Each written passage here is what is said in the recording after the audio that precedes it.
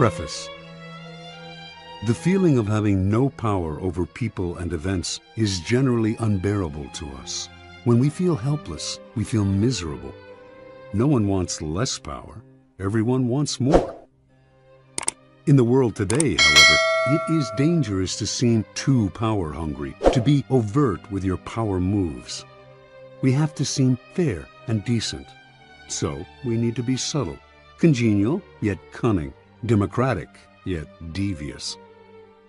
This game of constant duplicity most resembles the power dynamic that existed in the scheming world of the old aristocratic court. Throughout history, a court has always formed itself around the person in power: king, queen, emperor, leader.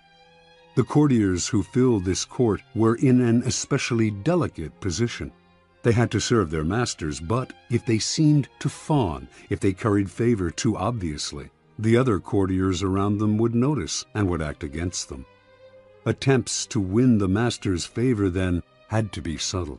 And even skilled courtiers capable of such subtlety still had to protect themselves from their fellow courtiers, who at all moments were scheming to push them aside.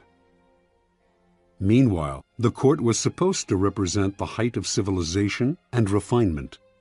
Violent or overt power moves were frowned upon.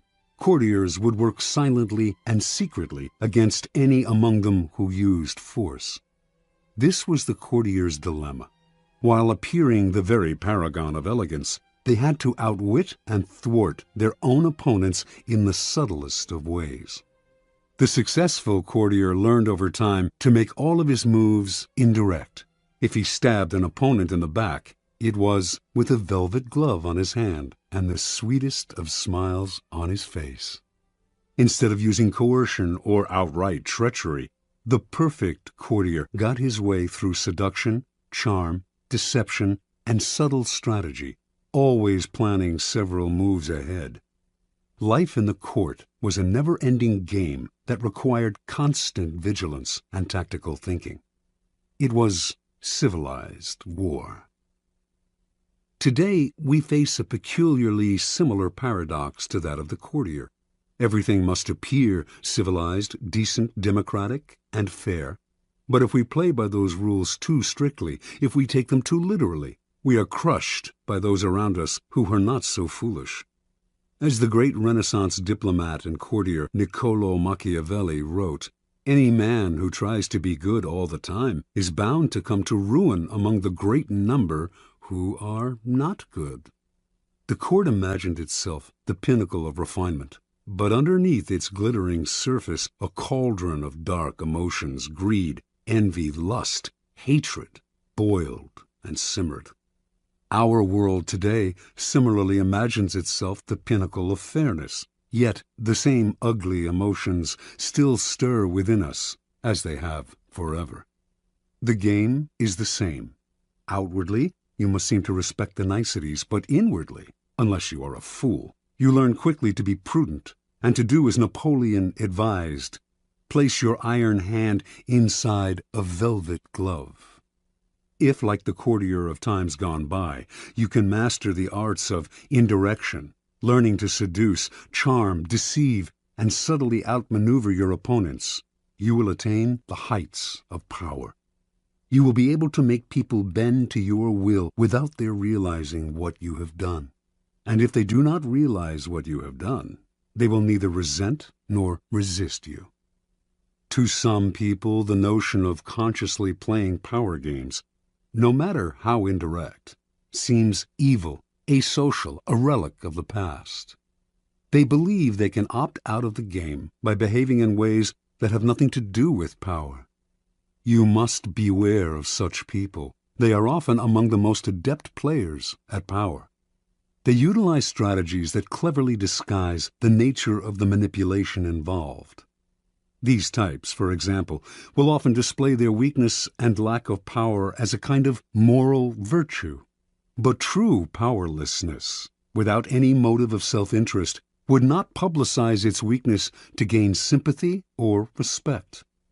Making a show of one's weakness is actually a very effective strategy, subtle and deceptive, in the game of power. Another strategy of the supposed non-player is to demand equality in every area of life. Everyone must be treated alike, whatever their status and strength. But if, to avoid the taint of power, you attempt to treat everyone equally and fairly, you will confront the problem that some people do certain things better than others. Treating everyone equally means ignoring their differences, elevating the less skillful, and suppressing those who excel. Again, many of those who behave this way are actually deploying another power strategy, redistributing people's rewards in a way that they determine. Yet another way of avoiding the game would be perfect honesty and straightforwardness, since one of the main techniques of those who seek power is deceit and secrecy. But being perfectly honest will inevitably hurt and insult a great many people, some of whom will choose to injure you in return. No one will see your honest statement as completely objective and free of some personal motivation. And they will be right. In truth, the use of honesty is indeed a power strategy intended to convince people of one's noble, good-hearted, selfless character. It is a form of persuasion, even a subtle form of coercion.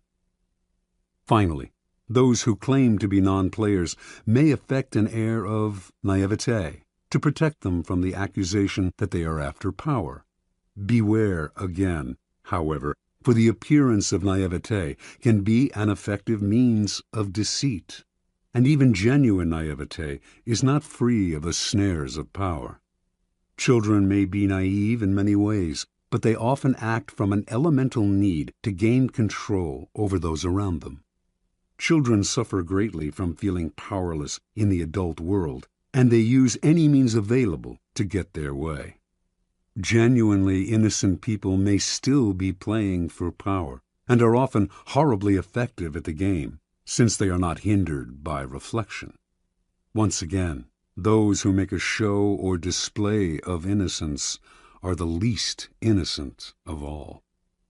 You can recognize these supposed non-players by the way they flaunt their moral qualities, their piety, their exquisite sense of justice.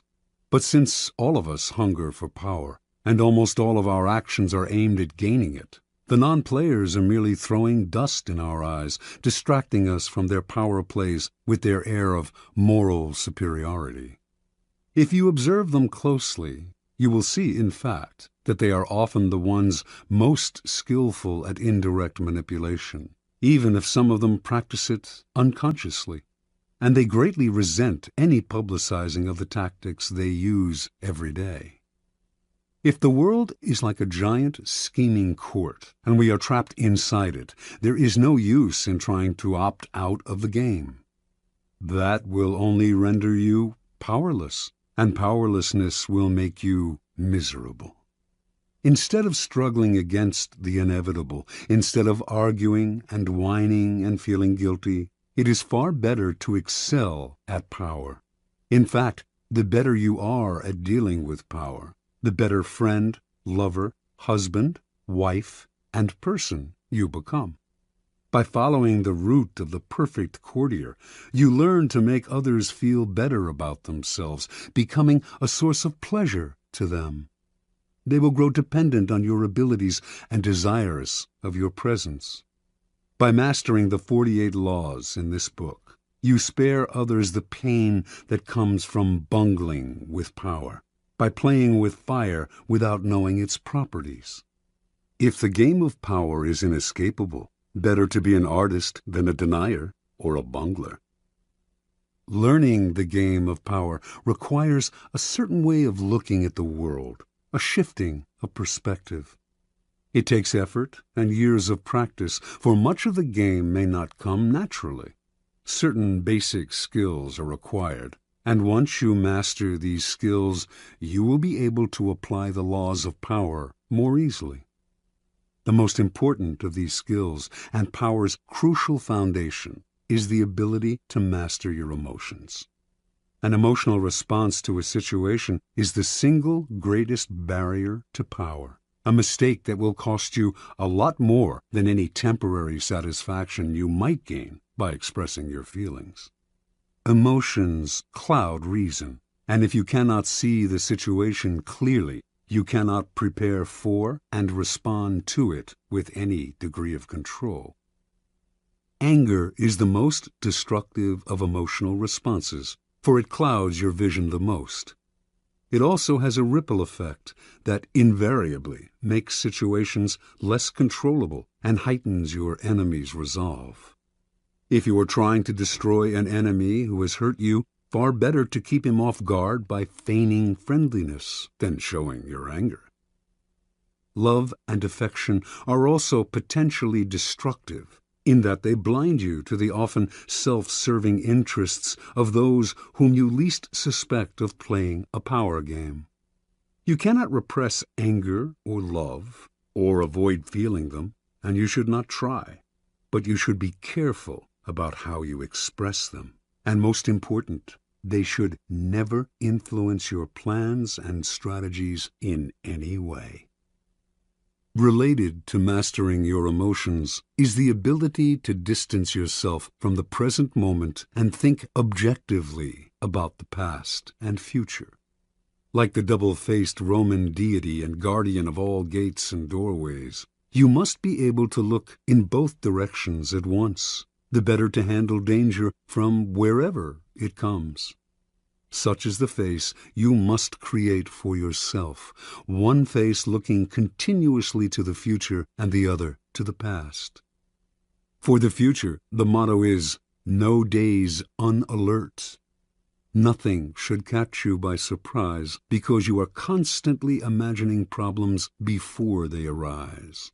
Instead of spending your time dreaming of your plan's happy ending, you must work on calculating every possible permutation and pitfall that might emerge in it. The further you see, the more steps ahead you plan, the more powerful you become. The other face of Janus looks constantly to the past, though not to remember past hurts or bear grudges. That would only curb your power. Half of the game is learning how to forget those events in the past that eat away at you and cloud your reason. The real purpose of the backward glancing eye is to educate yourself constantly. You look at the past to learn from those who came before you. The many historical examples in this book will greatly help that process. Then, having looked to the past, you look closer at hand, to your own actions and those of your friends. This is the most vital school you can learn from because it comes from personal experience. You begin by examining the mistakes you have made in the past, the ones that have most grievously held you back. You analyze them in terms of the 48 laws of power, and you extract from them a lesson and an oath. I shall never repeat such a mistake. I shall never fall into such a trap again. If you can evaluate and observe yourself in this way, you can learn to break the patterns of the past, an immensely valuable skill. Power requires the ability to play with appearances.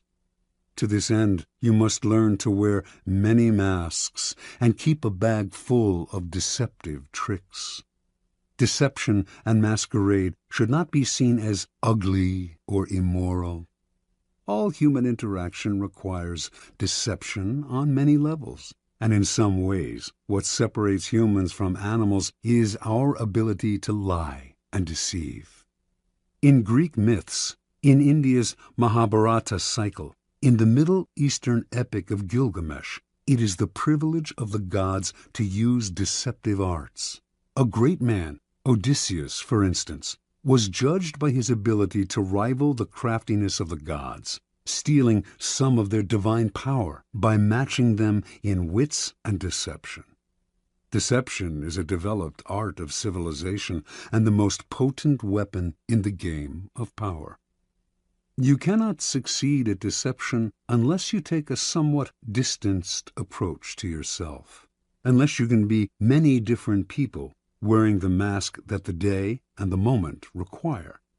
With such a flexible approach to all appearances, including your own, you lose a lot of the inward heaviness that holds people down. Make your face as malleable as the actors. Work to conceal your intentions from the others. Practice luring people into traps. Playing with appearances and mastering arts of deception are among the aesthetic pleasures of life. They are also key components in the acquisition of power.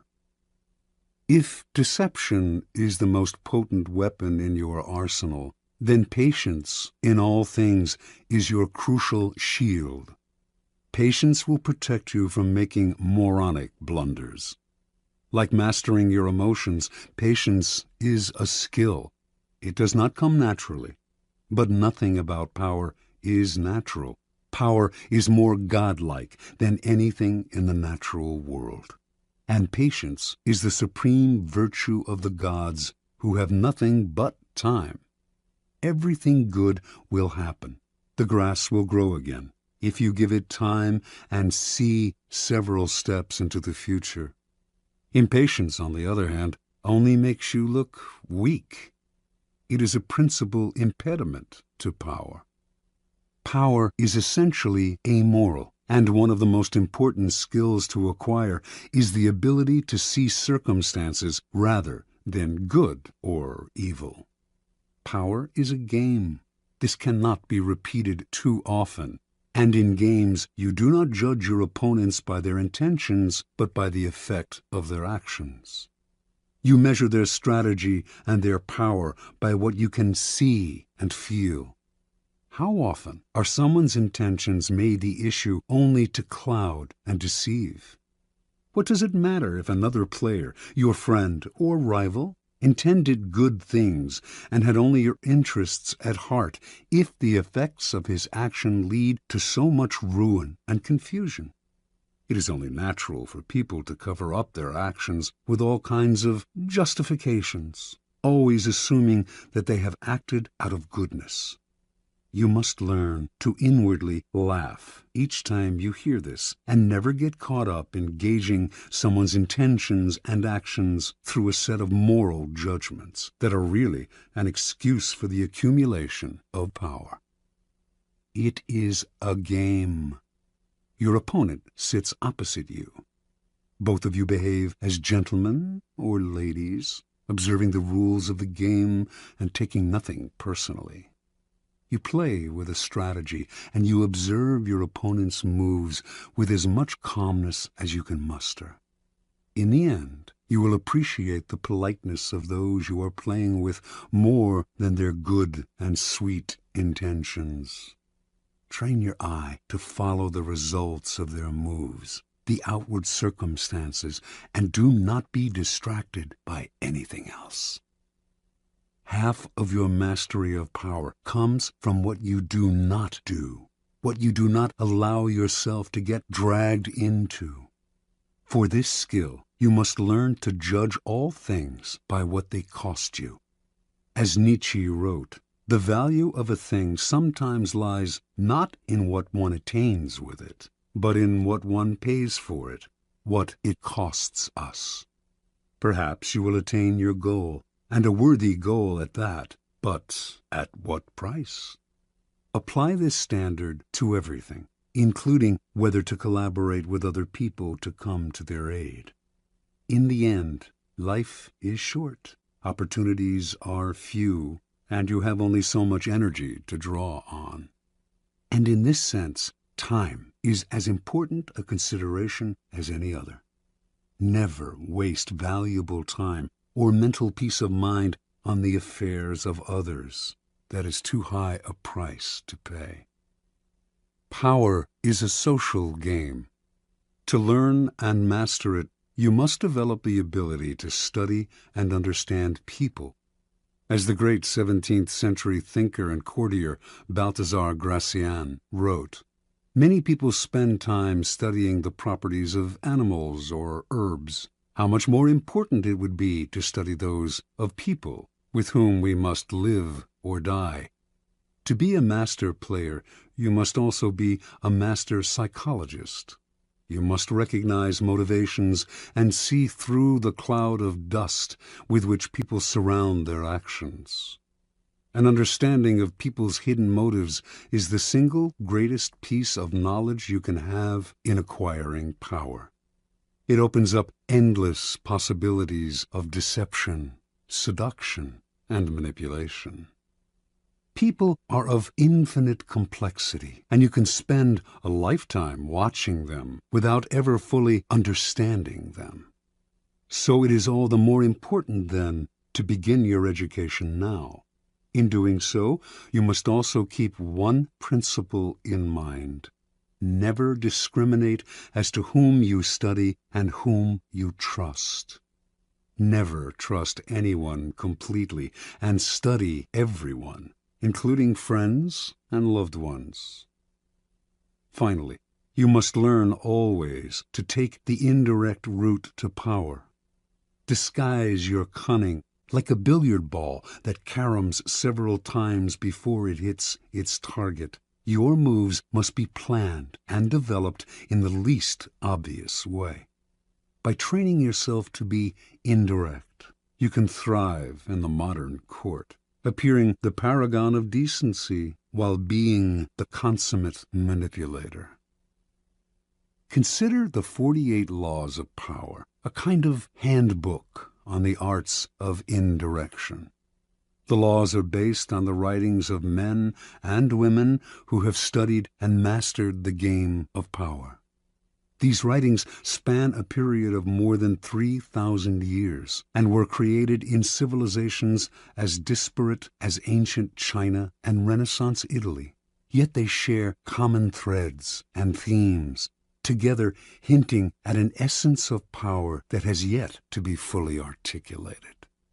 The 48 Laws of Power are the distillation of this accumulated wisdom, gathered from the writings of the most illustrious strategists, statesmen, courtiers, seducers, and con artists in history. The laws have a simple premise. Certain actions almost always increase one's power, the observance of the law, while others decrease it and even ruin us, the transgression of the law. These transgressions and observances are illustrated by historical examples. The laws are timeless and definitive. The 48 Laws of Power can be used in several ways. By listening to this program straight through, you can learn about power in general. Although several of the laws may seem not to pertain directly to your life, in time you will probably find that all of them have some application and that, in fact, they are interrelated. By getting an overview of the entire subject, you will best be able to evaluate your own past actions and gain a greater degree of control over your immediate affairs. The program can also be picked apart for entertainment, for an enjoyable ride through the foibles and great deeds of our predecessors in power. A warning, however, to those who use the program for this purpose: it might be better to turn back. Power is endlessly seductive and deceptive in its own way. It is a labyrinth. Your mind becomes consumed with solving its infinite problems, and you soon realize how pleasantly lost you have become. In other words, it becomes most amusing by taking it seriously. Do not be frivolous with such a critical matter. The gods of power frown on the frivolous. They give ultimate satisfaction only to those who study and reflect, and punish those who skim the surfaces looking for a good time.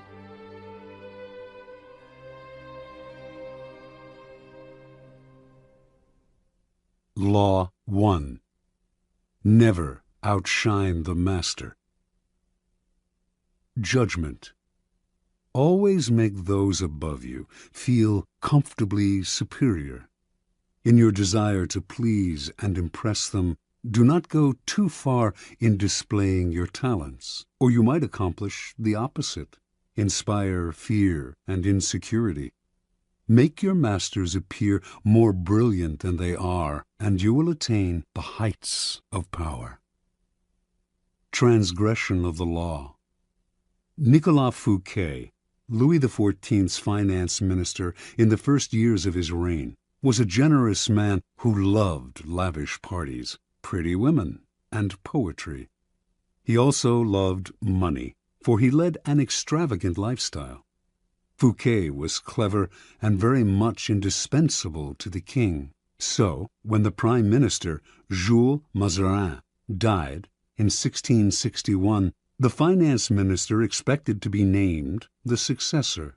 Instead, the king decided to abolish the position. This and other signs made Fouquet suspect that he was falling out of favor, and so he decided to ingratiate himself with the king by staging the most spectacular party the world had ever seen. The party's ostensible purpose would be to commemorate the completion of Fouquet's chateau, Vaux-le-Vicomte, but its real function was to pay tribute to the king, the guest of honor. The most brilliant nobility of Europe and some of the greatest minds of the time, La Fontaine, La Rochefoucauld, Madame de Sévigné, attended the party. Molière wrote a play for the occasion in which he himself was to perform at the evening's conclusion. The party began with a lavish 7-course dinner featuring foods from the Orient never before tasted in France, as well as new dishes created especially for the night. The meal was accompanied with music commissioned by Fouquet to honor the king. After dinner, there was a promenade through the chateau's gardens. The grounds and fountains of Vaux-le-Vicomte were to be the inspiration for Versailles. Fouquet personally accompanied the young king through the geometrically aligned arrangements of shrubbery and flower beds. Arriving at the garden's canals, they witnessed a fireworks display which was followed by the performance of Molière's play.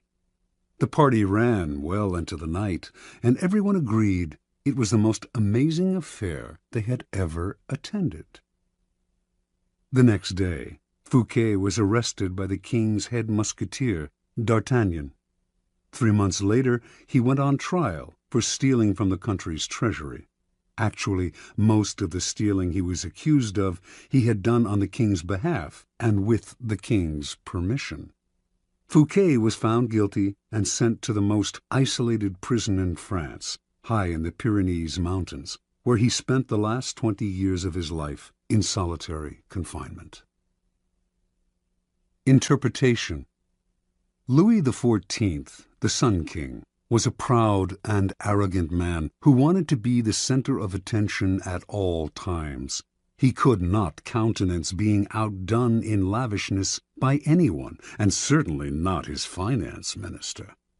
To succeed Fouquet, Louis chose Jean-Baptiste Colbert, a man famous for his parsimony and for giving the dullest parties in Paris. Colbert made sure that any money liberated from the treasury went straight into Louis's hands. With the money, Louis built a palace even more magnificent than Fouquet's, the glorious Palace of Versailles. He used the same architects, decorators, and garden designer. And at Versailles, Louis hosted parties even more extravagant than the one that cost Fouquet his freedom. Let us examine the situation. The evening of the party, as Fouquet presented spectacle on spectacle to Louis, each more magnificent than the one before, he imagined the affair as demonstrating his loyalty and devotion to the king. Not only did he think the party would put him back in the king's favor, he thought it would show his good taste, his connections, and his popularity, making him indispensable to the king and demonstrating that he would make an excellent prime minister. Instead, however, each new spectacle, each appreciative smile bestowed by the guests on Fouquet, made it seem to Louis that his own friends and subjects were more charmed by the finance minister than by the king himself, and that Fouquet was actually flaunting his wealth and power. Rather than flattering Louis XIV, Fouquet's elaborate party offended the king's vanity. Louis would not admit this to anyone, of course. Instead, he found a convenient excuse to rid himself of a man who had inadvertently made him feel insecure. Such is the fate, in some form or other, of all those who unbalance the master's sense of self, poke holes in his vanity, or make him doubt his preeminence. Observance of the law. In the early 1600s, the Italian astronomer and mathematician Galileo found himself in a precarious position. He depended on the generosity of great rulers to support his research, and so, like all Renaissance scientists, he would sometimes make gifts of his inventions and discoveries to the leading patrons of the time. Once, for instance, he presented a military compass he had invented to the Duke of Gonzaga. Then he dedicated a book explaining the use of the compass to the Medicis. Both rulers were grateful, and through them Galileo was able to find more students to teach. No matter how great the discovery, however, his patrons usually paid him with gifts, not cash. This made for a life of constant insecurity and dependence. There must be an easier way, he thought. Galileo hit on a new strategy in 1610 when he discovered the moons of Jupiter. Instead of dividing the discovery among his patrons, giving one the telescope he had used, dedicating a book to another, and so on, as he had done in the past, he decided to focus exclusively on the Medicis. He chose the Medicis for one reason. Shortly after Cosimo I had established the Medici dynasty in 1540, he had made Jupiter, the mightiest of the gods, the Medici symbol, a symbol of a power that went beyond politics and banking, one linked to ancient Rome and its divinities. Galileo turned his discovery of Jupiter's moons into a cosmic event honoring the Medici's greatness. Shortly after the discovery, he announced that the bright stars, the moons of Jupiter, offered themselves in the heavens to his telescope at the same time as Cosimo II's enthronement. He said that the number of the moons, 4, harmonized with the number of the Medicis. Cosimo II had 3 brothers, and that the moons orbited Jupiter as these 4 suns revolved around Cosimo I, the dynasty's founder.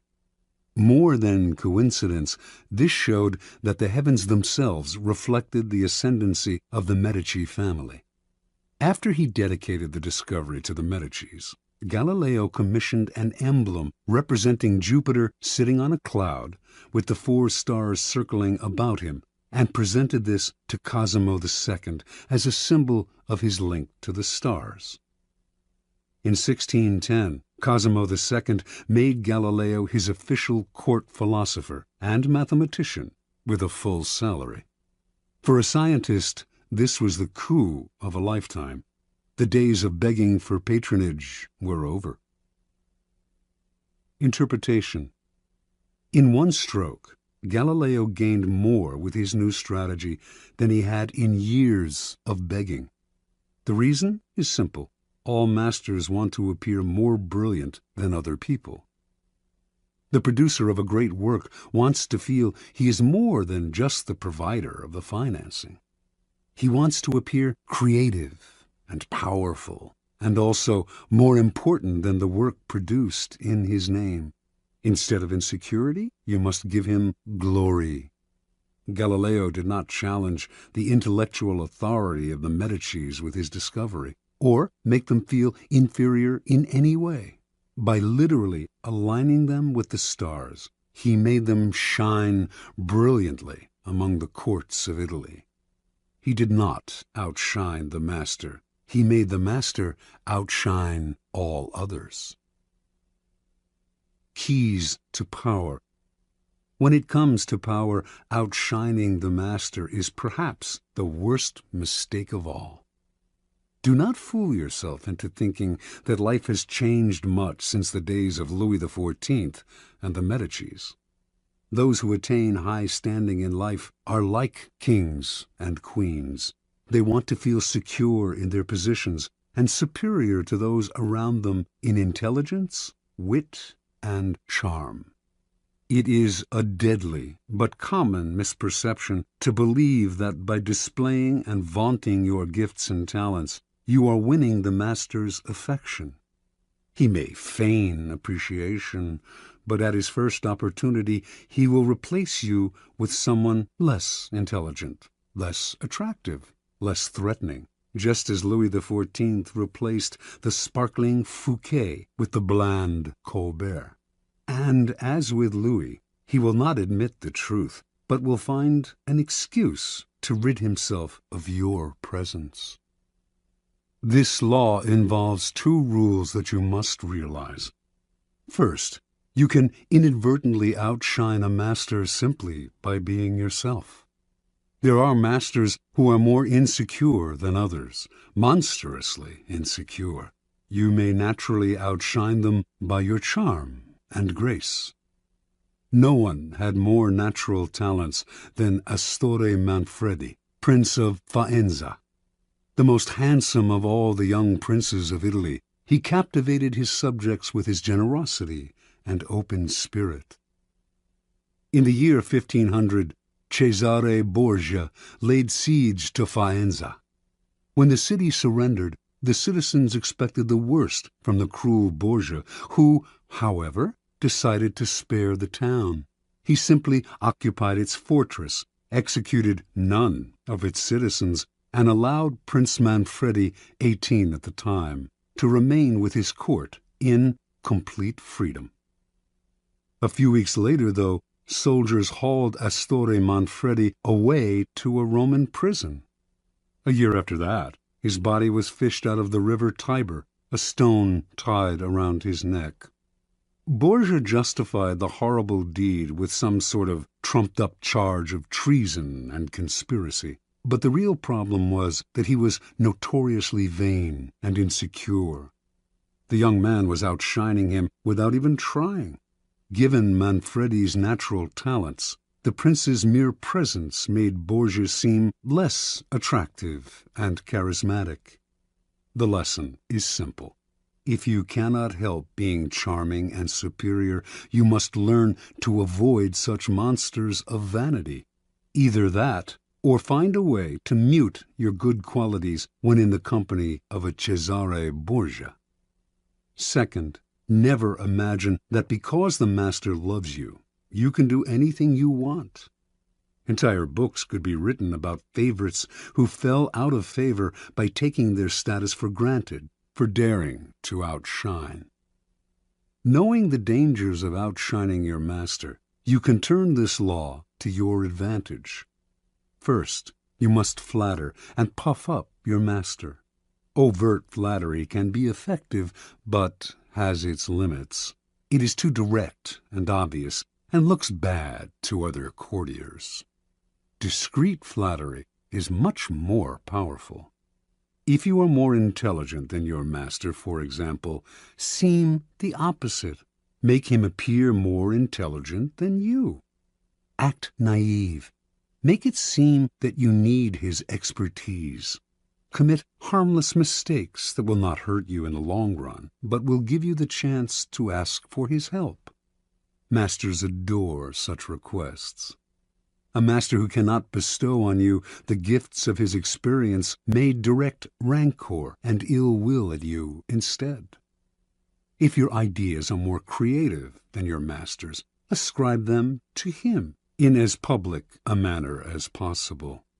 Make it clear that your advice is merely an echo of his advice. He must appear as the sun around which everyone revolves, radiating power and brilliance, the center of attention. If you are thrust into the position of entertaining him, a display of your limited means may win you his sympathy. Any attempt to impress him with your grace and generosity can prove fatal. Learn from Fouquet. or pay the price. In all of these cases, it is not a weakness to disguise your strengths if, in the end, they lead to power. By letting others outshine you, you remain in control instead of being a victim of their insecurity. This will all come in handy the day you decide to rise above your inferior status. If, like Galileo, you can make your master shine even more in the eyes of others, then you are a godsend, and you will be instantly promoted. Law 2. Never put too much trust in friends. Learn how to use enemies. Judgment. Be wary of friends. They will betray you more quickly, for they are easily aroused to envy. They also become spoiled and tyrannical. But hire a former enemy, and he will be more loyal than a friend, because he has more to prove. In fact, you have more to fear from friends than from enemies. If you have no enemies, find a way to make them. Transgression of the law. In the mid-9th century A.D., a young man named Michael III assumed the throne of the Byzantine Empire.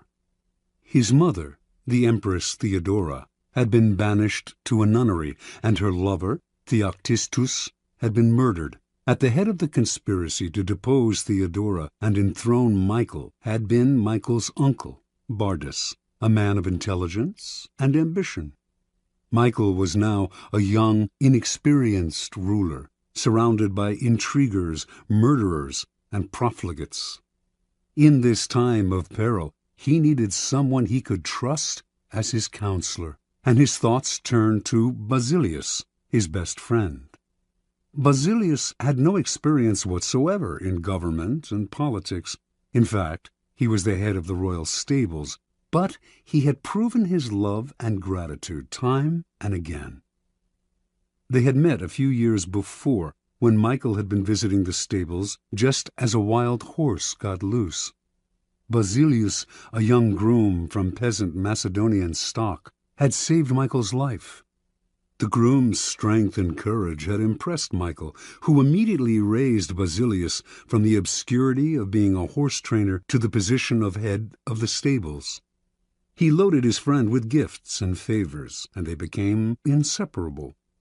Basilius was sent to the finest school in Byzantium, and the crude peasant became a cultured and sophisticated courtier. Now Michael was emperor, and in need of someone loyal. Who could he better trust with the post of chamberlain and chief counselor than a young man who owed him everything? Basilius could be trained for the job, and Michael loved him like a brother. Ignoring the advice of those who recommended the much more qualified Boldness, Michael chose his friend. Basilius learned well, and was soon advising the emperor on all matters of state. The only problem seemed to be money. Basilius never had enough. Exposure to the splendor of Byzantine court life made him avaricious for the perks of power. Michael doubled, then tripled his salary, ennobled him, and married him off to his own mistress, Eudoxia Ingerina. Keeping such a trusted friend and adviser satisfied was worth any price. But more trouble was to come. Boldness was now head of the army, and Basilius convinced Michael that the man was hopelessly ambitious. Under the illusion that he could control his nephew, Boldness had conspired to put him on the throne, and he could conspire again, this time to get rid of Michael and assume the crown himself. Basilius poured poison into Michael's ear until the emperor agreed to have his uncle murdered. During a great horse race, Basilius closed in on Boldness in the crowd and stabbed him to death. Soon after, Basilius asked that he replace Boldness as head of the army, where he could keep control of the realm and quell rebellion. This was granted. Now Basilius's power and wealth only grew, and a few years later Michael, in financial straits from his own extravagance, asked him to pay back some of the money he had borrowed over the years. To Michael's shock and astonishment, Basilius refused, with a look of such impudence that the emperor suddenly realized his predicament. The former stable boy had more money, more allies in the army and senate, and in the end, more power than the emperor himself. A few weeks later, after a night of heavy drinking, Michael awoke to find himself surrounded by soldiers. Basilius watched as they stabbed the emperor to death. Then, after proclaiming himself emperor, he rode his horse through the streets of Byzantium, brandishing the head of his former benefactor and best friend at the end of a long pike. Interpretation. Michael staked his future on the sense of gratitude he thought Basilius must feel for him. Surely Basilius would serve him best. He owed the emperor his wealth, his education, and his position. It was only on the fateful day when the emperor saw that impudent smile on Basilius's face that he realized his deadly mistake. He had created a monster. He had allowed a man to see power up close, a man who then wanted more, who asked for anything and got it, who felt encumbered by the charity he had received, and simply did what many people do in such a situation. They forget the favors they have received and imagine they have earned their success by their own merits. At Michael's moment of realization, he could still have saved his own life, but friendship and love blind every man to their interests. Nobody believes a friend can betray, and Michael went on disbelieving until the day his head ended up on a pike. Keys to power. It is natural to want to employ your friends when you find yourself in times of need. The world is a harsh place, and your friends soften the harshness. Besides, you know them. Why depend on a stranger when you have a friend at hand? The problem is that you often do not know your friends as well as you imagine. When you decide to hire a friend, you gradually discover the qualities he or she has kept hidden. Strangely enough, it is your act of kindness that unbalances everything. People want to feel they deserve their good fortune. The receipt of a favor can become oppressive. It means you have been chosen because you are a friend, not necessarily because you are deserving. There is almost a touch of condescension in the act of hiring friends that secretly afflicts them. The injury will come out slowly, a little more honesty, flashes of resentment and envy here and there, and before you know it, your friendship fades. The more favors and gifts you supply to revive the friendship, the less gratitude you receive. All working situations require a kind of distance between people. You are trying to work, not make friends. Friendliness, real or false, only obscures that fact. The key to power, then, is the ability to judge who is best able to further your interests in all situations. Keep friends for friendship, but work with the skilled and competent. Whenever you can, bury the hatchet with an enemy and make a point of putting him in your service. Never let the presence of enemies upset or distress you. You are far better off with a declared opponent or two than not knowing where your real enemies lie. The man of power welcomes conflict, using enemies to enhance his reputation as a sure-footed fighter who can be relied upon in times of uncertainty. Law 3. Conceal your intentions. Judgment. Keep people off balance and in the dark by never revealing the purpose behind your actions. If they have no clue what you are up to, they cannot prepare a defense.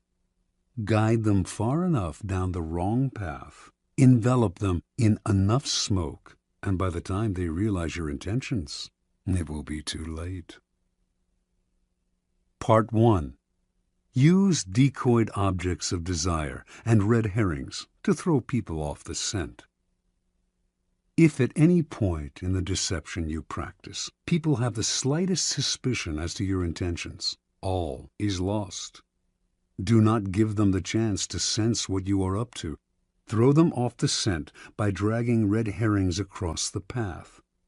Use false sincerity, send ambiguous signals, set up misleading objects of desire. Unable to distinguish the genuine from the false, they cannot pick out your real goal. Observance of the law. In 1850, the young Otto von Bismarck, then a 35-year-old deputy in the Prussian parliament, was at a turning point in his career.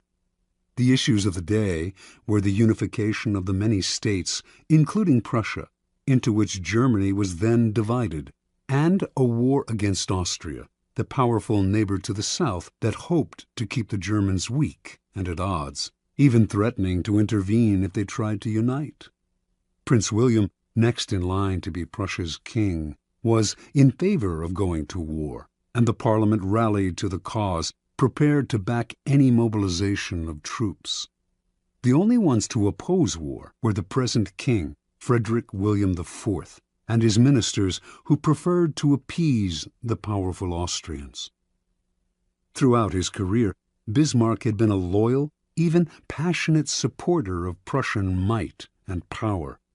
He dreamed of German unification, of going to war against Austria and humiliating the country that for so long had kept Germany divided. A former soldier, he saw warfare as a glorious business.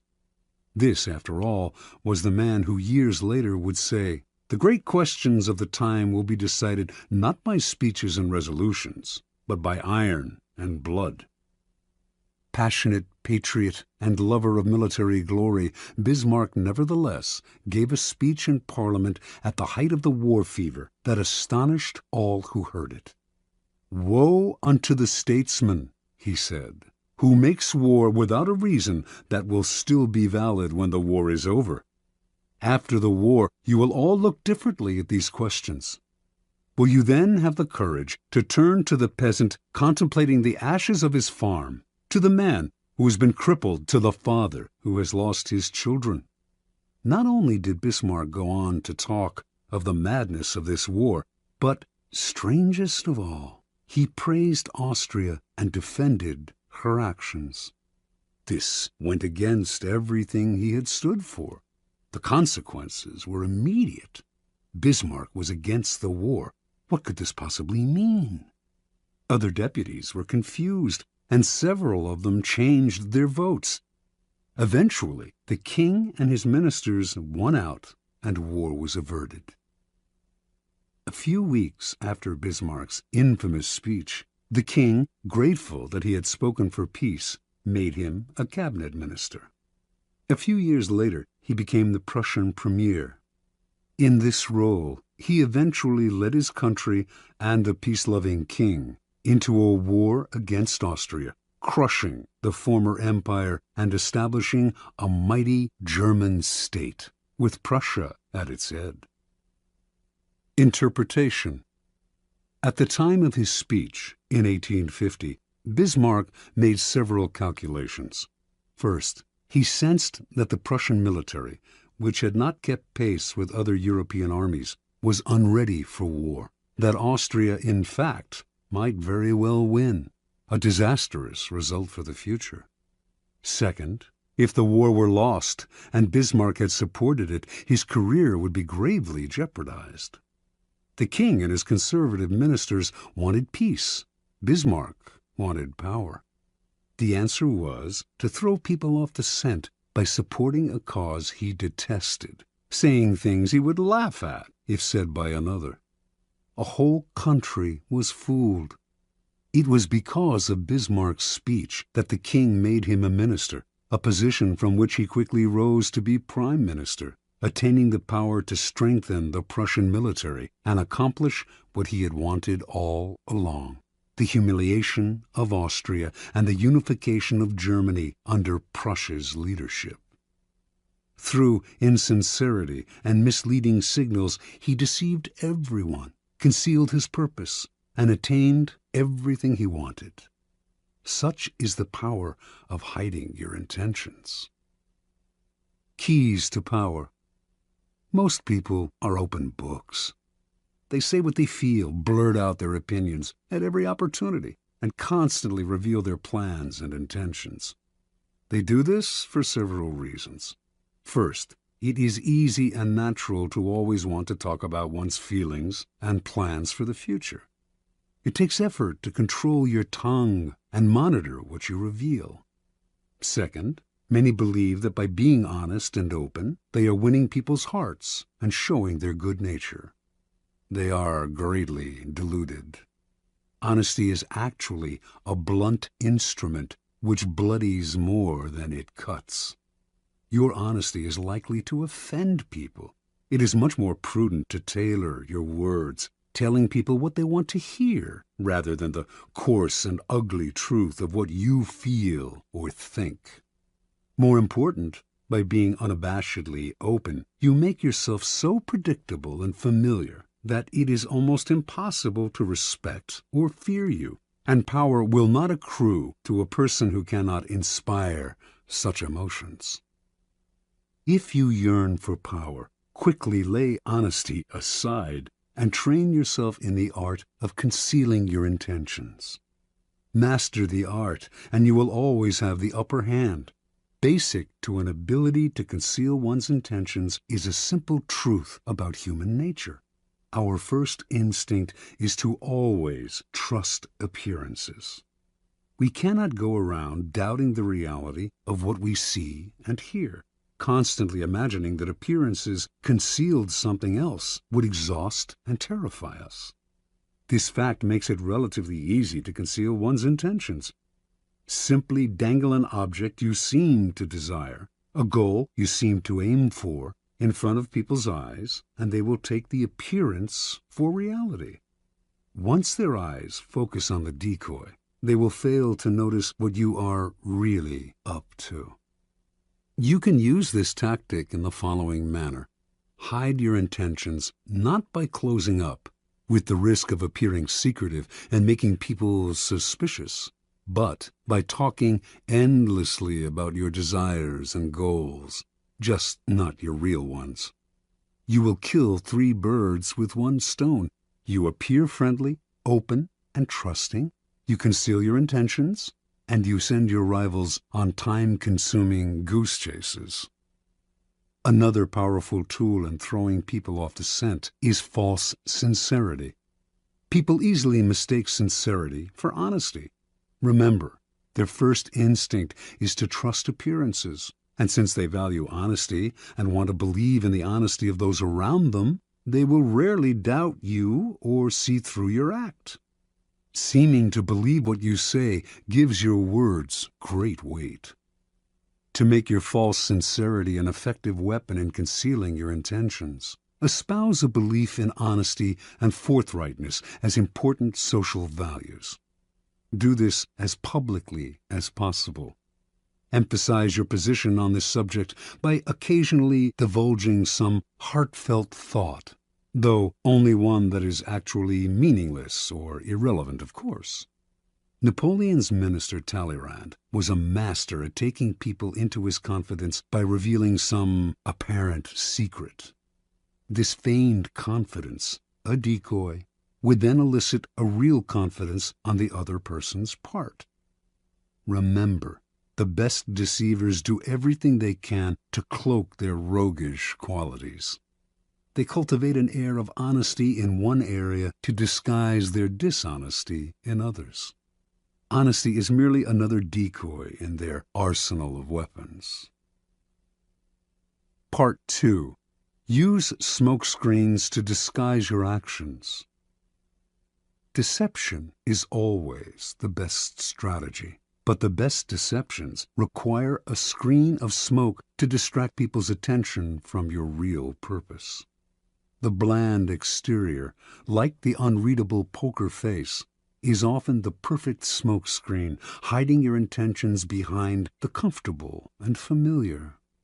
If you lead the sucker down a familiar path, he won't catch on when you lead him into a trap. Observance of the law. In 1910, a Mr. Sam Giesel of Chicago sold his warehouse business for close to $1 million. He settled down to semi-retirement and the managing of his many properties, but deep inside, he itched for the old days of deal-making. One day, a young man named Joseph Weil visited his office, wanting to buy an apartment he had up for sale. Giesel explained the terms. The price was $8,000, but he only required a down payment of $2,000. Weil said he would sleep on it, but he came back the following day and offered to pay the full $8,000 in cash if Giesel could wait a couple of days until a deal Weil was working on came through. Even in semi-retirement, a clever businessman like Giesel was curious as to how Weil would be able to come up with so much cash, roughly $150,000 today, so quickly. Weil seemed reluctant to say and quickly changed the subject, but Giesel was persistent. Finally, after assurances of confidentiality, Weil told Giesel the following story. Weil's uncle was the secretary to a coterie of multimillionaire financiers. These wealthy gentlemen had purchased a hunting lodge in Michigan 10 years ago at a cheap price. They had not used the lodge for a few years, so they had decided to sell it and had asked Weil's uncle to get whatever he could for it. For reasons, good reasons, of his own, the uncle had been nursing a grudge against the millionaires for years. This was his chance to get back at them. He would sell the property for $35,000 to a setup man, whom it was Weil's job to find. The financiers were too wealthy to worry about this low price. The setup man would then turn around and sell the property again for its real price, around $155,000. The uncle, Weil, and the third man would split the profits from this second sale. It was all legal and for a good cause, the uncle's just retribution. Giesel had heard enough. He wanted to be the set-up buyer. Weil was reluctant to involve him, but Giesel would not back down. The idea of a large profit plus a little adventure had him champing at the bit. Weil explained that Giesel would have to put up the $35,000 in cash to bring the deal off. Giesel, a millionaire, said he could get the money with a snap of his fingers. Weil finally relented and agreed to arrange a meeting between the uncle, Giesel, and the financiers in the town of Galesburg, Illinois. On the train ride to Galesburg, Giesel met the uncle, an impressive man, with whom he avidly discussed business. Weil also brought along a companion, a somewhat paunchy man named George Gross.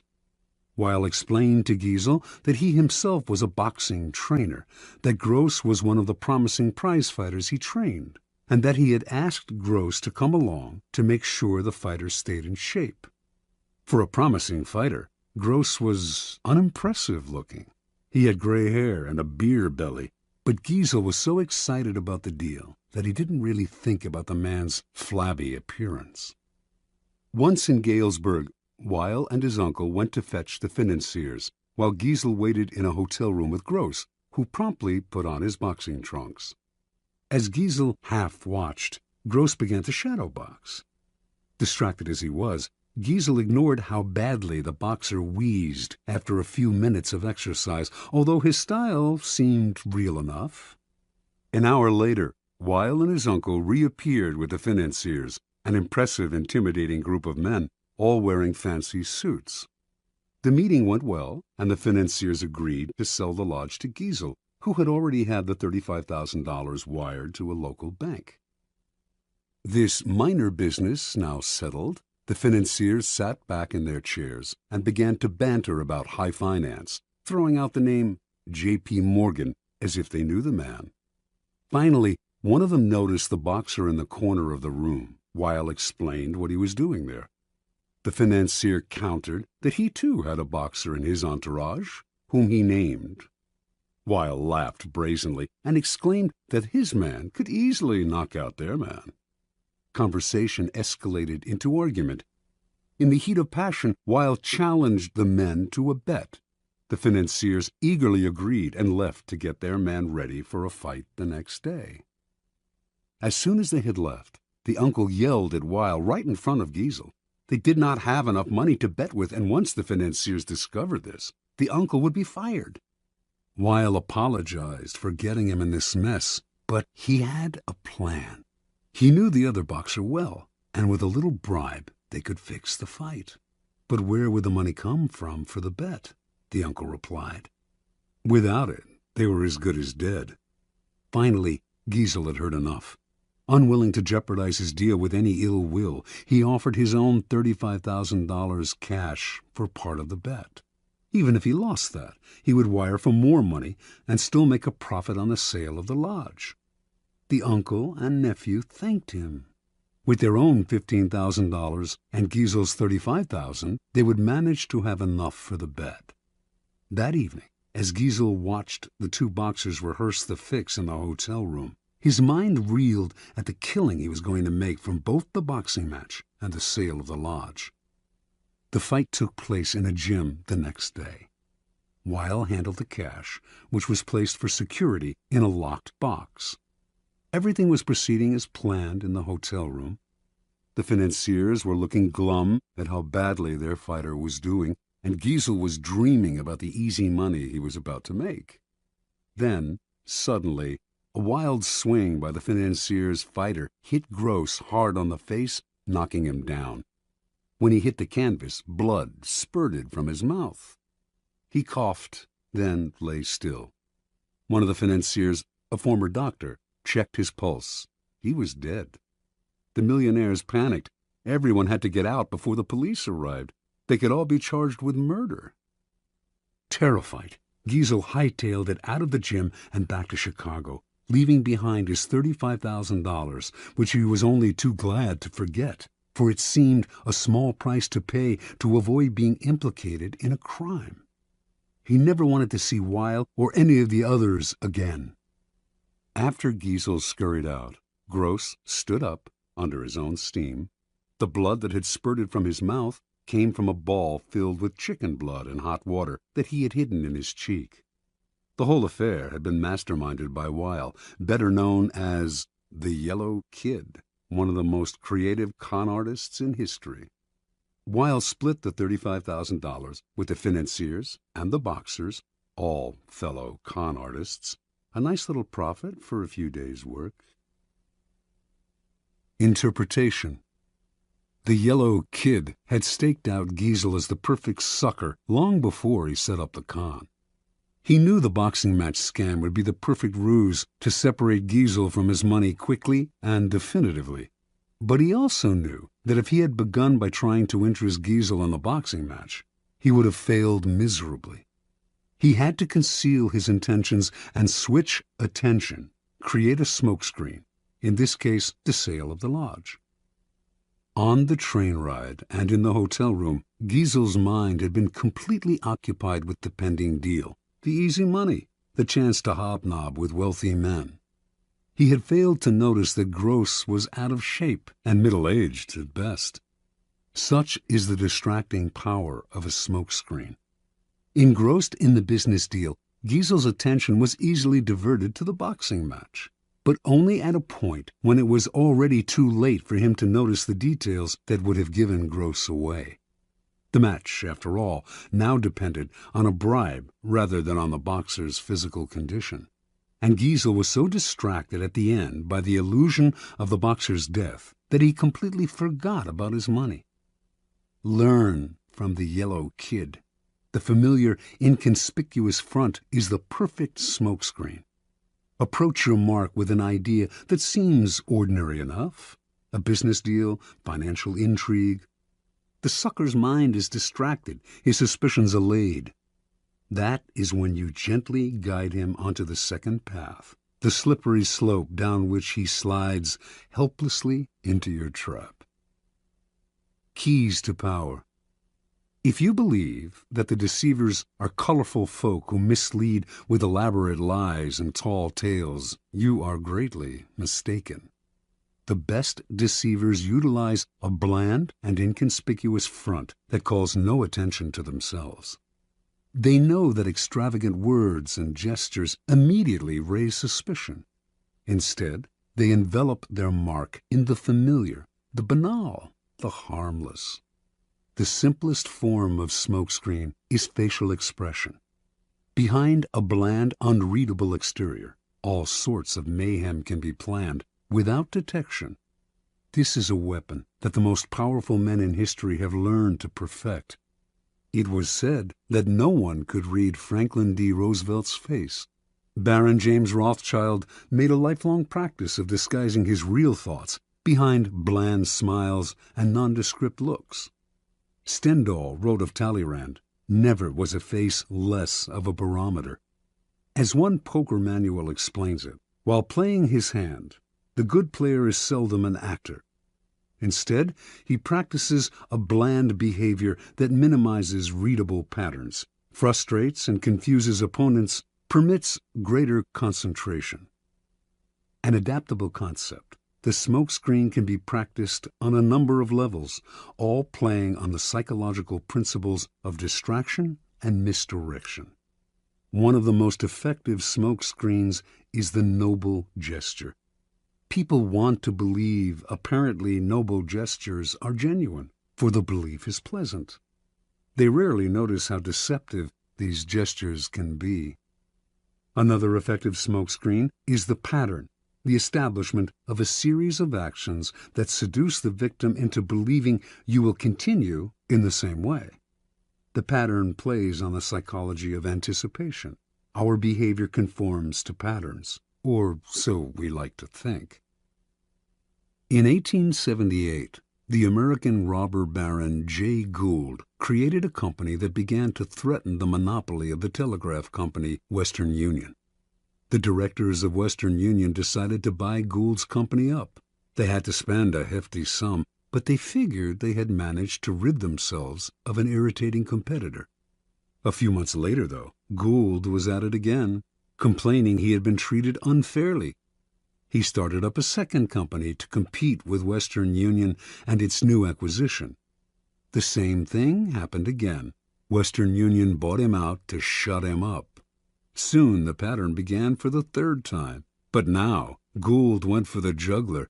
He suddenly staged a bloody takeover struggle and managed to gain complete control of Western Union. He had established a pattern that had tricked the company's directors into thinking his goal was to be bought out at a handsome rate. Once they paid him off, they relaxed and failed to notice that he was actually playing for higher stakes. The pattern is powerful in that it deceives the other person into expecting the opposite of what you are really doing. Remember, it takes patience and humility to dull your brilliant colors, to put on the mask of the inconspicuous.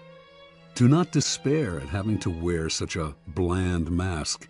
It is often your unreadability that draws people to you and makes you appear a person of power.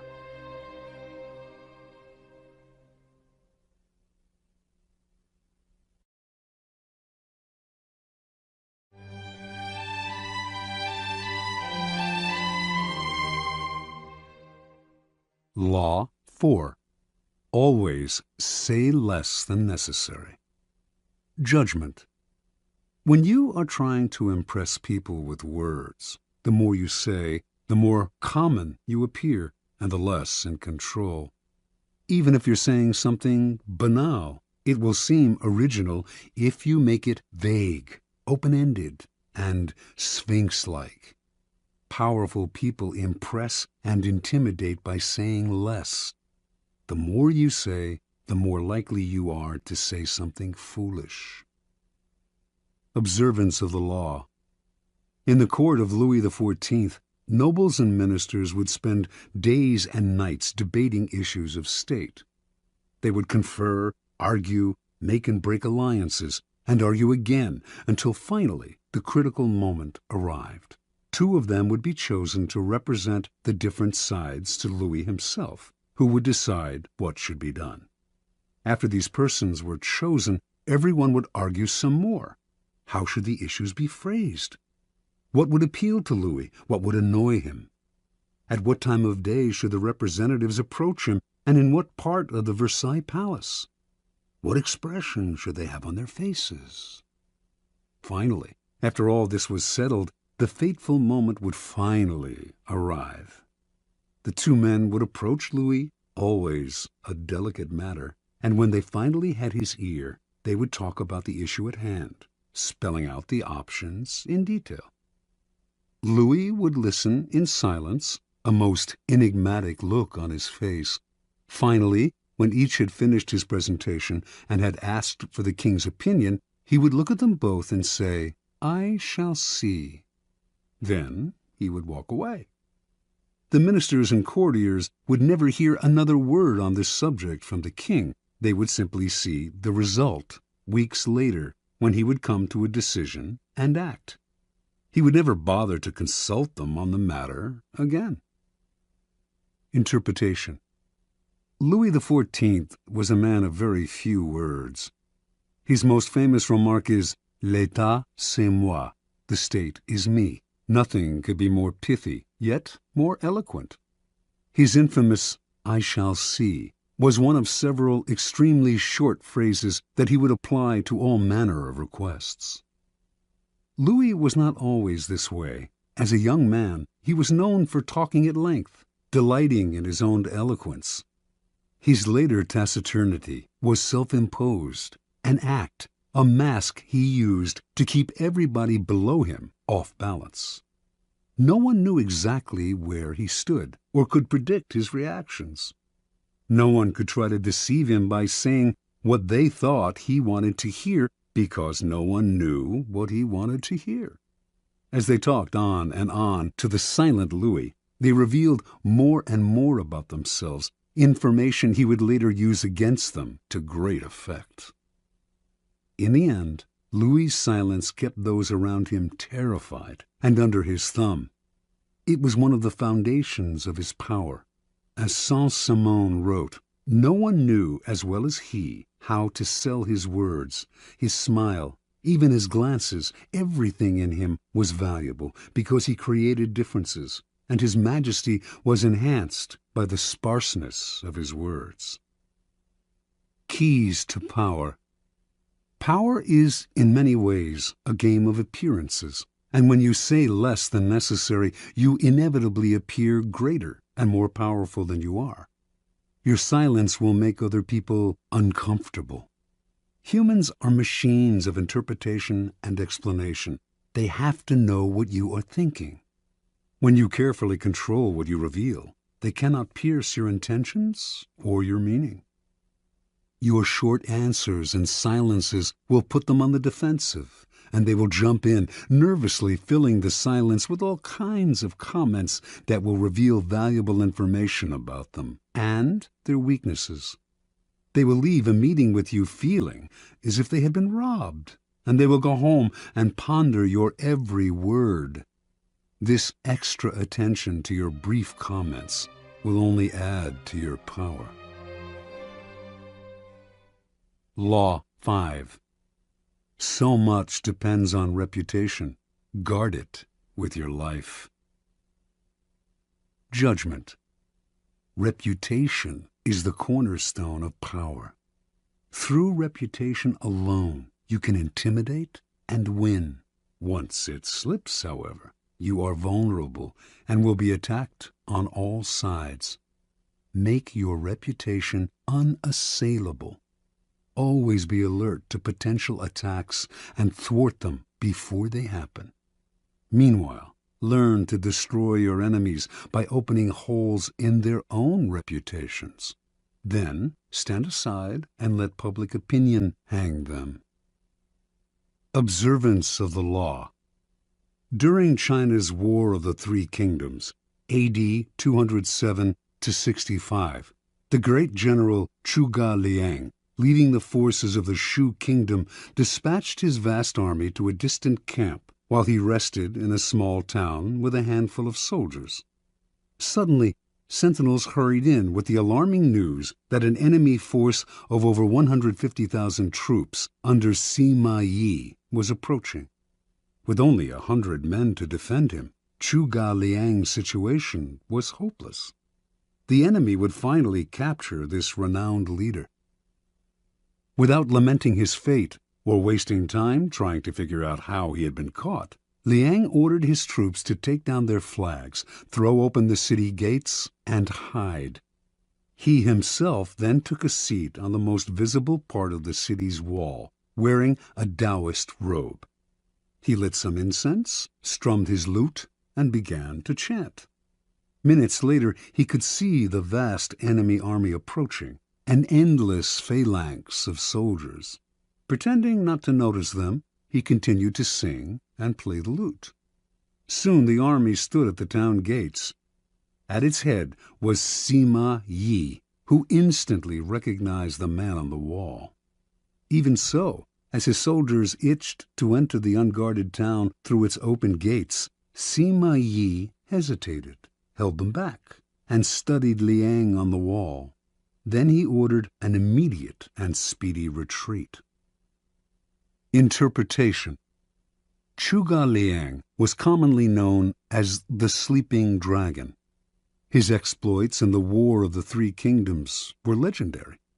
Once a man claiming to be a disaffected enemy lieutenant came to his camp offering help and information. Liang instantly recognized the situation as a setup. This man was a false deserter and should be beheaded. At the last minute, though, as the axe was about to fall, Liang stopped the execution and offered to spare the man's life if he agreed to become a double agent. Grateful and terrified, the man agreed and began supplying false information to the enemy. Liang won battle after battle. The Sleeping Dragon carefully cultivated his reputation of being the cleverest man in China, one who always had a trick up his sleeve. As powerful as any weapon, this reputation struck fear into his enemy. Sima Yi had fought against Chuga Liang dozens of times and knew him well. When he came on the empty city, with Liang praying on the wall, he was stunned. The Taoist robes, the chanting, the incense, this had to be a game of intimidation. The man was obviously taunting him, daring him to walk into a trap. The game was so obvious that for one moment it crossed Yi's mind that Liang actually was alone and desperate. But so great was his fear of Liang that he dared not risk finding out. Such is the power of reputation. It can put a vast army on the defensive, even force them into retreat without a single arrow being fired. Keys to power. The people around us, even our closest friends, will always, to some extent, remain mysterious and unfathomable. Their characters have secret recesses that they never reveal. The unknowableness of other people could prove disturbing if we thought about it long enough, since it would make it impossible for us really to judge other people. So, we prefer to ignore this fact and to judge people on their appearances, on what is most visible to our eyes: clothes, gestures, words, actions. In the social realm, appearances are the barometer of almost all of our judgments, and you must never be misled into believing otherwise. One false slip, one awkward or sudden change in your appearance can prove disastrous. This is the reason for the supreme importance of making and maintaining a reputation that is of your own creation. That reputation will protect you in the dangerous game of appearances, distracting the probing eyes of others from knowing what you are really like, and giving you a degree of control over how the world judges you, a powerful position to be in. Reputation has a power like magic. With one stroke of its wand, it can double your strength. It can also send people scurrying away from you. Whether the exact same deeds appear brilliant or dreadful can depend entirely on the reputation of the doer. In the beginning, you must work to establish a reputation for one outstanding quality, whether generosity or honesty or cunning. This quality sets you apart and gets other people to talk about you. You then make your reputation known to as many people as possible. Subtly, though, take care to build slowly and with a firm foundation, and watch as it spreads like wildfire. Reputation is a treasure to be carefully collected and hoarded. Especially when you are first establishing it, you must protect it strictly, anticipating all attacks on it. Once it is solid, do not let yourself get angry or defensive at the slanderous comments of your enemies. That reveals insecurity, not confidence in your reputation. Take the high road instead, and never appear desperate in your self-defense. On the other hand, an attack on another man's reputation is a potent weapon, particularly when you have less power than he does. He has much more to lose in such a battle, and your own thus far small reputation gives him a small target when he tries to return your fire. But this tactic must be practiced with skill. You must not seem to engage in petty vengeance. If you do not break your enemy's reputation cleverly, you will inadvertently ruin your own. Law 6. Court attention at all cost. Judgment. Everything is judged by its appearance. What is unseen counts for nothing. Never let yourself get lost in the crowd then, or buried in oblivion. Stand out. Be conspicuous at all cost. Make yourself a magnet of attention by appearing larger, more colorful, more mysterious than the bland and timid masses. Part 1. Surround your name with the sensational and scandalous. Draw attention to yourself by creating an unforgettable, even controversial image. Court scandal. Do anything to make yourself seem larger than life and shine more brightly than those around you. Make no distinction between kinds of attention. Notoriety of any sort will bring you power. Better to be slandered and attacked than ignored. Observance of the law. P.T. Barnum started his career as an assistant to the owner of a circus, Aaron Turner. In 1836, the circus stopped in Annapolis, Maryland, for a series of performances. On the morning of opening day, Barnum took a stroll through town, wearing a new black suit. People started to follow him. Someone in the gathering crowd shouted out that he was the Reverend Ephraim K. Avery, infamous as a man acquitted of the charge of murder, but still believed guilty by most Americans. The angry mob tore off Barnum's suit and was ready to lynch him. After desperate appeals, Barnum finally convinced them to follow him to the circus where he could verify his identity. Once there, old Turner confirmed that this was all a practical joke. He himself had spread the rumor that Barnum was Avery. The crowd dispersed, but Barnum, who had nearly been killed, was not amused. He wanted to know what could have induced his boss to play such a trick.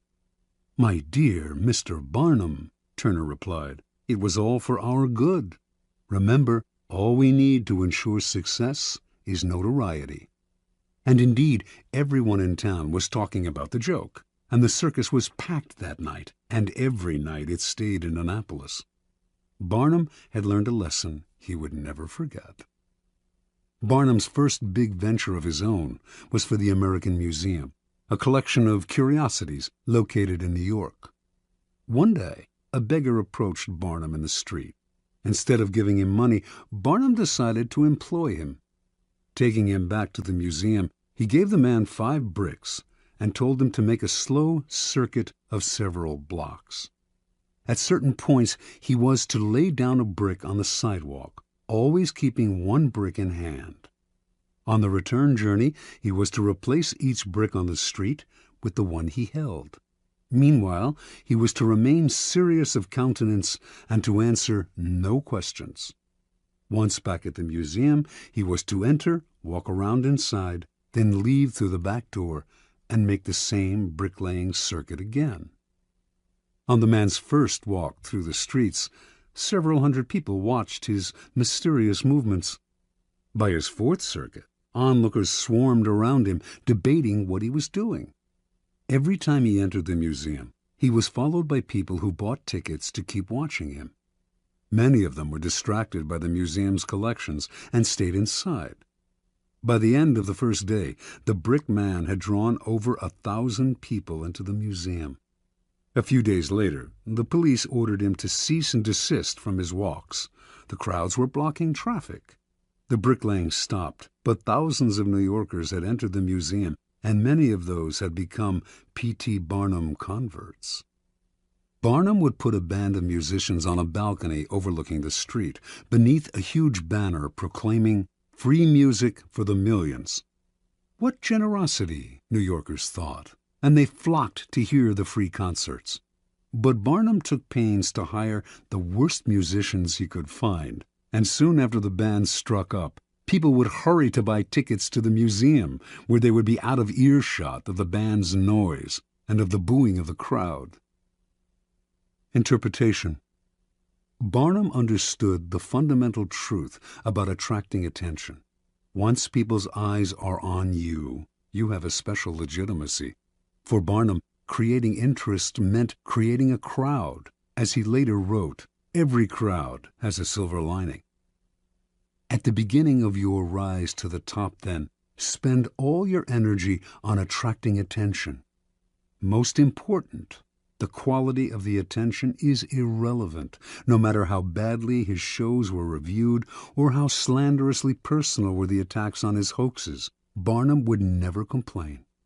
If a newspaper critic reviled him particularly badly, in fact, he made sure to invite the man to an opening and to give him the best seat in the house. He would even write anonymous attacks on his own work, just to keep his name in the papers. From Barnum's vantage, attention, whether negative or positive, was the main ingredient of his success. The worst fate in the world for a man who yearns fame, glory, and of course power, is to be ignored. Keys to power.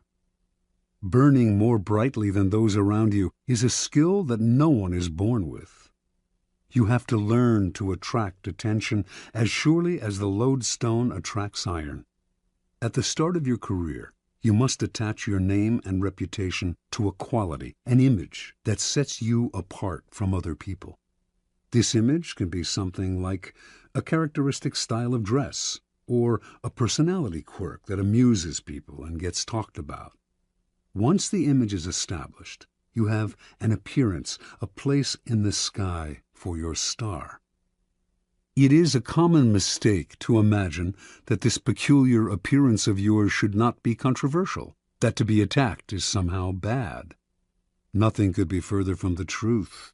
To avoid being a flash in the pan and having your notoriety eclipsed by another, you must not discriminate between different types of attention. In the end, every kind will work in your favor. Once in the limelight, you must constantly renew it by adapting and varying your method of courting attention. If you don't, the public will grow tired, will take you for granted, and will move on to a newer star. The game requires constant vigilance and creativity. Part 2. Create an air of mystery. In a world growing increasingly banal and familiar, what seems enigmatic instantly draws attention. Never make it too clear what you are doing or about to do. Do not show all your cards. An air of mystery heightens your presence. It also creates anticipation. Everyone will be watching you to see what happens next. Use mystery to beguile, seduce, even frighten. Observance of the law. Beginning in 1905, rumors started to spread throughout Paris of a young Oriental girl who danced in a private home, wrapped in veils that she gradually discarded. A local journalist who had seen her dancing reported that a woman from the Far East had come to Europe laden with perfume and jewels to introduce some of the richness of the Oriental color and life into the satiated society of European cities. Soon everyone knew the dancer's name, Mata Hari. Early that year, in the winter, small and select audiences would gather in a salon filled with Indian statues and other relics, while an orchestra played music inspired by Hindu and Javanese melodies. After keeping the audience waiting and wondering, Mata Hari would suddenly appear in a startling costume, a white cotton brassiere covered with Indian-type jewels, jeweled bands at the waist supporting a sarong that revealed as much as it concealed, bracelets up the arms. Then Mata Hari would dance, in a style no one in France had seen before, her whole body swaying as if she were in a trance. She told her excited and curious audience that her dances told stories from Indian mythology and Javanese folk tales. Soon, the cream of Paris, ambassadors from far-off lands, were competing for invitations to the salon, where it was rumored that Mata Hari was actually performing sacred dances in the nude. The public wanted to know more about her. She told journalists that she was actually Dutch in origin, but had grown up on the island of Java. She would also talk about time spent in India, how she had learned sacred Hindu dances there, and how Indian women can shoot straight, ride horseback, and are capable of doing logarithms and talk philosophy. By the summer of 1905, although few Parisians had actually seen Mata Hari dance, her name was on everyone's lips. As Mata Hari gave more interviews, the story of her origins kept changing. She had grown up in India. Her grandmother was the daughter of a Javanese princess. She had lived on the island of Sumatra, where she had spent her time horseback riding, gun in hand, and risking her life. No one knew anything certain about her, but journalists did not mind these changes in her biography. They compared her to an Indian goddess, a creature from the pages of Baudelaire. Whatever their imagination wanted to see in this mysterious woman from the East.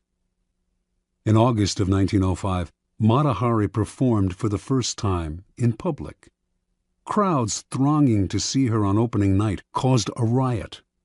She had now become a cult figure, spawning many imitations. One reviewer wrote, "Mata Hari personifies all the poetry of India, its mysticism, its voluptuousness, its hypnotizing charm." Another noted, "If India possesses such unexpected treasures, then all Frenchmen will emigrate to the shores of the Ganges." Soon, the fame of Mata Hari and her sacred Indian dances spread beyond Paris. She was invited to Berlin, Vienna, Milan. Over the next few years, she performed throughout Europe, mixed with the highest social circles, and earned an income that gave her an independence rarely enjoyed by a woman of the period. Then, near the end of World War I, she was arrested in France, tried, convicted, and finally executed as a German spy. Only during the trial did the truth come out. Mata Hari was not from Java or India, had not grown up in the Orient, did not have a drop of Eastern blood in her body. Her real name was Margaretha Zell, and she came from the stolid northern province of Friesland, Holland. Interpretation. When Margaretha Zell arrived in Paris in 1904, she had half a franc in her pocket.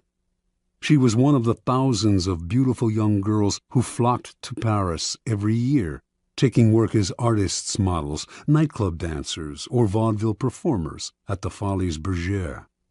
After a few years, they would inevitably be replaced by younger girls, and would often end up on the streets, turning to prostitution, or else returning to the town they came from, older and chastened. Zell had higher ambitions. She had no dance experience and had never performed in the theater, but as a young girl, she had traveled with her family and had witnessed local dances in Java and Sumatra. Zell clearly understood that what was important in her act was not the dance itself, or even her face or figure, but her ability to create an air of mystery about herself. The mystery she created lay not just in her dancing, or her costumes, or the stories she would tell, or her endless lies about her origins. It lay in an atmosphere enveloping everything she did. There was nothing you could say for sure about her. She was always changing, always surprising her audience with new costumes, new dances, new stories. This air of mystery left the public always wanting to know more, always wondering about her next move. Malahari was no more beautiful than many of the other young girls who came to Paris, and she was not a particularly good dancer. What separated her from the mass, what attracted and held the public's attention and made her famous and wealthy, was her mystery. People are enthralled by mystery because it invites constant interpretation. They never tire of it. The mysterious cannot be grasped, and what cannot be seized and consumed creates power. Keys to power. In a world that is ever more banal, that has had its mystery and myth squeezed out of it, we secretly crave enigmas, people or things that cannot be instantly interpreted, seized, and consumed. That is the power of the mysterious. It invites layers of interpretation, excites our imagination, seduces us into believing that it conceals something marvelous. The world has become so familiar and its inhabitants so predictable that what wraps itself in mystery will almost always draw the limelight to it and make us watch it. Do not imagine that to create an air of mystery, you have to be grand and awe-inspiring. Mystery that is woven into your day-to-day demeanor and is subtle has that much more power to fascinate and attract attention. Remember, most people are up front, can be read like an open book, take little care to control their words or image, and are hopelessly predictable. By simply holding back, keeping silent, occasionally uttering ambiguous phrases, deliberately appearing inconsistent, and acting odd in the subtlest of ways, you will emanate an aura of mystery. The people around you will then magnify that aura by constantly trying to interpret you. Mysterious people put others in a kind of inferior position, that of trying to figure them out.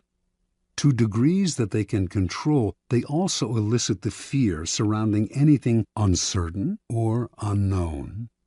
All great leaders know that an aura of mystery draws attention to them and creates an intimidating presence. If your social position prevents you from completely wrapping your actions in mystery, you must at least learn to make yourself less obvious. Every now and then, act in a way that does not mesh with other people's perception of you. This way, you keep those around you on the defensive, eliciting the kind of attention that makes you powerful.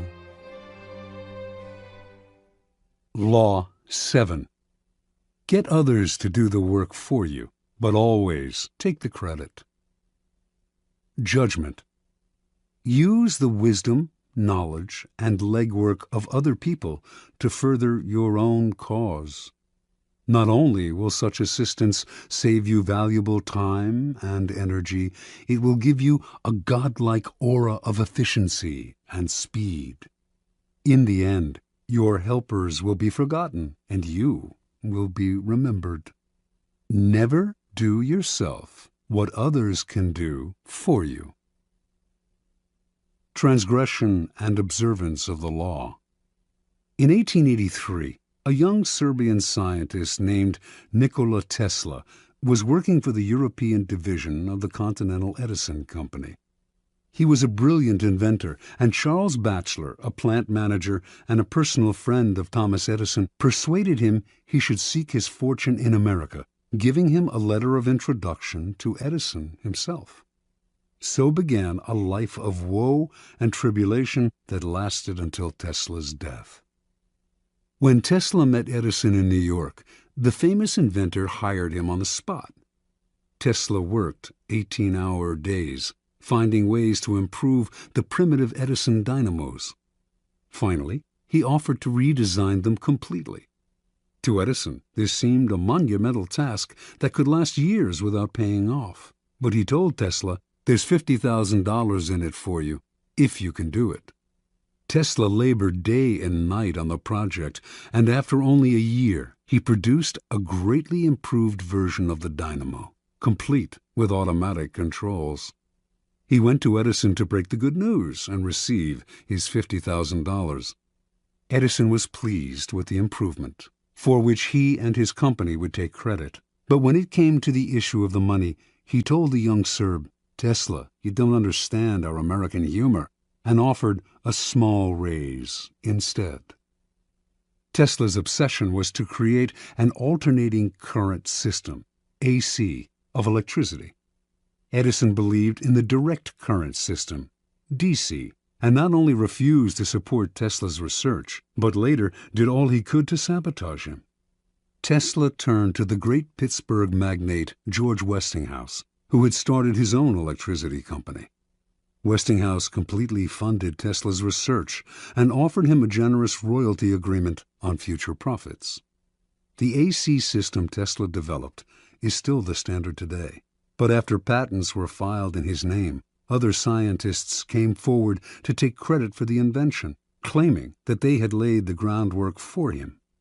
His name was lost in the shuffle, and the public came to associate the invention with Westinghouse himself.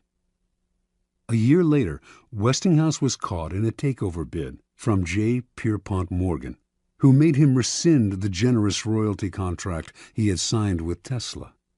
Westinghouse explained to the scientist that his company would not survive if it had to pay him his full royalties. He persuaded Tesla to accept a buyout of his patents for $216,000. A large sum, no doubt, but far less than the $12 million they were worth at the time. The financiers had divested Tesla of the riches, the patents, and essentially the credit for the greatest invention of his career. The name of Guglielmo Marconi is forever linked with the invention of radio. But few know that in producing his invention, he broadcast a signal across the English Channel in 1899.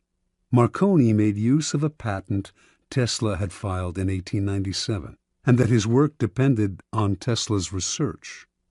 Once again, Tesla received no money and no credit. Tesla invented an induction motor as well as the AC power system, and he is the real father of radio. Yet none of these discoveries bear his name. As an old man, he lived in poverty. In 1917, during his later impoverished years, Tesla was told he was to receive the Edison Medal of the American Institute of Electrical Engineers. He turned the medal down. "You propose," he said, "to honor me with a medal which I could pin upon my coat and strut for a vain hour before the members of your institute. You would decorate my body and continue to let starve for failure to supply recognition my mind and its creative products, which have supplied the foundation upon which the major portion of your institute exists." Interpretation. Many harbor the illusion that science, dealing with facts as it does, is beyond the petty rivalries that trouble the rest of the world. Nikola Tesla was one of those. He believed science had nothing to do with politics, and claimed not to care for fame and riches. As he grew older, though, this ruined his scientific work. Not associated with any particular discovery, he could attract no investors to his many ideas. While he pondered great inventions for the future, others stole the patents he had already developed and got the glory for themselves. He wanted to do everything on his own, but merely exhausted and impoverished himself in the process. Edison was Tesla's polar opposite. He wasn't actually much of a scientific thinker or inventor. He once said that he had no need to be a mathematician because he could always hire one. That was Edison's main method. He was really a businessman and publicist, spotting the trends and the opportunities that were out there, then hiring the best in the field to do the work for him. If he had to, he would steal from his competitors. Yet his name is much better known than Tesla's. and is associated with more inventions. The lesson is twofold. First, the credit for an invention or creation is as important, if not more important, than the invention itself. You must secure the credit for yourself and keep others from stealing it away or from piggybacking on your hard work. To accomplish this, you must always be vigilant and ruthless, keeping your creation quiet until you can be sure there are no vultures circling overhead. Second, learn to take advantage of other people's work to further your own cause.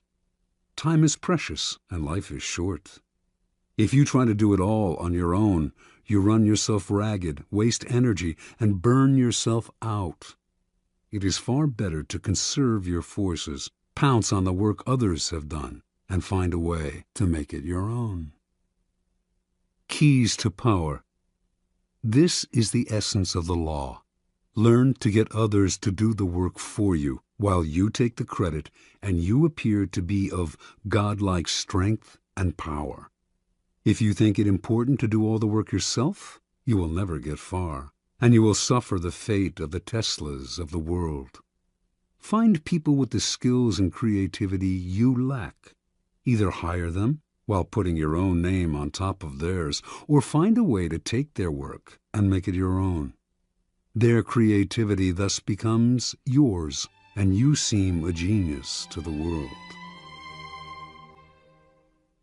Law 8. Make other people come to you. Use bait if necessary. Judgment. When you force the other person to act, you are the one in control. It is always better to make your opponent come to you, abandoning his own plans in the process. Lure him with fabulous gains, then attack. You hold the cards. Observance of the law. At the Congress of Vienna in 1814, the major powers of Europe gathered to carve up the remains of Napoleon's fallen empire. The city was full of gaiety, and the balls were the most splendid in memory. Hovering over the proceedings, however, was the shadow of Napoleon himself. Instead of being executed or exiled far away, he had been sent to the island of Elba, not far from the coast of Italy. Even imprisoned on an island, a man as bold and creative as Napoleon Bonaparte made everyone nervous. The Austrians plotted to kill him on Elba, but decided it was too risky. Alexander I, Russia's temperamental czar, heightened the anxiety by throwing a fit during the Congress when a part of Poland was denied him. "Beware, I shall loose the monster," he threatened. Everyone knew he meant Napoleon. Of all the statesmen gathered in Vienna, only Talleyrand, Napoleon's former foreign minister, seemed calm and unconcerned. It was as if he knew something the others did not. Meanwhile, on the island of Elba, Napoleon's life was a mockery of his previous glory. As Elba's king, he had been allowed to form a court. There was a cook, a wardrobe mistress, an official pianist, and a handful of courtiers. All this was designed to humiliate Napoleon, and it seemed to work.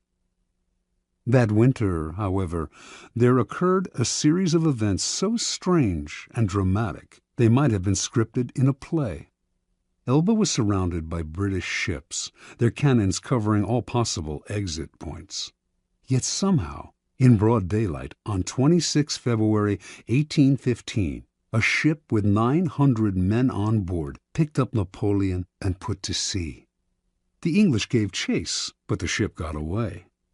This almost impossible escape astonished the public throughout Europe and terrified the statesmen at the Congress of Vienna.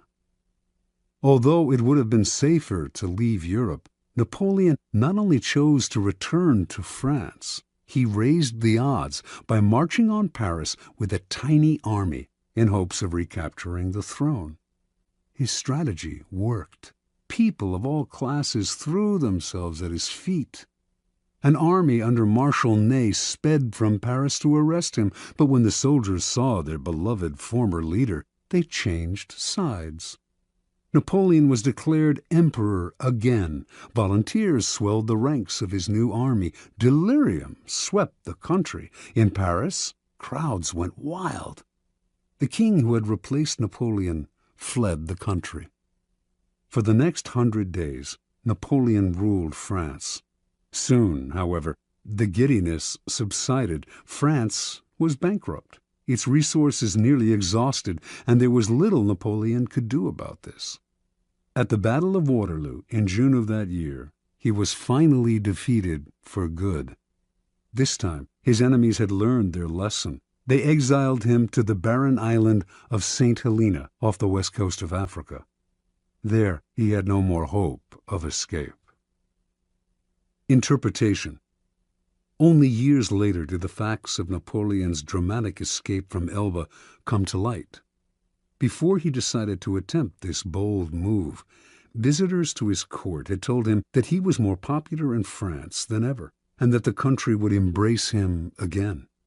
One of these visitors was Austria's General Kohler, who convinced Napoleon that if he escaped, the European powers, England included, would welcome him back into power. Napoleon was tipped off that the English would let him go, and indeed his escape occurred in the middle of the afternoon, in full view of English spyglasses. What Napoleon did not know was that there was a man behind it all, pulling the strings, and that this man was his former minister, Talleyrand. And Talleyrand was doing all this, not to bring back the glory days, but to crush Napoleon once and for all. Considering the emperor's ambition unsettling to Europe's stability, he had turned against him long ago. When Napoleon was exiled to Elba, Talleyrand had protested. Napoleon should be sent farther away, he argued, or Europe would never have peace.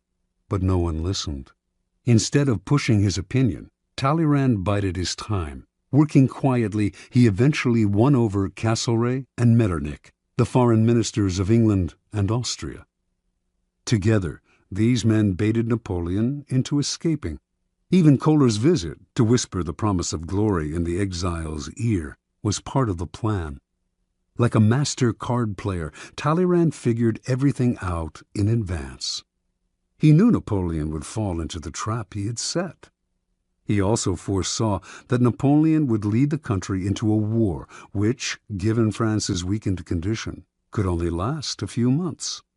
One diplomat in Vienna, who understood that Talleyrand was behind it all, said, "He has set the house ablaze in order to save it from the plague." Keys to power. How many times has this scenario played itself out in history? An aggressive leader initiates a series of bold moves that begin by bringing him much power. Slowly, however, his power reaches a peak, and soon everything turns against him. His numerous enemies band together, trying to maintain his power. He exhausts himself going in this direction and that, and inevitably he collapses. The reason for this pattern is that the aggressive person is rarely in full control. He cannot see more than a couple of moves ahead, cannot see the consequences of this bold move or that one, because he is constantly being forced to react to the moves of his ever-growing host of enemies, and to the unforeseen consequences of his own rash actions. His aggressive energy is turned against him. In the realm of power, you must ask yourself, what is the point of chasing here and there, trying to solve problems and defeat my enemies if I never feel in control? Why am I always having to react to events instead of directing them? The answer is simple. Your idea of power is wrong. You have mistaken aggressive action for effective action. And most often, the most effective action is to stay back, keep calm, and let others be frustrated by the traps you lay for them, playing for long-term power rather than quick victory. Remember, the essence of power is the ability to keep the initiative, to get others to react to your moves, to keep your opponent and those around you on the defensive. When you make other people come to you, you suddenly become the one controlling the situation, and the one who has control has power. Two things must happen to place you in this position. You yourself must learn to master your emotions and never to be influenced by anger. Meanwhile, however, you must play on people's natural tendency to react angrily when pushed and baited. In the long run, the ability to make others come to you is a weapon far more powerful than any tool of aggression. Manipulation is a dangerous game. Once someone suspects he is being manipulated, it becomes harder and harder to control him. But when you make your opponent come to you, you create the illusion that he is controlling the situation. He does not feel the strings that pull him, just as Napoleon imagined that he himself was the master of his daring escape and return to power.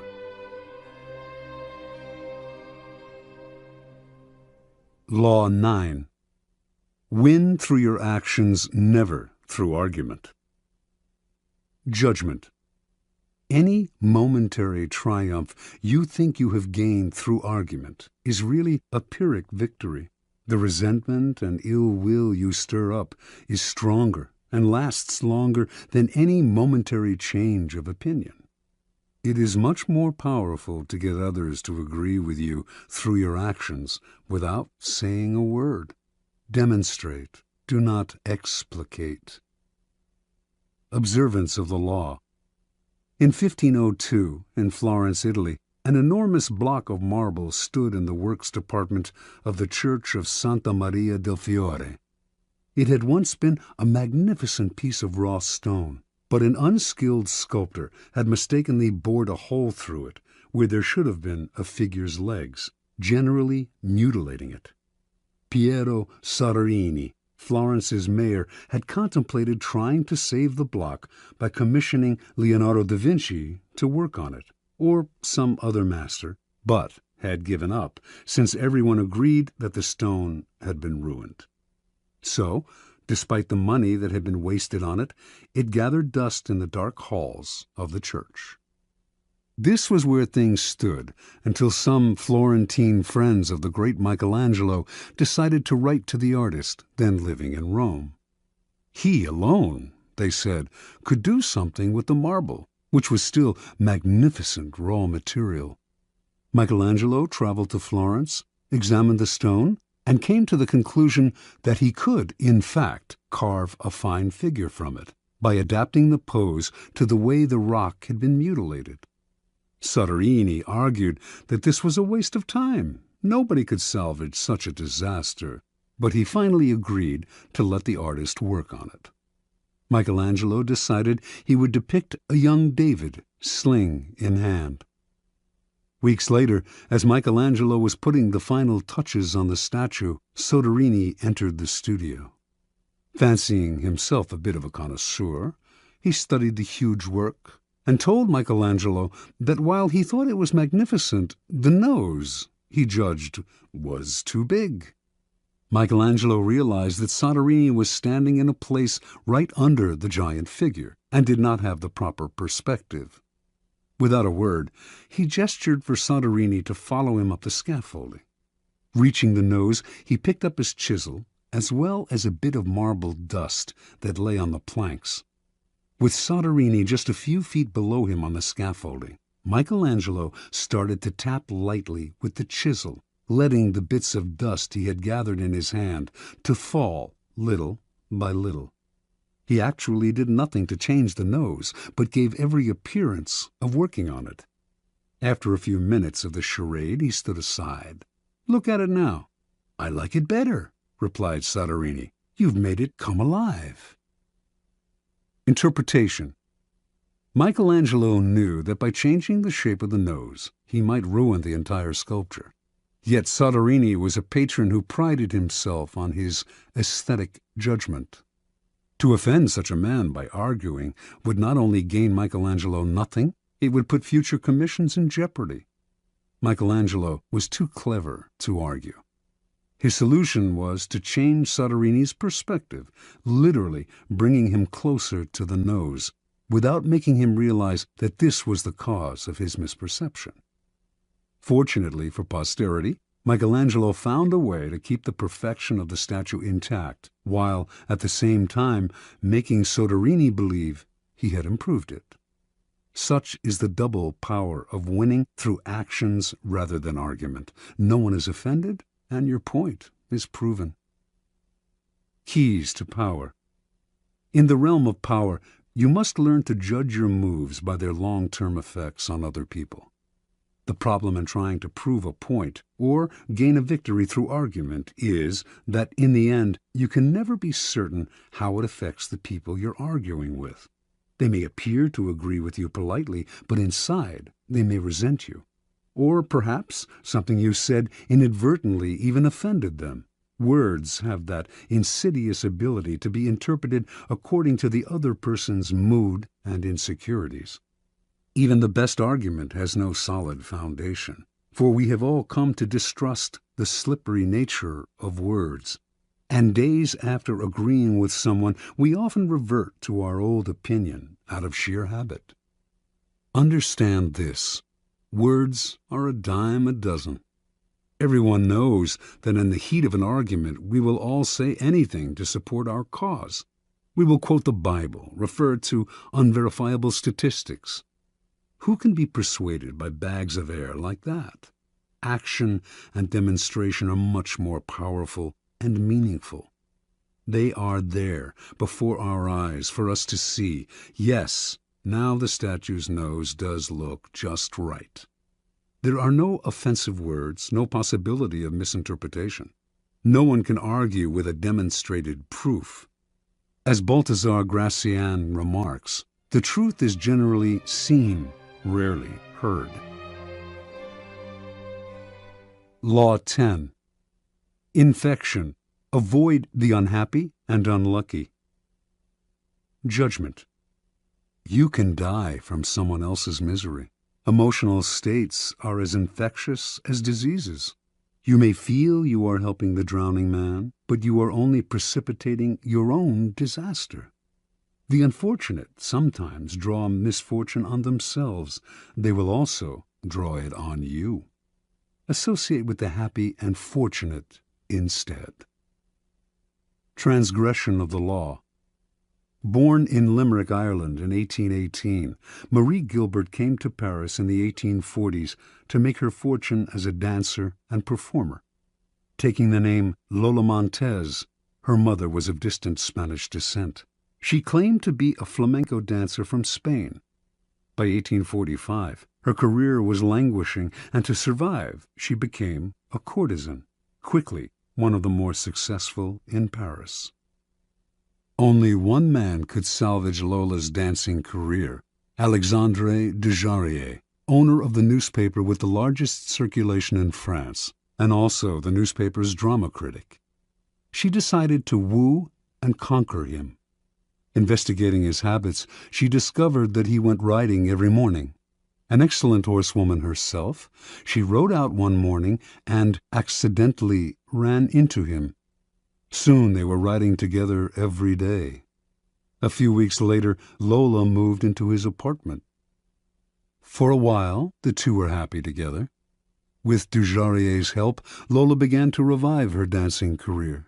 Despite the risk to his social standing, Dujarier told friends he would marry her in the spring. Lola had never told him that she had eloped at age 19 with an Englishman and was still legally married. Although Dujarier was deeply in love, his life started to slide downhill. His fortunes in business changed, and influential friends began to avoid him. One night, Dujarier was invited to a party, attended by some of the wealthiest young men in Paris. Lola wanted to go too, but he would not allow it. They had their first quarrel, and Dujarier attended the party by himself.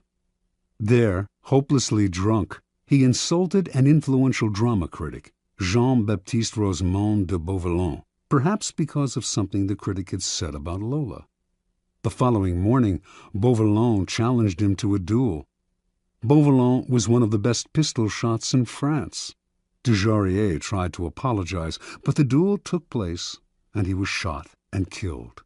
Thus ended the life of one of the most promising young men of Paris society.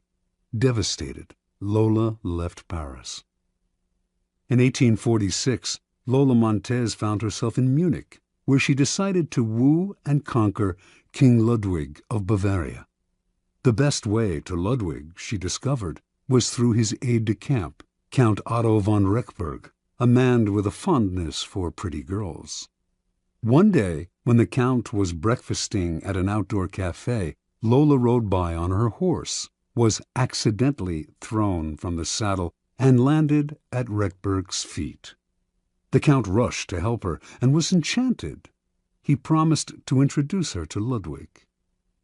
Rechberg arranged an audience with the king for Lola, but when she arrived in the anteroom, she could hear the king saying he was too busy to meet a favor-seeking stranger. Lola pushed aside the sentries and entered his room anyway. In the process, the front of her dress somehow got torn, perhaps by her, perhaps by one of the sentries, and to the astonishment of all, most especially the king, her bare breasts were brazenly exposed. Lola was granted her audience with Ludwig. 55 hours later, she made her debut on the Bavarian stage. The reviews were terrible, but that did not stop Ludwig from arranging more performances. Ludwig was, in his own words, bewitched by Lola. He started to appear in public with her on his arm, and then he bought and furnished an apartment for her on one of Munich's most fashionable boulevards. Although he had been known as a miser and was not given to flights of fancy, he started to shower Lola with gifts and to write poetry for her. Now his favored mistress, she catapulted to fame and fortune overnight. Lola began to lose her sense of proportion. One day, when she was out riding, an elderly man rode ahead of her, a bit too slowly for her liking. Unable to pass him, she began to slash him with her riding crop. On another occasion, she took her dog, unleashed, out for a stroll. The dog attacked a passer-by, but instead of helping the man get the dog away, she whipped him with the leash. Incidents like this infuriated the stolid citizens of Bavaria, but Ludwig stood by Lola and even had her naturalized as a Bavarian citizen.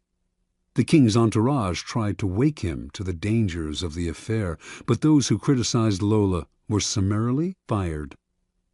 While Bavarians who had loved their king now outwardly disrespected him, Lola was made a countess, had a new palace built for herself, and began to dabble in politics, advising Ludwig on policy. She was the most powerful force in the kingdom.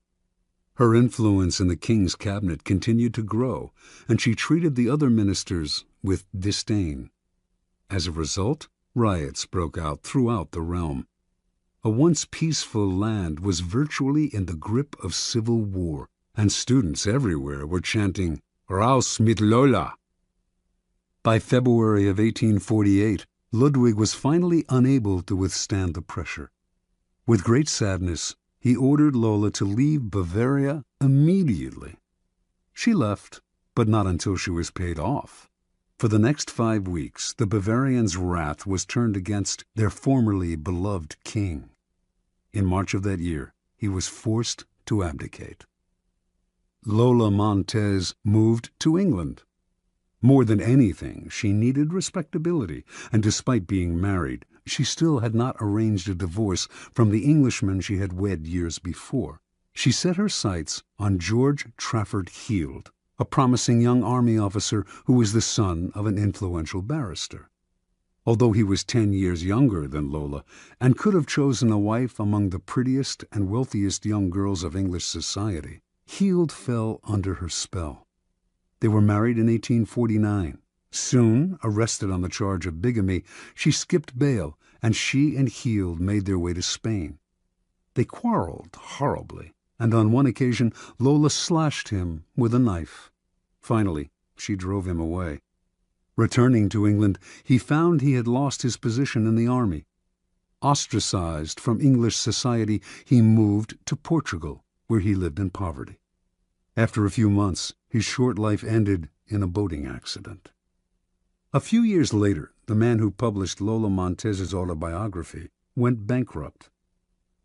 In 1853, Lola moved to California, where she met and married a man named Pat Hull.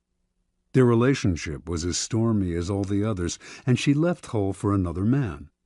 He took to drink and fell into a deep depression that lasted until he died 4 years later, still a relatively young man.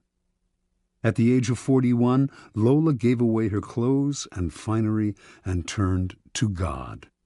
She toured America lecturing on religious topics, dressed in white and wearing a halo-like white headgear. She died 2 years later, in 1861. Interpretation. Lola Montez attracted men with her wiles, but her power over them went beyond the sexual. It was through the force of her character that she kept her lovers enthralled. Men were sucked into the maelstrom she churned up around her. They felt confused, upset, but the strength of the emotions she stirred also made them feel more alive. As is often the case with infection, the problems would only arise over time.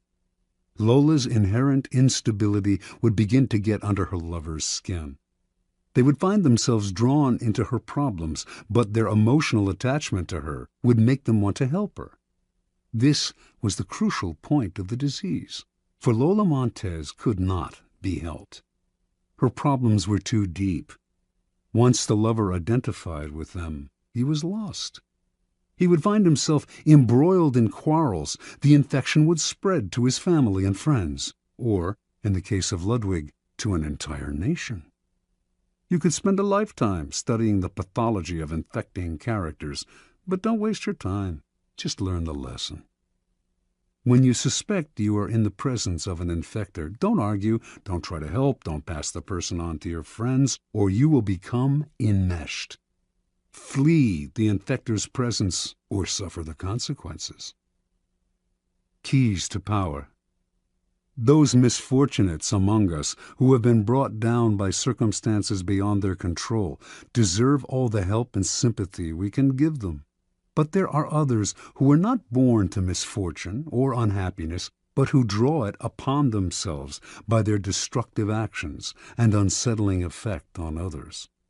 It would be a great thing if we could raise them up, change their patterns, but more often than not, it is their patterns that end up getting inside and changing us.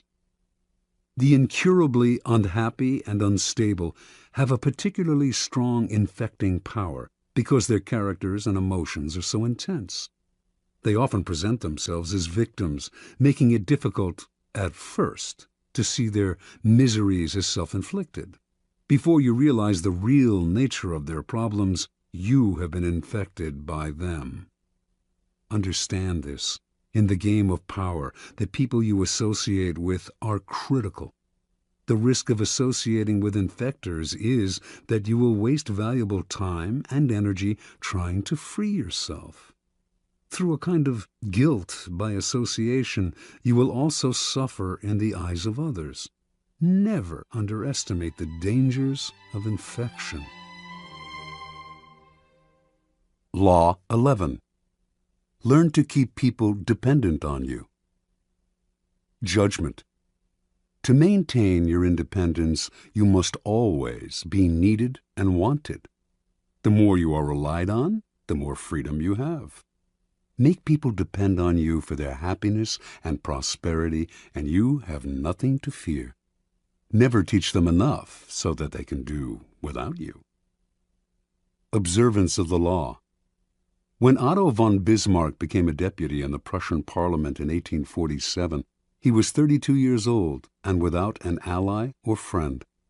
Looking around him, he decided that the side to ally himself with was not the Parliament's liberals or conservatives, not any particular minister, and certainly not the people. It was with the king, Frederick William IV. This was an odd choice, to say the least, for Frederick was at a low point of his power.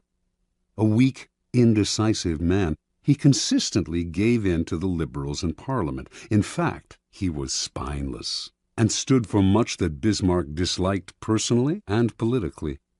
Yet Bismarck courted Frederick night and day. When other deputies attacked the king for his many inept moves, only Bismarck stood by him. Finally, It all paid off.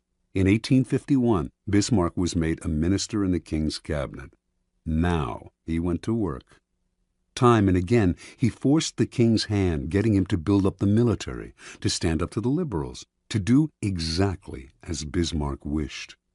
He worked on Frederick's insecurity about his manliness, challenging him to be firm and to rule with pride. And he slowly restored the king's powers until the monarchy was once again the most powerful force in Prussia. When Frederick died in 1861, his brother William assumed the throne. William disliked Bismarck intensely and had no intention of keeping him around. But he also inherited the same situation his brother had: enemies galore who wanted to nibble his power away. He actually considered abdicating, feeling he lacked the strength to deal with this dangerous and precarious position. But Bismarck insinuated himself once again. He stood by the new king, gave him strength, and urged him into firm and decisive action.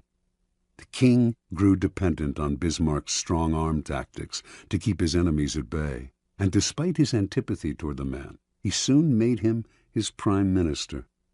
The two quarreled often over policy. Bismarck was much more conservative, but the king understood his own dependency. Whenever the prime minister threatened to resign, the king gave in to him, time after time. It was, in fact, Bismarck who set state policy. Years later, Bismarck's actions as Prussia's prime minister led the various German states to be united into one country. Now, Bismarck finagled the king into letting himself be crowned Emperor of Germany. Yet it was really Bismarck who had reached the heights of power. As right-hand man to the emperor and as imperial chancellor and knighted prince, he pulled all the levers. Iron and blood, in Bismarck's phrase. Then you will survive your masters as Bismarck did. You will have all the benefits of power without the thorns that come from being a master. Keys to power. The ultimate power is the power to get people to do as you wish. When you can do this without having to force people or hurt them, when they willingly grant you what you desire, then your power is untouchable. The best way to achieve this position is to create a relationship of dependence. The master requires your services. He is weak or unable to function without you. You have enmeshed yourself in his work so deeply that doing away with you would bring him great difficulty, or at least would mean valuable time lost in training another to replace you. Once such a relationship is established, you have the upper hand, the leverage to make the master do as you wish. It is the classic case of the man behind the throne, the servant of the king who actually controls the king. Do not be one of the many who mistakenly believe that the ultimate form of power is independence. Power involves a relationship between people. You will always need others as allies, pawns, or even as weak masters who serve as your front. The completely independent man would live in a cabin in the woods. He would have the freedom to come and go as he pleased, but he would have no power. The best you can hope for is that others will grow so dependent on you that you enjoy a kind of reverse independence. Their need for you frees you. One last warning. Do not imagine that your master's dependence on you will make him love you. In fact, he may resent and fear you. But as Machiavelli said, it is better to be feared than loved. Fear you can control. Love? Never. Depending on an emotion as subtle and changeable as love or friendship will only make you insecure. Better to have others depend on you out of fear of the consequences of losing you than out of love of your company.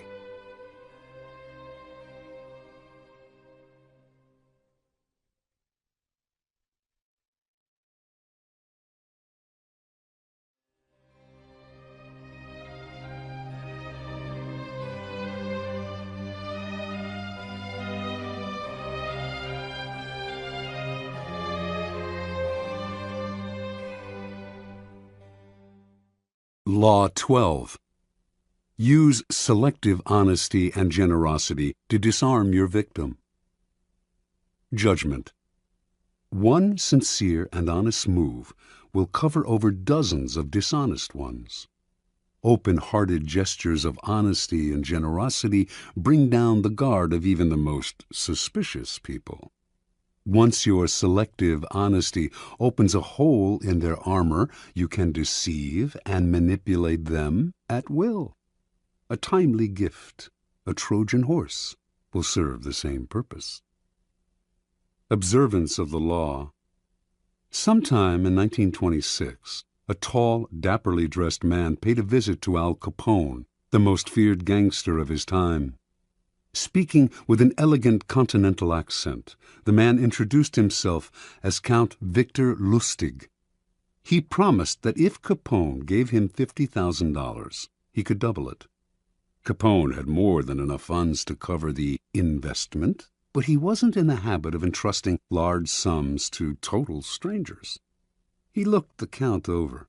Something about the man was different, his classy style, his manner, and so Capone decided to play along. He counted out the bills personally and handed them to Lustig. "Okay, Count," said Capone. "Double it in 60 days like you said." Lustig left with the money, put it in a safe deposit box in Chicago, then headed to New York, where he had several other money-making schemes in progress. The $50,000 remained in the bank box untouched. Lustig made no effort to double it. 2 months later, he returned to Chicago, took the money from the box, and paid Capone another visit. He looked at the gangster's stony-faced bodyguards, smiled apologetically, and said, "Please accept my profound regrets, Mr. Capone. I'm sorry to report that the plan failed. I failed." Capone slowly stood up.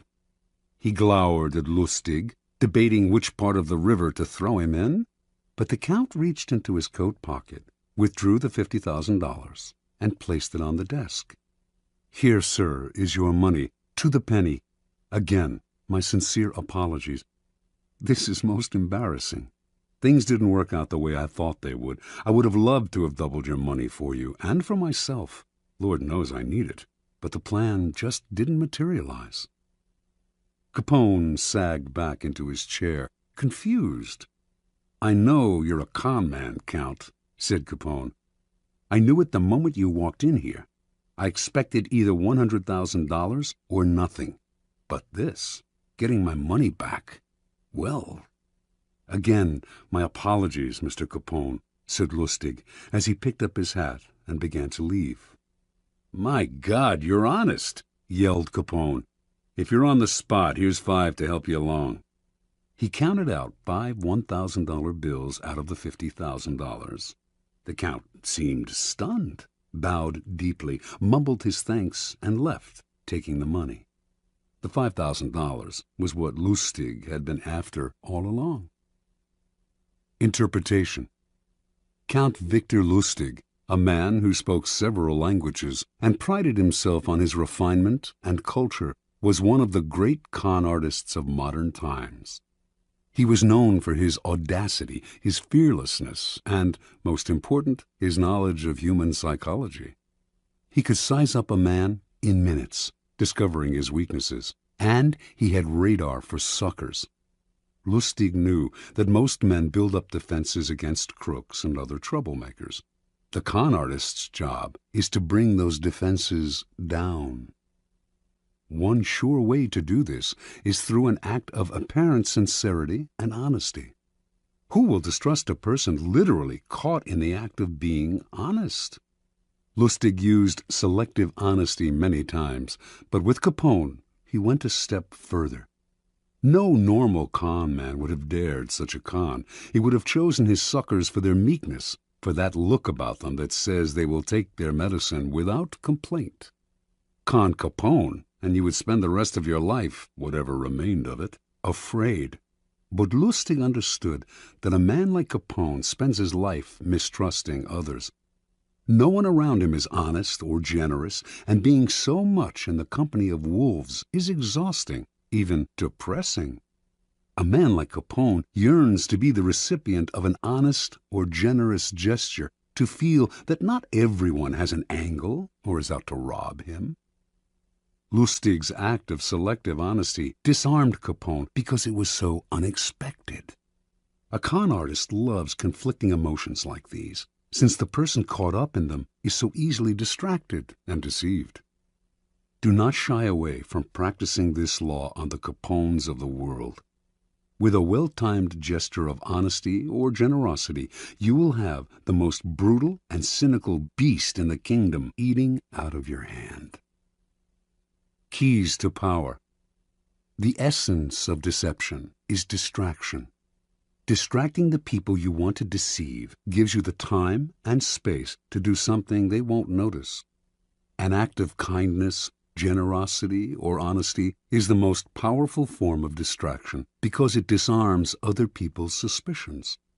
It turns them into children, eagerly lapping up any kind of affectionate gesture. In ancient China, this was called giving before you take. The giving makes it hard for the other person to notice the taking. It is a device with infinite practical uses. Brazenly taking something from someone is dangerous, even for the powerful. The victim will plot revenge. It is also dangerous simply to ask for what you need, no matter how politely. Unless the other person sees some gain for themselves, they may come to resent your neediness. Learn to give before you take. It softens the ground, takes the bite out of a future request, or simply creates a distraction. And the giving can take many forms: an actual gift, a generous act, a kind favor, an honest admission, whatever it takes. Selective honesty is best employed on your first encounter with someone. We are all creatures of habit, and our first impressions last a long time. If someone believes you are honest at the start of your relationship, it takes a lot to convince them otherwise. This gives you room to maneuver. A single act of honesty is often not enough. What is required is a reputation for honesty built on a series of acts. But these can be quite inconsequential. Once this reputation is established, as with first impression, it is hard to shake. Selective kindness should also be part of your arsenal of deception. Selective kindness will often break down even the most stubborn foe. Aiming right for the heart, it corrodes the will to fight back. Remember, by playing on people's emotions, calculated acts of kindness can turn a Capone into a gullible child. As with any emotional approach, the tactic must be practiced with caution. If people see through it, their disappointed feelings of gratitude and warmth will become the most violent hatred and distrust. Unless you can make the gesture seem sincere and heartfelt, do not play with fire. Law 13. When asking for help, appeal to people's self-interest, never to their mercy or gratitude. Judgment. If you need to turn to an ally for help, do not bother to remind him of your past assistance and good deeds. He will find a way to ignore you.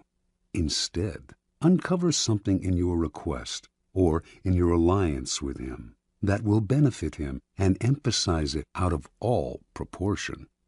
He will respond enthusiastically when he sees something to be gained for himself. Observance of the law. In 433 BC, just before the Peloponnesian War, the island of Corcyra, later called Corfu, and the Greek city-state of Corinth stood on the brink of conflict. Both sides sent ambassadors to Athens to try to win over the Athenians to their side. The stakes were high, since whoever had Athens on his side was sure to win, and whoever won the war would certainly give the defeated side no mercy. Courtier spoke first. Its ambassador began by admitting that the island had never helped Athens before, and in fact had allied itself with Athens' enemies. There were no ties of friendship or gratitude between Corcyra and Athens. Yes, the ambassador admitted. He had come to Athens now out of fear and concern for Corcyra's safety. The only thing he could offer was an alliance of mutual interests. Courtier had a navy only surpassed in size and strength by Athens' own. An alliance between the two states would create a formidable force, one that could intimidate the rival state of Sparta. That, unfortunately, was all Courtier had to offer. The representative from Corinth then gave a brilliant, passionate speech in sharp contrast to the dry, colorless approach of the Corcyran. He talked of everything Corinth had done for Athens in the past. He asked how it would look to Athens' other allies if the city put an agreement with a former enemy over one with a present friend, one that had served Athens' interest loyally. Perhaps those allies would break their agreements with Athens if they saw that their loyalty was not valued. He referred to Hellenic law and the need to repay Corinth for all its good deeds. He finally went on to list the many services Corinth had performed for Athens and the importance of showing gratitude to one's friends. After the speech, the Athenians debated the issue in an assembly. On the second round, they voted overwhelmingly to ally with Corcyra and drop Corinth. Interpretation. History has remembered the Athenians nobly, but they were the preeminent realists of classical Greece. With them, all the rhetoric, all the emotional appeals in the world could not match a good pragmatic argument, especially one that added to their power. What the Corinthian ambassador did not realize was that his references to Corinth's past generosity to Athens only irritated the Athenians, subtly asking them to feel guilty and putting them under obligation. The Athenians could care less about past favors and friendly feelings. At the same time, they knew that if their other allies thought them ungrateful for abandoning Corinth, these city-states would still be unlikely to break their ties to Athens, the preeminent power in Greece. Athens ruled its empire by force and would simply compel any rebellious ally to return to the fold. When people choose between talk about the past and talk about the future, a pragmatic person will always opt for the future and forget the past. As the Corcyrans realized, it is always best to speak pragmatically to a pragmatic person, and in the end, most people are, in fact, pragmatic. They will rarely act against their own self-interest. Keys to power. In your quest for power, you will constantly find yourself in the position of asking for help from those more powerful than you. There is an art to asking for help, an art that depends on your ability to understand the person you are dealing with and to not confuse your needs with theirs. Most people never succeed at this because they are completely trapped in their own wants and desires. They start from the assumption that the people they are appealing to have a selfless interest in helping them. They talk as if their needs mattered to these people, who probably couldn't care less. Sometimes they refer to larger issues, a great cause, or grand emotions such as love and gratitude. They go for the big picture when simple, everyday realities would have much more appeal. What they do not realize is that even the most powerful person is locked inside needs of his own, and that if you make no appeal to his self-interest, he merely sees you as desperate or, at best, a waste of time. A key step in the process is to understand the other person's psychology. Is he vain? Is he concerned about his reputation or his social standing? Does he have enemies you could help him vanquish? Is he simply motivated by money and power? When the Mongols invaded China in the 12th century, they threatened to obliterate a culture that had thrived for over 2,000 years.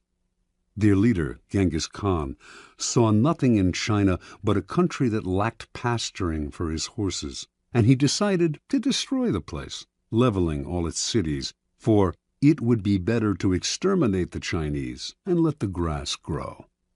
It was not a soldier, a general, or a king who saved the Chinese from devastation, but a man named Yelu Chutsai. A foreigner himself, Chutsai had come to appreciate the superiority of Chinese culture. He managed to make himself a trusted advisor to Genghis Khan and persuaded him that he would reap riches out of the place if, instead of destroying it, he simply taxed everyone who lived there. Khan saw the wisdom in this and did as Chutsai advised.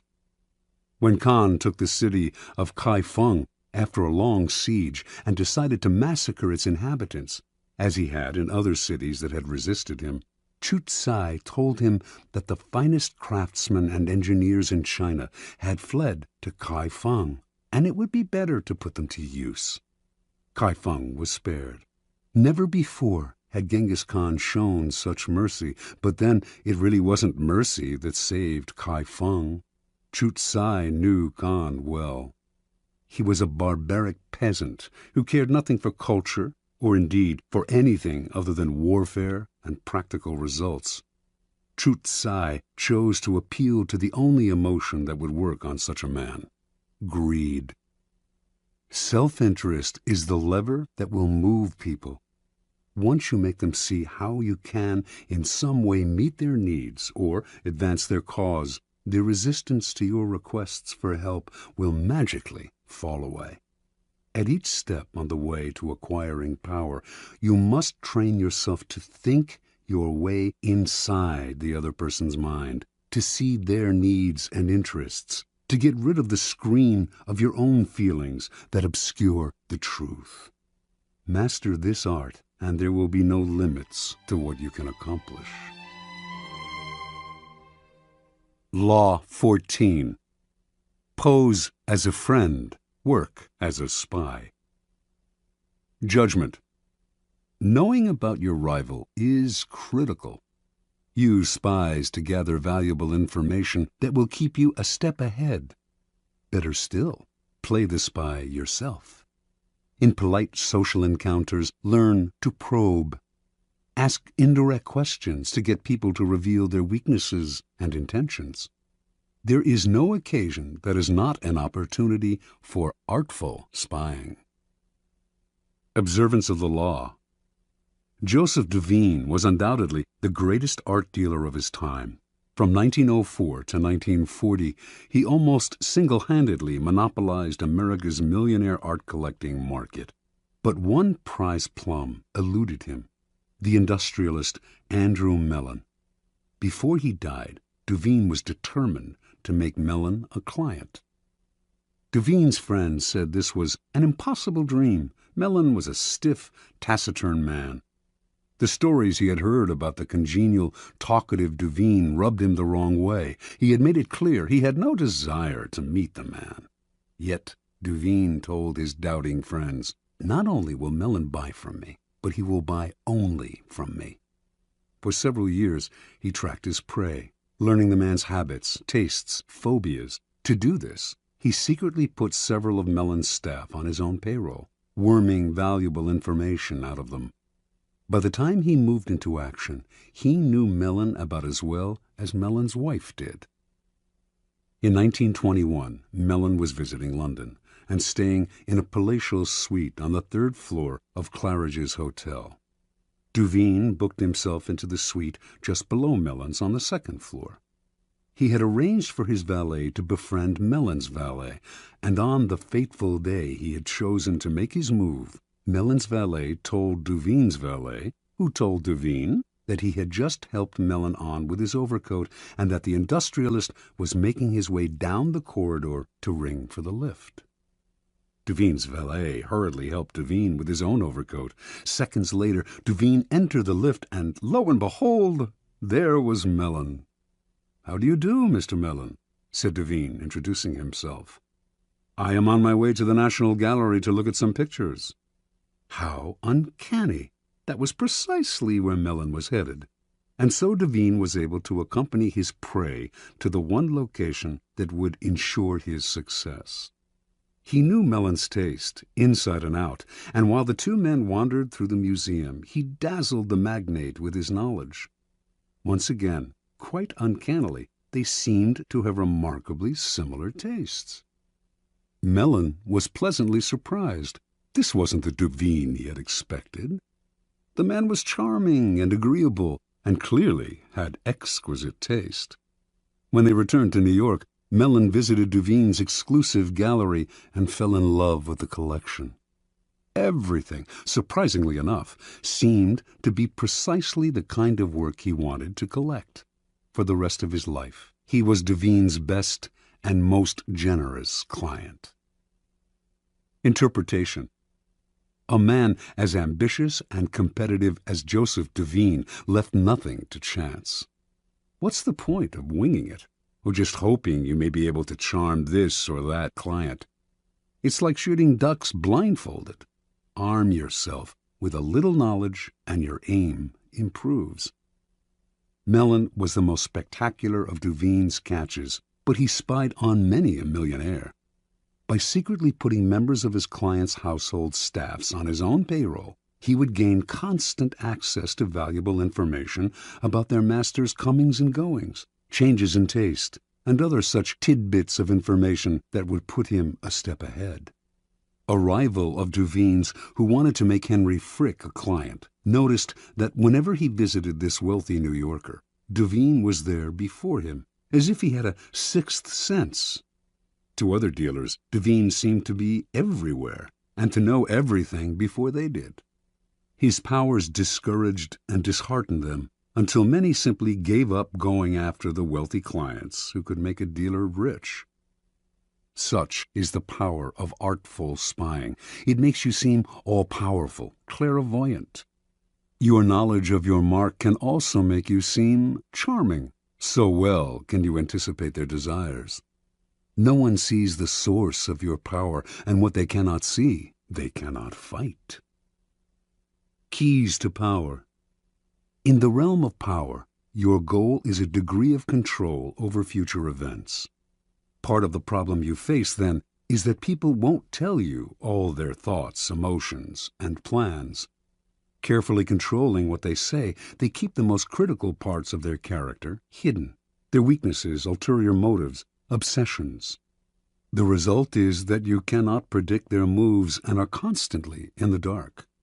The trick is to find a way to probe them, to find out their secrets and hidden intentions without letting them know what you are up to. This is not as difficult as you might think.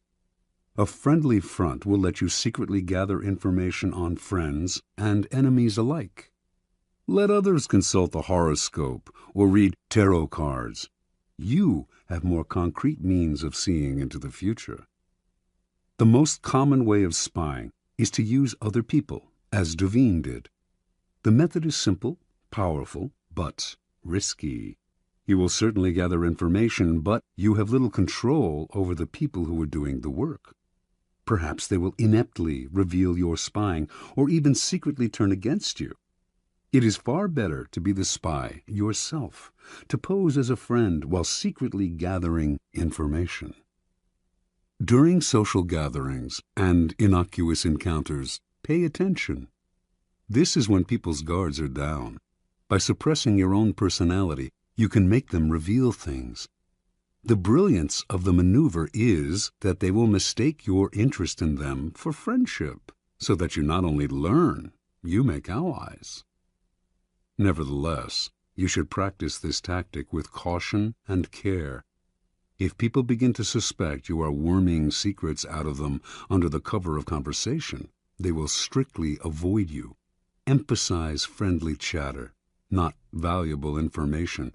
Your search for gems of information cannot be too obvious, or your probing questions will reveal more about yourself and your intentions than about the information you hope to find. A trick to try in spying comes from La Rochefoucauld, who wrote, "Sincerity is found in very few men, and is often the cleverest of ruses. One is sincere in order to draw out the confidence and secrets of the other. By pretending to bare your heart to another person, in other words, you make them more likely to reveal their own secrets. Give them a false confession, and they will give you a real one." Another trick was identified by the philosopher Arthur Schopenhauer, who suggested vehemently contradicting people you're in conversation with as a way of irritating them, stirring them up so that they lose some of the control over their words. In their emotional reaction, they will reveal all kinds of truths about themselves, truths you can later use against them. Another method of indirect spying is to test people, to lay little traps that make them reveal things about themselves.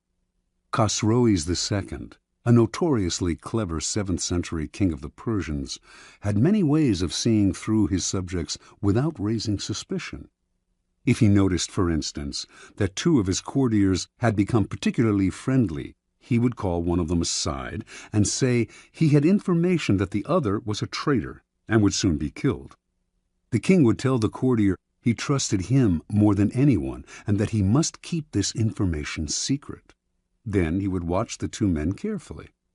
If he saw that the second courtier had not changed in his behavior toward the king, he would conclude that the first courtier had kept the secret, and he would quickly promote the man, later taking him aside to confess, "I meant to kill your friend because of certain information that had reached me, but when I investigated the matter, I found it was untrue." If, on the other hand, the second courtier started to avoid the king, acting aloof and tense, Khosroes would know that the secret had been revealed. He would ban the second courtier from his court, letting him know that the whole business had only been a test, but that even though the man had done nothing wrong, he could no longer trust him. The first courtier, however, had revealed the secret, and him Khosroes would ban from his entire kingdom. It may seem an odd form of spying that reveals not empirical information, but a person's character. Often, however, it is the best way of solving problems before they arise. By tempting people into certain acts, you learn about their loyalty, their honesty, and so on. And this kind of knowledge is often the most valuable of all. Armed with it, you can predict their actions in the future.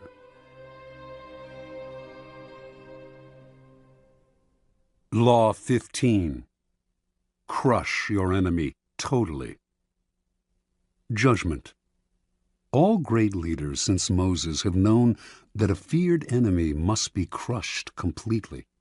Sometimes they have learned this the hard way. If one ember is left alight, no matter how dimly it smolders, a fire will eventually break out. More is lost through stopping halfway than through total annihilation. The enemy will recover and will seek revenge. Crush him, not only in body, but in spirit. Transgression of the law. No rivalry between leaders is more celebrated in Chinese history than the struggle between Xiang Yu and Liu Bang. These 2 generals began their careers as friends, fighting on the same side.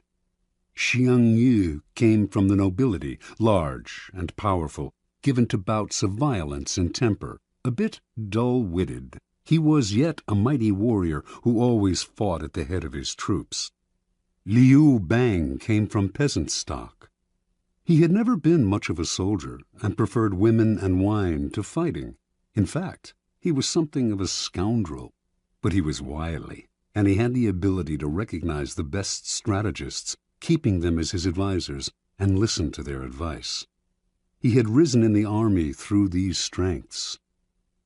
In 208 BC, the king of Chu sent 2 massive armies to conquer the powerful kingdom of Qin. One army went north, under the generalship of Sung Yi, with Xiang Yu second in command. The other, led by Liu Bang, headed straight toward Qin. The target was the kingdom's splendid capital, Xianyang, and Xiang Yu, ever violent and impatient, could not stand the idea that Liu Bang would get to Xianyang first and perhaps would assume command of the entire army. At one point on the northern front, Xiang's commander, Sung Yi, hesitated in sending his troops into battle. Furious, Xiang entered Sung Yi's tent, proclaimed him a traitor, cut off his head, and assumed sole command of the army. Without waiting for orders, he left the northern front and marched directly on Xianyang. He felt certain he was the better soldier and general than Liu, But, to his utter astonishment, his rival, leading a smaller, swifter army, managed to reach Xianyang first.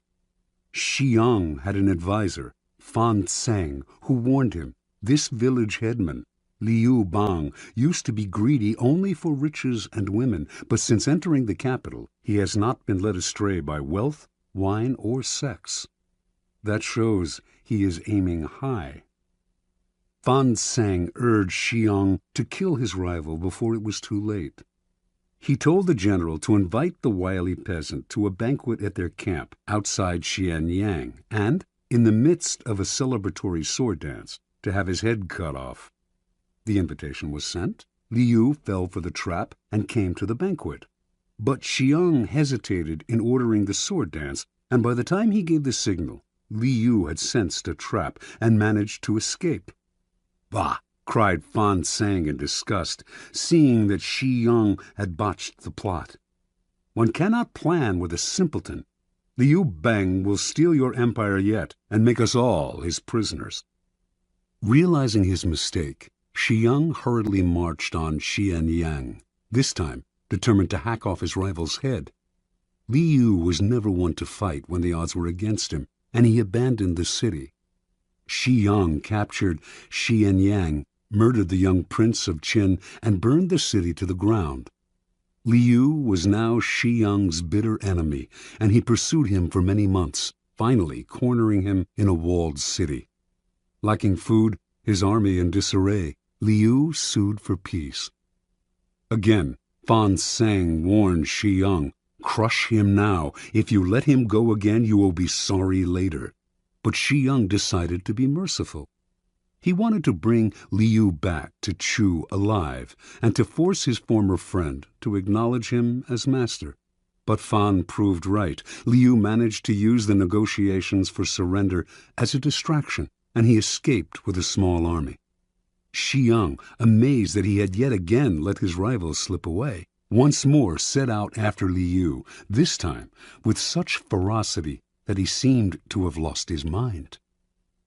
A few weeks later, in the thick of the hunt, Xiang scattered his forces unwisely, and in a surprise attack, Liu was able to surround his main garrison. For the first time, the tables were turned. Now it was Xiang who sued for peace. Liu's top advisor urged him to destroy Xiang, crush his army, show no mercy. Making a false treaty, he lured Xiang into relaxing his defense, then slaughtered almost all of his army. Xiang managed to escape. Alone and on foot, knowing that Liu had put a bounty on his head, he came upon a small group of his own retreating soldiers and cried out, "I hear Liu Bang has offered 1,000 pieces of gold and a fief of 10,000 families for my head. Let me do you a favor." Then he slit his own throat and died. Interpretation. This is the fate that faces all of us when we sympathize with our enemies, when pity or the hope of reconciliation makes us pull back from doing away with them. We only strengthen their fear and hatred of us. We have beaten them and they are humiliated, yet we nurture these resentful vipers who will one day kill us. Power cannot be dealt with this way. It must be exterminated, crushed, and denied the chance to return to haunt us. This is all the truer with a former friend who has become an enemy. The law governing fatal antagonisms reads, "Reconciliation is out of the question. Only one side can win, and it must win totally." Liu Bang learned this lesson well. After defeating Xiang Yu, this son of a farmer went on to become supreme commander of the armies of Chu.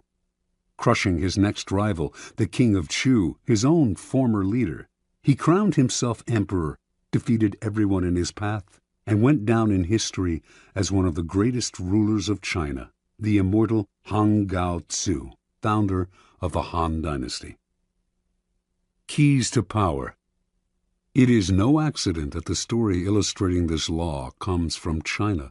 Chinese history abounds with examples of enemies who were left alive and returned to haunt the lenient.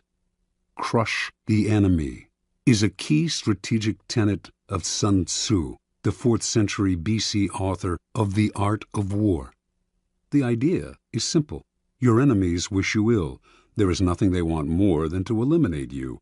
If, in your struggles with them, you stop halfway or even 3/4 of the way, out of mercy or hope of reconciliation, you only make them more determined, more embittered, and they will someday take revenge. They may act friendly for the time being, but this is only because you have defeated them. They have no choice but to bide their time. The solution? Have no mercy. Crush your enemies as totally as they would crush you. Ultimately, the only peace and security you can hope for from your enemies is their disappearance. Law 16. Use absence to increase respect and honor. Judgment.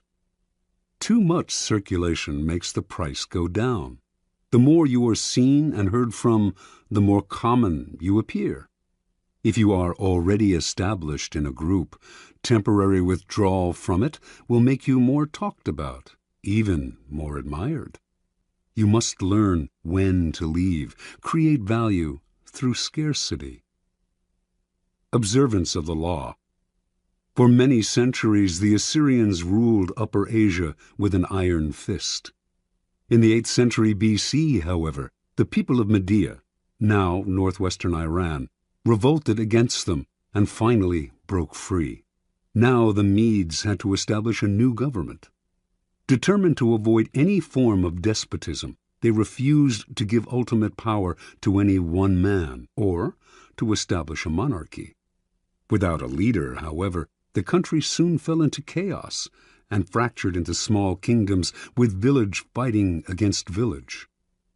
In one such village lived a man named Deioces, who began to make a name for himself for fair dealing and the ability to settle disputes. He did this so successfully, in fact, that soon any legal conflict in the area was brought to him, and his power increased. Throughout the land, the law had fallen into disrepute. The judges were corrupt, and no one entrusted their cases to the courts anymore, resorting to violence instead. When news spread of Deioces' wisdom, incorruptibility, and unshakable impartiality, Median villages far and wide turned to him to settle all manner of cases. Soon he became the sole arbiter of justice in the land. At the height of his power, Deioces suddenly decided he had had enough. He would no longer sit in the chair of judgment, would hear no more suits, settle no more disputes between brother and brother, village and village. Complaining that he was spending so much time dealing with other people's problems that he had neglected his own affairs, he retired. The country once again descended into chaos. With the sudden withdrawal of a powerful arbiter like Deioces, crime increased, and contempt for the law was never greater. The Medes held a meeting of all the villages to decide how to get out of their predicament. "We cannot continue to live in this country under these conditions," said one tribal leader. "Let us appoint one of our number to rule so that we can live under orderly government rather than losing our homes altogether in the present chaos." And so, despite all that the Medes had suffered under the Assyrian despotism, they decided to set up a monarchy and name a king. And the man they most wanted to rule, of course, was the fair-minded Deioces. He was hard to convince, for he wanted nothing more to do with the village's infighting and bickering. But the Medes begged and pleaded.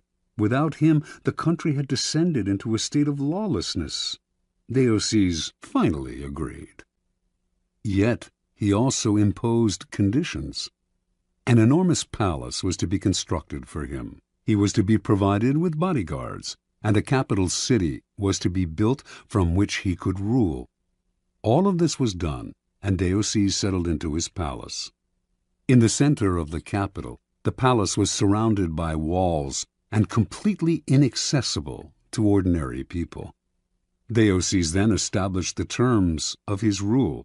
Admission to his presence was forbidden. Communication with the king was only possible through messengers. No one in the royal court could see him more than once a week, and then only by permission. Deoces ruled for 53 years, extended the Median Empire, and established the foundation for what would later be the Persian Empire under his great-great-grandson Cyrus. During Deoces' reign, the people's respect for him gradually turned into a form of worship. He was not a mere mortal, they believed, but the son of a god. Interpretation. Deoces was a man of great ambition. He determined early on that the country needed a strong ruler and that he was the man for the job. In a land plagued with anarchy, the most powerful man is the judge and arbiter, so Deoces began his career by making his reputation as a man of impeccable fairness. At the height of his power as a judge, however, Deoces realized the truth of the law of absence and presence. By serving so many clients, he had become too noticeable, too available, and had lost the respect he had earlier enjoyed. People were taking his services for granted. The only way to regain the veneration and power he wanted was to withdraw completely and let the Medes taste what life was like without him. As he expected, they came begging for him to rule. Once Deoces had discovered the truth of this law, he carried it to its ultimate realization. In the palace his people had built for him, none could see him, except a few courtiers, and those only rarely. As Herodotus wrote, there was a risk that if they saw him habitually, it might lead to jealousy and resentment, and plots would follow. But if nobody saw him, the legend would grow that he was a being of a different order from mere men. Keys to power. Everything in the world depends on absence and presence. A strong presence will draw power and attention to you. You shine more brightly than those around you. But a point is inevitably reached where too much presence creates the opposite effect. The more you are seen and heard from, the more your value degrades. You become a habit. No matter how hard you try to be different, subtly, without your knowing why, people respect you less and less. At the right moment, you must learn to withdraw yourself before they unconsciously push you away. It is a game of hide and seek. Another, more everyday side of this law, but one that demonstrates its truth even further, is the law of scarcity in the science of economics. By withdrawing something from the market, you create instant value.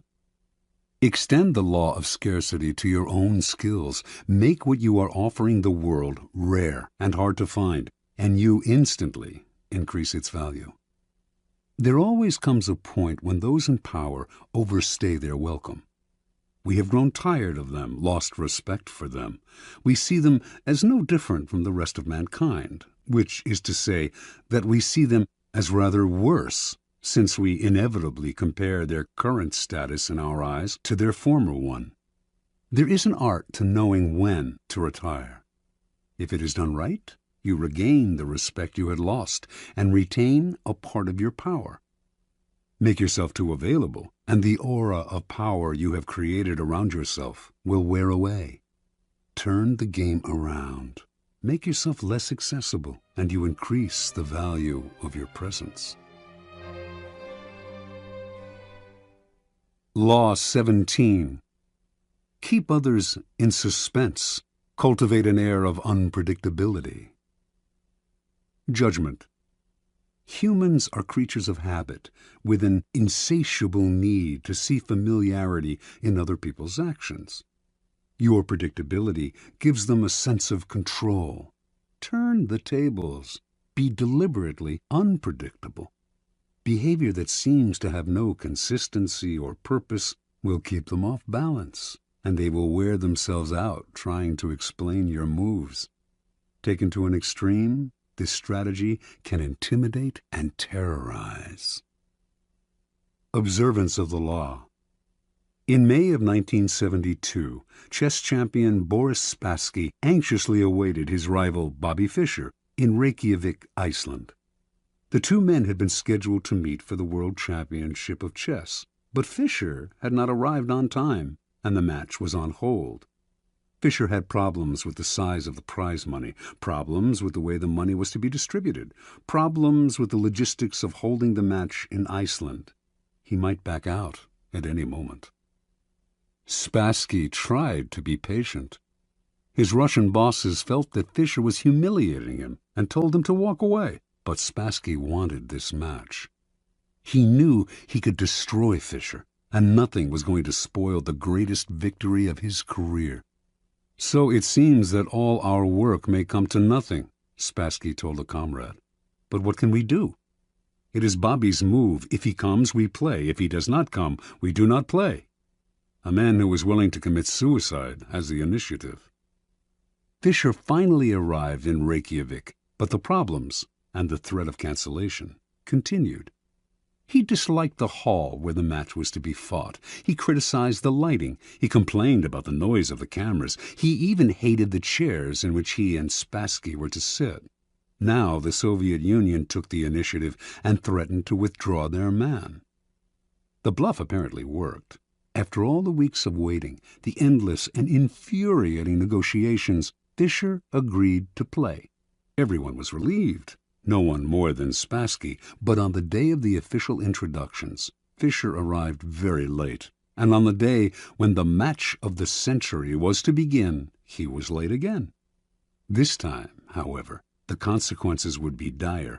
If he showed up too late, he would forfeit the first game. What was going on? Was he playing some sort of mind game, or was Bobby Fischer perhaps afraid of Boris Spassky? It seemed to the assembled Grand Masters and to Spassky that this young kid from Brooklyn had a terrible case of the jitters. At 5:09, Fischer showed up exactly 1 minute before the match was to be cancelled. The first game of a chess tournament is critical, since it sets the tone for the months to come. It is often a slow and quiet struggle, with the two players preparing themselves for the war and trying to read each other's strategies. This game was different. Fischer made a terrible move early on, perhaps the worst of his career, and when Spassky had him on the ropes, he seemed to give up. Yet Spassky knew that Fischer never gave up. Even when facing checkmate, he fought to the bitter end, wearing the opponent down. This time, though, he seemed resigned. Then, suddenly, he broke out a bold move that put the room in a buzz. The move shocked Spassky, but he recovered and managed to win the game. But no one could figure out what Fischer was up to. Had he lost deliberately? Or was he rattled? Unsettled? Even as some thought, insane? After his defeat in the first game, Fischer complained all the more loudly about the room, the cameras, and everything else. He also failed to show up on time for the second game. This time, the organizers had had enough. He was given a forfeit. Now he was down 2-0, a position from which no one had ever come back to win a chess championship. Fischer was clearly unhinged. Yet, in the third game, as all those who witnessed it remember, he had a ferocious look in his eye, a look that clearly bothered Spassky. And despite the hole he had dug for himself, he seemed supremely confident. He did make what appeared to be another blunder, as he had in the first game, but his cocky air made Spassky smell a trap. Yet, despite the Russian's suspicions, he could not figure out the trap, and before he knew it, Fischer had checkmated him. In fact, Fischer's unorthodox tactics had completely unnerved his opponent. At the end of the game, Fischer leaped up and rushed out, yelling to his confederates as he smashed a fist into his palm, "I'm crushing him with brute force." In the next games, Fischer pulled moves that no one had seen from him before, moves that were not his style.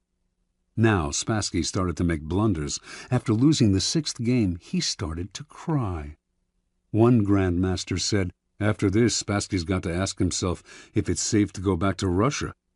After the eighth game, Spassky decided he knew what was happening. Bobby Fischer was hypnotizing him. He decided not to look Fischer in the eye. He lost anyway.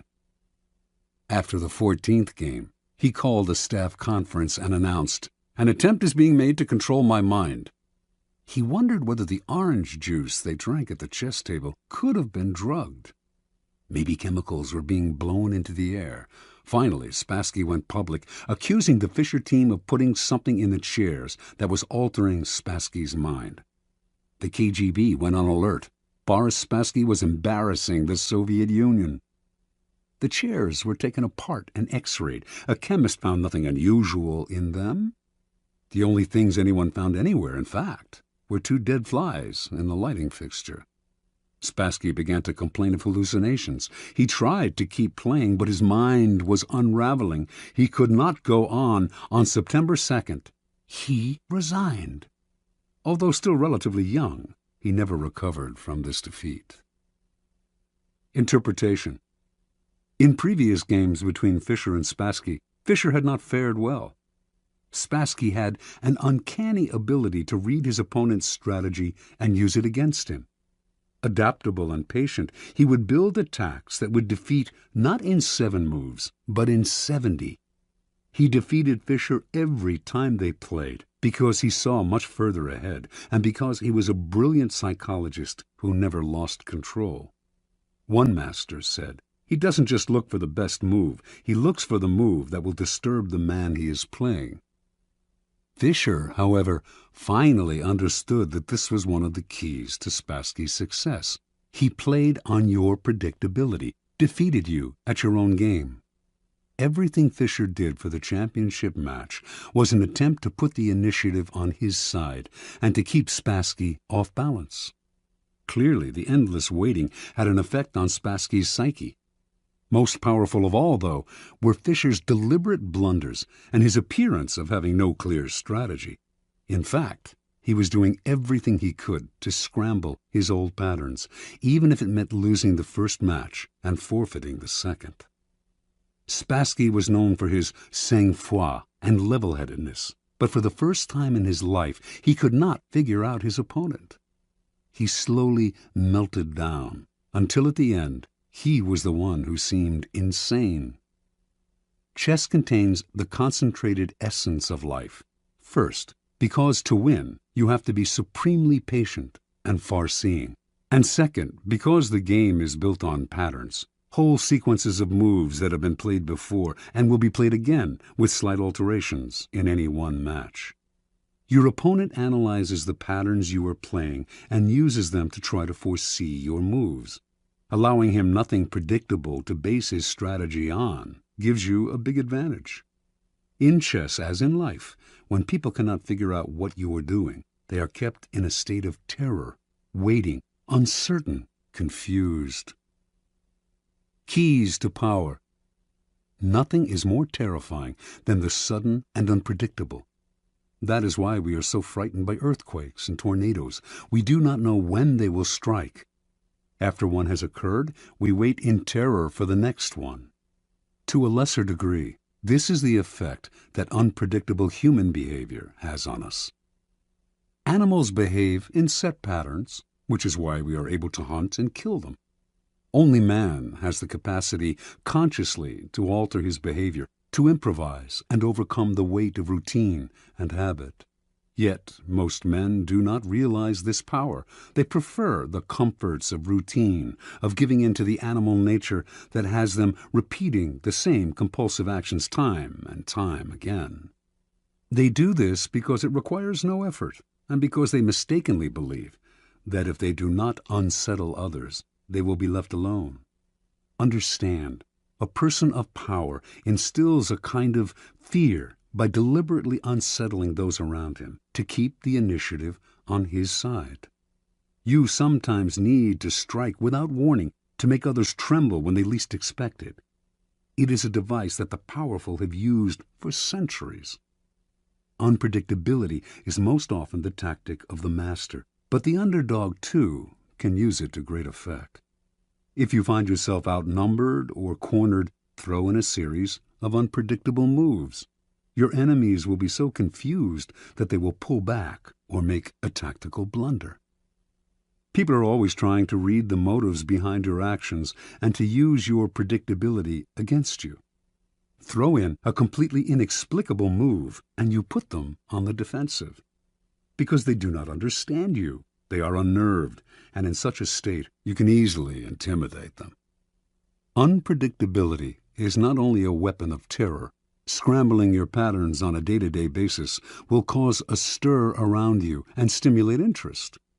People will talk about you, ascribe motives and explanations that have nothing to do with the truth, but that keep you constantly in their minds.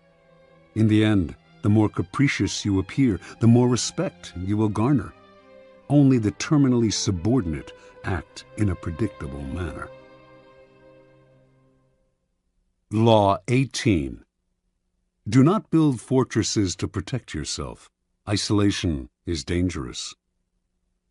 Judgment. The world is dangerous and enemies are everywhere. Everyone has to protect themselves.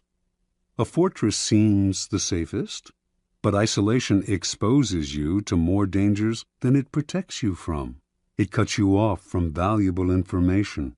It makes you conspicuous and an easy target. Better to circulate among people, find allies, mingle. You are shielded from your enemies by the crowd. Transgression of the law. Qin Shi Huangdi, the first emperor of China in 221 to 210 B.C., was the mightiest man of his day. His empire was vaster and more powerful than that of Alexander the Great. He had conquered all of the kingdoms surrounding his own kingdom of Qin and unified them into one massive realm called China. But in the last years of his life, few, if anyone, saw him. The emperor lived in the most magnificent palace built to that date, in the capital of Xianyang. The palace had 270 pavilions. All of these were connected by secret underground passageways, allowing the emperor to move through the palace without anyone seeing him. He slept in a different room every night, and anyone who inadvertently laid eyes on him was instantly beheaded. Only a handful of men knew his whereabouts, and if they revealed it to anyone, they too were put to death. The first emperor had grown so terrified of human contact that when he had to leave the palace, he traveled incognito, disguising himself carefully. On one such trip through the provinces, he suddenly died. His body was borne back to the capital in the emperor's carriage, with a cart packed with salted fish trailing behind it to cover up the smell of the rotting corpse. No one was to know of his death. He died alone, far from his wives, his family, his friends, and his courtiers, accompanied only by a minister and a handful of eunuchs. Interpretation. Shi Huangdi started off as the king of Qin, a fearless warrior of unbridled ambition. Writers of the time described him as a man with a waspish nose, eyes like slits, the voice of a jackal, and the heart of a tiger or wolf. He could be merciful sometimes, but more often he swallowed men up without a scruple. It was through trickery and violence that he conquered the provinces surrounding his own and created China, forging a single nation and culture out of many. As part of this process of unification, however, the first emperor outlawed the writings and teachings of Confucius, the philosopher whose ideas on the moral life had already become virtually a religion in Chinese culture. On Shi Huangdi's order, thousands of books relating to Confucius were burned, and anyone who quoted Confucius was to be beheaded. This made many enemies for the emperor, and he grew constantly afraid, even paranoid. The executions mounted. A contemporary, the writer Han Fei Tzu, noted that Qin has been victorious for 4 generations, yet has lived in constant terror and apprehension of destruction. As the emperor withdrew deeper and deeper into the palace to protect himself, he slowly lost control of the realm. Eunuchs and ministers enacted political policies without his approval or even his knowledge. They also plotted against him. By the end, he was emperor in name only, and was so isolated that barely anyone knew he had died. He had probably been poisoned by the same scheming ministers who encouraged his isolation. That is what isolation brings: Retreat into a fortress and you lose contact with the sources of your power. You lose your ear for what is happening around you, as well as a sense of proportion. Instead of being safer, you cut yourself off from the kind of knowledge on which your life depends. Never enclose yourself so far from the streets that you cannot hear what is happening around you, including the plots against you. Keys to power. Machiavelli makes the argument that in a strictly military sense, a fortress is invariably a mistake. It becomes a symbol of power's isolation and is an easy target for its builder's enemies. Designed to defend you, fortresses actually cut you off from help and cut into your flexibility. They may appear impregnable, but once you retire to one, everyone knows where you are, and a siege does not have to succeed to turn your fortress into a prison. The danger for most people comes when they feel threatened. In such times, they tend to retreat and close ranks to find security in a kind of fortress. In doing so, however, they come to rely for information on a smaller and smaller circle and lose perspective on events around them. They lose maneuverability and become easy targets, and their isolation makes them paranoid. As in warfare and most games of strategy, isolation often precedes defeat and death. In moments of uncertainty and danger, you need to fight this desire to turn inward. Instead, make yourself more accessible, seek out old allies, and make new ones. Force yourself into more and more different circles. This has been the trick of powerful people for centuries. Finally, since power is a human creation, it is inevitably increased by contact with other people. Instead of falling into the fortress mentality, view the world in the following manner. It is like a vast palace, with every room communicating with another. You need to be permeable, able to float in and out of different circles and mix with different types.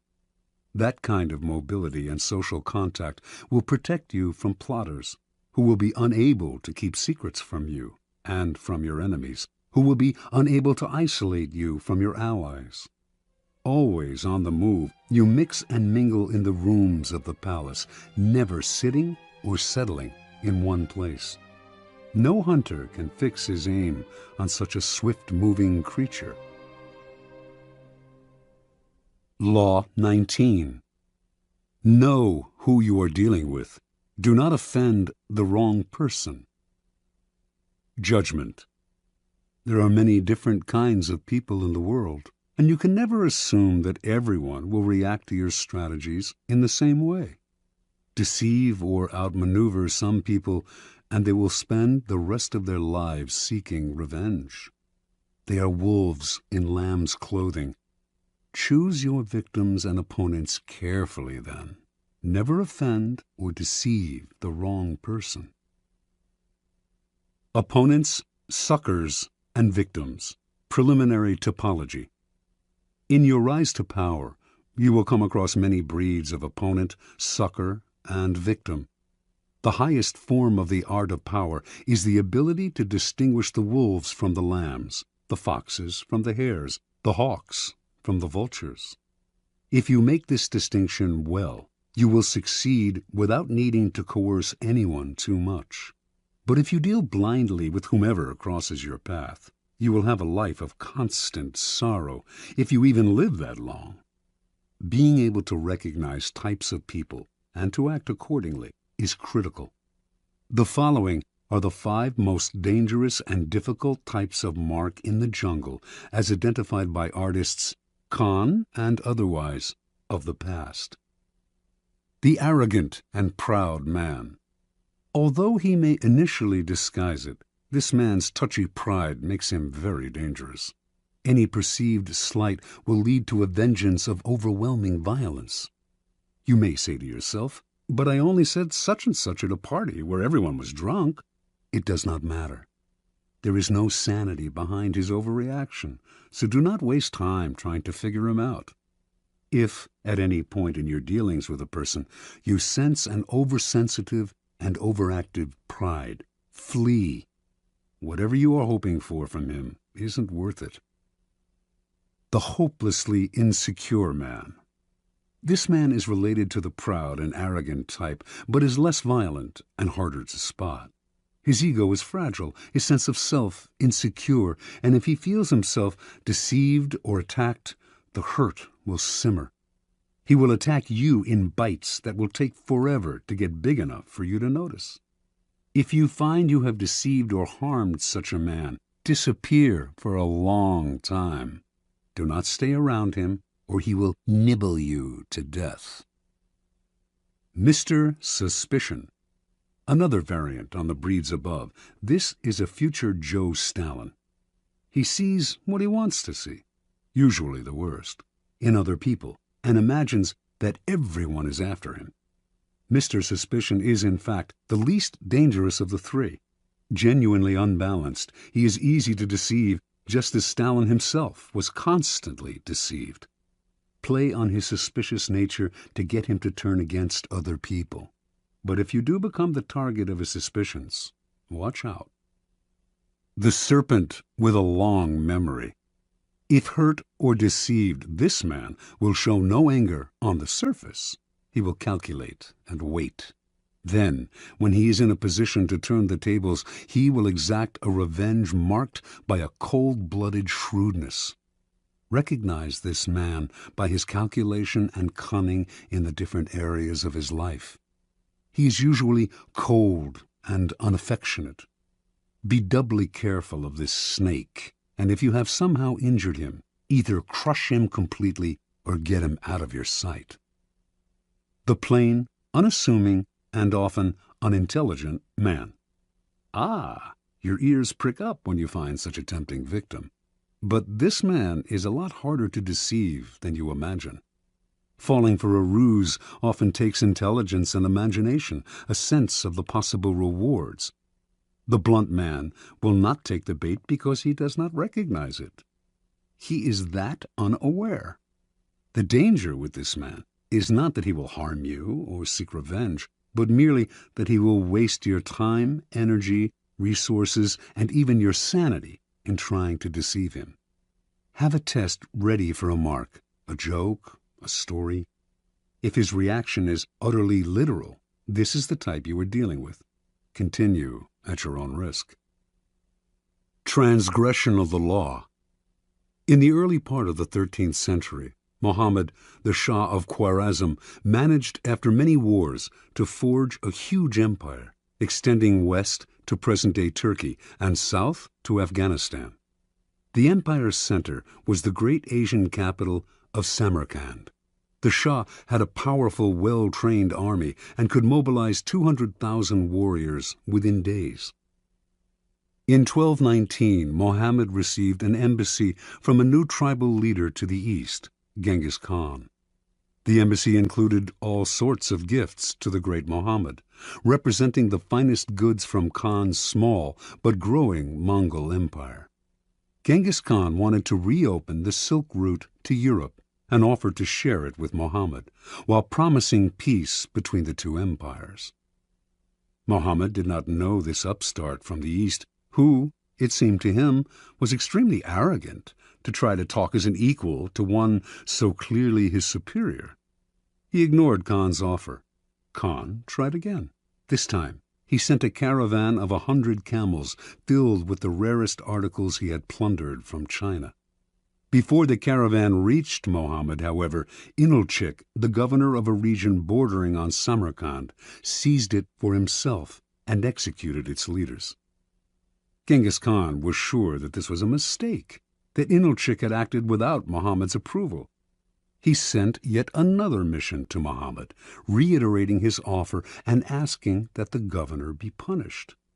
This time, Muhammad himself had one of the ambassadors beheaded and sent the other two back with shaved heads, a horrifying insult in the Mongol code of honor.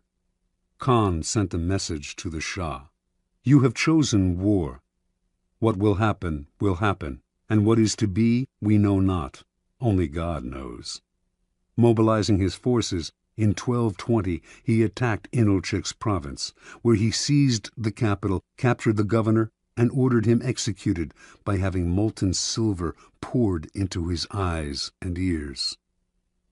Over the next year, Khan led a series of guerrilla-like campaigns against the Shah's much larger army.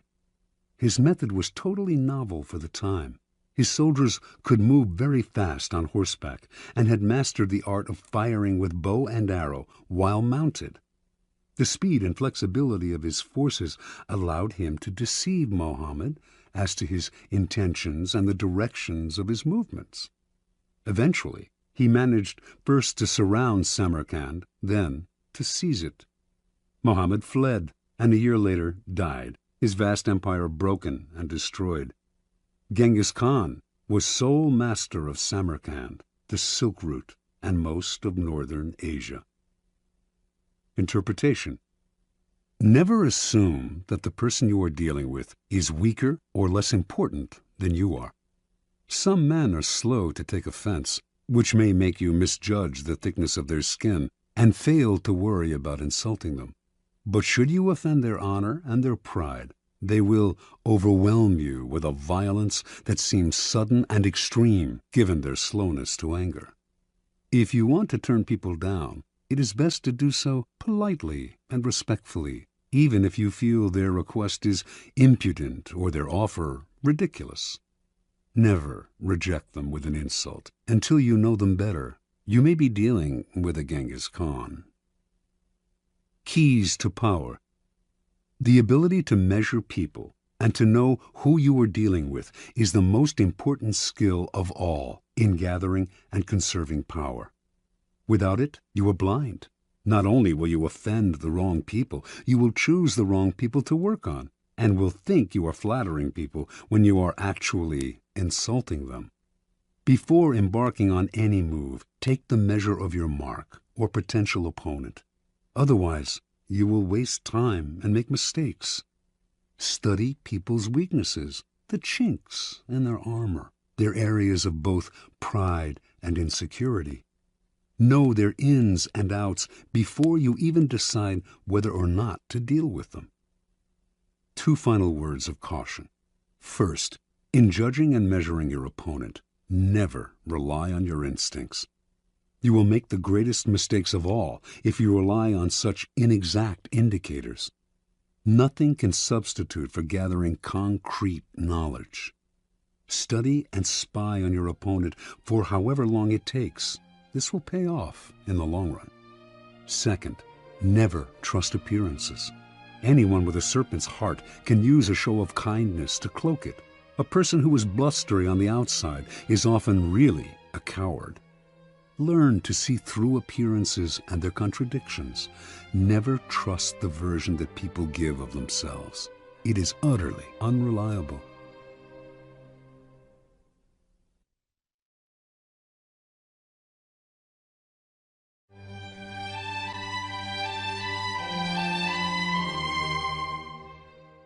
Law 20. Do not commit to anyone. Judgment. It is the fool who always rushes to take sides. Do not commit to any side or cause but yourself. By maintaining your independence, you become the master of others, playing people against one another, making them pursue you. Part 1. Do not commit to anyone, but be courted by all. If you allow people to feel they possess you to any degree, you lose all power over them. By not committing your affections, they will only try harder to win you over. Stay aloof, and you gain the power that comes from their attention and frustrated desire. Play the virgin queen. Give them hope, but never satisfaction. Observance of the law. When Queen Elizabeth I ascended the throne of England in 1558, there was much to do about her finding a husband. The issue was debated in Parliament and was a main topic of conversation among Englishmen of all classes. They often disagreed as to whom she should marry, but everyone thought she should marry as soon as possible, for a queen must have a king and must bear heirs for the kingdom. The debates raged on for years. Meanwhile, The most handsome and eligible bachelors in the realm, Sir Robert Dudley, the Earl of Essex, Sir Walter Raleigh, vied for Elizabeth's hand. She did not discourage them, but she seemed to be in no hurry, and her hints as to which man might be her favorite often contradicted each other. In 1566, Parliament sent a delegation to Elizabeth urging her to marry before she was too old to bear children. She did not argue, nor did she discourage the delegation, but she remained a virgin nonetheless. The delicate game that Elizabeth played with her suitors slowly made her the subject of innumerable sexual fantasies and the object of cultish worship. The court physician, Simon Forman, used his diary to describe his dreams of deflowering her. Painters represented her as Diana and other goddesses. The poet Edmund Spenser and others wrote eulogies to the Virgin Queen. She was referred to as the world's empress, that virtuous Virgo who rules the world and sets the stars in motion. In conversation with her, her many male suitors would employ bold sexual innuendo, a dare that Elizabeth did not discourage. She did all she could to stir their interest and simultaneously keep them at bay. Throughout Europe, kings and princes knew that a marriage with Elizabeth would seal an alliance between England and any nation. The King of Spain wooed her, as did the Prince of Sweden and the Archduke of Austria. She politely refused them all. The great diplomatic issue of Elizabeth's day was posed by the revolt of the Flemish and Dutch lowlands, which were then possessions of Spain. Should England break its alliance with Spain and choose France as its main ally on the continent, thereby encouraging Flemish and Dutch independence? By 1570, it had come to seem that an alliance with France would be England's wisest course. France had two eligible men of noble blood, the Dukes of Anjou and Alençon, brothers of the French king. Would either of them marry Elizabeth? Both had advantages, and Elizabeth kept the hopes of both alive. The issue simmered for years. The Duke of Anjou made several visits to England, kissed Elizabeth in public, even called her by pet names. She appeared to requite his affections. Meanwhile, as she flirted with the two brothers, a treaty was signed that sealed peace between France and England. By 1582, Elizabeth felt she could break off the courtship. In the case of the Duke of Anjou in particular, she did so with great relief. For the sake of diplomacy, she had allowed herself to be courted by a man whose presence she could not stand and whom she found physically repulsive. Once peace between France and England was secure, she dropped the unctuous Duke as politely as she could. By this time, Elizabeth was too old to bear children. She was accordingly able to live the rest of her life as she desired, and she died the Virgin Queen. She left no direct heir, but ruled through a period of incomparable peace and cultural fertility. Interpretation. Elizabeth knew that marriage can often lead to a female ruler's undoing. By marrying and committing to an alliance with one party or nation, the queen becomes embroiled in conflicts that are not of her choosing, conflicts which may eventually overwhelm her or lead her into a futile war. Also, the husband becomes the de facto ruler and often tries to do away with his wife, the queen. She had two goals as a ruler: to avoid marriage and to avoid war. She managed to combine these goals by dangling the possibility of marriage in order to forge alliances. The moment she committed to any single suitor would have been the moment she lost her power. She had to emanate mystery and desirability, never discouraging anyone's hopes, but never yielding. Through this lifelong game of flirting and withdrawing, Elizabeth dominated the country and every man who sought to conquer her. As the center of attention, she was in control. Keeping her independence above all, Elizabeth protected her power and made herself an object of worship. keys to power. When you hold yourself back, you incur not anger, but a kind of respect. You instantly seem powerful because you make yourself ungraspable rather than succumbing to the group or to the relationship, as most people do. This aura of power only grows with time. As your reputation for independence grows, more and more people will come to desire you, wanting to be the one who gets you to commit. Desire is like a virus. If we see that someone is desired by other people, we tend to find this person desirable too. The moment you commit, the magic is gone. You become like everyone else. People will try all kinds of underhanded methods to get you to commit. They will give you gifts, shower you with favors, all to put you under obligation. Encourage the attention, stimulate their interest, but do not commit at any cost. Accept the gifts and favors if you so desire, but be careful to maintain your inner aloofness. You cannot inadvertently allow yourself to feel obligated to anyone. Stay aloof, and people will come to you. It will become a challenge for them to win your affections. As long as you imitate the wise virgin queen and stimulate their hopes, you will remain a magnet of attention and desire. Part 2. Do not commit to anyone. Stay above the fray. Do not let people suck you into their petty fights and squabbles. Seem supportive and interested, but find a way to remain neutral. Let others do the fighting, while you stand back, watch, and wait. When the fighting parties are good and tired, they will be ripe for the picking. You can make it a practice, in fact, to stir up quarrels between other people and then offer to mediate, gaining power as the go-between. Observance of the law. In the late 15th century, the strongest city-states in Italy, Venice, Florence, Rome, and Milan, found themselves constantly squabbling. Hovering above their struggles were the nations of France and Spain, ready to grab whatever they could from the weakened Italian powers. And trapped in the middle was the small state of Mantua, ruled by the young Duke Gianfrancesco Gonzaga. Mantua was strategically located in central Italy, and it seemed only a matter of time before one of the powers swallowed it up, and it ceased to exist as an independent kingdom. Gonzaga was a fierce warrior and a skilled commander of troops, and he became a kind of mercenary general for whatever side paid him best.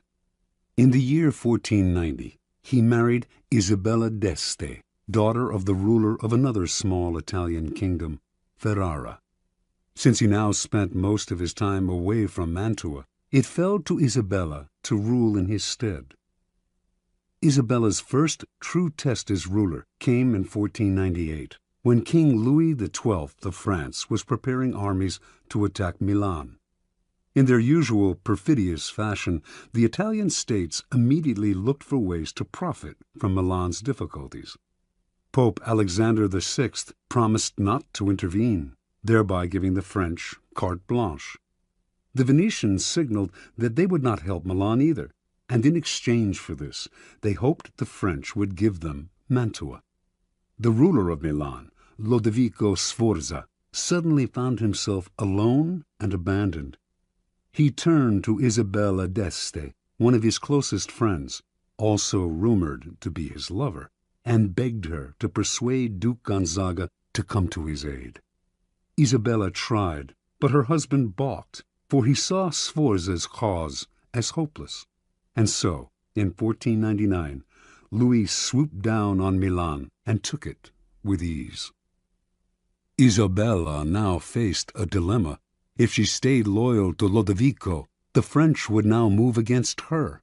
But if, instead, she allied herself with France, she would make enemies elsewhere in Italy, compromising Mantua once Louis eventually withdrew.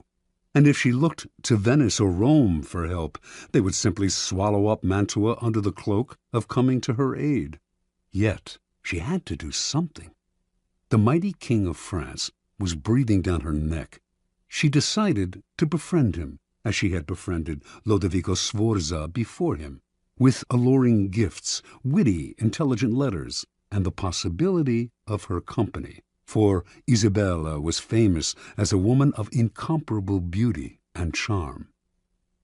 In 1500, Louis invited Isabella to a great party in Milan to celebrate his victory. Leonardo da Vinci built an enormous mechanical lion for the affair. When the lion opened its mouth, it spewed fresh lilies, the symbols of French royalty.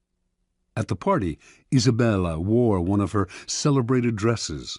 She had by far the largest wardrobe of any of the Italian princesses. And just as she had hoped, she charmed and captivated Louis, who ignored all the other ladies vying for his attention. She soon became his constant companion, and in exchange for her friendship, he pledged to protect Mantua's independence from Venice. As one danger receded, however, another, more worrying one arose, this time from the south, in the form of Cesare Borgia. Starting in 1500, Borgia had marched steadily northward, gobbling up all the small kingdoms in his path in the name of his father, Pope Alexander. Isabella understood Cesare perfectly. He could be neither trusted nor in any way offended. He had to be cajoled and kept at arm's length. Isabella began by sending him gifts, falcons, prize dogs, perfumes, and dozens of masks, which she knew he always wore when he walked the streets of Rome. She sent messengers with flattering greetings, although these messengers also acted as her spies. At one point, Cesare asked if he could house some troops in Mantua. Isabella managed to dissuade him politely, knowing full well that once the troops were quartered in the city, they would never leave. Even when Isabella was charming Cesare, she convinced everyone around her to take care never to utter a harsh word about him, since he had spies everywhere and would use the slightest pretext for invasion. When Isabella had a child, she asked Cesare to be the godfather. She even dangled in front of him the possibility of a marriage between her family and his. Somehow it all worked, for although elsewhere he seized everything in his path, he spared Mantua. In 1503, Cesare's father Alexander died, and a few years later the new pope, Julius II, went to war to drive the French troops from Italy. When the ruler of Ferrara, Alfonso, Isabella's brother, sided with the French, Julius decided to attack and humble him. Once again, Isabella found herself in the middle, the Pope on one side, the French and her brother on the other. She dared not ally herself with either, but to offend either would be equally disastrous. Again, she played the double game at which she had become so expert. On the one hand, she got her husband Gonzaga to fight for the Pope, knowing he would not fight very hard. On the other, she let French troops pass through Mantua to come to Ferrara's aid. While she publicly complained that the French had invaded her territory, she privately supplied them with valuable information. To make the invasion plausible to Julius, she even had the French pretend to plunder Mantua. It worked once again. The Pope left Mantua alone. In 1513, after a lengthy siege, Julius defeated Ferrara, and the French troops withdrew. Worn out by the effort, the Pope died a few months later. With his death, the nightmarish cycle of battles and petty squabbles began to repeat itself. A great deal changed in Italy during Isabella's reign. Popes came and went. Cesare Borgia rose and then fell. Venice lost its empire. Milan was invaded. Florence fell into decline. And Rome was sacked by the Habsburg Emperor Charles V. Through all this, tiny Mantua not only survived, but thrived. Its court the envy of Italy. Its wealth and sovereignty would remain intact for a century after Isabella's death in 1539. Interpretation. Learn to control yourself, to restrain your natural tendency to take sides and join the fight. Be friendly and charming to each of the combatants, then step back as they collide. With every battle, they grow weaker, while you grow stronger with every battle you avoid. Keys to power. To succeed in the game of power, you have to master your emotions. But even if you succeed in gaining such self-control, you can never control the temperamental dispositions of those around you. And this presents a great danger. Most people operate in a whirlpool of emotions, constantly reacting, churning up squabbles and conflicts. Your self-control and autonomy will only bother and infuriate them. They will try to draw you into the whirlpool, begging you to take sides in their endless battles or to make peace for them. If you succumb to their emotional entreaties, little by little, you will find your mind and time occupied by their problems. Do not allow whatever compassion and pity you possess to suck you in. You can never win in this game. The conflicts can only multiply. On the other hand, you cannot completely stand aside, for that would cause needless offense. To play the game properly, you must seem interested in other people's problems, even sometimes appear to take their side. But while you make outward gestures of support, you must maintain your inner energy and sanity by keeping your emotions disengaged. No matter how hard people try to pull you in, never let your interest in their affairs and petty squabbles go beyond the surface. Give them gifts. Listen with a sympathetic look. Even occasionally, play the charmer. But inwardly, keep both the friendly kings and the perfidious Borgias at arm's length. By refusing to commit and thus maintaining your autonomy, you retain the initiative. Your moves stay matters of your own choosing, not defensive reactions to the push and pull of those around you. Play a waiting game, and you cannot lose. Law 21. Play a sucker to catch a sucker. Seem dumber than your mark. Judgment. No one likes feeling stupider than the next person. The trick, then, is to make your victims feel smart, and not just smart, but smarter than you are. Once convinced of this, they will never suspect that you may have ulterior motives. Observance of the law. In the winter of 1872, the U.S. financier Asbury Harpending was visiting London when he received a cable. A diamond mine had been discovered in the American West. The cable came from a reliable source, William Ralston, owner of the Bank of California, but Harpending nevertheless took it as a practical joke, probably inspired by the recent discovery of huge diamond mines in South Africa. True, when reports had first come in of gold being discovered in the western United States, everyone had been skeptical, and those had turned out to be true. But a diamond mine in the West? Harpending showed the cable to his fellow financier, Baron Rothschild, one of the richest men in the world, saying it must be a joke. The Baron, however, replied, "Don't be too sure about that. America is a very large country. It has furnished the world with many surprises already. Perhaps it has others in store." Harpending promptly took the first ship back to the States. When Harpending reached San Francisco, there was an excitement in the air, recalling the gold rush days of the late 1840s. Two crusty prospectors named Philip Arnold and John Slack had been the ones to find the diamond mine. They had not divulged its location in Wyoming, but had led a highly respected mining expert to it several weeks back, taking a circular route so he could not guess his whereabouts. Once there, the expert had watched as the miners dug up diamonds. Back in San Francisco, the expert had taken the gems to various jewelers, one of whom had estimated their worth at $1.5 million. Harpending and Ralston now asked Arnold and Slack to accompany them back to New York, where the jeweler Charles Tiffany would verify the original estimates. The prospectors responded uneasily. They smelled a trap. How could they trust these city slickers? What if Tiffany and the financiers managed to steal the whole mine out from under them? Ralston tried to allay their fears by giving them $100,000 and placing another $300,000 in escrow for them.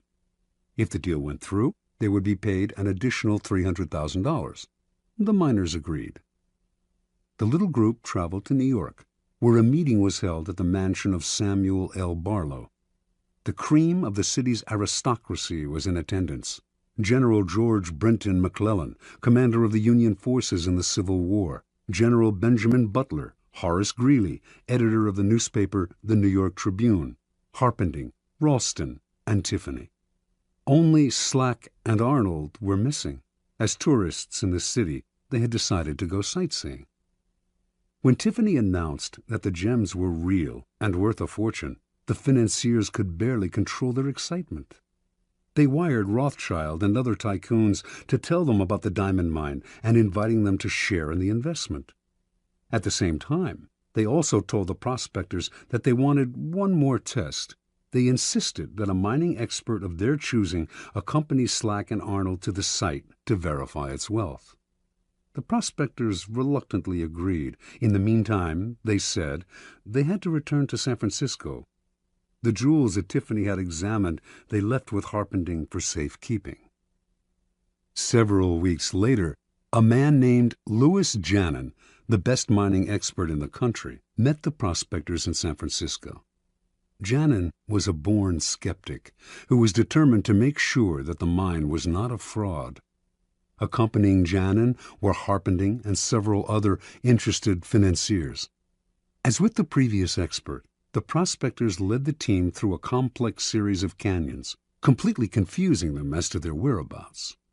Arriving at the site, the financiers watched in amazement as Janin dug the area up, leveling anthills, turning over boulders, and finding emeralds, rubies, sapphires, and most of all, diamonds. The dig lasted 8 days, and by the end, Janin was convinced. He told the investors that they now possessed the richest field in mining history. With 100 men and proper machinery, he told them, I would guarantee to send out $1 million in diamonds every 30 days. Returning to San Francisco a few days later, Ralston, Harpending, and Company acted fast to form a $10 million corporation of private investors. First, however, they had to get rid of Arnold and Slack. That meant hiding their excitement. They certainly did not want to reveal the field's real value. So they played possum. Who knows if Janin is right, they told the prospectors. The mine may not be as rich as we think. This just made the prospectors angry. Trying a different tactic, the financiers told the two men that if they insisted on having shares in the mine, they would end up being fleeced by the unscrupulous tycoons and investors who would run the corporation. Better, they said, to take the $700,000 already offered, an enormous sum at the time, and put their greed aside. This the prospectors seemed to understand, and they finally agreed to take the money, in return signing the rights to the site over to the financiers and leaving maps to it. News of the mine spread like wildfire. Prospectors fanned out across Wyoming. Meanwhile, Harpending and group began spending the millions they had collected from their investors, buying equipment, hiring the best men in the business, and furnishing luxurious offices in New York and San Francisco. A few weeks later, on their first trip back to the site, they learned the hard truth. Not a single diamond or ruby was to be found. It was all a fake. They were ruined. Harpending had unwittingly lured the richest men in the world into the biggest scam of the century. Interpretation.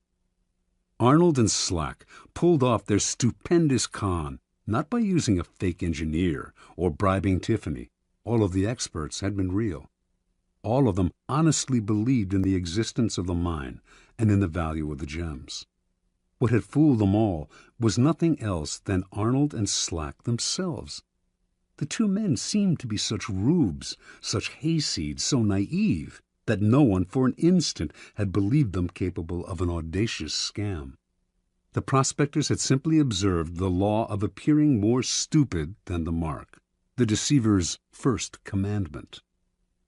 The logistics of the con were quite simple.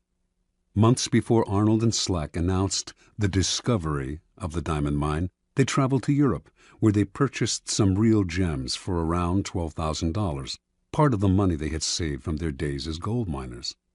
They then salted the mine with these gems, which the first expert dug up and brought to San Francisco. The jewelers who had appraised these stones, including Tiffany himself, had gotten caught up in the fever and had grossly overestimated their value.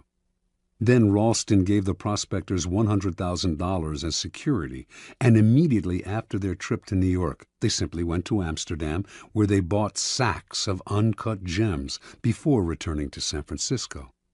The second time they salted the mine, there were many more jewels to be found. The effectiveness of the scheme, however, rested not on tricks like these, but on the fact that Arnold and Slack played their parts to perfection. On their trip to New York, where they mingled with millionaires and tycoons, they played up their clodhopper image, wearing pants and coats a size or two too small and acting incredulous at everything they saw in the big city. No one believed that these country simpletons could possibly be conning the most devious, unscrupulous financiers of the time. Keys to power. Given how important the idea of intelligence is to most people's vanity, it is critical never inadvertently to insult or impugn a person's brain power. That is an unforgivable sin, but if you can make this iron rule work for you, it opens up all sorts of avenues of deception. Subliminally reassure people that they are more intelligent than you are, or even that you are a bit of a moron, and you can run rings around them. The feeling of intellectual superiority you give them will disarm their suspicion muscles. Intelligence is the obvious quality to downplay, but why stop there? Taste and sophistication rank close to intelligence on the vanity scale, make people feel they are more sophisticated than you are, and their guard will come down. As Arnold and Slack knew, an air of complete naivete can work wonders. Those fancy financiers were laughing at them behind their backs, but who laughed loudest in the end? In general, then, always make people believe they are smarter and more sophisticated than you are. They will keep you around because you make them feel better about themselves, and the longer you are around, the more opportunities you will have to deceive them. Law 22. Use the surrender tactic. Transform weakness into power. Judgment. When you are weaker, never fight for honor's sake. Choose surrender instead. Surrender gives you time to recover, time to torment and irritate your conqueror, time to wait for his power to wane. Do not give him the satisfaction of fighting and defeating you. Surrender first. By turning the other cheek, you infuriate and unsettle him. Make surrender a tool of power. Observance of the law. Sometime in the 1920s, the German writer Bertolt Brecht became a convert to the cause of communism. From then on, his plays, essays, and poems reflected his revolutionary fervor, and he generally tried to make his ideological statements as clear as possible. When Hitler came to power in Germany, Brecht and his communist colleagues became marked men. He had many friends in the United States, Americans who sympathized with his beliefs, as well as fellow German intellectuals who had fled Hitler. In 1941, accordingly, Brecht emigrated to the United States and chose to settle in Los Angeles, where he hoped to make a living in the film business. Over the next few years, Brecht wrote screenplays with a pointedly anti-capitalist slant. He had little success in Hollywood, so in 1947, the war having ended, he decided to return to Europe. That same year, however, the U.S. Congress's House Un-American Activities Committee began its investigation into supposed communist infiltration in Hollywood. It began to gather information on Brecht, who had so openly espoused Marxism, and on September 19, 1947, Only a month before he had planned to leave the United States, he received a subpoena to appear before the committee. In addition to Brecht, a number of other writers, producers, and directors were summoned to appear as well, and this group came to be known as the Hollywood 19. Before going to Washington, the Hollywood 19 met to decide on a plan of action. Their approach would be confrontational. Instead of answering questions about their membership, or lack of it, in the Communist Party, they would read prepared statements that would challenge the authority of the committee and argue that its activities were unconstitutional. Even if this strategy meant imprisonment, it would gain publicity for their cause. Brecht disagreed. What good was it, he asked, to play the martyr and gain a little public sympathy if in the process they lost the ability to stage their plays and sell their scripts for years to come? He felt certain they were all more intelligent than the members of the committee. Why lower themselves to the level of their opponents by arguing with them? Why not outfox the committee by appearing to surrender to it while subtly mocking it? The Hollywood 19 listened to Brecht politely, but decided to stick to their plan, leaving Brecht to go his own way. The committee finally summoned Brecht on October 30th. They expected him to do what others among the Hollywood 19 who had testified before him had done: argue, refuse to answer questions, challenge the committee's right to hold its hearing, even yell and hurl insults. Much to their surprise, however, Brecht was the very picture of congeniality. He wore a suit, something he rarely did, smoked a cigar. He had heard that the committee chairman was a passionate cigar smoker, answered their questions politely, and generally deferred to their authority. Unlike the other witnesses, Brecht answered the question of whether he belonged to the Communist Party. He was not a member, he said, which happened to be the truth. One committee member asked him, "Is it true you have written a number of revolutionary plays?" Brecht had written many plays with overt communist messages, but he responded, "I have written a number of poems and songs and plays in the fight against Hitler, and, of course, they can be considered, therefore, as revolutionary because I, of course, was for the overthrow of that government."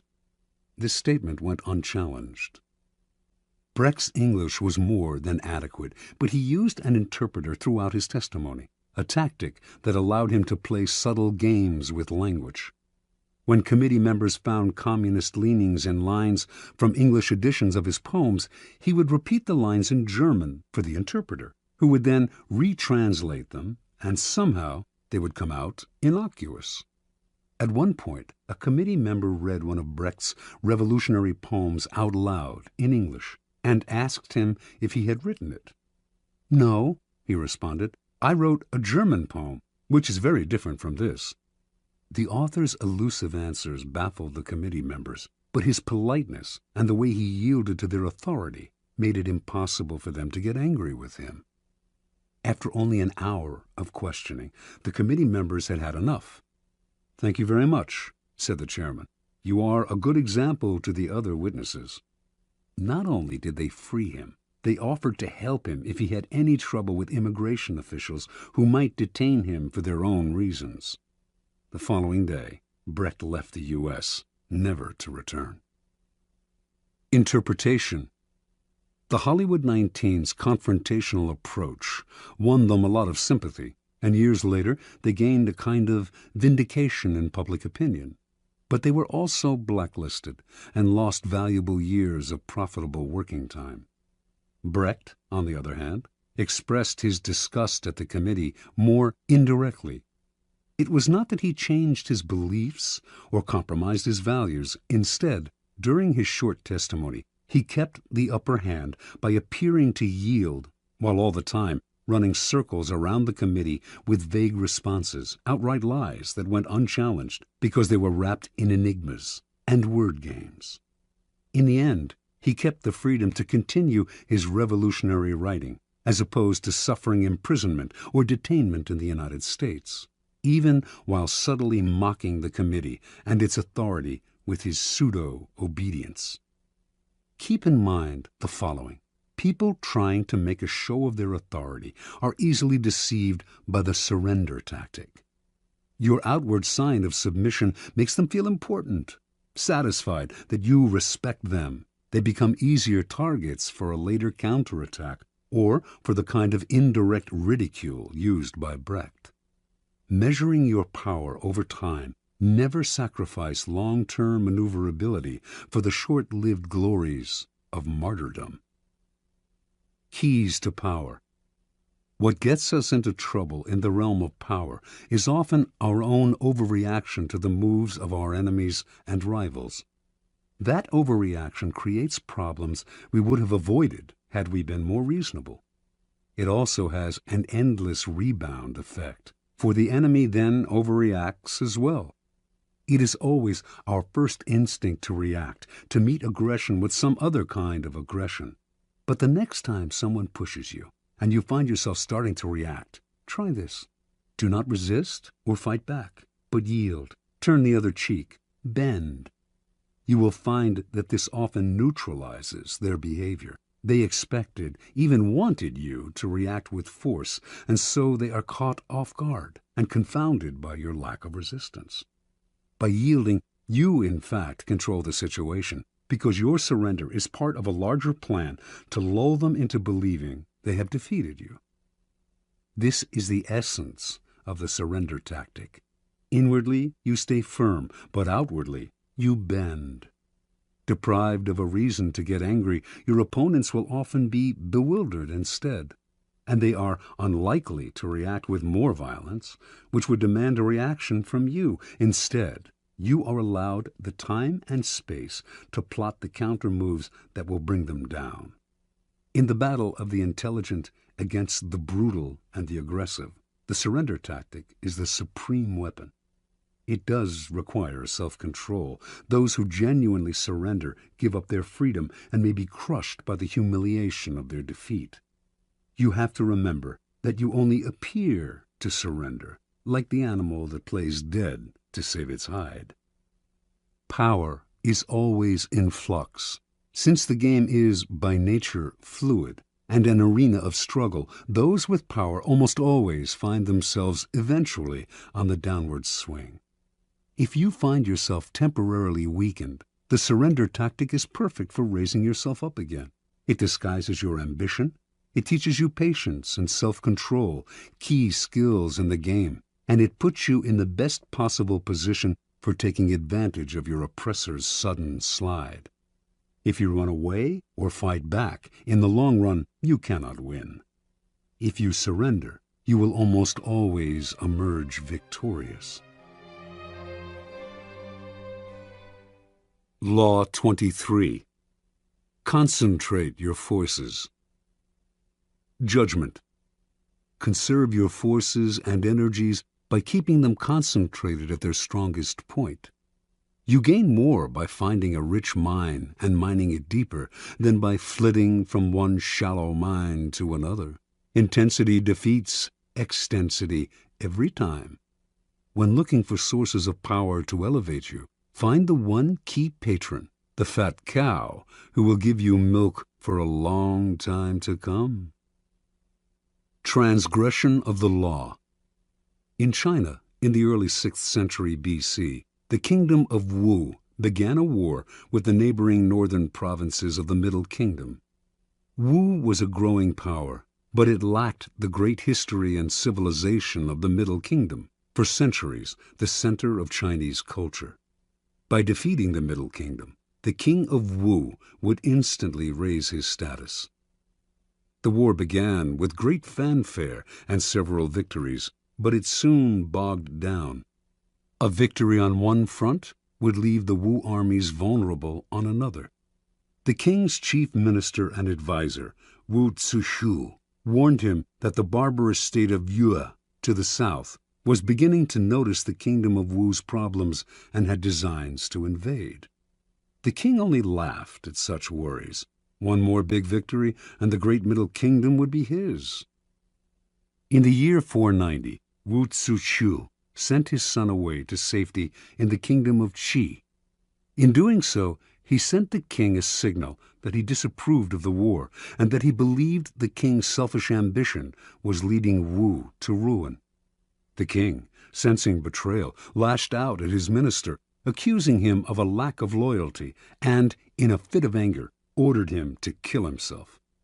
Wu Zishu obeyed his king, but before he plunged the knife into his chest, he cried, "Tear out my eyes, O king, and fix them on the gate of Wu, so that I may see the triumphant entry of Yue." As Wu Zishu had predicted, within a few years a Yue army passed beneath the gate of Wu. As the barbarians surrounded the palace, the king remembered his minister's last words, and felt the dead man's disembodied eyes watching his disgrace.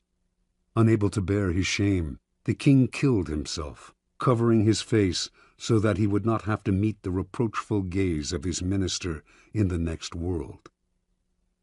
Interpretation. The story of Wu is a paradigm of all the empires that have come to ruin by overreaching. Drunk with success and sick with ambition, such empires expand to grotesque proportions and meet a ruin that is total. For the Chinese, the fate of the kingdom of Wu serves as an elemental lesson on what happens when you dissipate your forces on several fronts, losing sight of distant dangers for the sake of present gain. If you are not in danger, says Sun Tzu, do not fight. It is almost a physical law. What is bloated beyond its proportions inevitably collapses. The mind must not wander from goal to goal, or be distracted by success from its sense of purpose and proportion. What is concentrated, coherent, and connected to its past has power.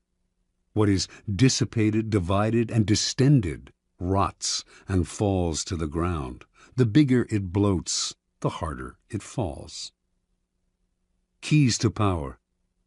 As Schopenhauer wrote, intellect is a magnitude of intensity, not a magnitude of extensity. Napoleon knew the value of concentrating your forces at the enemy's weakest spot. It was the secret of his success on the battlefield. But his willpower and his mind were equally modeled on this notion. Single-mindedness of purpose, total concentration on the goal, and the use of these qualities against people less focused, people in a state of distraction. Such an arrow will find its mark every time and overwhelm the enemy. Concentrate on a single goal, a single task, and beat it into submission. In the world of power, you will constantly need help from other people, usually those more powerful than you. The fool flits from one person to another, believing that he will survive by spreading himself out. It is a corollary of the law of concentration, however, that much energy is saved and more power is attained by affixing yourself to a single, appropriate source of power. Throughout his life, the 16th century writer Pietro Aretino suffered the indignities of having to please this prince and that. At last, he had had enough and decided to woo Charles V, promising the emperor the services of his powerful pen. He finally discovered the freedom that came from attachment to a single source of power. Michelangelo found this freedom with Pope Julius II, Galileo with the Medicis. In the end, the single patron appreciates your loyalty and becomes dependent on your services. In the long run, the master serves the slave. Power always exists in concentrated forms. In any organization, it is inevitable for a small group to hold the strings, and often it is not those with the titles. In the game of power, only the fool flails about without fixing his target. You must find out who controls the operations, who is the real director behind the scenes. As Richelieu discovered at the beginning of his rise to the top of the French political scene during the early 17th century, it was not King Louis XIII who decided things. It was the king's mother, and so he attached himself to her and catapulted through the ranks of the courtiers all the way to the top. It is enough to strike oil once. Your wealth and power are assured for a lifetime. Law 24. Play the perfect courtier. Judgment. The perfect courtier thrives in a world where everything revolves around power and political dexterity. He has mastered the art of indirection. He flatters, yields to superiors, and asserts power over others in the most oblique and graceful manner. Learn and apply the laws of courtiership, and there will be no limit to how far you can rise in the court. Court society. It is a fact of human nature that the structure of a court society forms itself around power. In the past, the court gathered around the ruler and had many functions. Besides keeping the ruler amused, it was a way to solidify the hierarchy of royalty, nobility, and the upper classes, and to keep the nobility both subordinate and close to the ruler, so that he could keep an eye on them. The court serves power in many ways, but most of all, it glorifies the ruler, providing him with a microcosmic world that must struggle to please him. To be a courtier was a dangerous game. A 19th century Arab traveler to the court of Darfur, in what is now Sudan, reported that courtiers there had to do whatever the Sultan did. If he were injured, they had to suffer the same injury. If he fell off his horse during a hunt, they fell too. Mimicry like this appeared in courts all over the world. More troublesome was the danger of displeasing the ruler. One wrong move spelled death or exile. The successful courtier had to walk a tightrope, pleasing but not pleasing too much, obeying but somehow distinguishing himself from the other courtiers, while also never distinguishing himself so far as to make the ruler insecure. Great courtiers throughout history have mastered the science of manipulating people. They make the king feel more kingly. They make everyone else fear their power. They are magicians of appearance, knowing that most things at court are judged by how they seem. Great courtiers are gracious and polite. Their aggression is veiled and indirect. Masters of the word, they never say more than necessary, getting the most out of a compliment or hidden insult. They are magnets of pleasure. People want to be around them because they know how to please. Yet they neither fawn nor humiliate themselves. Great courtiers become the king's favorites, enjoying the benefits of that position. They often end up more powerful than the ruler, for they are wizards in the accumulation of influence. Many today dismiss court life as a relic of the past, a historical curiosity. They reason, according to Machiavelli, as though heaven, the sun, the elements, and men had changed the order of their motions and power, and were different from what they were in ancient times. There may be no more sun kings, but there are still plenty of people who believe the sun revolves around them. The royal court may have more or less disappeared, or at least lost its power, but courts and courtiers still exist because power still exists. A courtier is rarely asked to fall off a horse anymore, but the laws that govern court politics are as timeless as the laws of power. There is much to be learned, then, from great courtiers past and present. The laws of court politics. Avoid ostentation.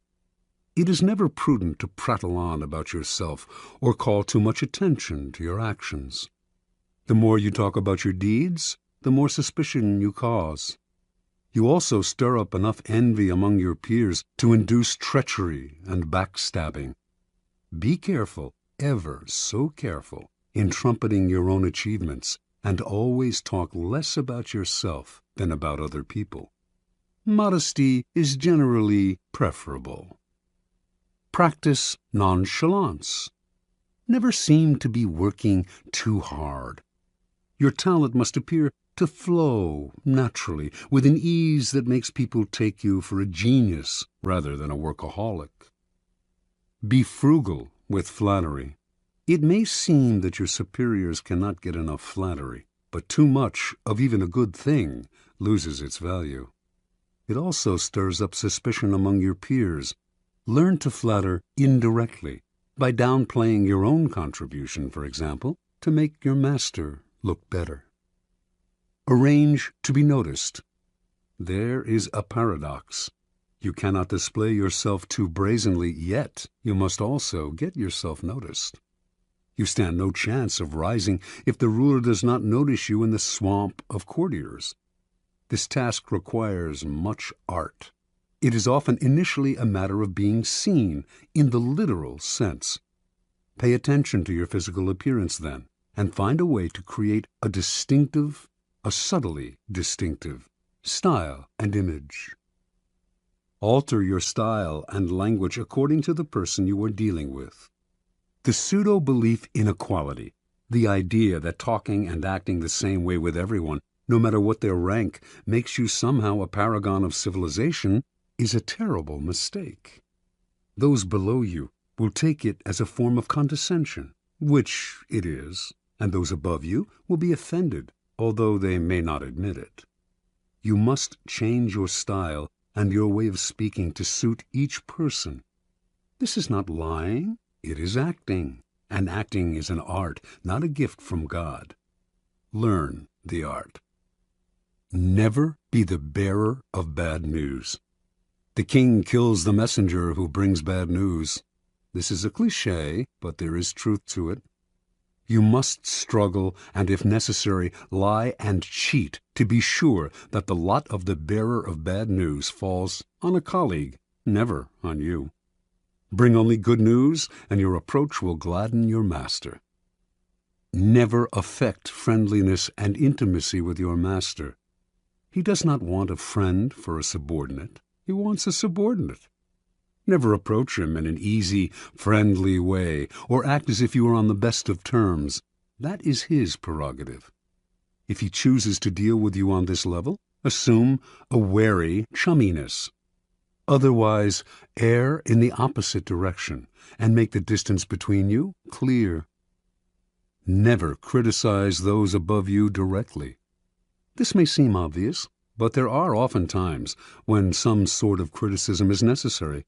To say nothing or to give no advice would open you to risks of another sort. You must learn, however, to couch your advice and criticism as indirectly and as politely as possible. Think twice or 3 times before deciding you have made them sufficiently circuitous. Err on the side of subtlety and gentleness. Be frugal in asking those above you for favors. Nothing irritates a master more than having to reject someone's request. It stirs up guilt and resentment. Ask for favors as rarely as possible, and know when to stop. Never joke about appearances or taste. A lively wit and a humorous disposition are essential qualities for a good courtier, and there are times when vulgarity is appropriate and engaging. But avoid any kind of joke about appearance or taste, 2 highly sensitive areas, especially with those above you. Do not even try it when you are away from them. You will dig your own grave. Do not be the court cynic. If you constantly criticize your equals or subordinates, some of that criticism will rub off on you, hovering over you like a gray cloud wherever you go. People will groan at each new cynical comment, and you will irritate them. By expressing modest admiration for other people's achievements, you paradoxically call attention to your own. The ability to express wonder and amazement and seem like you mean it is a rare and dying talent, but one still greatly valued. Be self-observant. The mirror is a miraculous invention. Without it, you would commit great sins against beauty and decorum. You also need a mirror for your actions. This can sometimes come from other people telling you what they see in you, but that is not the most trustworthy method. You must be the mirror, training your mind to see yourself as others see you. Are you acting too obsequious? Are you trying too hard to please? Do you seem desperate for attention, giving the impression that you are on the decline? Be observant about yourself, and you will avoid a mountain of blunders. Master your emotions.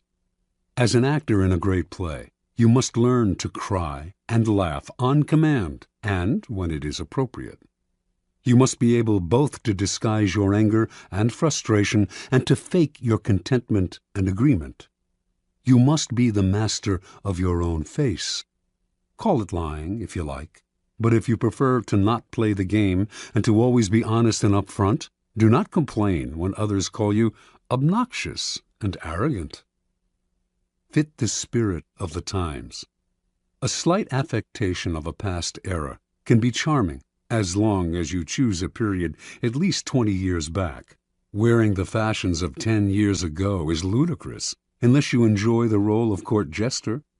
Your spirit and way of thinking must keep up with the times, even if the times offend your sensibilities. Be too forward-thinking, however, and no one will understand you. It is never a good idea to stand out too much in this area. You are best off at least being able to mimic the spirit of the times. Be a source of pleasure. This is critical. It is an obvious law of human nature that we will flee what is unpleasant and distasteful, while charm and the promise of delight will draw us like moths to a flame. Make yourself the flame, and you will rise to the top. Since life is otherwise so full of unpleasantness, and pleasure so scarce, you will be as indispensable as food and drink. This may seem obvious, but what is obvious is often ignored or unappreciated. There are degrees to this. Not everyone can play the role of favorite, for not everyone is blessed with charm and wit. But we can all control our unpleasant qualities and obscure them when necessary. Law 25. Recreate yourself. Judgment. Do not accept the roles that society foists on you. Recreate yourself by forging a new identity, one that commands attention and never bores the audience. Be the master of your own image rather than letting others define it for you. Incorporate dramatic devices into your public gestures and actions. Your power will be enhanced and your character will seem larger than life. Observance of the law. In the year 1831, a young woman named Aurore Dupin du Devant left her husband and family in the provinces and moved to Paris. She wanted to be a writer. Marriage, she felt, was worse than prison, for it left her neither the time nor the freedom to pursue her passion. In Paris, she would establish her independence and make her living by writing. Soon after Dudevant arrived in the capital, however, she had to confront certain harsh realities. To have any degree of freedom in Paris, you had to have money. For a woman, money could only come through marriage or prostitution. No woman had ever come close to making a living by writing. Women wrote as a hobby, supported by their husbands, or by an inheritance. In fact, when Dudevant first showed her writing to an editor, he told her, "You should make babies, madam, not literature." Clearly, Dudevant had come to Paris to attempt the impossible. In the end, though, she came up with a strategy to do what no woman had ever done, a strategy to recreate herself completely, forging a public image of her own making. Women writers before her had been forced into a ready-made role, that of the second-rate artist who wrote mostly for other women. Dudevant decided that if she had to play a role, she would turn the game around. She would play the part of a man. In 1832, a publisher accepted Dudevant's first major novel, Indiana. She had chosen to publish it under a pseudonym, George Sand, and all of Paris assumed this impressive new writer was male. Dudevant had sometimes worn men's clothing before creating George Sand. She had always found men's shirts and riding breeches more comfortable. Now, as a public figure, she exaggerated the image. She added long men's coats, gray hats, heavy boots, and dandyish cravats to her wardrobe. She smoked cigars and in conversation expressed herself like a man, unafraid to dominate the conversation or to use a saucy word. This strange male-female writer fascinated the public, and unlike other women writers, Sand found herself accepted into the clique of male artists. She drank and smoked with them, even carried on affairs with the most famous artists of Europe, Musset, Liszt, Chopin. It was she who did the wooing, and also the abandoning. She moved on at her discretion. Those who knew Sand well understood that her male persona protected her from the public's prying eyes. Out in the world, she enjoyed playing the part to the extreme. In private, she remained herself. She also realized that the character of George Sand could grow stale or predictable, and to avoid this, she would, every now and then, dramatically alter the character she had created. Instead of conducting affairs with famous men, she would begin meddling in politics, leading demonstrations, inspiring student rebellions. No one would dictate to her the limits of the character she had created. Long after she died, and after most people had stopped reading her novels, the larger-than-life theatricality of that character has continued to fascinate and inspire. Interpretation. The world wants to assign you a role in life, and once you accept that role, you are doomed. Your power is limited to the tiny amount allotted to the role you have selected or have been forced to assume. An actor, on the other hand, plays many roles. Enjoy that protean power, and if it is beyond you, at least forge a new identity, one of your own making, one that has had no boundaries assigned to it by an envious and resentful world. This act of defiance is Promethean. It makes you responsible for your own creation. Your new identity will protect you from the world precisely because it is not you. It is a costume you put on and take off. You need not take it personally, and your new identity sets you apart, gives you theatrical presence. Those in the back rows can see you and hear you. Those in the front rows marvel at your audacity. Keys to power. The character you seem to have been born with is not necessarily who you are. Beyond the characteristics you have inherited, your parents, your friends, and your peers have helped to shape your personality. The Promethean task of the powerful is to take control of the process, to stop allowing others that ability to limit and mold them. Remake yourself into a character of power. Working on yourself like clay should be one of your greatest and most pleasurable life tasks. It makes you, in essence, an artist creating yourself. The first step in the process of self-creation is self-consciousness, being aware of yourself as an actor and taking control of your appearance and emotions. The bad actor is the one who is always sincere. People who wear their hearts on their sleeves out in society are tiresome and embarrassing. Their sincerity notwithstanding, it is hard to take them seriously. Good actors control themselves better. They can play sincere and heartfelt, can affect a tear and a compassionate look at will, but they don't have to feel it. They externalize emotion in a form that others can understand.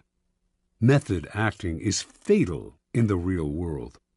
No ruler or leader could possibly play the part if all the emotions he showed had to be real. So learn self-control. Adopt the plasticity of the actor who can mold his or her face to the emotion required. The second step in the process of self-creation is a variation on the George Sand strategy. The creation of a memorable character, one that compels attention, that stands out above the other players on the stage. This was the game Abraham Lincoln played. The homespun, common countryman he knew was a kind of president that America had never had but would delight in electing. Although many of these qualities came naturally to him, he played them up, the hat and clothes, the beard. No president before him had worn a beard. Lincoln was also the first president to use photographs to spread his image, helping to create the icon of the homespun president. You must appreciate the importance of stage entrances and exits. When Cleopatra first met Caesar in Egypt, she arrived rolled up in a carpet, which she arranged to have unfurled at his feet. Your own entrances and exits should be crafted and planned as carefully. Remember that overacting can be counterproductive. It is another way of spending too much effort trying to attract attention. The actor Richard Burton discovered early in his career that by standing totally still on stage, he drew attention to himself and away from the other actors. It is less what you do that matters clearly than how you do it. Your gracefulness and imposing stillness on the social stage count for more than overdoing your part and moving around too much. Finally, learn to play many roles, to be whatever the moment requires. Adapt your mask to the situation. Be protean in the faces you wear. Bismarck played this game to perfection. To a liberal, he was a liberal. To a hawk, he was a hawk. He could not be grasped, and what cannot be grasped cannot be consumed. Law 26. Keep your hands clean. Judgment. You must seem a paragon of civility and efficiency. Your hands are never soiled by mistakes and nasty deeds. Maintain such a spotless appearance by using others as unwitting pawns and screens to disguise your involvement. Part 1. Conceal your mistakes. Have a scapegoat around to take the blame. Our good name and reputation depend more on what we conceal than on what we reveal. Everyone makes mistakes, but those who are truly clever manage to hide them and to make sure someone else is blamed. A convenient scapegoat should always be kept around for such moments. Observance of the law. Near the end of the 2nd century A.D., as China's mighty Han Empire slowly collapsed, the great general and imperial minister Cao Cao emerged as the most powerful man in the country. Seeking to extend his power base and to rid himself of the last of his rivals, Cao Cao began a campaign to take control of the strategically vital Central Plain.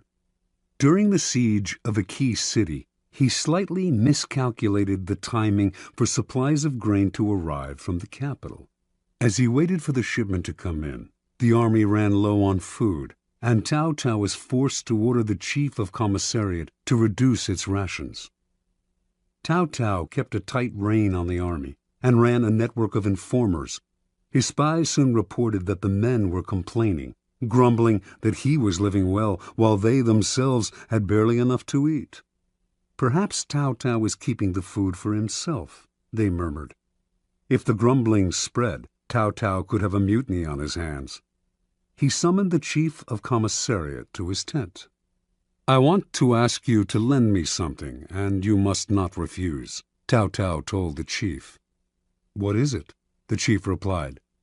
"I want the loan of your head to show to the troops," said Cao Cao. "But I've done nothing wrong," cried the chief. "I know," said Cao Cao with a sigh, "but if I do not put you to death, there will be a mutiny. Do not grieve. After you're gone, I'll look after your family." Put this way, the request left the chief no choice. So he resigned himself to his fate and was beheaded that very day. Seeing his head on public display, the soldiers stopped grumbling. Some saw through Cao Cao's gesture, but kept quiet, stunned and intimidated by his violence. And most accepted his version of who was to blame, preferring to believe in his wisdom and fairness than in his incompetence and cruelty. Interpretation. Occasional mistakes are inevitable. The world is just too unpredictable. People of power, however, are undone not by the mistakes they make, but by the way they deal with them. Like surgeons, they must cut away the tumor with speed and finality. Excuses satisfy no one, and apologies make everyone uncomfortable. The mistake does not vanish with an apology. It deepens and festers. Better to cut it off instantly, Distract attention from yourself and focus attention on a convenient scapegoat before people have time to ponder your responsibility or your possible incompetence. Keys to power. The use of scapegoats is as old as civilization itself, and examples of it can be found in cultures around the world. The main idea behind these sacrifices is the shifting of guilt and sin to an outside figure, object, animal, or man, which is then banished or destroyed. The bloody sacrifice of the scapegoat seems a barbaric relic of the past, but the practice lives on to this day, if indirectly and symbolically. Since power depends on appearances, and those in power must seem never to make mistakes, the use of scapegoats is as popular as ever. What modern leader will take responsibility for his blunders? He searches out others to blame, a scapegoat to sacrifice. When Mao Zedong's Cultural Revolution failed miserably, he made no apologies or excuses to the Chinese people. Instead, like Cao Cao before him, he offered up scapegoats, including his own personal secretary and high-ranking member of the party, Chen Boda. Franklin D. Roosevelt had a reputation for honesty and fairness. Throughout his career, however, he faced many situations in which being the nice guy would have spelled political disaster, yet he could not be seen as the agent of any foul play. For 20 years, then, his secretary, Lewis Howe, handled the backroom deals, the manipulation of the press, the underhanded campaign maneuvers. And whenever a mistake was committed, or a dirty trick contradicting Roosevelt's carefully crafted image became public, Howe served as a scapegoat and never complained. Finally, history has time and again shown the value of using a close associate as a scapegoat. This is known as the fall of the favorite.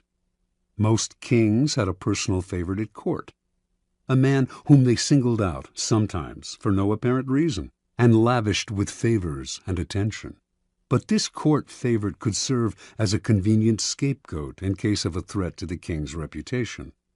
The public would readily believe in the scapegoat's guilt. Why would the king sacrifice his favorite unless he were guilty? And the other courtiers, resentful of the favorite anyway, would rejoice at his downfall. The king, meanwhile, would rid himself of a man who by that time had probably learned too much about him, perhaps becoming arrogant and even disdainful of him. Choosing a close associate as a scapegoat has the same value as the fall of the favorite. You may lose a friend or aide, but in the long-term scheme of things, it is more important to hide your mistakes than to hold on to someone who one day will probably turn against you. Besides, you can always find a new favorite to take his place. Part 2. Make use of the cat's paw. In the fable, the monkey grabs the paw of his friend, the cat, and uses it to fish chestnuts out of the fire, thus getting the nuts he craves without hurting himself. If there is something unpleasant or unpopular that needs to be done, it is far too risky for you to do the work yourself. You need a cat's paw, someone who does the dirty, dangerous work for you. The cat's paw grabs what you need, hurts whom you need hurt, and keeps people from noticing that you are the one responsible. Let someone else be the executioner or the bearer of bad news, while you bring only joy and glad tidings.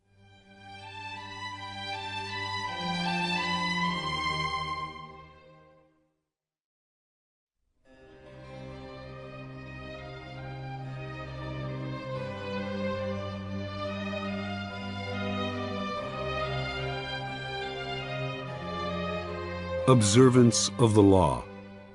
In 59 BC, the future Queen Cleopatra of Egypt, then 10 years old, witnessed the overthrow and banishment of her father, Ptolemy XII, at the hand of his eldest daughters, her own sisters.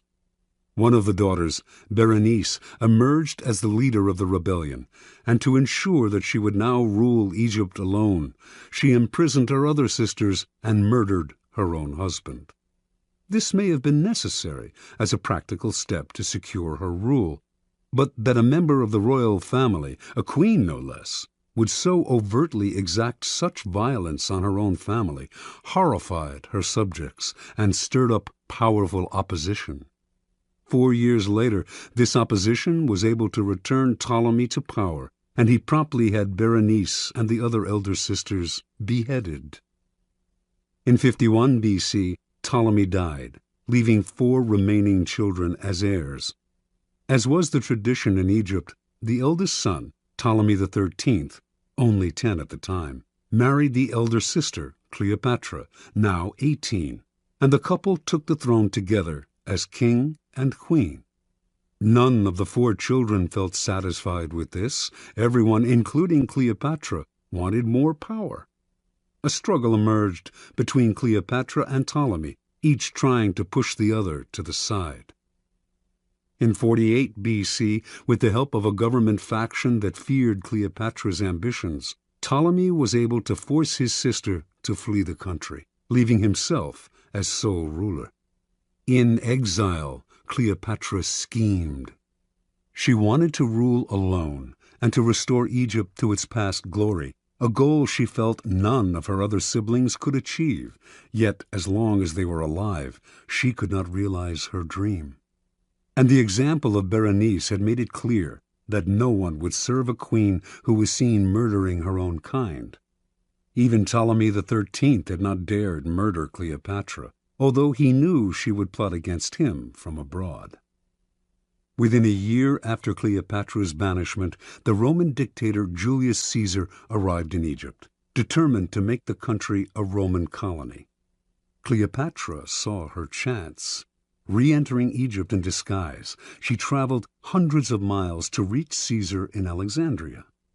Legend has it that she had herself smuggled into his presence rolled up inside a carpet, which was gracefully unfurled at his feet, revealing the young queen.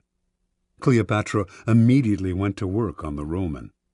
She appealed to his love of spectacle and his interest in Egyptian history, and poured on her feminine charms. Caesar soon succumbed and restored Cleopatra to the throne. Cleopatra's siblings seethed. She had outmaneuvered them. Ptolemy XIII would not wait to see what happened next. From his palace in Alexandria, he summoned a great army to march on the city and attack Caesar.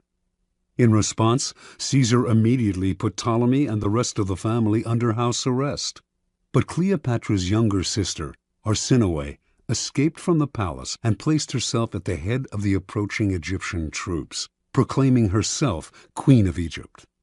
Now Cleopatra finally saw her chance. She convinced Caesar to release Ptolemy from house arrest, under the agreement that he would broker a truce. Of course, she knew he would do the opposite, that he would fight Arsinoe for control of the Egyptian army. But this was to Cleopatra's benefit, for it would divide the royal family. Better still, it would give Caesar the chance to defeat and kill her siblings in battle. Reinforced by troops from Rome, Caesar swiftly defeated the rebels. In the Egyptians' retreat, Ptolemy drowned in the Nile. Caesar captured Arsinoe and had her sent to Rome as a prisoner. He also executed the numerous enemies who had conspired against Cleopatra and imprisoned others who had opposed her. To reinforce her position as uncontested queen, Cleopatra now married the only sibling left, Ptolemy XIV, only 11 at the time, and the weakest of the lot.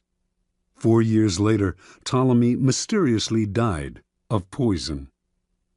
In 41 BC, Cleopatra employed on a second Roman leader, Mark Antony, the same tactic she had used so well on Julius Caesar.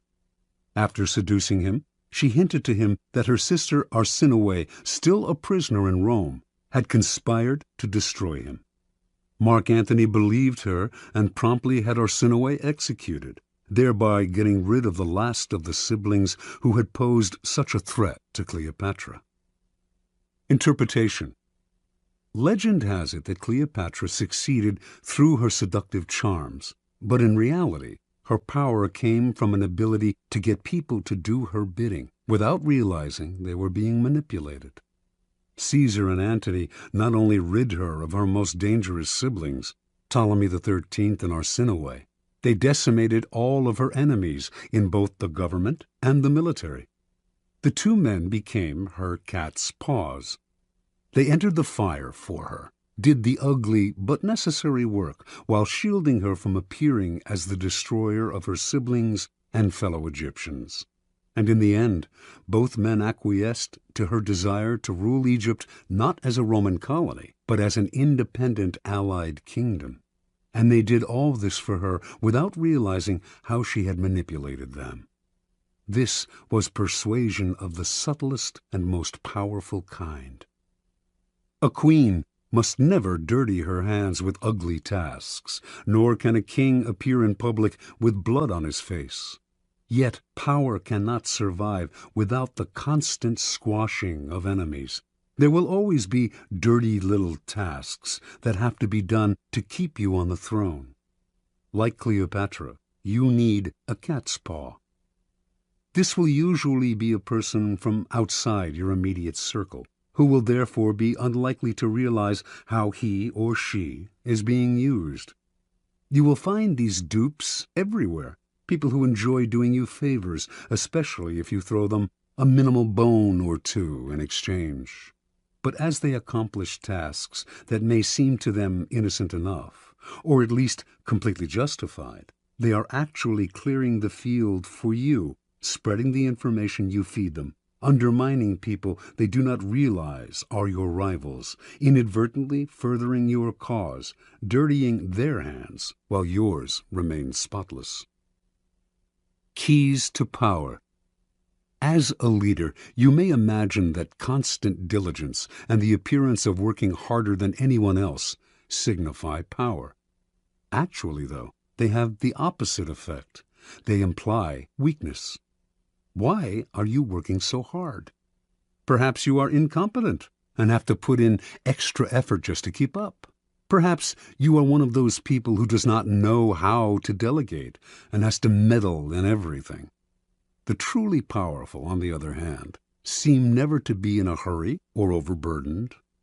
While others work their fingers to the bone, they take their leisure. They know how to find the right people to put in the effort while they save their energy and keep their hands out of the fire. Similarly, you may believe that by taking on the dirty work yourself, involving yourself directly in unpleasant actions, you impose your power and instill fear. In fact, you make yourself look ugly and abusive of your high position. Truly powerful people keep their hands clean. Only good things surround them, and the only announcements they make are of glorious achievements. You will often find it necessary, of course, to expend energy or to effect an evil but necessary action. But you must never appear to be this action's agent. Find a cat's paw.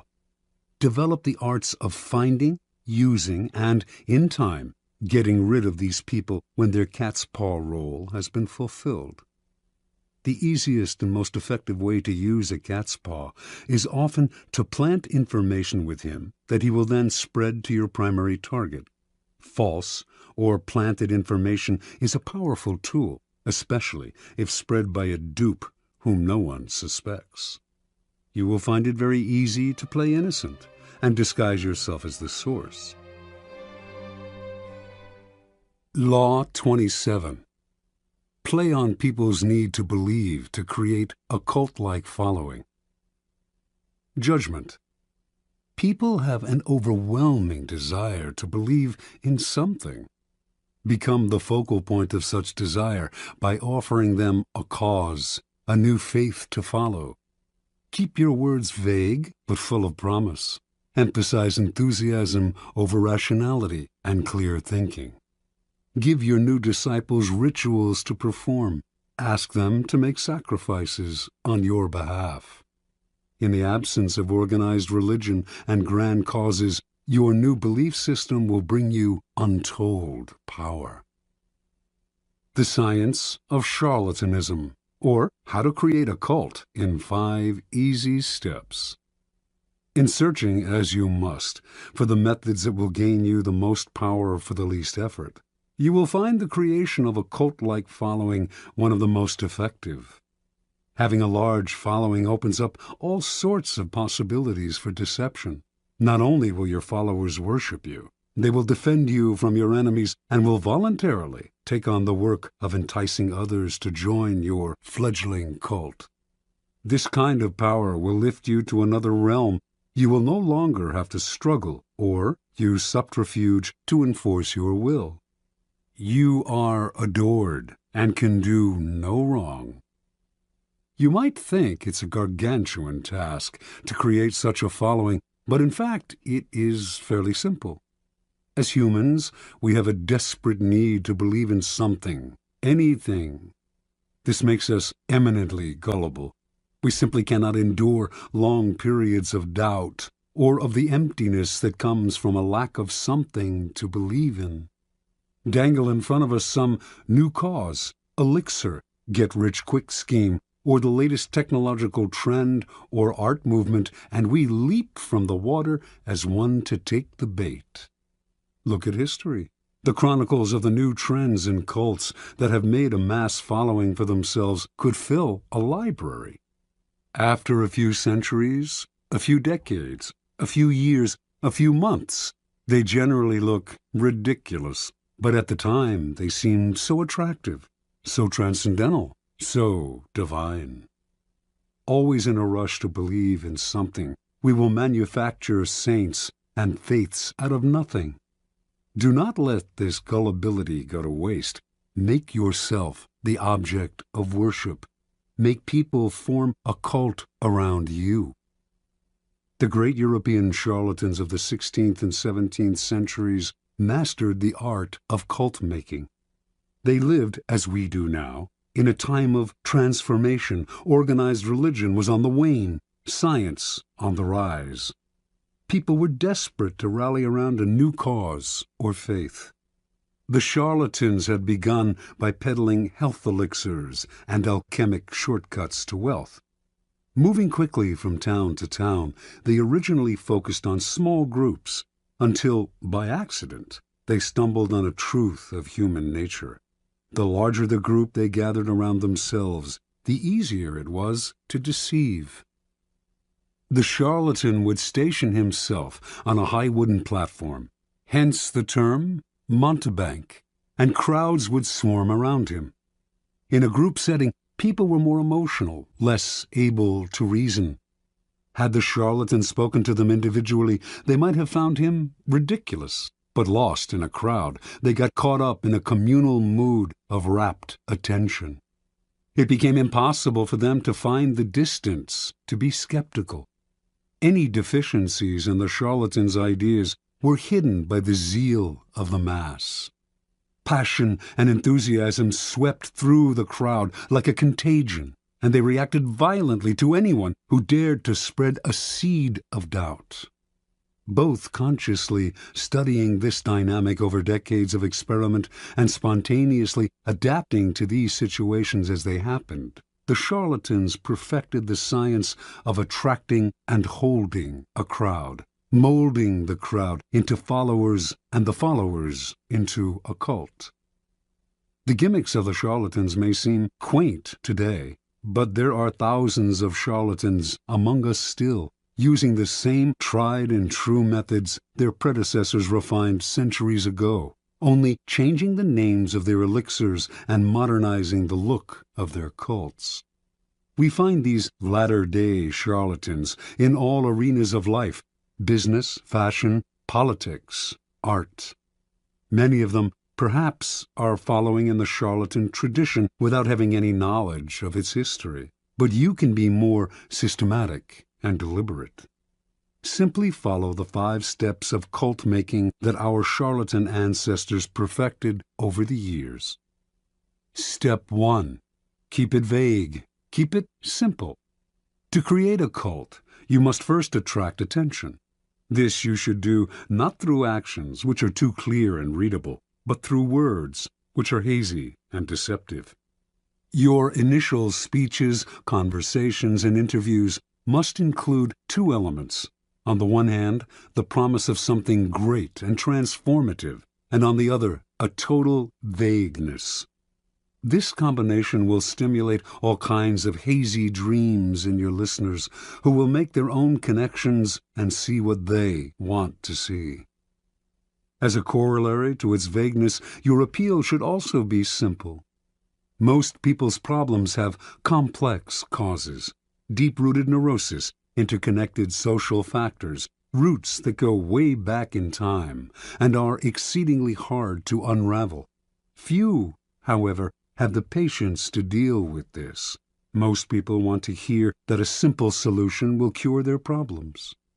The ability to offer this kind of solution will give you great power and build you a following. Step 2. Emphasize the visual and the sensual over the intellectual. Once people have begun to gather around you, two dangers will present themselves: boredom and skepticism. Boredom will make people go elsewhere. Skepticism will allow them the distance to think rationally about whatever it is you are offering, blowing away the mist you have artfully created and revealing your ideas for what they are. You need to amuse the bored, then ward off the cynics. The best way to do this is through theater or other devices of its kind. Surround yourself with luxury. Dazzle your followers with visual splendor. Fill their eyes with spectacle. Not only will this keep them from seeing the ridiculousness of your ideas, the holes in your belief system, it will also attract more attention, more followers.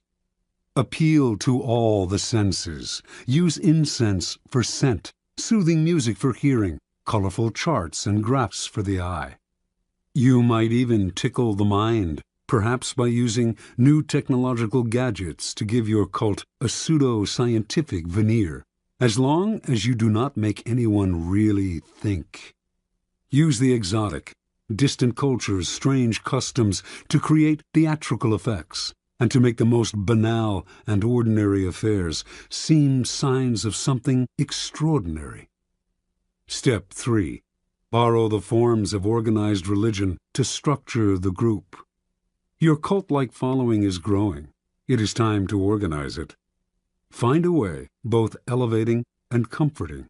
Organized religions have long held unquestioned authority for large numbers of people, and continue to do so in our supposedly secular age. And even if the religion itself has faded some, its forms will resonate with power. The lofty and holy associations of organized religion can be endlessly exploited. Create rituals for your followers. Organize them into a hierarchy, ranking them in grades of sanctity, and giving them names and titles that resound with religious overtones. Ask them for sacrifices that will fill your coffers and increase your power. To emphasize your gathering's quasi-religious nature, talk and act like a prophet.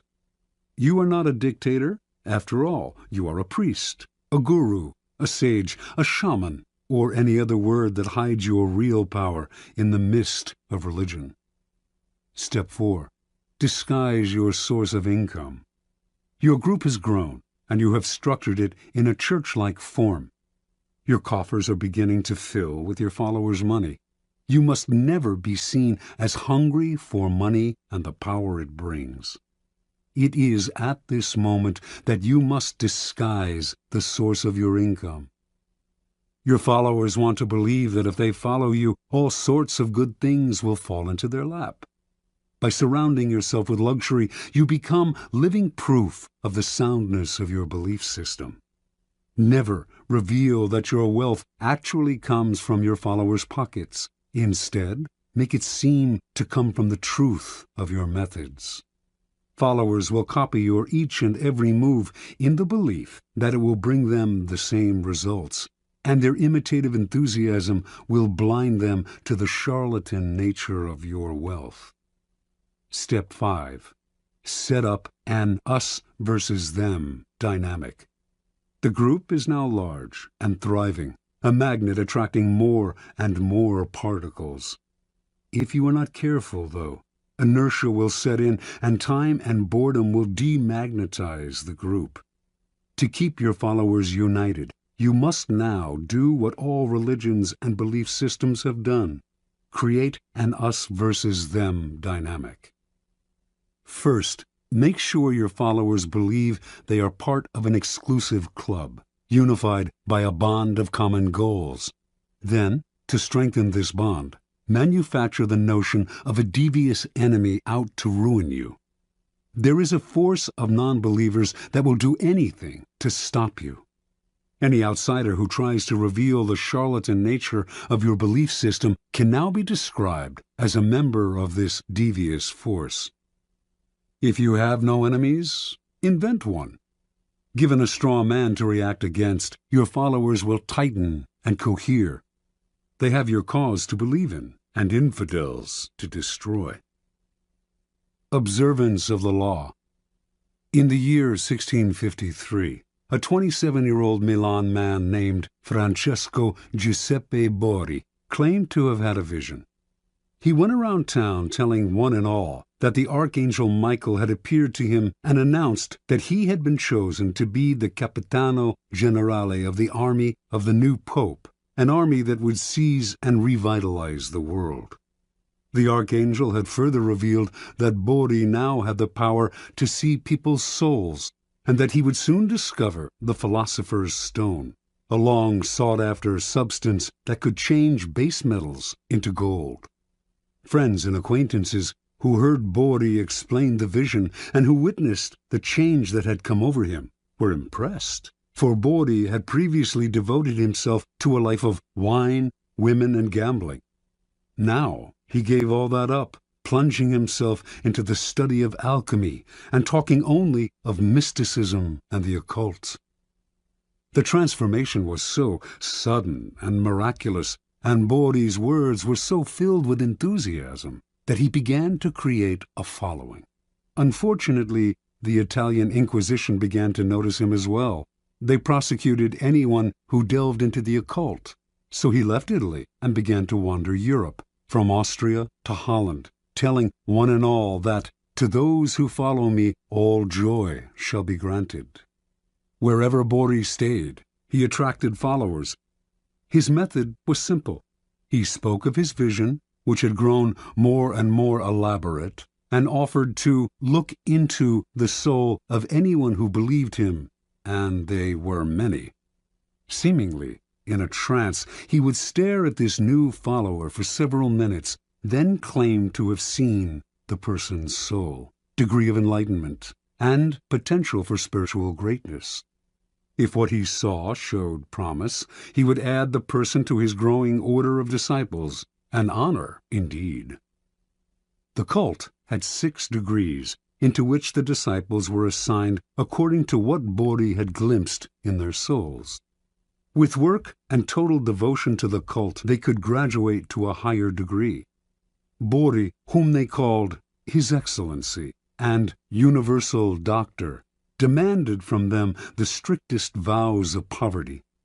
All the goods and monies they possessed had to be turned over to him, but they did not mind handing over their property, for Borri had told them, "I shall soon bring my chemical studies to a happy conclusion by the discovery of the Philosopher's Stone, and by this means we shall all have as much gold as we desire." Given his growing wealth, Borri began to change his style of living. Renting the most splendid apartment in the city into which he had temporarily settled, he would furnish it with fabulous furniture and accessories which he had begun to collect.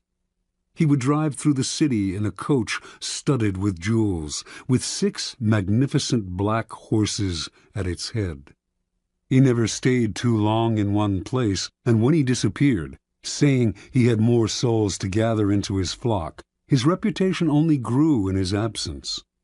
He became famous, although, in fact, he had never done a single concrete thing.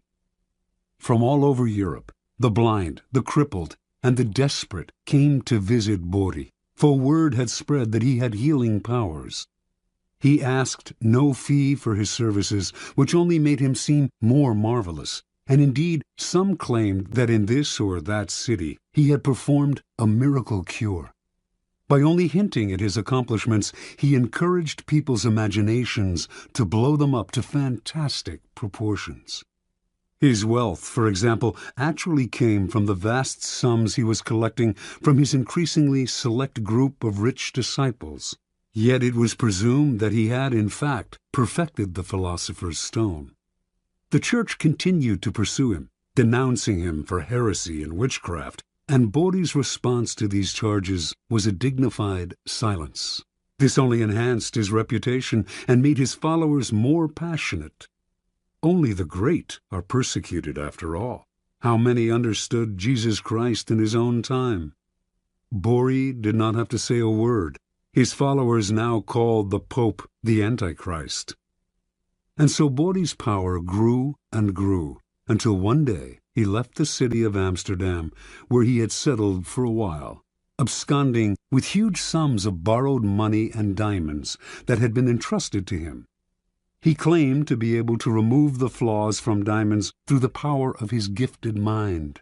Now he was on the run. The Inquisition eventually caught up with him, and for the last 20 years of his life he was imprisoned in Rome. But so great was the belief in his occult powers that to his dying day he was visited by wealthy believers, including Queen Christina of Sweden. Supplying him with money and materials, these visitors allowed him to continue his search for the elusive philosopher's stone. Interpretation. Before he formed his cult, Bodhi seems to have stumbled on a critical discovery. Tiring of his life of debauchery, he had decided to give it up and to devote himself to the occult, a genuine interest of his. He must have noticed, however, that when he alluded to a mystical experience, rather than physical exhaustion, as the source of his conversion, people of all classes wanted to hear more.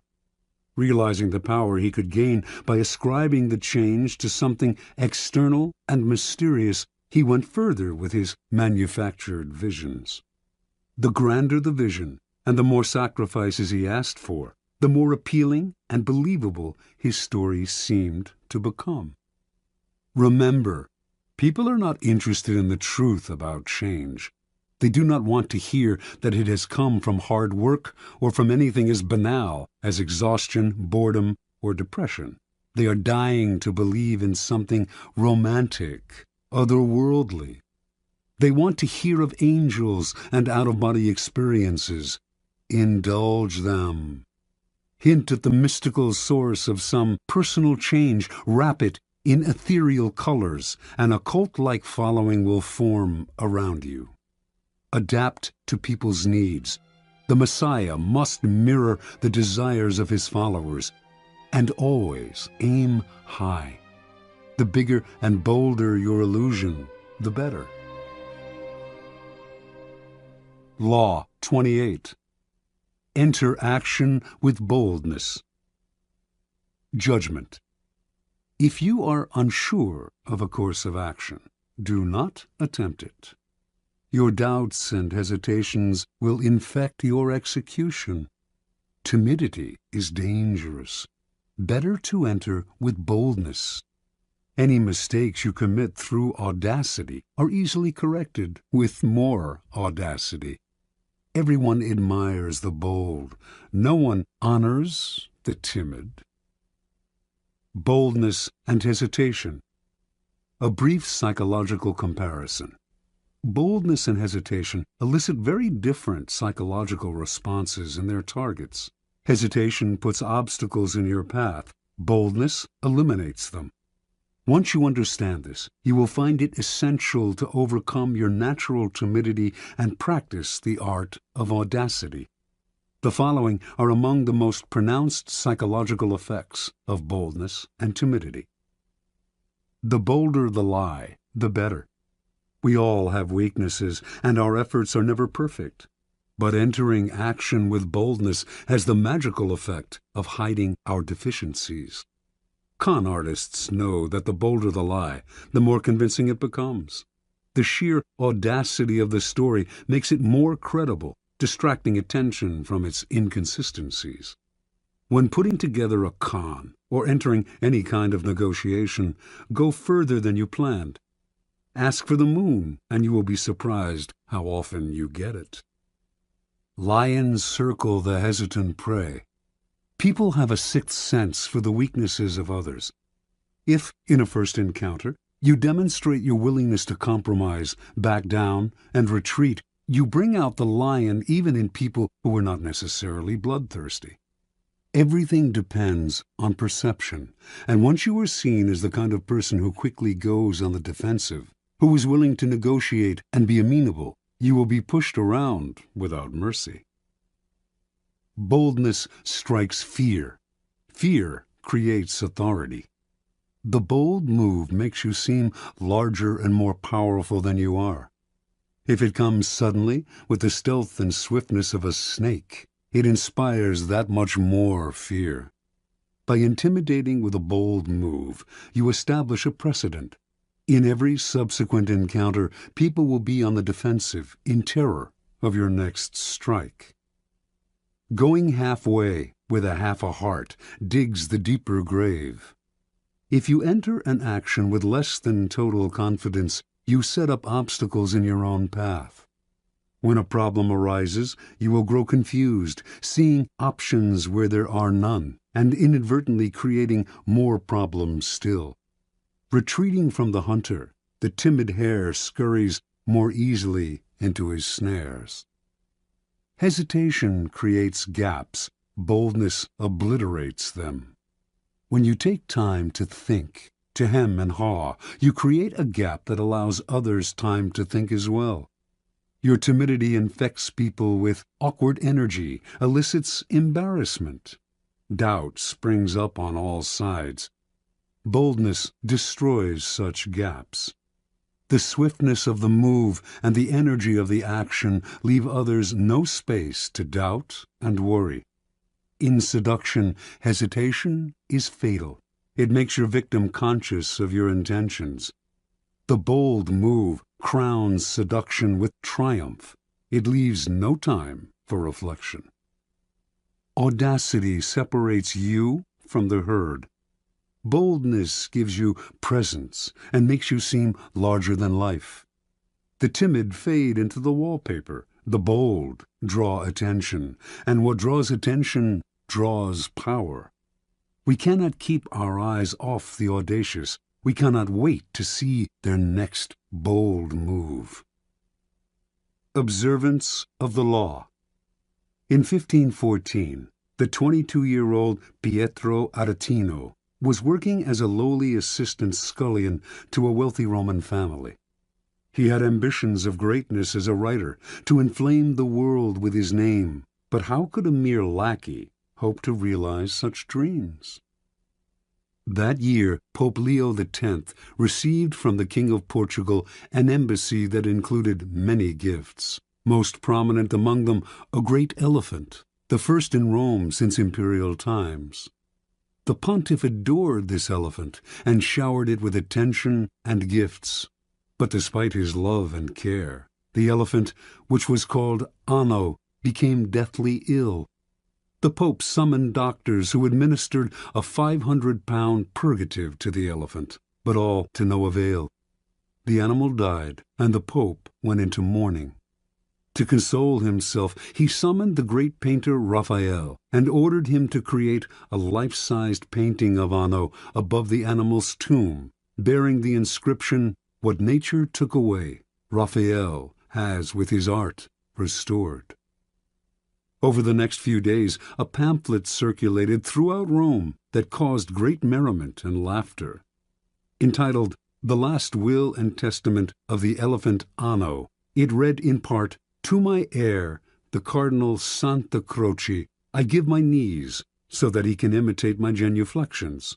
To my heir, Cardinal Santi Quattro, I give my jaws, so that he can more readily devour all of Christ's revenues. To my heir, Cardinal Medici, I give my ears, so that he can hear everyone's doings. To Cardinal Grassi, who had a reputation for lechery, the elephant bequeathed the appropriate, oversized part of his own anatomy." On and on the anonymous pamphlet went, sparing none of the great in Rome, not even the Pope. With each one it took aim at their best-known weakness. The pamphlet ended with verse, "See to it that Aretino is your friend, for he is a bad enemy to have.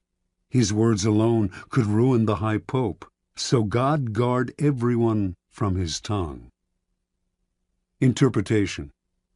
With one short pamphlet, Aretino, son of a poor shoemaker and a servant himself, hurled himself to fame. Everyone in Rome rushed to find out who this daring young man was. Even the Pope, amused by his audacity, sought him out and ended up giving him a job in the papal service. Over the years, he came to be known as the Scourge of Princes, and his biting tongue earned him the respect and fear of the great, from the King of France to the Habsburg Emperor. The Aretino strategy is simple. When you are as small and obscure as David was, you must find a Goliath to attack. The larger the target, the more attention you gain. The bolder the attack, the more you stand out from the crowd, and the more admiration you earn. Society is full of those who think daring thoughts, but lack the guts to print and publicize them. Voice what the public feels. The expression of shared feelings is always powerful.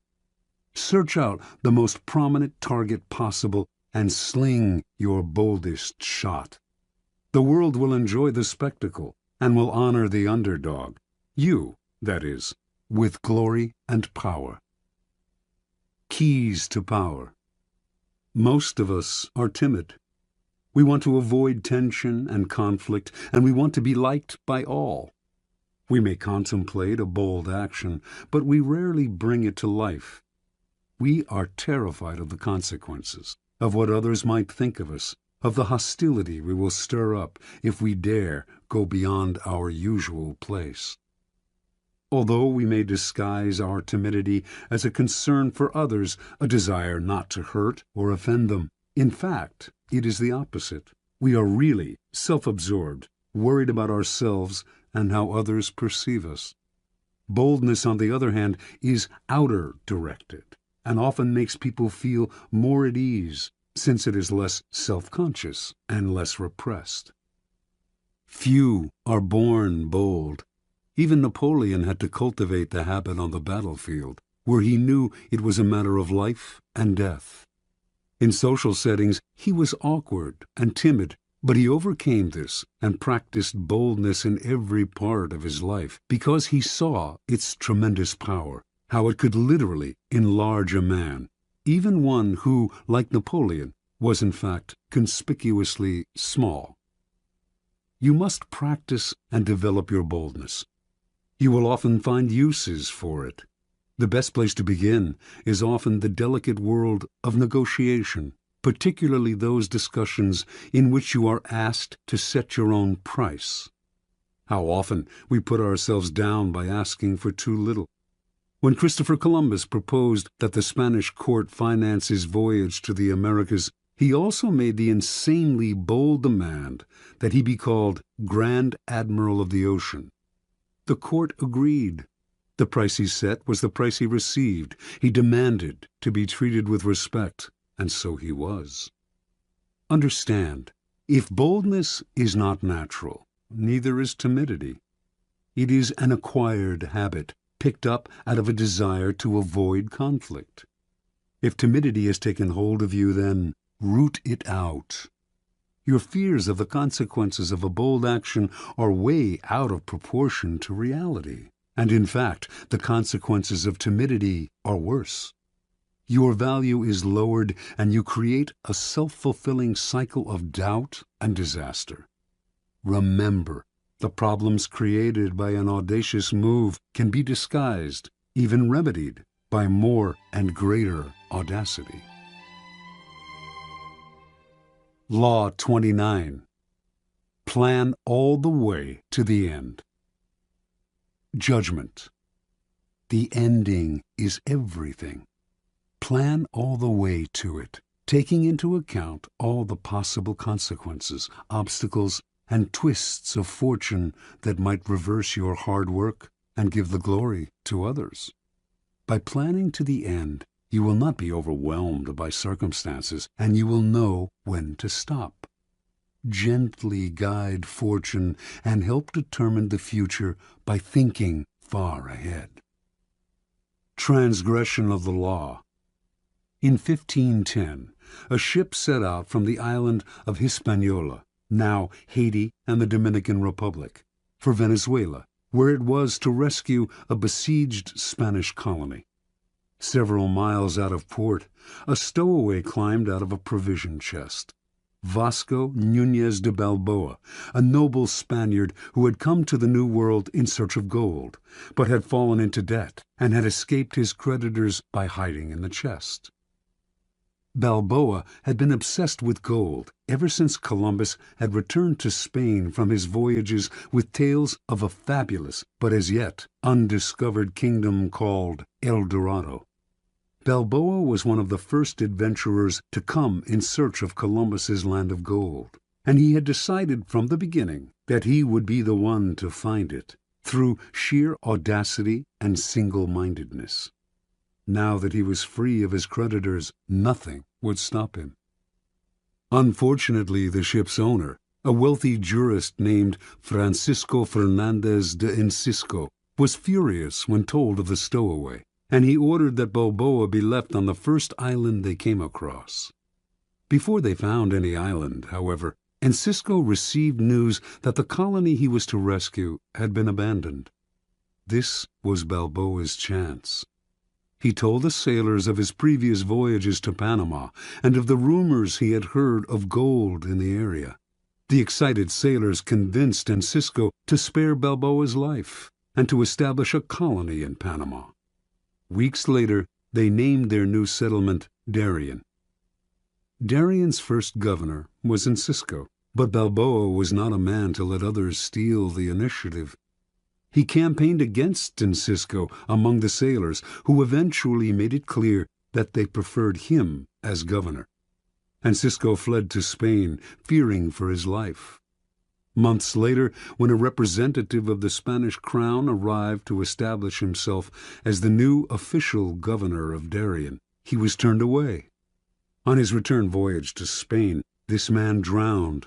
The drowning was accidental, but under Spanish law, Balboa had murdered the governor and usurped his position.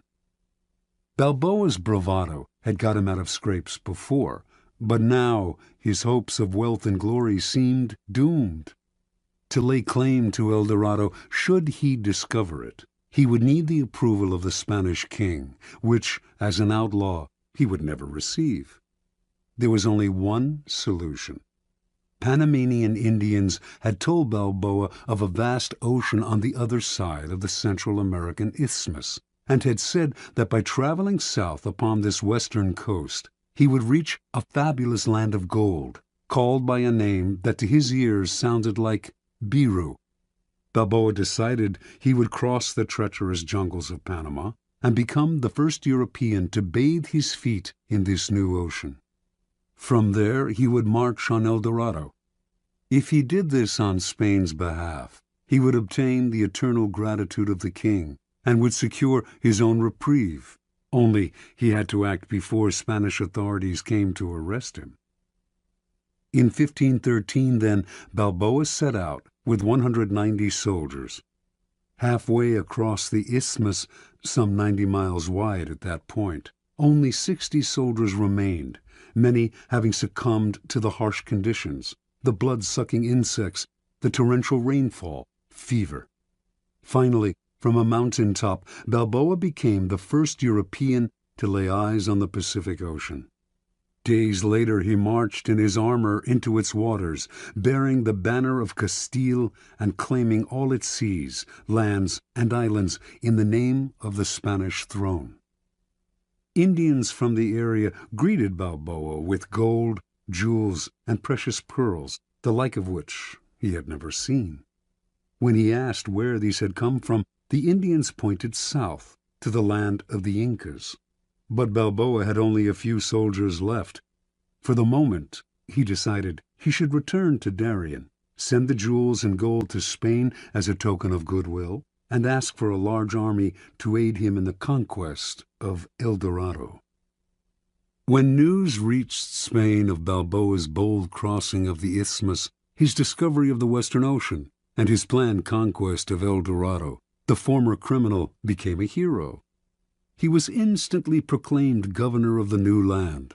But before the king and queen received word of his discovery, they had already sent a dozen ships under the command of a man named Pedro Arias Davila, Pedrerius, with orders to arrest Balboa for murder and to take command of the colony. By the time Pedrerius arrived in Panama, he had learned that Balboa had been pardoned and that he was to share the governorship with the former outlaw. All the same, Balboa felt uneasy. Gold was his dream, El Dorado his only desire. In pursuit of this goal, he had nearly died many times over, and to share the wealth and glory with a newcomer would be intolerable. He also soon discovered that Pedrerius was a jealous, bitter man, and equally unhappy with the situation. Once again, the only solution for Balboa was to seize the initiative by proposing to cross the jungle with a larger army, carrying shipbuilding materials and tools. Once on the Pacific coast, he would create an armada with which to conquer the Incas. Surprisingly enough, Pedrerius agreed to the plan, perhaps sensing it would never work. Hundreds died in this second march through the jungle, and the timber they carried rotted in the torrential rains. Balboa, as usual, was undaunted. No power in the world could thwart his plan, and on arriving at the Pacific, he began to cut down trees for new lumber. But the men remaining to him were too few and too weak to mount an invasion, and once again Balboa had to return to Darien. Pedrerius had, in any case, invited Balboa back to discuss a new plan, and on the outskirts of the settlement, the explorer was met by Francisco Pizarro, an old friend who had accompanied him on his first crossing of the Isthmus. But this was a trap. Leading 100 soldiers, Pizarro surrounded his former friend, arrested him, and returned him to Pedrerius, who tried him on charges of rebellion. A few days later, Balboa's head fell into a basket, along with those of his most trusted followers. Years later, Pizarro himself reached Peru, and Balboa's deeds were forgotten. Interpretation. Most men are ruled by the heart, not the head. Their plans are vague, and when they meet obstacles, they improvise. But improvisation will only bring you as far as the next crisis, and is never a substitute for thinking several steps ahead and planning to the end. Balboa had a dream of glory and wealth, and a vague plan to reach it. Yet his bold deeds and his discovery of the Pacific are largely forgotten, for he committed what in the world of power is the ultimate sin. He went part way, leaving the door open for others to take over. A real man of power would have had the prudence to see the dangers in the distance, the rivals who would want to share in the conquests, the vultures that would hover once they heard the word gold. Balboa should have kept his knowledge of the Incas secret until after he had conquered Peru. Only then would his wealth and his head have been secure. Once Pedrerius arrived on the scene, a man of power and prudence would have schemed to kill or imprison him, and to take over the army he had brought for the conquest of Peru. But Balboa was locked in the moment, always reacting emotionally, never thinking ahead. What good is it to have the greatest dream in the world if others reap the benefits and the glory? Never lose your head over a vague, open-ended dream. Plan to the end. Keys to power. Most people believe that they are, in fact, aware of the future, that they are planning and thinking ahead. They are usually deluded. What they are really doing is succumbing to their desires, to what they want the future to be. Their plans are vague, based on their imaginations rather than their reality. They may believe they are thinking all the way to the end, but they are really only focusing on the happy ending and deluding themselves by the strength of their desire. The ending is everything. It is the end of the action that determines who gets the glory, the money, the prize. Your conclusion must be crystal clear, and you must keep it constantly in mind.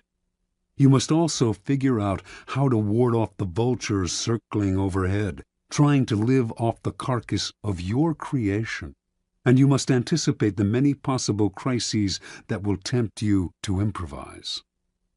When you see several steps ahead and plan your moves all the way to the end, you will no longer be tempted by emotion or by the desire to improvise. Your clarity will rid you of the anxiety and vagueness that are the primary reasons why so many fail to conclude their actions successfully. You see the ending, and you tolerate no deviation. Law 30. Make your accomplishments seem effortless. Judgment. Your actions must seem natural and executed with ease. All the toil and practice that go into them, and also all the clever tricks, must be concealed. When you act effortlessly, as if you could do much more. Avoid the temptation of revealing how hard you work. It only raises questions. Teach no one your tricks, or they will be used against you. Observance of the law.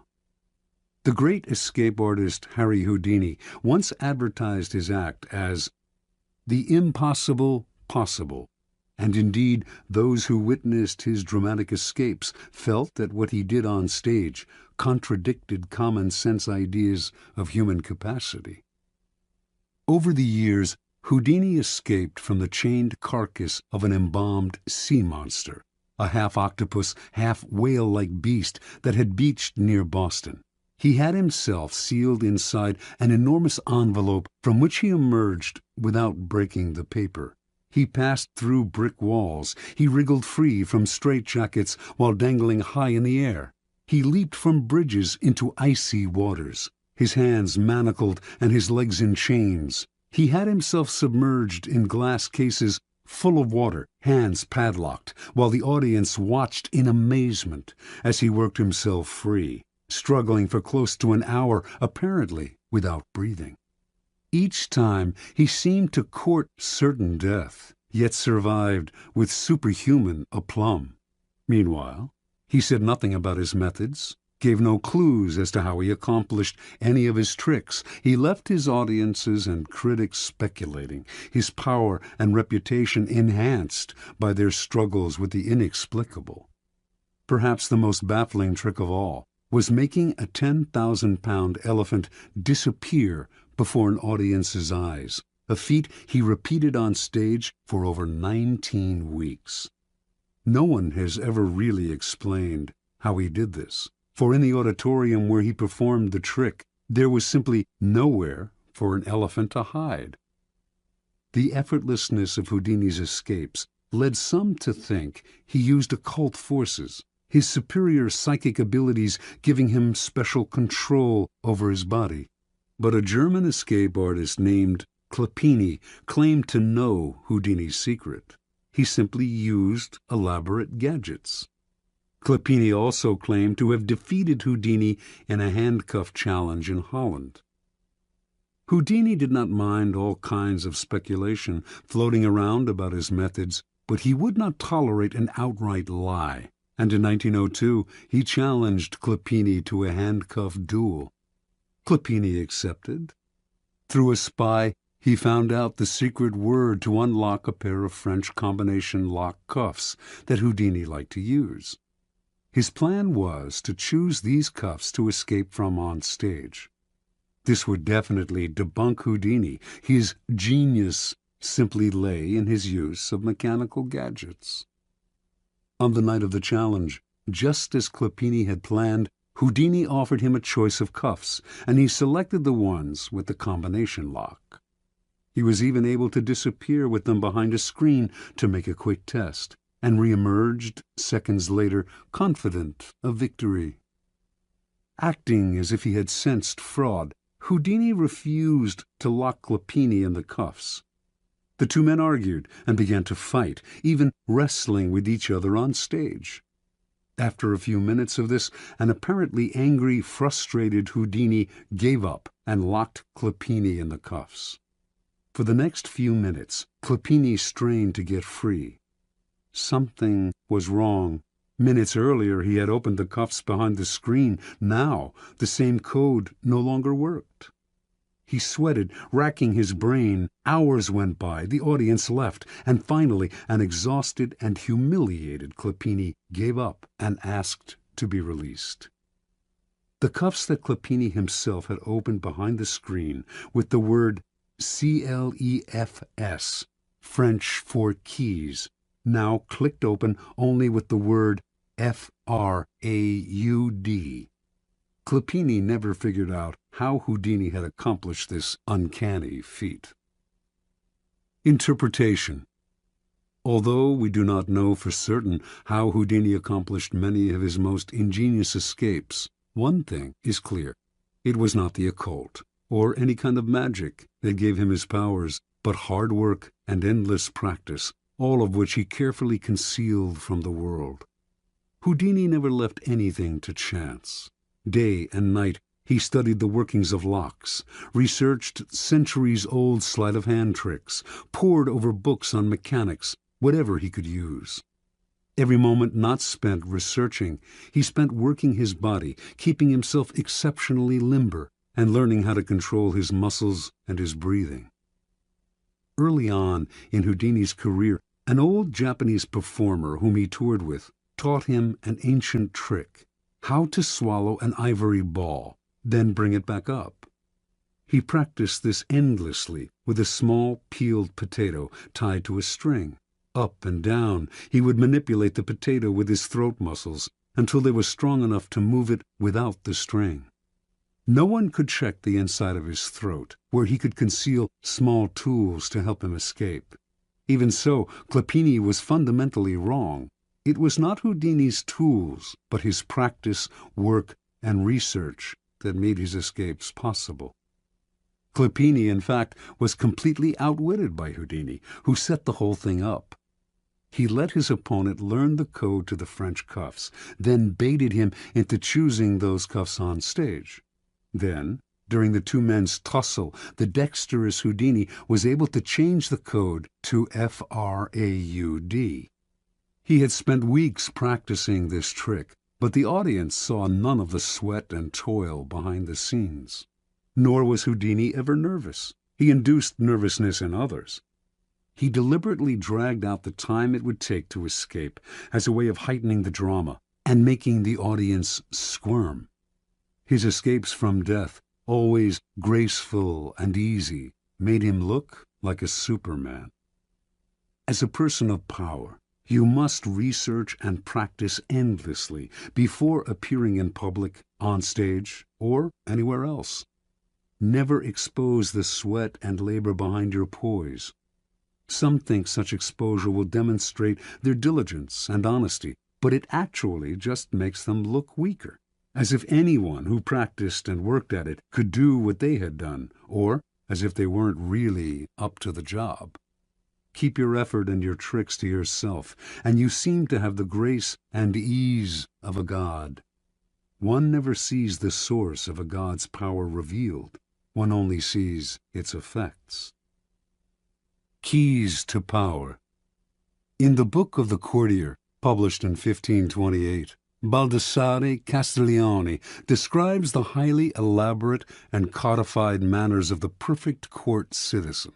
And yet, Castiglione explains the courtier must execute these gestures with what he calls sprezzatura, the capacity to make the difficult seem easy.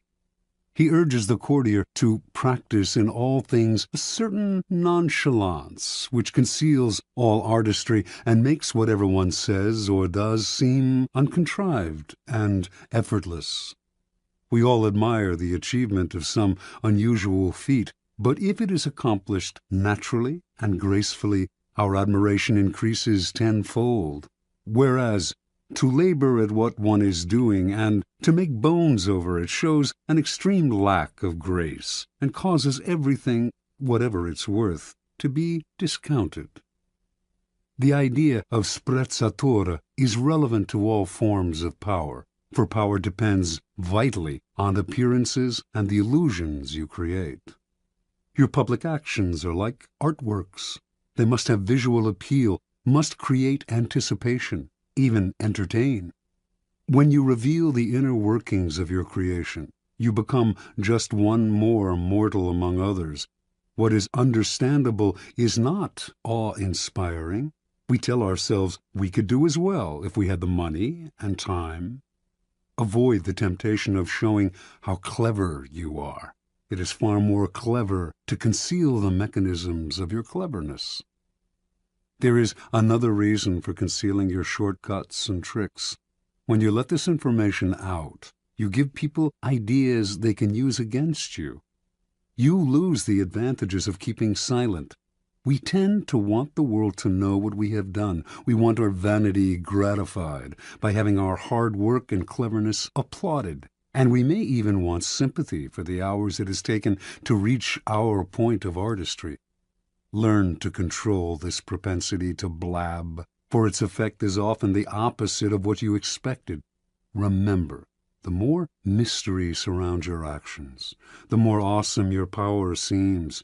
You appear to be the only one who can do what you do, and the appearance of having an exclusive gift is immensely powerful.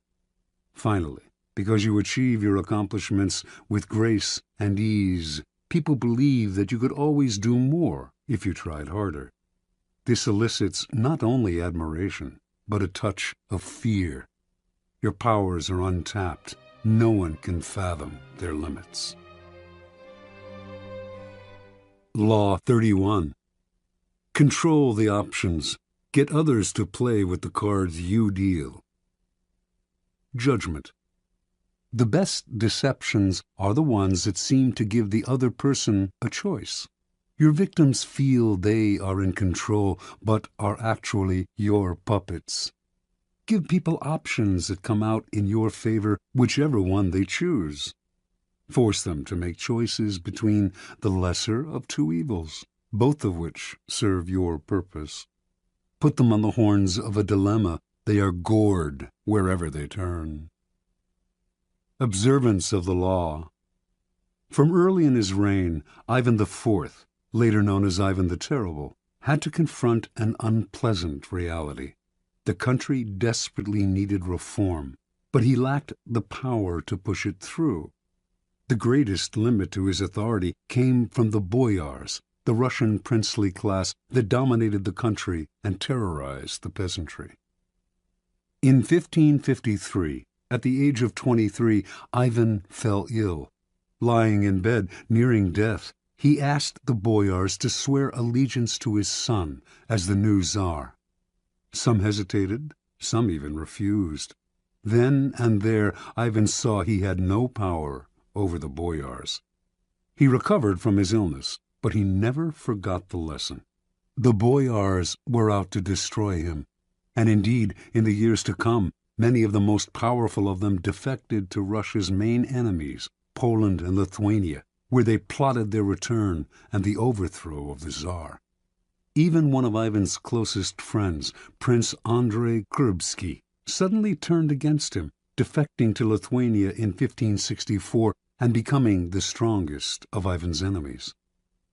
When Kurbsky began raising troops for an invasion, the royal dynasty seemed suddenly more precarious than ever. With émigré nobles fomenting invasion from the west, Tartars bearing down from the east, and the boyars stirring up trouble within the country, Russia's vast size made it a nightmare to defend. In whatever direction Ivan struck, he would leave himself vulnerable on the other side.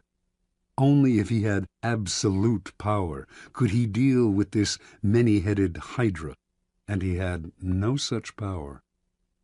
Ivan brooded until the morning of December 3rd, 1564, when the citizens of Moscow awoke to a strange sight. Hundreds of sleds filled the square before the Kremlin, loaded with the Tsar's treasures and with provisions for the entire court. They watched in disbelief as the Tsar and his court boarded the sleds and left town. Without explaining why, he established himself in a village south of Moscow. For an entire month, a kind of terror gripped the capital, for the Muscovites feared that Ivan had abandoned them to the bloodthirsty boyars. Shops closed up, and riotous mobs gathered daily. Finally, on January 3rd of 1565, a letter arrived from the Tsar explaining that he could no longer bear the boyars' betrayals and had decided to abdicate once and for all. Read aloud in public, the letter had a startling effect. Merchants and commoners blamed the boyars for Ivan's decision and took to the streets, terrifying the nobility with their fury. Soon a group of delegates representing the church, the princes, and the people made the journey to Ivan's village and begged the Tsar, in the name of the Holy Land of Russia, to return to the throne. Ivan listened, but would not change his mind. After days of hearing their pleas, however, he offered his subjects a choice. Either they grant him absolute powers to govern as he pleased, with no interference from the boyars, or they find a new leader. Faced with a choice between civil war and the acceptance of despotic power, almost every sector of Russian society opted for a strong Tsar, calling for Ivan's return to Moscow and the restoration of law and order. In February, with much celebration, Ivan returned to Moscow. The Russians could no longer complain if he behaved dictatorially. They had given him this power themselves. Interpretation. Withdrawal and disappearance are classic ways of controlling the options. You give people a sense of how things will fall apart without you, and you offer them a choice. I stay away, and you suffer the consequences, or I return under circumstances that I dictate. In this method of controlling people's options, they choose the option that gives you power because the alternative is just too unpleasant. You force their hand, but indirectly. They seem to have a choice. Whenever people feel they have a choice, they walk into your trap that much more easily. Keys to power. Words like freedom, options, and choice evoke a power of possibility far beyond the reality of the benefits they entail. When examined closely, the choices we have in the marketplace, in elections, in our jobs, tend to have noticeable limitations. They are often a matter of a choice simply between A and B, with the rest of the alphabet out of the picture. Yet, as long as the faintest mirage of choice flickers on, we rarely focus on the missing options. We choose to believe that the game is fair and that we have our freedom. We prefer not to think too much about the depth of our liberty to choose. This supplies the clever and cunning with enormous opportunities for deception. For people who are choosing between alternatives find it hard to believe they are being manipulated or deceived. They cannot see that you are allowing them a small amount of free will in exchange for a much more powerful imposition of your own will. Setting up a narrow range of choices, then, should always be a part of your deceptions. There is a saying, if you can get the bird to walk into the cage on its own, it will sing that much more prettily. The following are among the most common forms of controlling the options. Color the choices. This was a favored technique of Henry Kissinger. As President Nixon's Secretary of State, Kissinger considered himself better informed than his boss and believed that in most situations he could make the best decision on his own. But if he tried to determine policy, he would offend, or perhaps enrage, a notoriously insecure man. So Kissinger would propose 3 or 4 choices of action for each situation, and would present them in such a way that the one he preferred always seemed the best solution compared to the others. Time after time, Nixon fell for the bait, never suspecting that he was moving where Kissinger pushed him. This is an excellent device to use on the insecure master. Force the resistor. This is a good technique to use on children and other willful people who enjoy doing the opposite of what you ask them to. Push them to choose what you want them to do by appearing to advocate the opposite. Alter the playing field. In the 1860s, John D. Rockefeller set out to create an oil monopoly. If he tried to buy up the smaller oil companies, they would figure out what he was doing and fight back. Instead, he began secretly buying up the railway companies that transported the oil. When he then attempted to take over a particular company and met with resistance, he reminded them of their dependence on the rails. Refusing them shipping or simply raising their fees could ruin their business. Rockefeller altered the playing field so that the only options the small oil producers had were the ones he gave them. In this tactic, your opponents know their hand is being forced, but it doesn't matter. The technique is effective against those who resist at all costs. The shrinking options. The late 19th century art dealer Ambrose Vollard perfected this technique. Customers would come to Vollard's shop to see some Cézannes. He would show 3 paintings, neglect to mention a price, and pretend to doze off. The visitors would have to leave without deciding. They would usually come back the next day to see the paintings again, but this time Vollard would pull out less interesting works, pretending he thought they were the same ones. The baffled customers would look at the new offerings, leave to think them over, and return yet again. Once again, the same thing would happen. Vollard would show paintings of lesser quality still. Finally, the buyers would realize they had better grab what he was showing them because tomorrow they would have to settle for something worse, perhaps at even higher prices.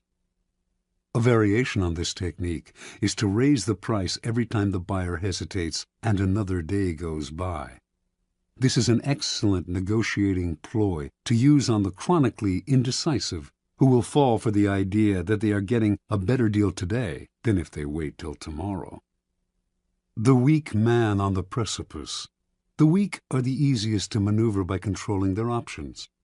Cardinal de Retz, the great 17th century provocateur, served as an unofficial assistant to the Duke of Orleans, who was notoriously indecisive. It was a constant struggle to convince the Duke to take action. He would hem and haw, weigh the options, and wait until the last moment, giving everyone around him an ulcer. But Retz discovered a way to handle them. He would describe all sorts of dangers, exaggerating them as much as possible, until the Duke saw a yawning abyss in every direction except one, the one Retz was pushing him to take. This tactic is similar to color the choices, but with the weak you have to be more aggressive. Work on their emotions, use fear and terror to propel them into action. Try reason, and they will always find a way to procrastinate. The horns of a dilemma. This idea was demonstrated by General William Sherman's infamous march through Georgia during the American Civil War. Although the Confederates knew what direction Sherman was heading in, they never knew if he would attack from the left or the right, for he divided his army into 2 wings, and if the rebels retreated from one wing, they found themselves facing the other. This is a classic trial lawyer's technique. The lawyer leads the witness to decide between 2 possible explanations of an event, both of which poke a hole in their story. They have to answer the lawyer's questions, but whatever they say, they hurt themselves. The key to this move is to strike quickly, deny the victim the time to think of an escape. As they wriggle between the horns of the dilemma, they dig their own grave. Understand, in your struggles with your rivals, it will often be necessary for you to hurt them. and if you are clearly the agent of their punishment, expect a counterattack, expect revenge. If, however, they seem to themselves to be the agents of their own misfortune, they will submit quietly. When Ivan left Moscow for his rural village, the citizens asking him to return agreed to his demand for absolute power. Over the years to come, they resented him less for the terror he unleashed on the country, because, after all, they had granted him his power themselves. This is why it is always good to allow your victims their choice of poison and to cloak your involvement in providing it to them as far as possible.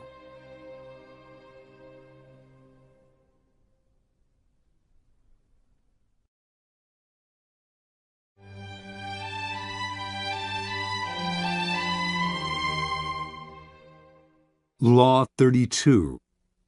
Play to people's fantasies. Judgment. The truth is often avoided because it is ugly and unpleasant. Never appeal to truth and reality unless you are prepared for the anger that comes from disenchantment. Life is so harsh and distressing that people who can manufacture romance or conjure up fantasy are like oases in the desert. Everyone flocks to them. There is great power in tapping into the fantasies of the masses. Observance of the law. The city-state of Venice was prosperous for so long that its citizens felt their small republic had destiny on its side. In the Middle Ages and High Renaissance, its virtual monopoly on trade to the East made it the wealthiest city in Europe. Under a beneficent republican government, Venetians enjoyed liberties that few other Italians had ever known. Yet, in the 16th century, their fortunes suddenly changed. The opening of the New World transferred power to the Atlantic side of Europe, to the Spanish and Portuguese, and later the Dutch and English. Venice could not compete economically, and its empire gradually dwindled. The final blow was the devastating loss of a prized Mediterranean possession, the island of Cyprus, captured from Venice by the Turks in 1570. Now noble families went broke in Venice, and banks began to fold. A kind of gloom and desperation settled over the citizens. They had known a glittering past, had either lived through it or heard stories about it from their elders. The closeness of the glory years was humiliating. The Venetians half believed that the goddess Fortune was only playing a joke on them, and that the old days would soon return. For the time being, though, what could they do?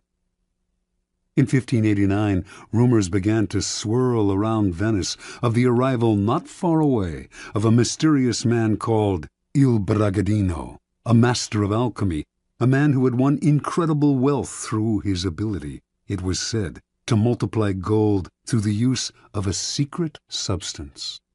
The rumors spread quickly because a few years earlier, a Venetian nobleman passing through Poland had heard a learned man prophesy that Venice would recover her past glory and power if she could find a man who understood the alchemic art of manufacturing gold.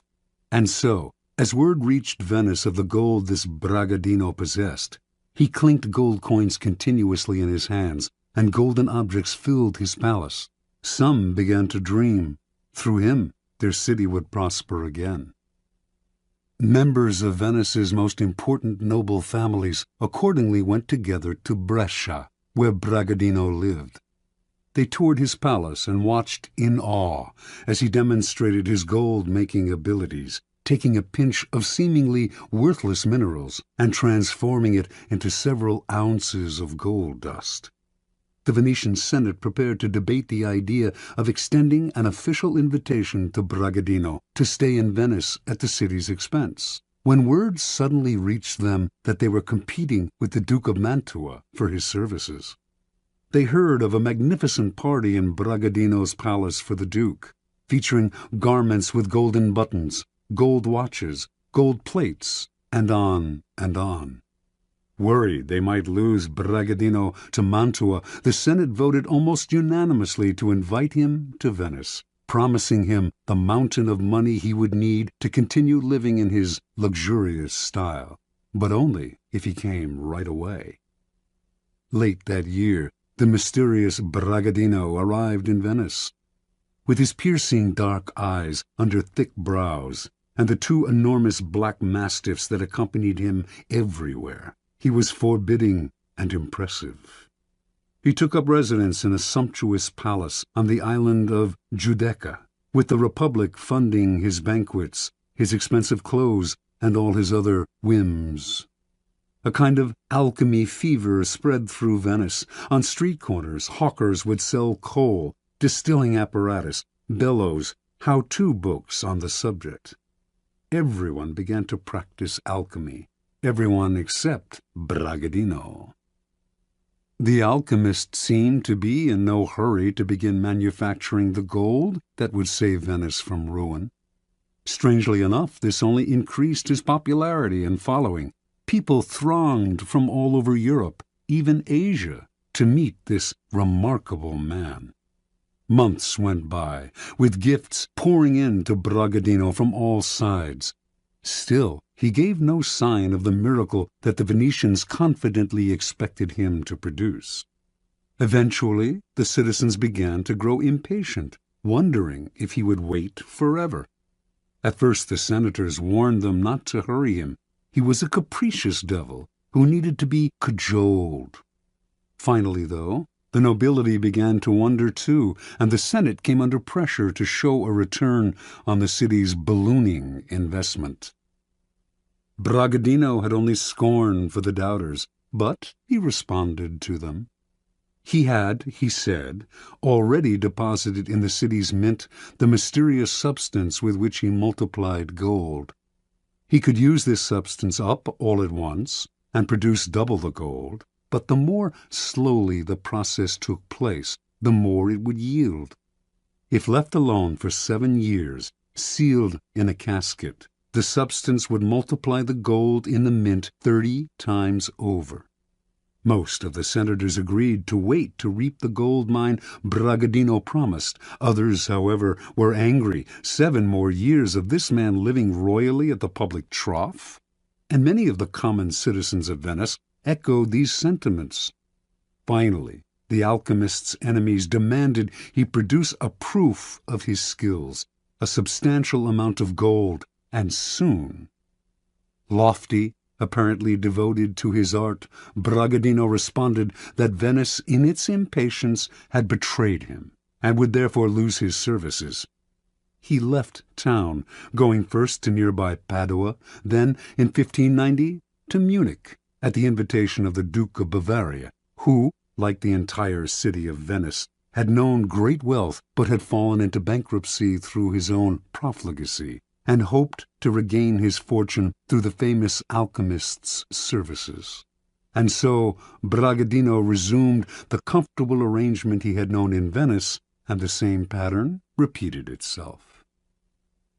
Interpretation. The young Cypriot Mamounia had lived in Venice for several years before reincarnating himself as the alchemist Bragadino.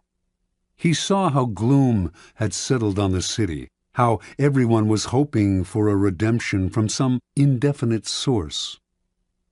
At first, Mamounia did not use vulgar demonstrations to convince people of his alchemic skill. His sumptuous palace, his opulent garments, the clink of gold in his hands, all these provided a superior argument to anything rational, and these established the cycle that kept him going. His obvious wealth confirmed his reputation as an alchemist, so that patrons like the Duke of Mantua gave him money, which allowed him to live in wealth, which reinforced his reputation as an alchemist, and so on. Only once this reputation was established, and dukes and senators were fighting over him, did he resort to the trifling necessity of a demonstration.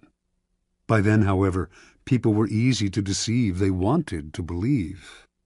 The Venetian senators who watched him multiply gold wanted to believe so badly that they failed to notice the glass pipe up his sleeve from which he slipped gold dust into his pinches of minerals. Brilliant and capricious, He was the alchemist of their fantasies, and once he had created an aura like this, no one noticed his simple deceptions. People rarely believe that their problems arise from their own misdeeds and stupidity. Someone or something out there is to blame, the other, the world, the gods, and so salvation comes from the outside as well. Had Bragadino arrived in Venice armed with a detailed analysis of the reasons behind the city's economic decline, and of the hard-nosed steps that it could take to turn things around, he would have been scorned. The reality was too ugly, and the solution too painful, mostly the kind of hard work that the citizens' ancestors had mustered to create an empire. Fantasy, on the other hand, in this case the romance of alchemy, was easy to understand and infinitely more palatable. To gain power, you must be a source of pleasure for those around you, and pleasure comes from playing to people's fantasies. Never promise a gradual improvement through hard work. Rather, promise the moon, the great and sudden transformation, the pot of gold. Keys to power. Fantasy can never operate alone. It requires the backdrop of the humdrum and the mundane. It is the oppressiveness of reality that allows fantasy to take root and bloom. In 16th century Venice, the reality was one of decline and loss of prestige. The corresponding fantasy described a sudden recovery of past glories through the miracle of alchemy. While the reality only got worse, the Venetians inhabited a happy dream world in which their city restored its fabulous wealth and power overnight, turning dust into gold. The person who can spin a fantasy out of an oppressive reality has access to untold power. As you search for the fantasy that will take hold of the masses, then, keep your eye on the banal truths that weigh heavily on us all. Never be distracted by people's glamorous portraits of themselves and their lives. Search and dig for what really imprisons them. Once you find that, you have the magical key that will put great power in your hands. Remember, the key to fantasy is distance. The distant has allure and promise, seems simple and problem-free. What are you offering, then, should be ungraspable. Never let it become oppressively familiar. It is the mirage in the distance, withdrawing as the sucker approaches. Never be too direct in describing the fantasy. Keep it vague. As a forger of fantasies, let your victim come close enough to see and be tempted, but keep him far away enough that he stays dreaming and desiring. Law 33. Discover each man's thumbscrew. Judgment. Everyone has a weakness, a gap in the castle wall. That weakness is usually an insecurity, an uncontrollable emotion or need. It can also be a small secret pleasure. Either way, once found, it is a thumbscrew you can turn to your advantage. Finding the thumbscrew, a strategic plan of action. We all have resistances. We live with a perpetual armor around ourselves to defend against change and the intrusive actions of friends and rivals. We would like nothing more than to be left to do things our own way. Constantly butting up against these resistances will cost you a lot of energy. One of the most important things to realize about people, though, is that they all have a weakness, some part of their psychological armor that will not resist, that will bend to your will if you find it and push on it. Some people wear their weaknesses openly, others disguise them. Those who disguise them are often the ones most effectively undone through that one chink in their armor. In planning your assault, keep these principles in mind. Pay attention to gestures and unconscious signals. As Sigmund Freud remarked, no mortal can keep a secret. If his lips are silent, He chatters with his fingertips. Betrayal oozes out of him at every pore. This is a critical concept in the search for a person's weakness. It is revealed by seemingly unimportant gestures and passing words. The key is not only what you look for, but where and how you look. Everyday conversation supplies the richest mine of weaknesses, so train yourself to listen. Start by always seeming interested. The appearance of a sympathetic ear will spur anyone to talk. A clever trick, often used by the 19th century French statesman Talleyrand, is to appear to open up to the other person, to share a secret with them. It can be completely made up, or it can be real, but of no great importance to you. The important thing is that it should seem to come from the heart. This will usually elicit a response that is not only as frank as yours, but more genuine, a response that reveals a weakness. If you suspect that someone has a particular soft spot, probe for it indirectly. If, for instance, you sense that a man has a need to be loved, openly flatter him. If he laps up your compliments, no matter how obvious, you are on the right track. Train your eye for details, how someone tips a waiter, what delights a person, the hidden messages in clothes. Find people's idols, the things they worship and will do anything to get. Perhaps you can be the supplier of their fantasies. Find the helpless child. Most weaknesses begin in childhood, before the self builds up compensatory defenses. Perhaps the child was pampered or indulged in a particular area, or perhaps a certain emotional need went unfulfilled. As he or she grows older, the indulgence or the deficiency may be buried, but never disappears. Knowing about a childhood need gives you a powerful key to a person's weakness. One sign of this weakness is that when you touch on it, the person will often act like a child. Be on the lookout, then, for any behavior that should have been outgrown. If your victims or rivals went without something important, such as parental support when they were children, supply it, or its facsimile. If they reveal a secret taste, a hidden indulgence, indulge it. In either case, they will be unable to resist you. Look for contrasts. An overt trait often conceals its opposite. People who thump their chests are often big cowards. A prudish exterior may hide a lascivious soul. The uptight are often screaming for adventure. The shy are dying for attention. By probing beyond appearances, you will often find people's weaknesses in the opposite of the qualities they reveal to you. Find the weak link. Sometimes in your search for weaknesses, it is not what, but who that matters. In today's versions of the court, there is often someone behind the scenes who has a great deal of power, a tremendous influence over the person superficially on top. These behind-the-scenes power brokers are the group's weak link. Win their favor, and you indirectly influence the king. Alternatively, even in a group of people acting with the appearance of one will, as when a group under attack closes ranks to resist an outsider, there is always a weak link in the chain. Find the one person who will bend under pressure. Fill the void. The two main emotional voids to fill are insecurity and unhappiness. The insecure are suckers for any kind of social validation. As for the chronically unhappy, look for the roots of their unhappiness. The insecure and the unhappy are the people least able to disguise their weaknesses.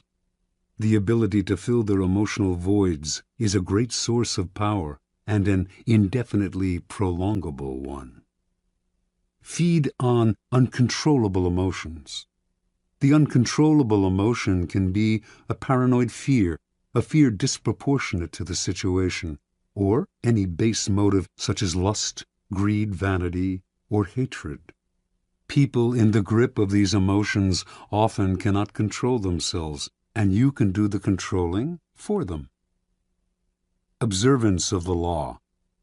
Arabella Huntington, wife of the great late 19th century railroad magnate Collis P. Huntington, came from humble origins and always struggled for social recognition among her wealthy peers.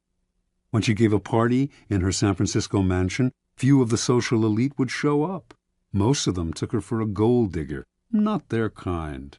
Because of her husband's fabulous wealth, art dealers courted her, but with such condescension they obviously saw her as an upstart. Only one man of consequence treated her differently, the dealer Joseph Duveen. For the first few years of Duveen's relationship with Arabella, he made no effort to sell expensive art to her. Instead, he accompanied her to fine stores, chatted endlessly about queens and princesses he knew, on and on. At last, she thought, a man who treated her as an equal, even a superior, in high society. Meanwhile, if Duveen did not try to sell art to her, he did subtly educate her in his aesthetic ideas, namely, that the best art was the most expensive art. And after Arabella had soaked up his way of seeing things, Duveen would act as if she always had exquisite taste, even though before she met him her aesthetics had been abysmal. When Collis Huntington died in 1900, Arabella came into a fortune. She suddenly started to buy expensive paintings, by Rembrandt and Velázquez, for example, and only from Duveen. Years later, Duveen sold her Gainsborough's Blue Boy for the highest price ever paid for a work of art at the time, an astounding purchase for a family that previously had shown little interest in collecting. Interpretation. Joseph Duveen instantly understood Arabella Huntington and what made her tick. She wanted to feel important, at home in society. Intensely insecure about her lower-class background, she needed confirmation of her new social status. Duveen waited. Instead of rushing into trying to persuade her to collect art, he subtly went to work on her weaknesses. He made her feel that she deserved his attention not because she was the wife of one of the wealthiest men in the world, but because of her own special character, and this completely melted her. Duveen never condescended to Arabella. Rather than lecturing to her, he instilled his ideas in her indirectly. The result was one of his best and most devoted clients, and also the sale of the Blue Boy. People's need for validation and recognition, their need to feel important, is the best kind of weakness to exploit. First, it is almost universal. Second, exploiting it is so very easy. All you have to do is find ways to make people feel better about their taste, their social standing, their intelligence. Once the fish are hooked, you can reel them in again and again for years. You are filling a positive role, giving them what they cannot get on their own. They may never suspect that you are turning them like a thumbscrew, and if they do, they may not care, because you are making them feel better about themselves, and that is worth any price. Law 34. Be royal in your own fashion. Act like a king to be treated like one. Judgment. The way you carry yourself will often determine how you are treated. In the long run, appearing vulgar or common will make people disrespect you. For a king respects himself and inspires the same sentiment in others. By acting regally and confident of your powers, you make yourself seem destined to wear a crown. Observance of the law. When Christopher Columbus was trying to find funding for his legendary voyages, many around him believed he came from the Italian aristocracy. This view was passed into history through a biography written after the explorer's death by his son, which describes him as a descendant of a Count Colombo of the castle of Cuccaro in Montferrat. Colombo, in turn, was said to be descended from the legendary Roman general Colonius, and two of his first cousins were supposedly direct descendants of an emperor of Constantinople. An illustrious background indeed. But it was nothing more than illustrious fantasy, for Columbus was actually the son of Domenico Colombo, a humble weaver who had opened a wine shop when Christopher was a young man, and who then made his living by selling cheese. Columbus himself had created the myth of his noble background, because from early on he felt that destiny had singled him out for great things, and that he had a kind of royalty in his blood. Accordingly, he acted as if he were indeed descended from noble stock. After an uneventful career as a merchant on a commercial vessel, Columbus, originally from Genoa, settled in Lisbon. Using the fabricated story of his noble background, he married into an established Lisbon family that had excellent connections with Portuguese royalty. Through his in-laws, Columbus finagled a meeting with the King of Portugal, João II, whom he petitioned to finance a westward voyage aimed at discovering a shorter route to Asia. In return for announcing that any discoveries he achieved would be made in the king's name, Columbus wanted a series of rights: the title Grand Admiral of the Ocean Sea, the office of Viceroy over any lands he found, and 10% of the future commerce with such lands. All of these were to be hereditary and for all time. Columbus made these demands even though he had previously been a mere merchant. He knew almost nothing about navigation. He could not work a quadrant, and he had never led a group of men. In short, he had absolutely no qualifications for the journey he proposed. Furthermore, his petition included no details as to how he would accomplish his plans, just vague promises. When Columbus finished his pitch, João II smiled. He politely declined the offer, but left the door open for the future. Here Columbus must have noticed something he would never forget. Even as the king turned down the sailors' demands, he treated them as legitimate. He neither laughed at Columbus nor questioned his background and credentials. In fact, the king was impressed by the boldness of Columbus's requests, and clearly felt comfortable in the company of a man who acted so confidently. The meeting must have convinced Columbus that his instincts were correct. By asking for the moon, he had instantly raised his own status, for the king assumed that unless a man who set such a high price on himself were mad, which Columbus did not appear to be, he must somehow be worth it. A few years later, Columbus moved to Spain. Using his Portuguese connections, he moved in elevated circles at the Spanish court, receiving subsidies from illustrious financiers and sharing tables with dukes and princes. To all these men, he repeated his request for financing for a voyage to the West, and also for the rights he had demanded from João II. Some, such as the powerful Duke of Medina, wanted to help, but could not, since they lacked the power to grant him the titles and rights he wanted. But Columbus would not back down. He soon realized that only one person could meet his demands: Queen Isabella. In 1487, he finally managed a meeting with the Queen, and although he could not convince her to finance the voyage, he completely charmed her and became a frequent guest in the palace. In 1492, the Spanish finally expelled the Moorish invaders who centuries earlier had seized parts of the country. With the wartime burden on her treasury lifted, Isabella felt she could finally respond to the demands of her explorer friend, and she decided to pay for 3 ships, equipment, the salaries of the crews, and a modest stipend for Columbus. More important, she had a contract drawn up that granted Columbus the titles and rights on which he had insisted.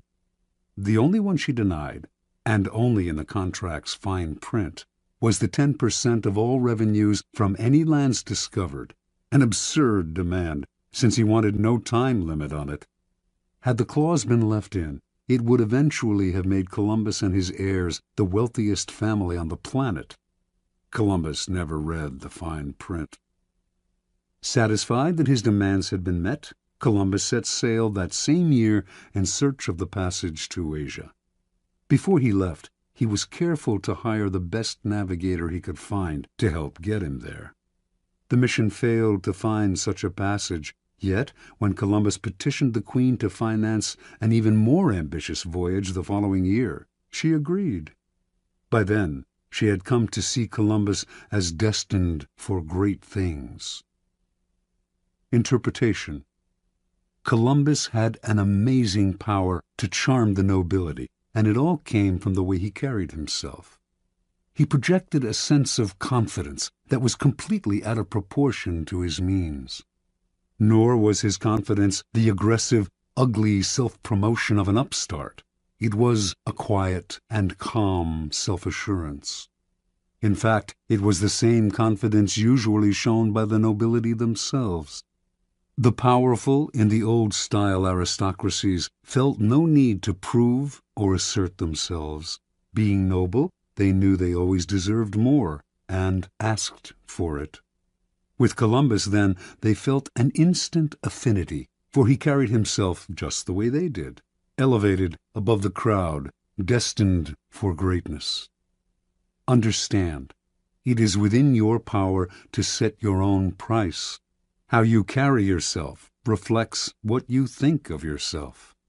If you ask for little, shuffle your feet, and lower your head, people will assume this reflects your character. But this behavior is not you. It is only how you have chosen to present yourself to other people. You can just as easily present the Columbus front, buoyancy, confidence, and the feeling that you were born to wear a crown. Keys to power. As children, we start our lives with great exuberance, expecting and demanding everything from the world. This generally carries over into our first forays into society, as we begin our careers. But as we grow older, the rebuffs and failures we experience set up boundaries that only get firmer with time. Coming to expect less from the world, we accept limitations that are really self-imposed.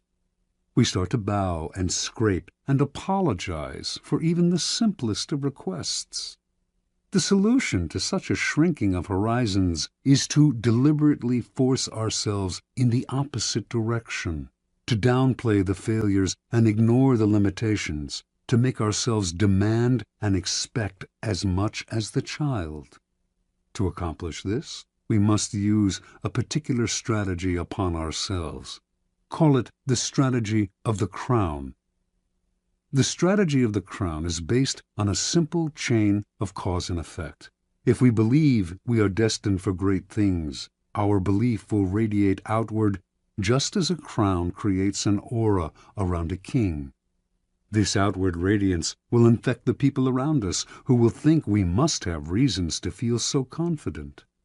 People who wear crowns seem to feel no inner sense of the limits to what they can ask for or what they can accomplish. This, too, radiates outward. Limits and boundaries disappear. Use the strategy of the crown, and you will be surprised how often it bears fruit. Take as an example those happy children who ask for whatever they want and get it. Their high expectations are their charm. Adults enjoy granting their wishes, just as Isabella enjoyed granting the wishes of Columbus. Law 35. Master the art of timing. Judgment. Never seem to be in a hurry. Hurrying betrays a lack of control over yourself and over time. Always seem patient, as if you know that everything will come to you eventually. Become a detective of the right moment. Sniff out the spirit of the times, the trends that will carry you to power. Learn to stand back when the time is not yet ripe, and to strike fiercely when it has reached fruition. Observance of the law. Starting out in life as a nondescript French seminary school teacher, Joseph Fouché wandered from town to town for most of the decade of the 1780s, teaching mathematics to young boys. Yet he never completely committed himself to the church, never took his vows as a priest. He had bigger plans.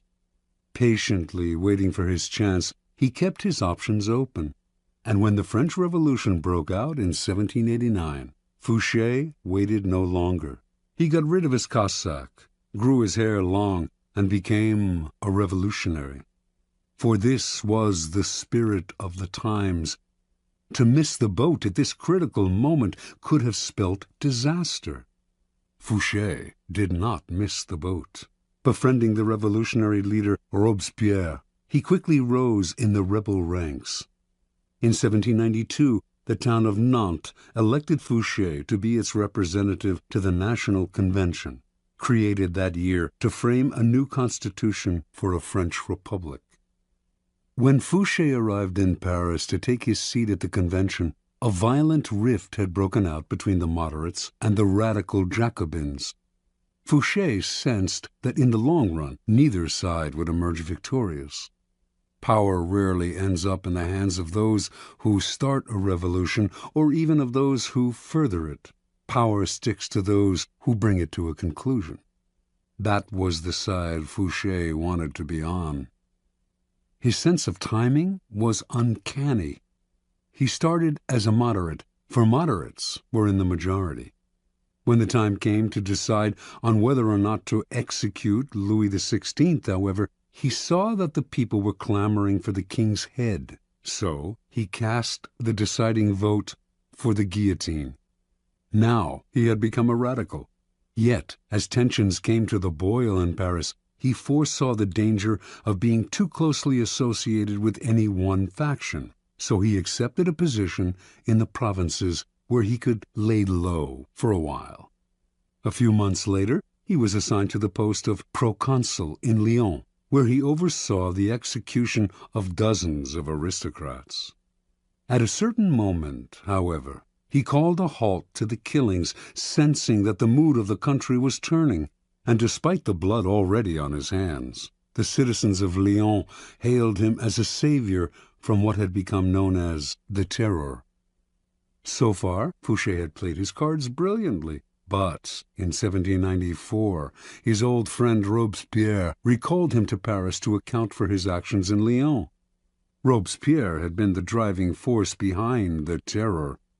He had sent heads on both the right and the left rolling, and Fouché, whom he no longer trusted, seemed destined to provide the next head. Over the next few weeks, a tense struggle ensued, while Robespierre railed openly against Fouché, accusing him of dangerous ambitions and calling for his arrest. The crafty Fouché worked more indirectly, quietly gaining support among those who were beginning to tire of Robespierre's dictatorial control. Fouché was playing for time.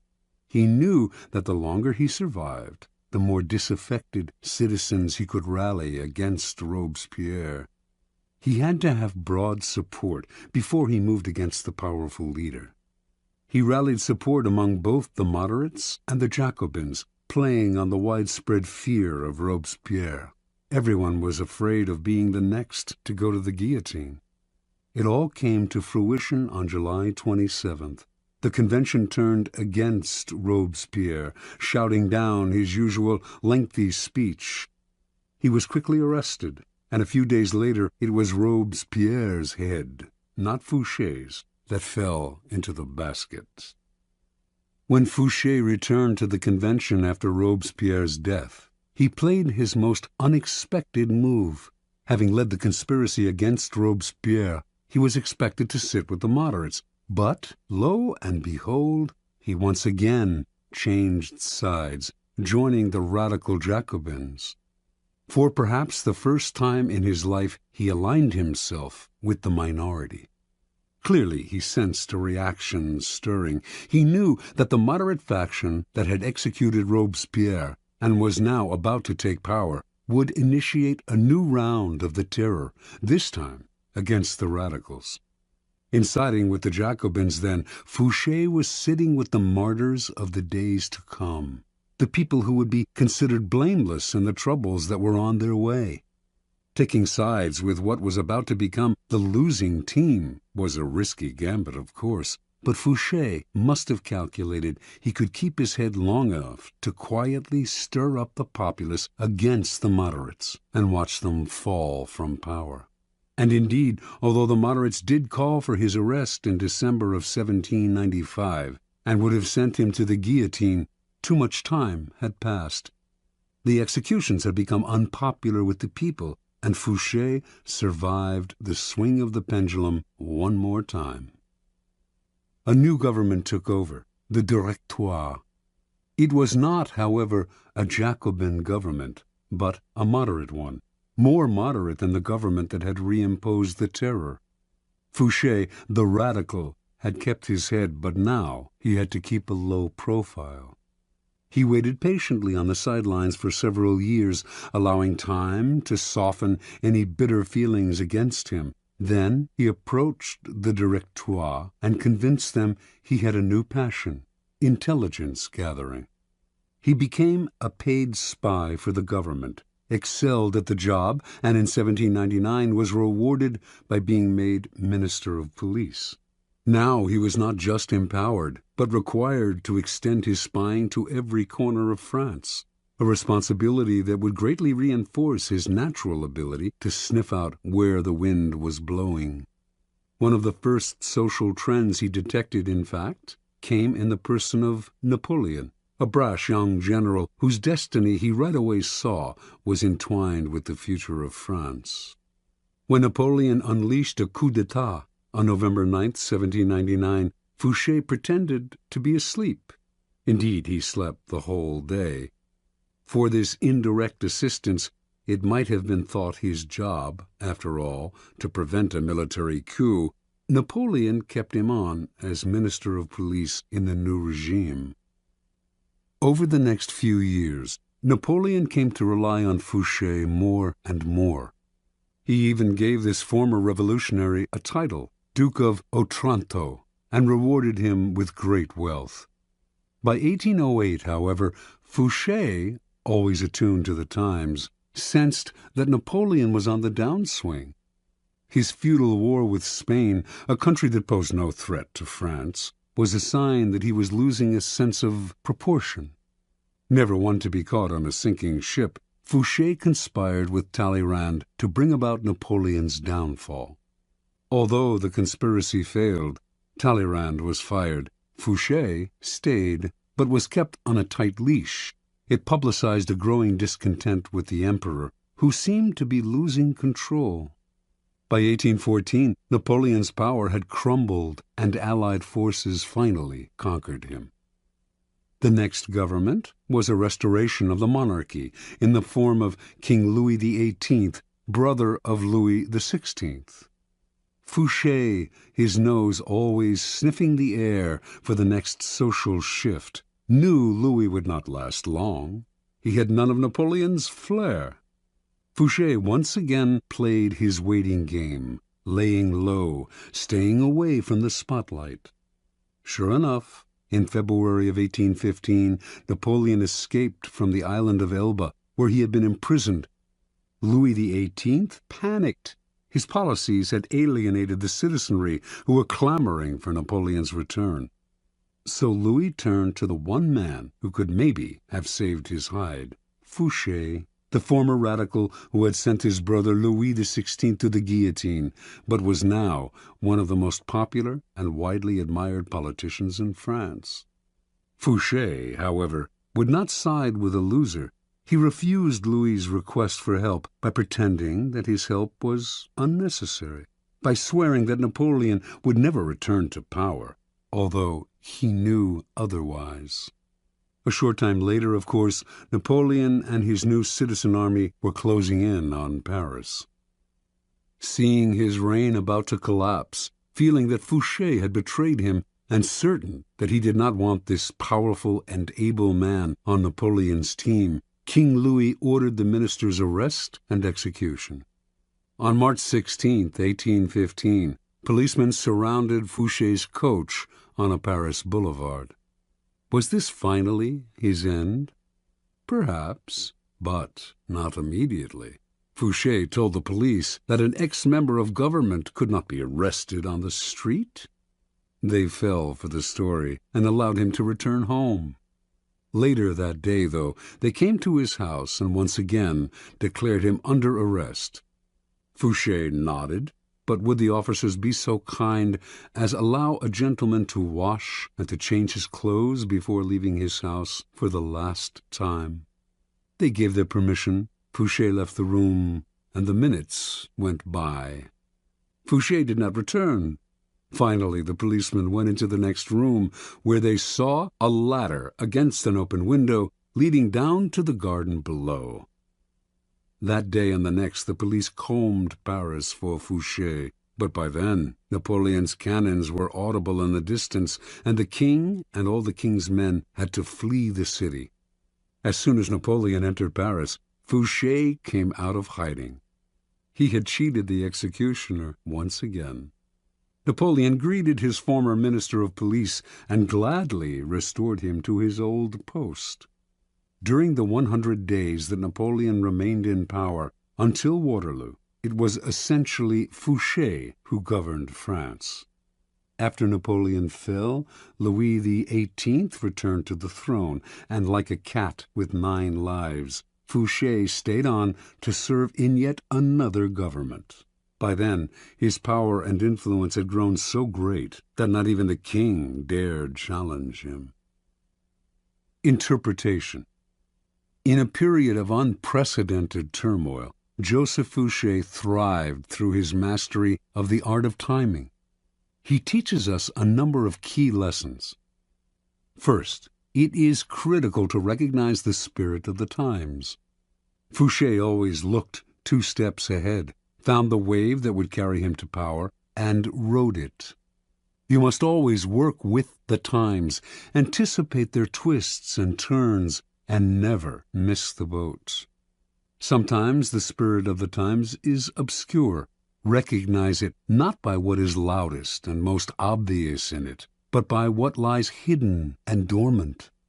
Look forward to the Napoleons of the future rather than holding on to the ruins of the past. Second, recognizing the prevailing winds does not necessarily mean running with them. Any potent social movement creates a powerful reaction, and it is wise to anticipate what that reaction will be, as Fouché did after the execution of Robespierre. Rather than ride the cresting wave of the moment, wait for the tide's ebb to carry you back to power. Upon occasion, bet on the reaction that is brewing and place yourself in the vanguard of it. Finally, Fouché had remarkable patience. Without patience as your sword and shield, your timing will fail, and you will inevitably find yourself a loser. When the times were against Fouché, he did not struggle, get emotional, or strike out rashly. He kept his cool and maintained a low profile, patiently building support among the citizenry, the bulwark in his next rise to power. Whenever he found himself in the weaker position, he played for time, which he knew would always be his ally if he was patient. Recognize the moment then, to hide in the grass or slither under a rock, as well as the moment to bare your fangs and attack. Keys to power. There are 3 kinds of time for us to deal with. Each presents problems that can be solved with skill and patience. First, there is long time, the drawn-out, years-long kind of time that must be managed with patience and gentle guidance. Our handling of long time should be mostly defensive. This is the art of not reacting impulsively, of waiting for opportunity. Next, there is forced time, the short time that we can manipulate as an offensive weapon, upsetting the timing of our opponent. Finally, there is end time, when a plan must be executed with speed and force. We have waited, found the moment, and must not hesitate. Long time. When you force the pace out of fear and impatience, you create a nest of problems that require fixing, and you end up taking much longer than if you had taken your time. Hurriers may occasionally get there quicker, but papers fly everywhere, new dangers arise, and they find themselves in constant crisis mode, fixing the problems that they themselves have created. Sometimes not acting in the face of danger is your best move. You wait. You deliberately slow down. As time passes, it will eventually present opportunities you had not imagined. Waiting involves controlling not only your own emotions, but those of your colleagues who, mistaking action for power, may try to push you into making rash moves. In your rivals, on the other hand, you can encourage this same mistake if you let them rush headlong into trouble while you stand back and wait. You will soon find ripe moments to intervene and pick up the pieces. You do not deliberately slow time down to live longer or to take more pleasure in the moment, but the better to play the game of power. First, when your mind is uncluttered by constant emergencies, you will see further into the future. Second, you will be able to resist the baits that people dangle in front of you and will keep yourself from becoming another impatient sucker. Third, you will have more room to be flexible. Opportunities will inevitably arise that you had not expected and would have missed had you forced the pace. Fourth, you will not move from one deal to the next without completing the first one. To build your power's foundation can take years. Make sure that foundation is secure. Do not be a flash in the pan. Success that is built up slowly and surely is the only kind that lasts. Forced time. The trick in forcing time is to upset the timing of others, to make them hurry, to make them wait, to make them abandon their own pace, to distort their perception of time. By upsetting the timing of your opponent while you stay patient, you open up time for yourself, which is half the game. Making people wait is a powerful way of forcing time, as long as they do not figure out what you are up to. You control the clock. They linger in limbo and rapidly come unglued, opening up opportunities for you to strike. The opposite effect is equally powerful. You make your opponents hurry, start off your dealings with them slowly, then suddenly apply pressure, making them feel that everything is happening at once. People who lack the time to think will make mistakes, so set their deadlines for them. This was the technique Machiavelli admired in Cesare Borgia, who, during negotiations, would suddenly press vehemently for a decision, upsetting his opponent's timing and patience. For who would dare make Cesare wait? End time. You can play the game with the utmost artistry, waiting patiently for the right moment to act, putting your competitors off their form by messing with their timing. But it won't mean a thing unless you know how to finish. Do not be one of those people who look like paragons of patience, but are actually just afraid to bring things to a close. Patience is worthless unless combined with a willingness to fall ruthlessly on your opponent at the right moment. You can wait as long as necessary for the conclusion to come, but when it comes, it must come quickly. Use speed to paralyze your opponent, cover up any mistakes you might make, and impress people with your aura of authority and finality. With the patience of a snake charmer, you draw the snake out with calm and steady rhythms. Once the snake is out, though, would you dangle your foot above its deadly head? There is never a good reason to allow the slightest hitch in your endgame. Your mastery of timing can really only be judged by how you work with end time, how you quickly change the pace and bring things to a swift and definitive conclusion. Law 36. Disdain things you cannot have. Ignoring them is the best revenge. Judgment. By acknowledging a petty problem, you give it existence and credibility. The more attention you pay an enemy, the stronger you make him, and a small mistake is often made worse and more visible when you try to fix it. It is sometimes best to leave things alone. If there is something you want but cannot have, show contempt for it. The less interest you reveal, the more superior you seem. Observance of the law. In the year 1527, King Henry VIII of England decided he had to find a way to get rid of his wife, Catherine of Aragon. Catherine had failed to produce a son, a male heir, who would ensure the continuance of his dynasty, and Henry thought he knew why. He had read in the Bible the passage, "And if a man shall take his brother's wife, it is an unclean thing. He hath uncovered his brother's nakedness. They shall be childless." Before marrying Henry, Catherine had married his older brother Arthur, but Arthur had died 5 months later.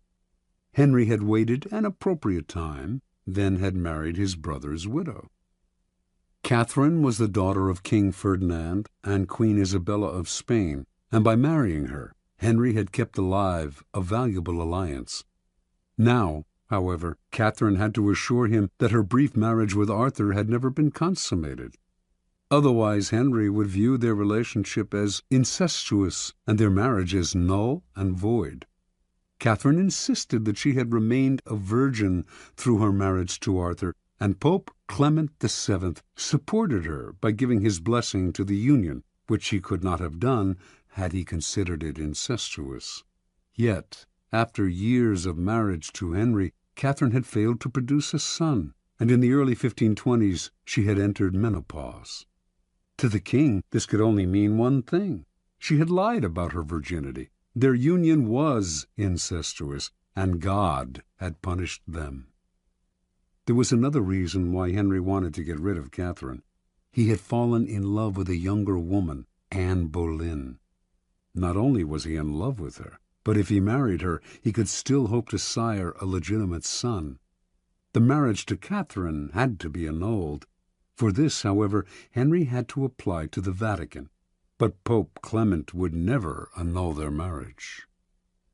By the summer of 1527, rumors spread throughout Europe that Henry was about to attempt the impossible, to annul his marriage against Clement's wishes.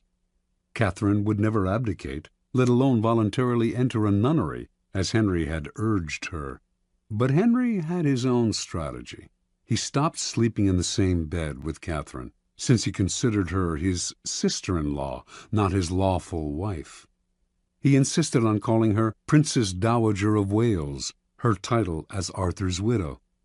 Finally, in 1531, he banished her from court and shipped her off to a distant castle. The Pope ordered him to return her to court on pain of excommunication, the most severe penalty a Catholic could suffer. Henry not only ignored this threat, he insisted that his marriage to Catherine had been dissolved, and in 1533 he married Anne Boleyn. Clement refused to recognize the marriage, but Henry did not care. He no longer recognized the Pope's authority and proceeded to break with the Roman Catholic Church, establishing the Church of England in its stead, with the king as the head of the new church. And so, not surprisingly, the newly formed Church of England proclaimed Anne Boleyn England's rightful queen. The Pope tried every threat in the book, but nothing worked. Henry simply ignored him. Clement fumed. No one had ever treated him so contemptuously. Henry had humiliated him, and he had no power of recourse. Even excommunication, which he constantly threatened but never carried out, would no longer matter. Catherine, too, felt the devastating sting of Henry's disdain. She tried to fight back, but in appealing to Henry, her words fell on deaf ears, and soon they fell on no one's. Isolated from the court, ignored by the king, mad with anger and frustration, Catherine slowly deteriorated, and finally died in January of 1536 from a cancerous tumor of the heart. Interpretation. When you pay attention to a person, the two of you become partners of sorts, each moving in step to the actions and reactions of the other. In the process, you lose your initiative. It is a dynamic of all interactions. By acknowledging other people, even if only to fight with them. You open yourself to their influence. Had Henry locked horns with Catherine, he would have found himself mired in endless arguments that would have weakened his resolve and eventually worn him down. Had he set out to convince Clement to change his verdict on the marriage's validity, or tried to compromise and negotiate with him, he would have gotten bogged down in Clement's favorite tactic, playing for time, promising flexibility, but actually getting what popes always got, their way. Henry would have none of this. He played a devastating power game, total disdain. By ignoring people, you cancel them out. This unsettles and infuriates them, but since they have no dealings with you, there is nothing they can do. This is the offensive aspect of the law. Playing the card of contempt is immensely powerful, for it lets you determine the conditions of the conflict. The war is waged on your terms. This is the ultimate power pose. You are the king, and you ignore what offends you. Watch how this tactic infuriates people. Half of what they do is to get your attention, and when you withhold it from them, they flounder in frustration. Keys to power. If choosing to ignore enhances your power, it follows that the opposite approach, commitment and engagement, often weakens you. By paying undue attention to a puny enemy, you look puny, and the longer it takes you to crush such an enemy, the larger the enemy seems. When Athens set out to conquer the island of Sicily in 415 BC, a giant power was attacking a tiny one. Yet by entangling Athens in a long, drawn-out conflict, Syracuse, Sicily's most important city-state, was able to grow in stature and confidence. Finally, defeating Athens, it made itself famous for centuries to come. In recent times, President John F. Kennedy made a similar mistake in his attitude to Fidel Castro of Cuba. His failed invasion at the Bay of Pigs in 1961 made Castro an international hero. When you are attacked by an inferior, deflect people's attention by making it clear that the attack has not even registered.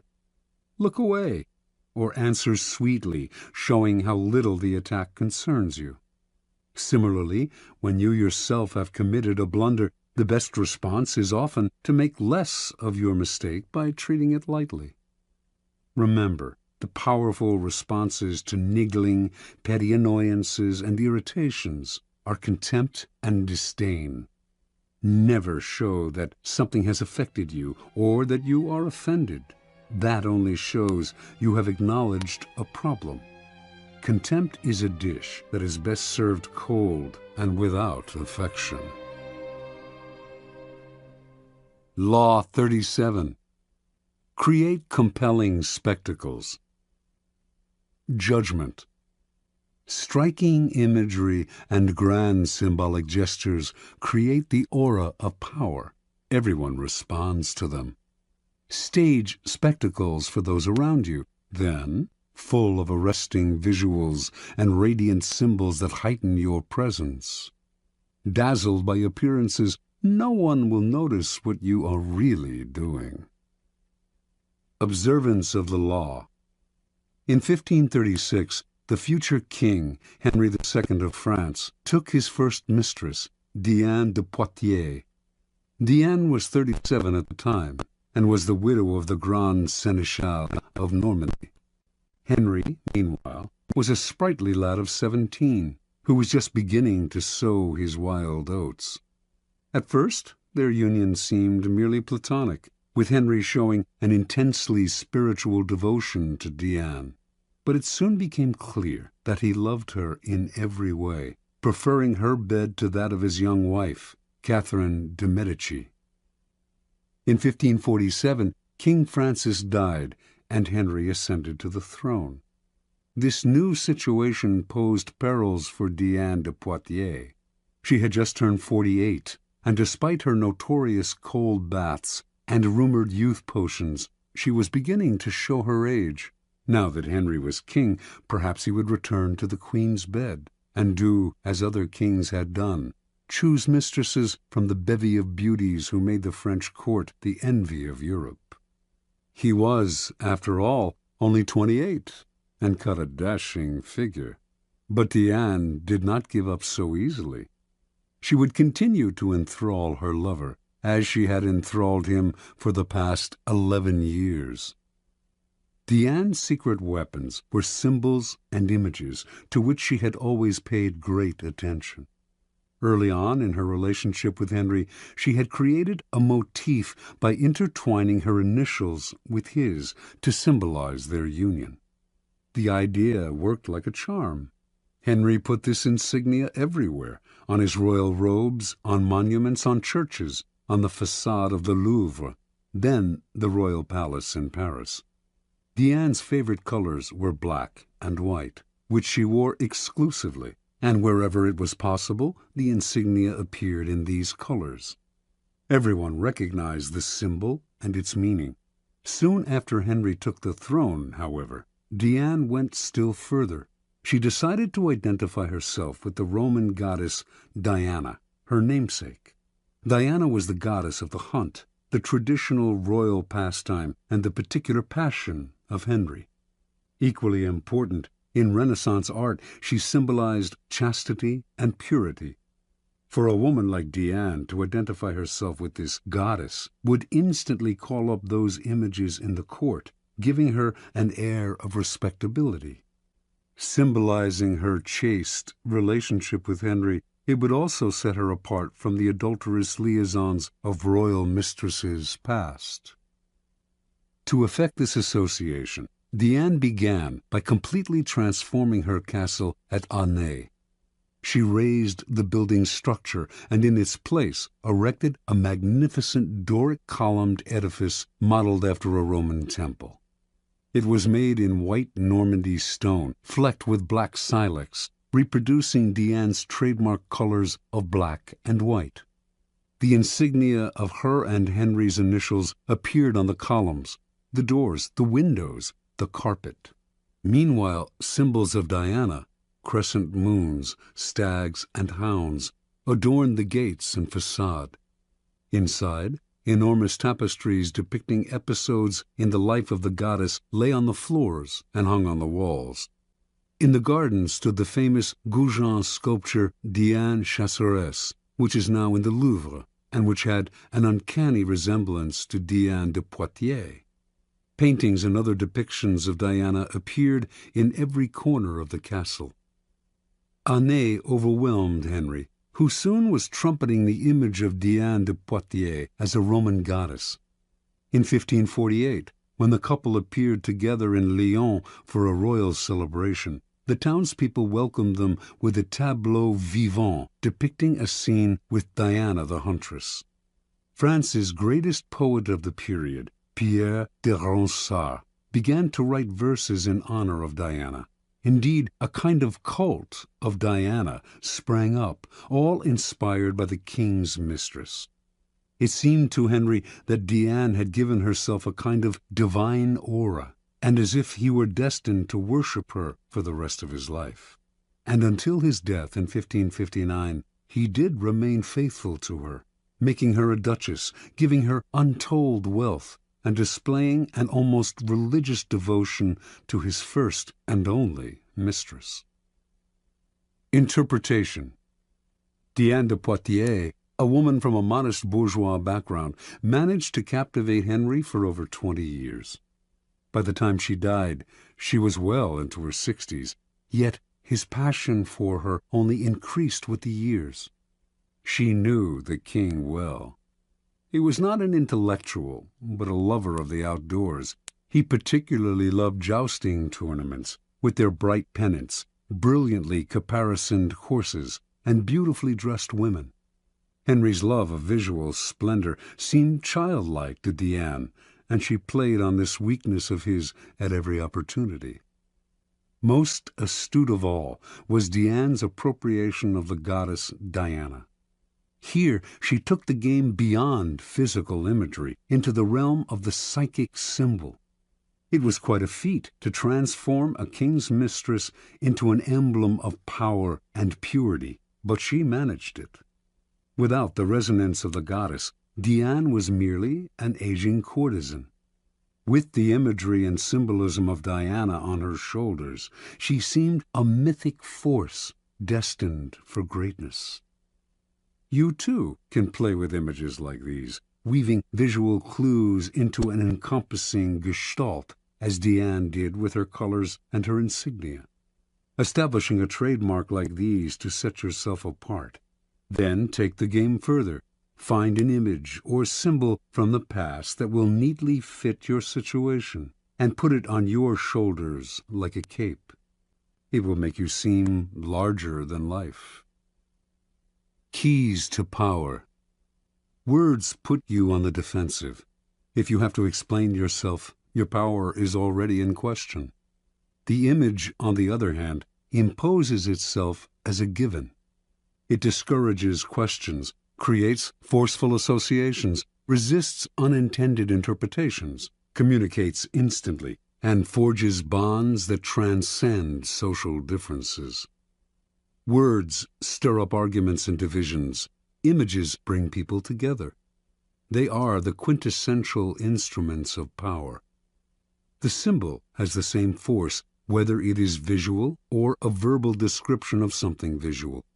The symbol of the Sun King, as explained by Louis XIV, who is known by that epithet, can be read on many layers, but the beauty of it is that its associations required no explanation, spoke immediately to his subjects, distinguished him from all other kings, and conjured up a kind of majesty that went far beyond the words themselves. The symbol contains untold power. Things change in the game of symbols. It is probably no longer possible to pose as a Sun King or to wrap the mantle of Diana around you. Yet you can associate yourself with such symbols more indirectly.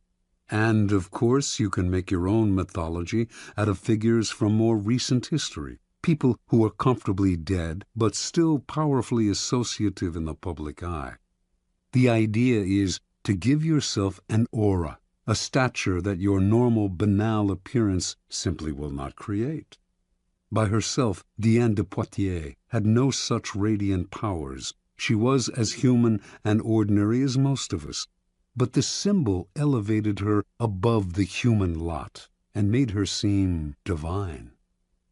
Use the power of symbols as a way to rally, animate, and unite your troops or team. Always find a symbol to represent your cause. The more emotional associations, the better.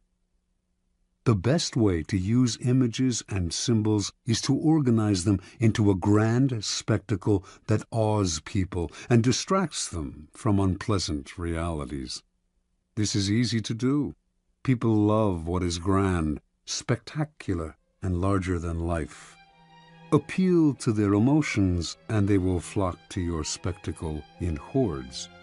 The visual is the easiest route to their hearts.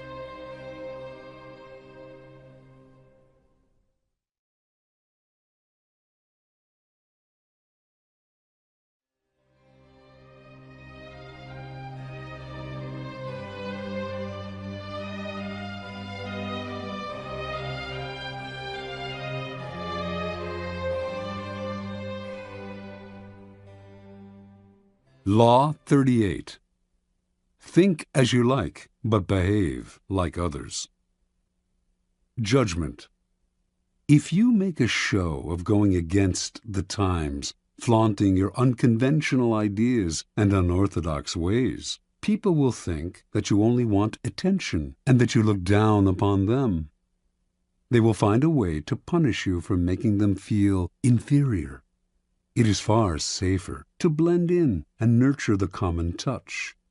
Share your originality only with tolerant friends and those who are sure to appreciate your uniqueness.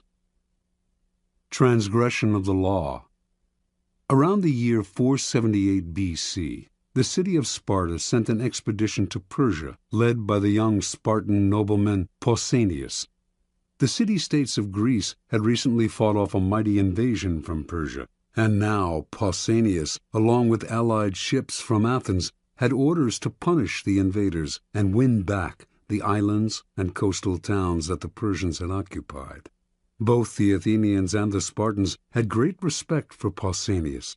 He had proven himself as a fearless warrior with a flair for the dramatic.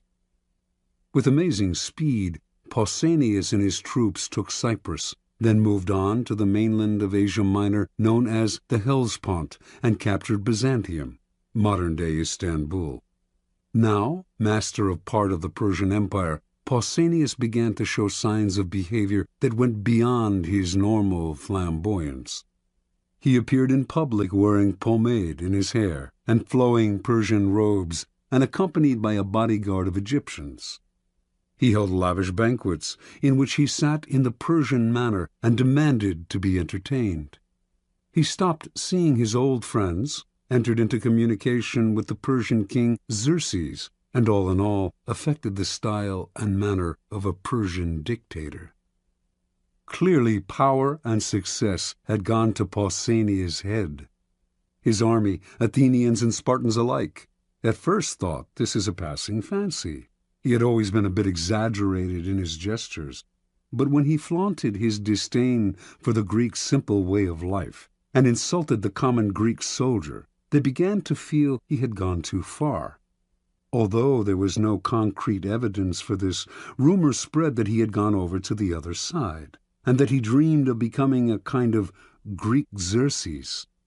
To quell the possibility of mutiny, the Spartans relieved Pausanias of his command and called him home. Pausanias, however, continued to dress in the Persian style, even in Sparta. After a few months he independently hired a trireme and returned to the Hellespont, telling his compatriots he was going to continue the fight against the Persians. Actually, however, he had different plans: to make himself ruler of all Greece with the aid of Xerxes himself. The Spartans declared him a public enemy and sent a ship to capture him. Pausanias surrendered, certain that he could clear himself of the charges of treason. It did come out during the trial that during his reign as commander he had offended his fellow Greeks time and again, erecting monuments, for instance, in his own name, rather than those of the cities whose troops had fought alongside him, as was the custom. Yet Pausanias proved right. Despite the evidence of his numerous contacts with the enemy, the Spartans refused to imprison a man of such noble birth and let him go. Now thinking himself untouchable, Pausanias hired a messenger to take a letter to Xerxes, but the messenger instead took the letter to the Spartan authorities. These men wanted to find out more, so they had the messenger arrange to meet Pausanias in a temple where they could hide and listen behind a partition. What Pausanias said shocked them. They had never heard such contempt for their ways spoken so brazenly by one of their own, and they made arrangements for his immediate arrest. On his way home from the temple, Pausanias got word of what had happened.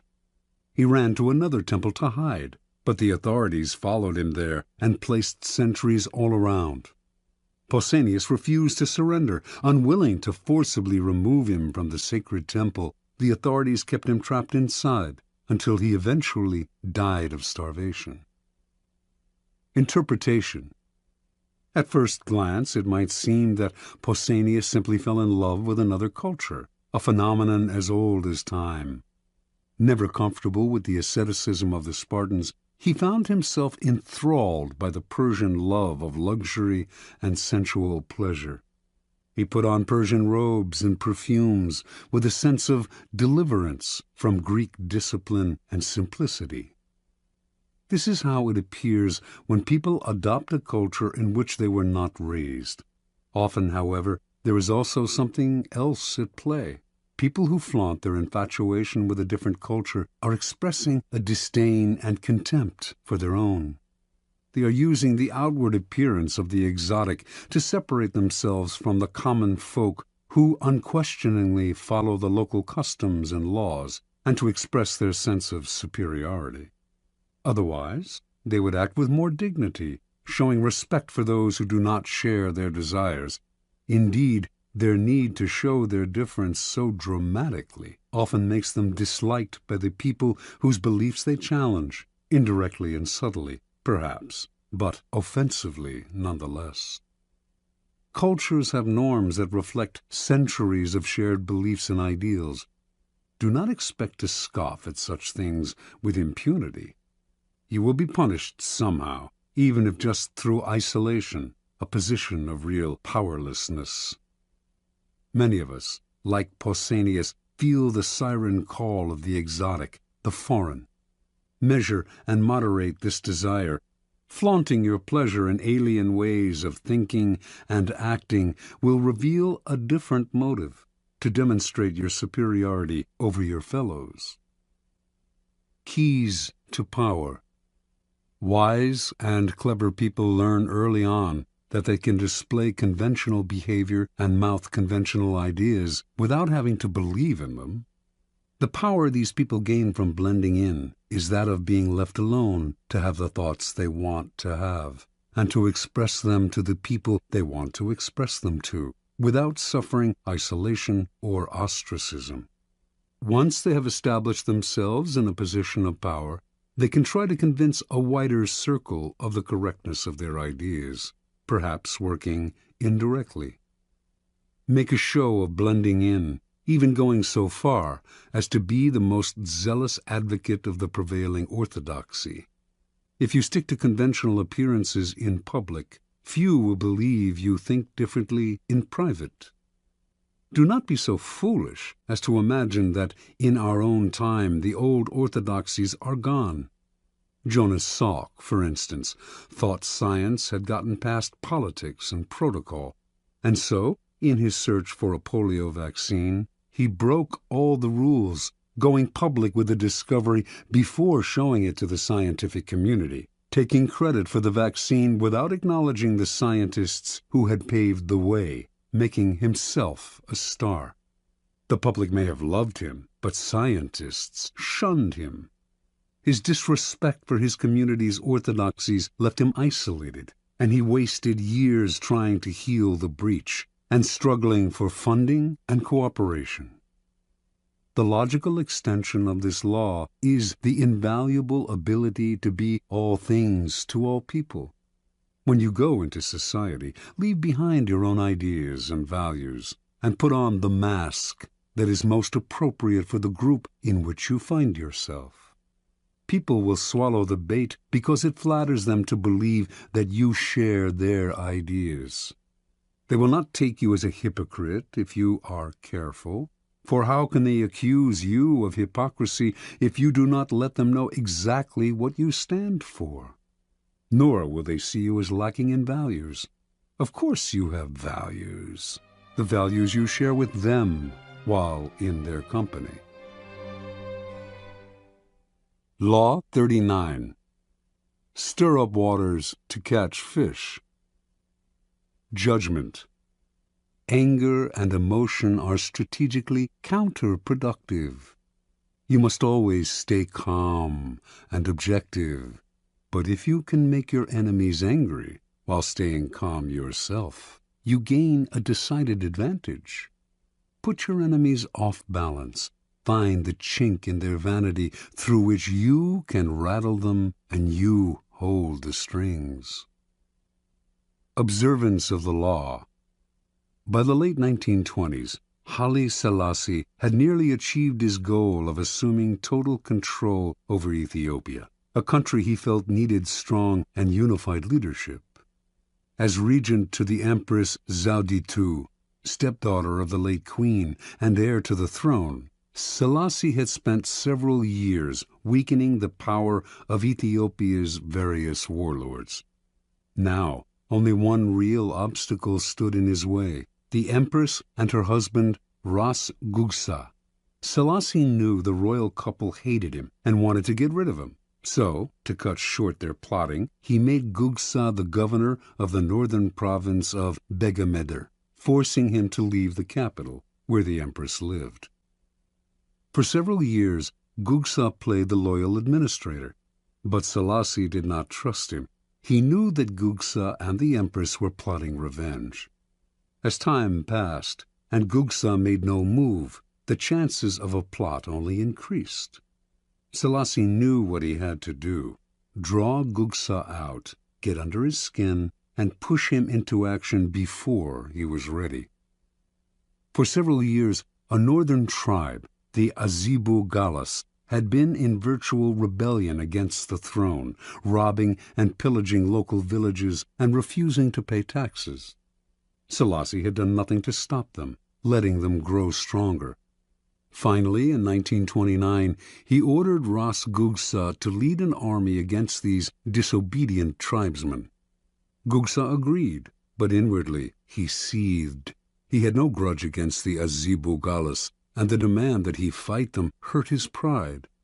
He could not disobey the order, but as he worked to put together an army, he began to spread an ugly rumor that Selassie was in cahoots with the Pope and planned to convert the country to Roman Catholicism and make it a colony of Italy. Gugsa's armies swelled, and some of the tribes from which his soldiers came secretly agreed to fight Selassie. In March of 1930, an enormous force of 35,000 men began to march, not on the Azibu Galas, but south, toward the capital of Addis Ababa. Made confident by his growing strength, Gugsa now openly led a holy war to depose Selassie and put the country back in the hands of true Christians. He did not see the trap that had been laid for him.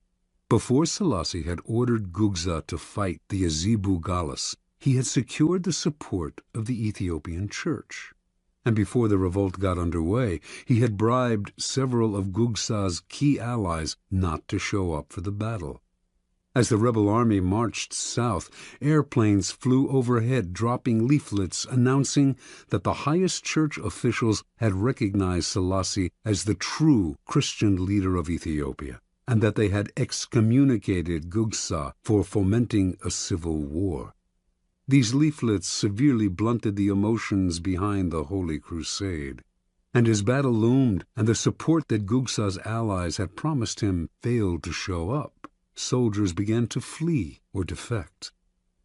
When the battle came, the rebel army quickly collapsed. Refusing to surrender, Ras Gugsa was killed in the fighting. The Empress, distraught over her husband's death, died a few days later.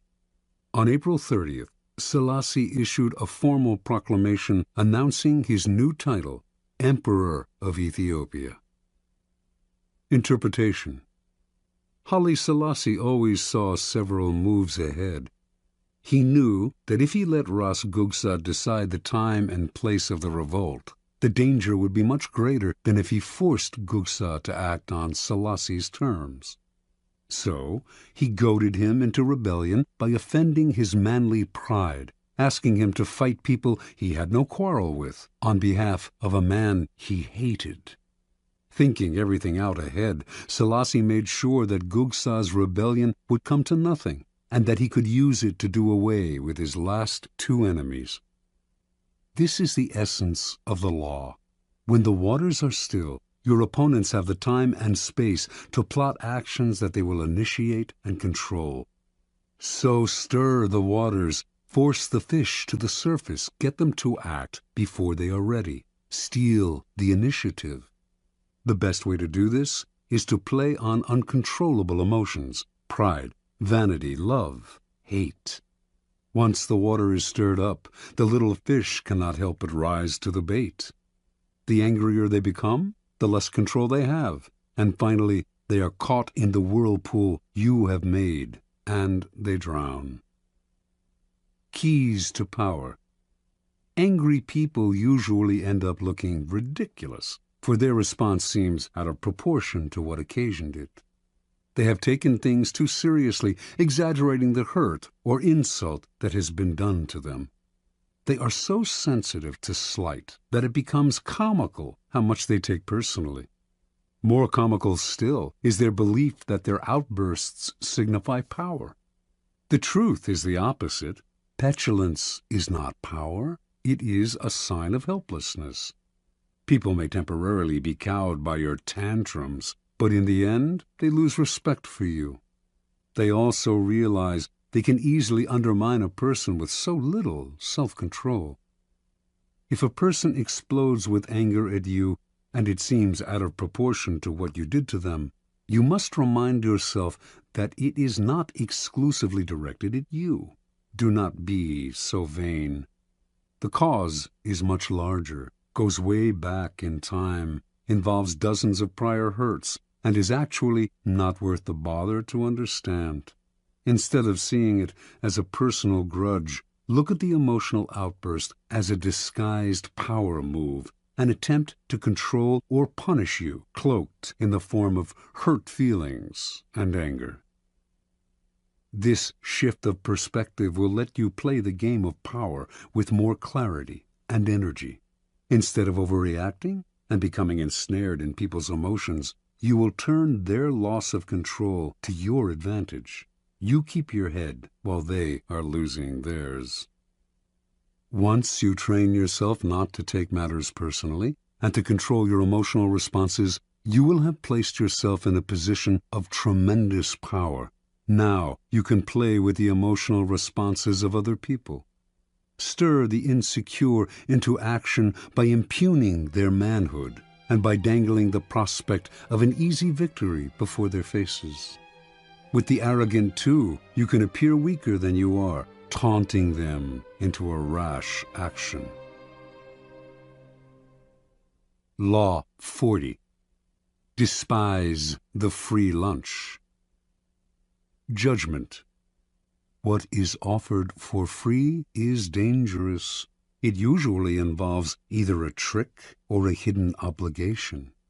What has worth is worth paying for. By paying your own way, you stay clear of gratitude, guilt, and deceit. It is also often wise to pay the full price. There is no cutting corners with excellence. Be lavish with your money and keep it circulating, for generosity is a sign and a magnet for power. Money and power. In the realm of power, everything must be judged by its cost, and everything has a price. What is offered for free or at bargain rates often comes with a psychological price tag. Complicated feelings of obligation, compromises with quality, the insecurity those compromises bring, on and on. The powerful learn early to protect their most valuable resources, independence and room to maneuver. By paying the full price, they keep themselves free of dangerous entanglements and worries. Being open and flexible with money also teaches the value of strategic generosity, a variation on the old trick of giving when you are about to take. By giving the appropriate gift, you put the recipient under obligation. Generosity softens people up to be deceived. By gaining a reputation for liberality, you win people's admiration while distracting them from your power plays. By strategically spreading your wealth, you charm the other courtiers, creating pleasure and making valuable allies. Look at the masters of power, the Caesars, the Queen Elizabeths, the Michelangelos, the Medicis. Not a miser among them. Even the great con artists spend freely to swindle. Tight purse strings are unattractive. When engaged in seduction, Casanova would give completely, not only of himself, but of his wallet. The powerful understand that money is psychologically charged, and that it is also a vessel of politeness and sociability. They make the human side of money a weapon in their armory. For everyone able to play with money, thousands more are locked in a self-destructive refusal to use money creatively and strategically. These types represent the opposite pole to the powerful, and you must learn to recognize them, either to avoid their poisonous natures or to turn their inflexibility to your advantage. The greedy fish. The greedy fish take the human side out of money. Cold and ruthless, They see only the lifeless balance sheet, viewing others solely as either pawns or obstructions in their pursuit of wealth. They trample on people's sentiments and alienate valuable allies. No one wants to work with the greedy fish, and over the years they end up isolated, which often proves their undoing. The bargain demon. Powerful people judge everything by what it costs, not just in money, but in time, dignity, and peace of mind. And this is exactly what bargain demons cannot do. Wasting valuable time digging for bargains, they worry endlessly about what they could have gotten elsewhere for a little less. On top of that, the bargain item they do buy is often shabby. Perhaps it needs costly repairs, or will have to be replaced twice as fast as a high-quality item. The costs of these pursuits, not always in money, though the price of a bargain is often deceptive, but in time and peace of mind, discourage normal people from undertaking them. But for the bargain demon, the bargain is an end in itself. These types might seem to harm only themselves, but their attitudes are contagious. Unless you resist them, they will infect you with the insecure feeling that you should have looked harder to find a cheaper price. Don't argue with them or try to change them. Just mentally add up the cost in time and inner peace, if not in hidden financial expense, of the irrational pursuit of a bargain. The sadist. Financial sadists play vicious power games with money as a way of asserting their power. They might, for example, make you wait for money that is owed you, promising that the check is in the mail. Or, if they hire you to work for them, they meddle in every aspect of the job, haggling and giving you ulcers. Sadists seem to think that paying for something gives them the right to torture and abuse the seller. They have no sense of the courtier element in money. If you are unlucky enough to get involved with this type, accepting a financial loss may be better in the long run than getting entangled in their destructive power games. The indiscriminate giver. Generosity has a definite function in power. It attracts people, softens them up, makes allies out of them. But it has to be used strategically with a definite end in mind.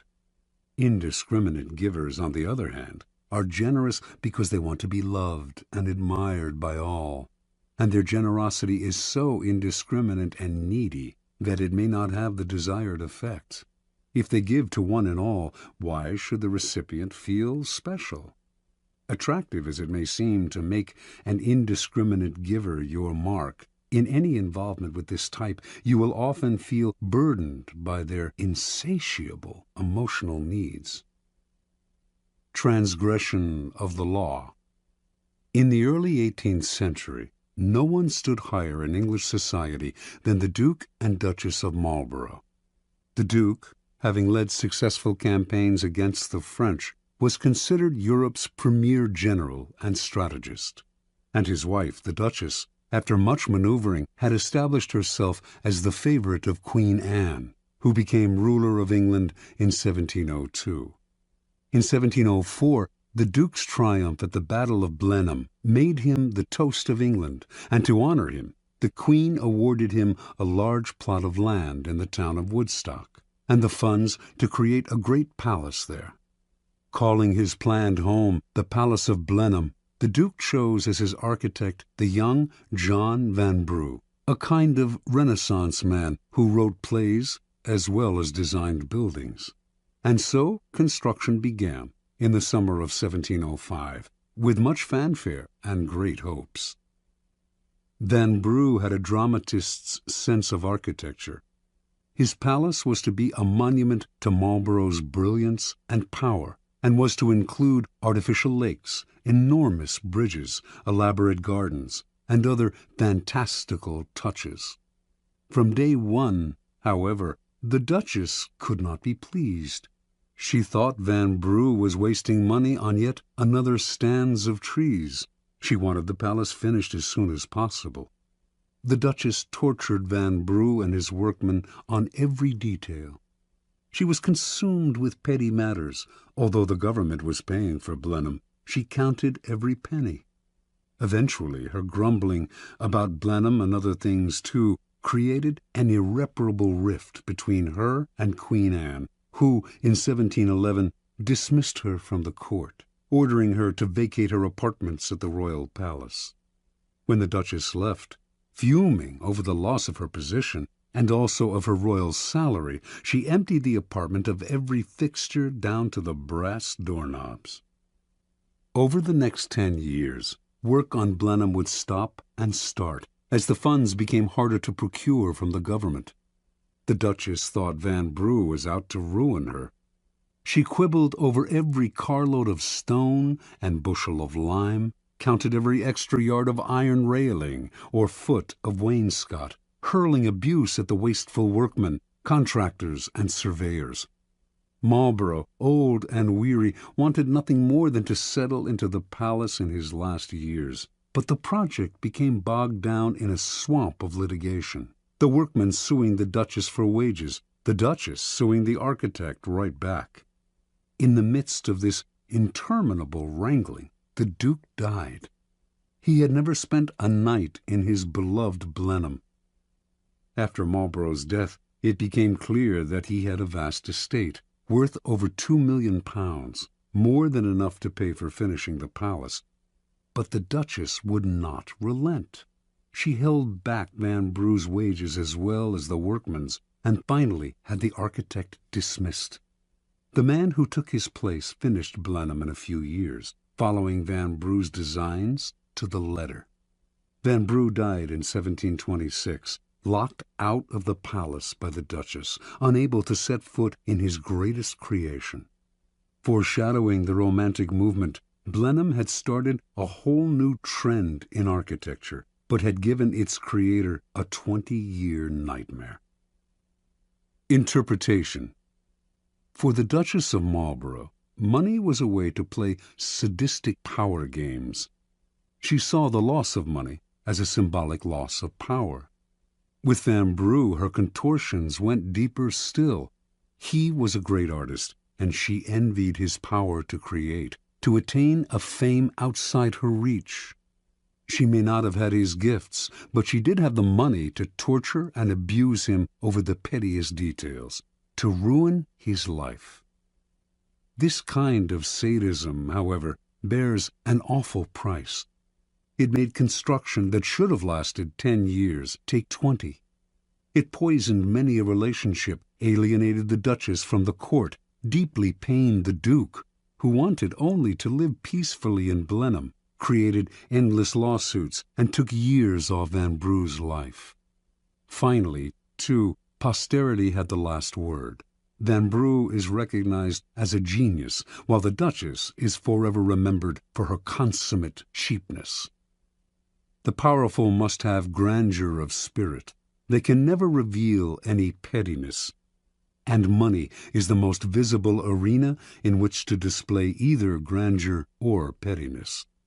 Best spend freely, then, and create a reputation for generosity, which in the end will pay great dividends. Never let financial details blind you to the bigger picture of how people perceive you. Their resentment will cost you in the long run, and if you want to meddle in the work of creative people under your hire, at least pay them well. Your money will buy their submission better than your displays of power. Law 41. Avoid stepping into a great man's shoes. Judgment. What happens first always appears better and more original than what comes after. If you succeed a great man or have a famous parent, you will have to accomplish double their achievements to outshine them. Do not get lost in their shadow or stuck in a past not of your own making. Establish your own name and identity by changing course. Slay the overbearing father, disparage his legacy, and gain power by shining in your own way. Observance of the law. Alexander the Great had a dominant passion as a young man, an intense dislike for his father, King Philip of Macedonia. He hated Philip's cunning, cautious style of ruling, his bombastic speeches, his drinking and whoring, and his love of wrestling and of other wastes of time. Alexander knew he had to make himself the very opposite of his domineering father. He would force himself to be bold and reckless. He would control his tongue and be a man of few words, and he would not lose precious time in pursuit of pleasures that brought no glory. Alexander also resented the fact that Philip had conquered most of Greece. "My father will go on conquering till there is nothing extraordinary left for me to do," he once complained. While other sons of powerful men were content to inherit wealth and live a life of leisure, Alexander wanted only to outdo his father, to obliterate Philip's name from history by surpassing his accomplishments. Alexander itched to show others how superior he was to his father. A Thessalian horse-dealer once brought a prize horse named Bucephalus to sell to Philip. None of the king's grooms could get near the horse. It was far too savage, and Philip berated the merchant for bringing him such a useless beast. Watching the whole affair, Alexander scowled and commented, "What a horse they are losing for want of skill and spirit to manage him." When he had said this several times, Philip finally had enough and challenged him to take on the horse. He called the merchant back, secretly hoping his son would have a nasty fall and learn a bitter lesson. But Alexander was the one to teach the lesson. Not only did he mount Bucephalus, he managed to ride him at full gallop, taming the horse that would later carry him all the way to India. The courtiers applauded wildly, but Philip seethed inside, seeing not a son but a rival to his power. Alexander's defiance of his father grew bolder. One day the two men had a heated argument before the entire court, and Philip drew his sword as if to strike his son. Having drunk too much wine, however, the king stumbled. Alexander pointed at his father and jeered, "Men of Macedonia, see there the man who is preparing to pass from Europe to Asia. He cannot pass from one table to another without falling." When Alexander was 18, a disgruntled courtier murdered Philip. As word of the regicide spread through Greece, city after city rose up in rebellion against their Macedonian rulers. Philip's advisers counseled Alexander, now the king, to proceed cautiously, to do as Philip had done and conquer through cunning. But Alexander would do things his way. He marched to the furthest reaches of the kingdom, suppressed the rebellious towns, and reunited the empire with brutal efficiency. As a young rebel grows older, his struggle against the father often wanes, and he gradually comes to resemble the very man he wanted to defy. But Alexander's loathing of his father did not end with Philip's death. Once he had consolidated Greece, he set his eyes on Persia, the prize that had eluded his father, who had dreamed of conquering Asia. If he defeated the Persians, Alexander would finally surpass Philip in glory and fame. Alexander crossed into Asia with an army of 35,000 to face a Persian force numbering over 1,000,000. Before engaging the Persians in battle, he passed through the town of Gordium. Here, in the town's main temple, there stood an ancient chariot tied with cords made of the rind of the cornel tree. Legend had it that any man who could undo these cords, the Gordian knot, would rule the world. Many had tried to untie the enormous and intricate knot, but none had succeeded. Alexander, seeing he could not possibly untie the knot with his bare hands, took out his sword and with one slash cut it in half. This symbolic gesture showed the world that he would not do as others, but would blaze his own path.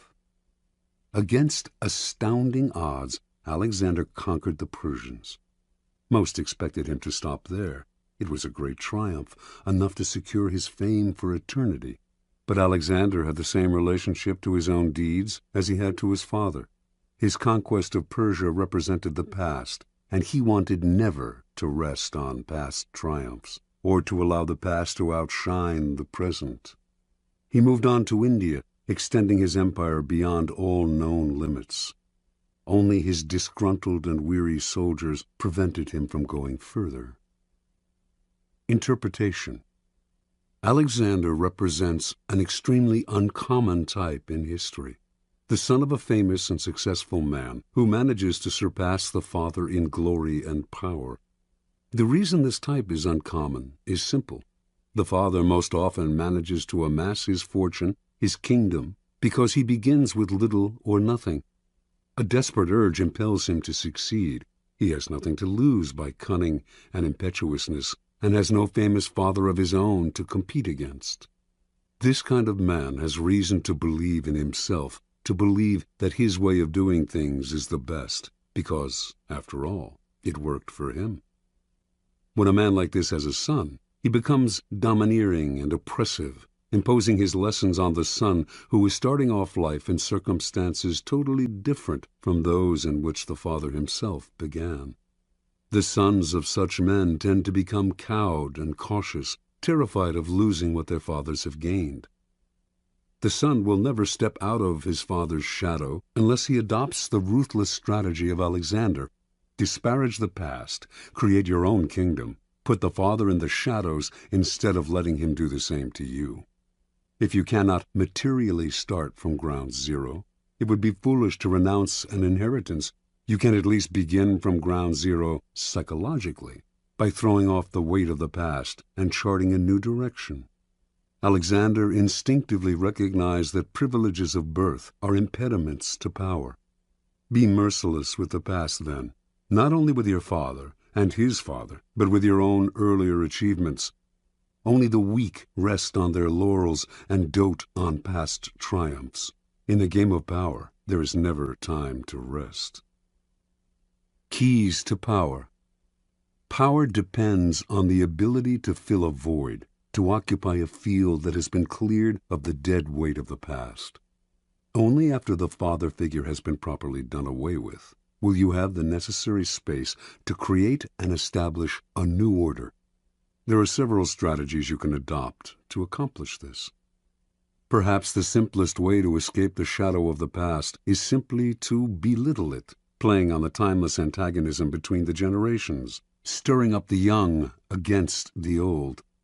For this, you need a convenient older figure to pillory. John F. Kennedy knew the dangers of getting lost in the past. He radically distinguished his presidency from that of his predecessor, Dwight D. Eisenhower, and also from the preceding decade, the 1950s, which Eisenhower personified. Kennedy, for instance, would not play the dull and fatherly game of golf, a symbol of retirement and privilege, and Eisenhower's passion. Instead, he played football on the White House lawn. In every aspect, his administration represented vigor and youth, as opposed to the stodgy Eisenhower. Kennedy had discovered an old truth.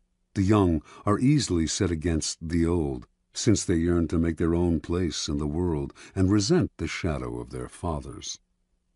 Never let yourself be seen as following your predecessor's path.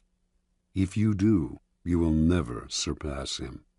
You must physically demonstrate your difference by establishing a style and symbolism that sets you apart.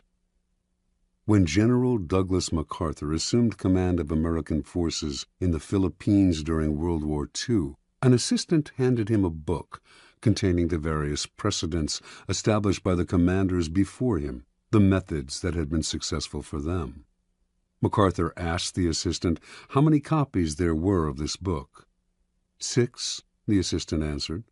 Well, the general replied, you get all those 6 copies together and burn them, every one of them.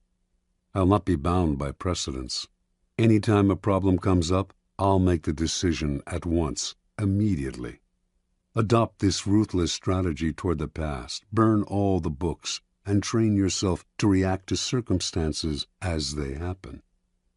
You may believe that you have separated yourself from the predecessor or father figure, but as you grow older, you must be eternally vigilant, lest you become the father you had rebelled against. Finally, plenitude and prosperity tend to make us lazy and inactive. When our power is secure, we have no need to act. This is a serious danger, especially for those who achieve success and power at an early age. You must be prepared to return to square one psychologically, rather than growing fat and lazy with prosperity. Pablo Picasso could deal with success, but only by constantly changing the style of his painting, often breaking completely with what had made him successful before. How often our early triumphs turn us into a kind of caricature of ourselves. Powerful people recognize these traps. Like Alexander the Great, they struggle constantly to recreate themselves. The father must not be allowed to return. He must be slain at every step of the way. Law 42. Strike the shepherd and the sheep will scatter. Judgment. Trouble can often be traced to a single strong individual, the stirrer, the arrogant underling, the poisoner of goodwill. If you allow such people room to operate, others will succumb to their influence.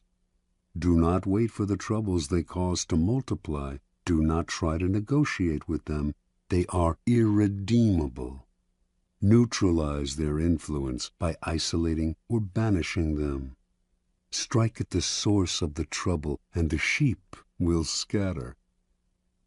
Observance of the law. Near the end of the 6th century BC, the city-state of Athens overthrew the series of petty tyrants who had dominated its politics for decades. It established instead a democracy that was to last over a century, a democracy that became the source of its power and its proudest achievement. But as the democracy evolved, so did a problem the Athenians had never faced: how to deal with those who did not concern themselves with the cohesion of a small city surrounded by enemies, who did not work for its greater glory, but thought of only themselves and their own ambitions and petty intrigues.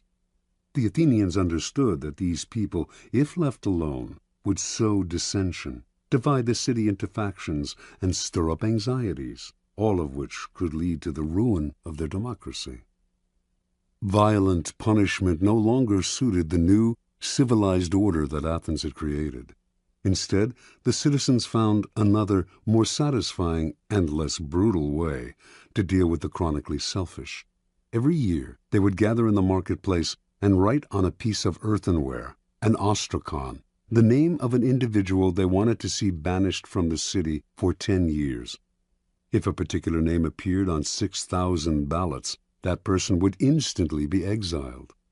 If no one received 6,000 votes, the person with the most ostraka recording his name would suffer the 10-year ostracism. This ritual expulsion became a kind of festival. What a joy to be able to banish those irritating, anxiety-inducing individuals who wanted to rise above the group they should have served. In 490 BC, Aristides, one of the great generals of Athenian history, helped defeat the Persians at the Battle of Marathon. Meanwhile, off the battlefield, his fairness as a judge had earned him the nickname the Just. But as the years went by, the Athenians came to dislike him. He made such a show of his righteousness, and this, they believed, disguised his feelings of superiority and scorn for the common folk. His omnipresence in Athenian politics became obnoxious. The citizens grew tired of hearing him called the Just. They feared that this was just the type of man, judgmental, haughty, who would eventually stir up fierce divisions among them. In 482 BC, despite Aristides' invaluable expertise in the continuing war with the Persians, they collected the ostraka and had him banished. After Aristides' ostracism, the great general Themistocles emerged as the city's premier leader. But his many honors and victories went to his head, and he too became arrogant and overbearing, constantly reminding the Athenians of his triumphs in battle, the temples he had built, the dangers he had fended off. He seemed to be saying that without him the city would come to ruin. And so, in 472 BC, Themistocles' name was filled in on the ostraka, and the city was rid of his poisonous presence. The greatest political figure in 5th century Athens was undoubtedly Pericles. Although several times threatened with ostracism, he avoided that fate by maintaining close ties with the people. Perhaps he had learned a lesson as a child from his favorite tutor, the incomparable Damon, who excelled above all other Athenians in his intelligence, his musical skills, and his rhetorical abilities. It was Damon who had trained Pericles in the arts of ruling. But he, too, suffered ostracism, for his superior airs and his insulting manner toward the commoners stirred up too much resentment. Toward the end of the century, there lived a man named Hyperbolus. Most writers of the time describe him as the city's most worthless citizen. He did not care what anyone thought of him, and slandered whomever he disliked. He amused some, but irritated more. In 417 B.C., Hyperbolus saw an opportunity to stir up anger against the two leading politicians of the time, Alcibiades and Nicias. He hoped that one of the two would be ostracized and that he would rise in that man's place. His campaign seemed likely to succeed. The Athenians disliked Alcibiades' flamboyant and carefree lifestyle and were wary of Nicias's wealth and aloofness. They seemed certain to ostracize one or the other, but Alcibiades and Nicias, although they were otherwise enemies, pooled their resources and managed to turn the ostracism on Hyperbolus instead. His obnoxiousness, they argued, could only be terminated by banishment. Earlier sufferers of ostracism had been formidable, powerful men. Hyperbolus, however, was a low buffoon, and with his banishment the Athenians felt that ostracism had been degraded, and so they ended the practice that for nearly 100 years had been one of the keys to keeping the peace within Athens. Interpretation. The Athenians sensed the dangers posed by asocial behavior and saw how such behavior often disguises itself in other forms. The holier-than-thou attitude that silently seeks to impose its standards on others, overweening ambition at the expense of the common good, the flaunting of superiority, quiet scheming, terminal obnoxiousness. Some of these behaviors would eat away at the city's cohesion by creating factions and sowing dissension. Others would ruin the democratic spirit by making the common citizen feel inferior and envious. The Athenians did not try to re-educate people who acted in these ways, or to absorb them somehow into the group, or to impose a violent punishment that would only create other problems. The solution was quick and effective. Get rid of them. Within any group, trouble can most often be traced to a single source, the unhappy, chronically dissatisfied one who will always stir up dissension and infect the group with his or her ill ease. Before you know what hit you, the dissatisfaction spreads.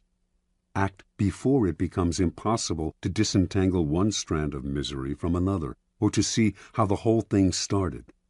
First, recognize troublemakers by their overbearing presence or by their complaining nature.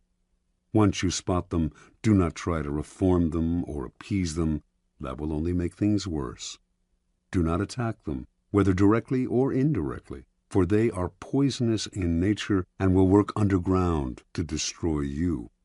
Do as the Athenians did. Banish them before it is too late. Separate them from the group before they become the eye of a whirlpool. Do not give them time to stir up anxieties and sow discontent. Do not give them room to move. Let one person suffer so that the rest can live in peace. Keys to power. In the past, an entire nation would be ruled by a king and his handful of ministers. Only the elite had any power to play with. Over the centuries, power has gradually become more and more diffused and democratized. This has created, however, a common misperception that groups no longer have centers of power, that power is spread out and scattered among many people. Actually, however, power has changed in its numbers, but not in its essence. There may be fewer mighty tyrants commanding the power of life and death over millions, but there remain thousands of petty tyrants ruling smaller realms. and enforcing their will through indirect power games, charisma, and so on. In every group, power is concentrated in the hands of one or two people, for this is one area in which human nature will never change. People will congregate around a single, strong personality like stars orbiting a sun. To labor under the illusion that this kind of power center no longer exists is to make endless mistakes, waste energy and time, and never hit the target. Powerful people never waste time. Outwardly, they may play along with the game, pretending that power is shared among many, but inwardly, they keep their eyes on the inevitable few in the group who hold the cards. These are the ones they work on. When troubles arise, they look for the underlying cause, the single, strong character who started the stirring, and whose isolation or banishment will settle the waters again. In his family therapy practice, Dr. Milton H. Erickson found that if the family dynamic was unsettled and dysfunctional, there was inevitably one person who was the stirrer, the troublemaker. In his sessions, he would symbolically isolate this rotten apple by seating him or her apart from the others, if only by a few feet. Slowly, the other family members would see the physically separate person as the source of their difficulty. Once you recognize who the stirrer is, pointing it out to other people will accomplish a great deal. Understanding who controls the group dynamic is a critical realization. Remember, stirrers thrive by hiding in the group, disguising their actions among the reactions of others. Render their actions visible, and they lose their power to upset. Finally, the reason you strike at the shepherd is because such an action will dishearten the sheep beyond any rational measure. When Hernando Cortés and Francisco Pizarro led their tiny forces against the Aztec and Incan empires, they did not make the mistake of fighting on several fronts, nor were they intimidated by the numbers arrayed against them. They captured the kings, Moctezuma and Atahualpa. Vast empires fell into their hands. With the leader gone, the center of gravity is gone. There is nothing to revolve around, and everything falls apart. Aim at the leaders, bring them down, and look for the endless opportunities in the confusion that will ensue. Law 43. Work on the hearts and minds of others. Judgment. Coercion creates a reaction that will eventually work against you. You must seduce others into wanting to move in your direction. A person you have seduced becomes your loyal pawn, and the way to seduce others is to operate on their individual psychologies and weaknesses. Soften up the resistant by working on their emotions, playing on what they hold dear and what they fear. Ignore the hearts and minds of others, and they will grow to hate you. Transgression of the law. Near the end of the reign of Louis XV, all of France seemed desperate for change. When the king's grandson and chosen successor, the future Louis XVI, married the 15-year-old daughter of the Empress of Austria, the French caught a glimpse of the future that seemed hopeful. The young bride, Marie Antoinette, was beautiful and full of life. She instantly changed the mood of the court, which was rank with Louis XV's debaucheries. Even the common people who had yet to see her talked excitedly of Marie Antoinette. The French had grown disgusted with the series of mistresses who had dominated Louis XV, and they looked forward to serving their new queen. In 1773, when Marie Antoinette publicly rode through the streets of Paris for the first time, applauding crowds swarmed around her carriage. "How fortunate," she wrote her mother, "to be in a position in which one can gain widespread affection at so little cost." In 1774, Louis XV died, and Louis XVI took the throne. As soon as Marie became queen, she abandoned herself to the pleasures she loved the most, ordering and wearing the most expensive gowns and jewelry in the realm, sporting the most elaborate hair in history. Her her sculpted coiffures rising as much as 3 feet above her head, and throwing a constant succession of masked balls and fêtes. All of these whims she paid for on credit, never concerning herself with the cost or who paid the bills.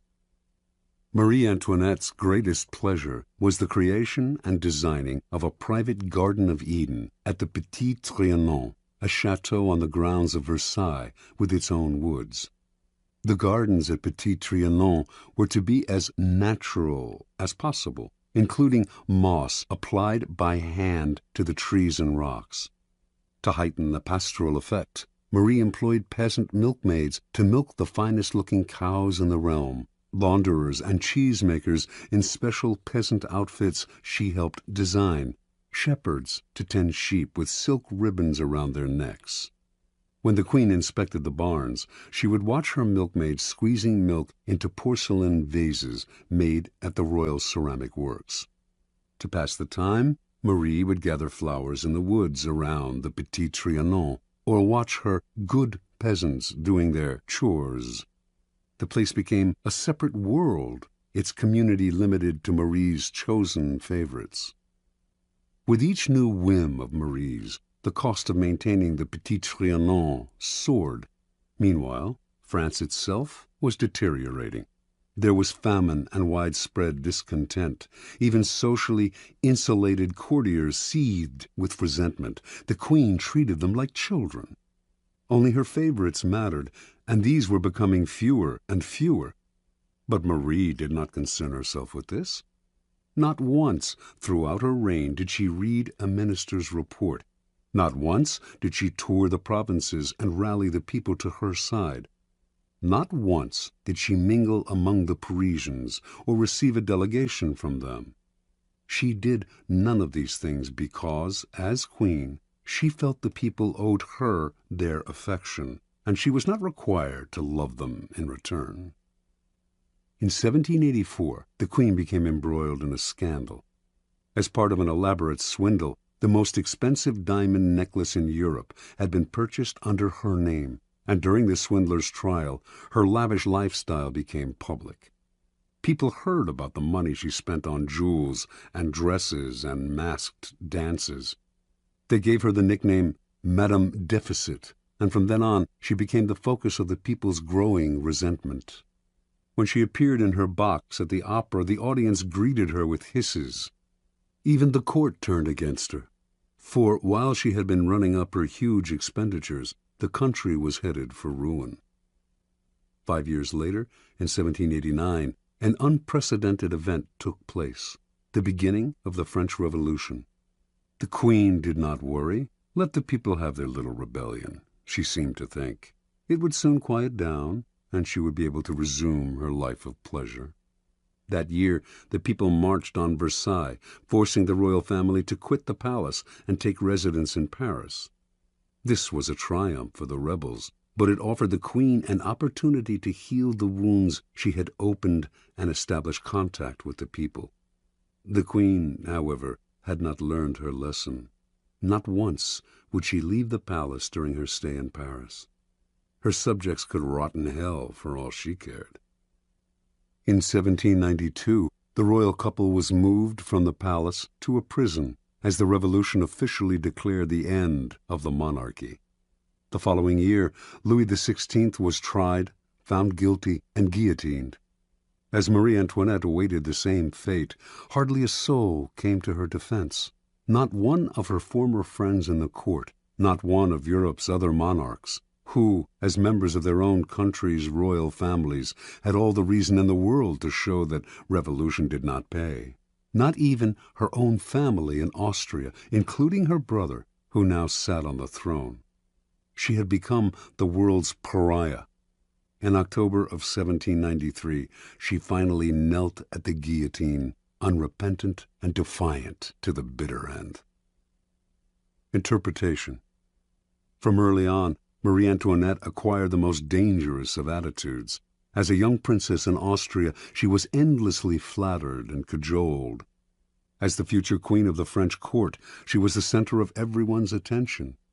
She never learned to charm or please other people, to become attuned to their individual psychologies. She never had to work to get her way, to use calculation or cunning or the arts of persuasion, and like everyone who was indulged from an early age, she evolved into a monster of insensitivity. Marie became the focus of an entire country's dissatisfaction because it is so infuriating to meet with a person who makes no effort to seduce you or attempt to persuade you, even if only for the purpose of deception. And do not imagine that she represents a bygone era, or that she is even rare. Her type is today more common than ever. Such types live in their own bubble. They seem to feel they are born kings and queens, and that attention is owed them. They do not consider anyone else's nature, but bulldoze over people with the self-righteous arrogance of a Marie Antoinette. Pampered and indulged as children, as adults, they still believe that everything must come to them. Convinced of their own charm, they make no effort to charm, seduce, or gently persuade. In the realm of power, such attitudes are disastrous. At all times you must attend to those around you, gauging their particular psychology, tailoring your words to what you know will entice and seduce them. This requires energy and art. The higher your station, the greater the need to remain attuned to the hearts and minds of those below you, creating a base of support to maintain you at the pinnacle. Without that base, your power will teeter, and at the slightest change of fortune, those below will gladly assist in your fall from grace. Keys to power. In the game of power, you are surrounded by people who have absolutely no reason to help you unless it is in their interest to do so. And if you have nothing to offer their self-interest, you are likely to make them hostile, for they will see in you just one more competitor, one more waster of their time. Those that overcome this prevailing coldness are the ones who find the key that unlocks the stranger's heart and mind, seducing him into their corner, if necessary, softening them up for a punch. But most people never learn this side of the game. When they meet someone new, rather than stepping back and probing to see what makes this person unique, they talk about themselves, eager to impose their own willpower and prejudices. They argue, boast, and make a show of their power. They may not know it, but they are secretly creating an enemy, a resistor, because there is no more infuriating feeling than having your individuality ignored, your own psychology unacknowledged. It makes you feel lifeless and resentful. Remember, the key to persuasion is softening people up and breaking them down, gently. Seduce them with a two-pronged approach. Work on their emotions and play on their intellectual weaknesses. Be alert to both what separates them from everyone else, their individual psychology, and what they share with everyone else, their basic emotional responses. Aim at the primary emotions: love, hate, jealousy. Once you move their emotions, you have reduced their control, making them more vulnerable to persuasion. Mao Tse-tung always appealed to popular emotions and spoke in the simplest terms. Educated and well-read himself, in his speeches he used visceral metaphors, voicing the public's deepest anxieties and encouraging them to vent their frustrations in public meetings. Rather than arguing the practical aspects of a particular program, he would describe how it would affect them on the most primitive, down-to-earth level. Do not believe that this approach works only with the illiterate and unschooled. It works on one and all. All of us are mortal and face the same dreadful fate, and all of us share the desire for attachment and belonging. Stir up these emotions, and you captivate our hearts. Finally, learn to play the numbers game. The wider your support base, the stronger your power.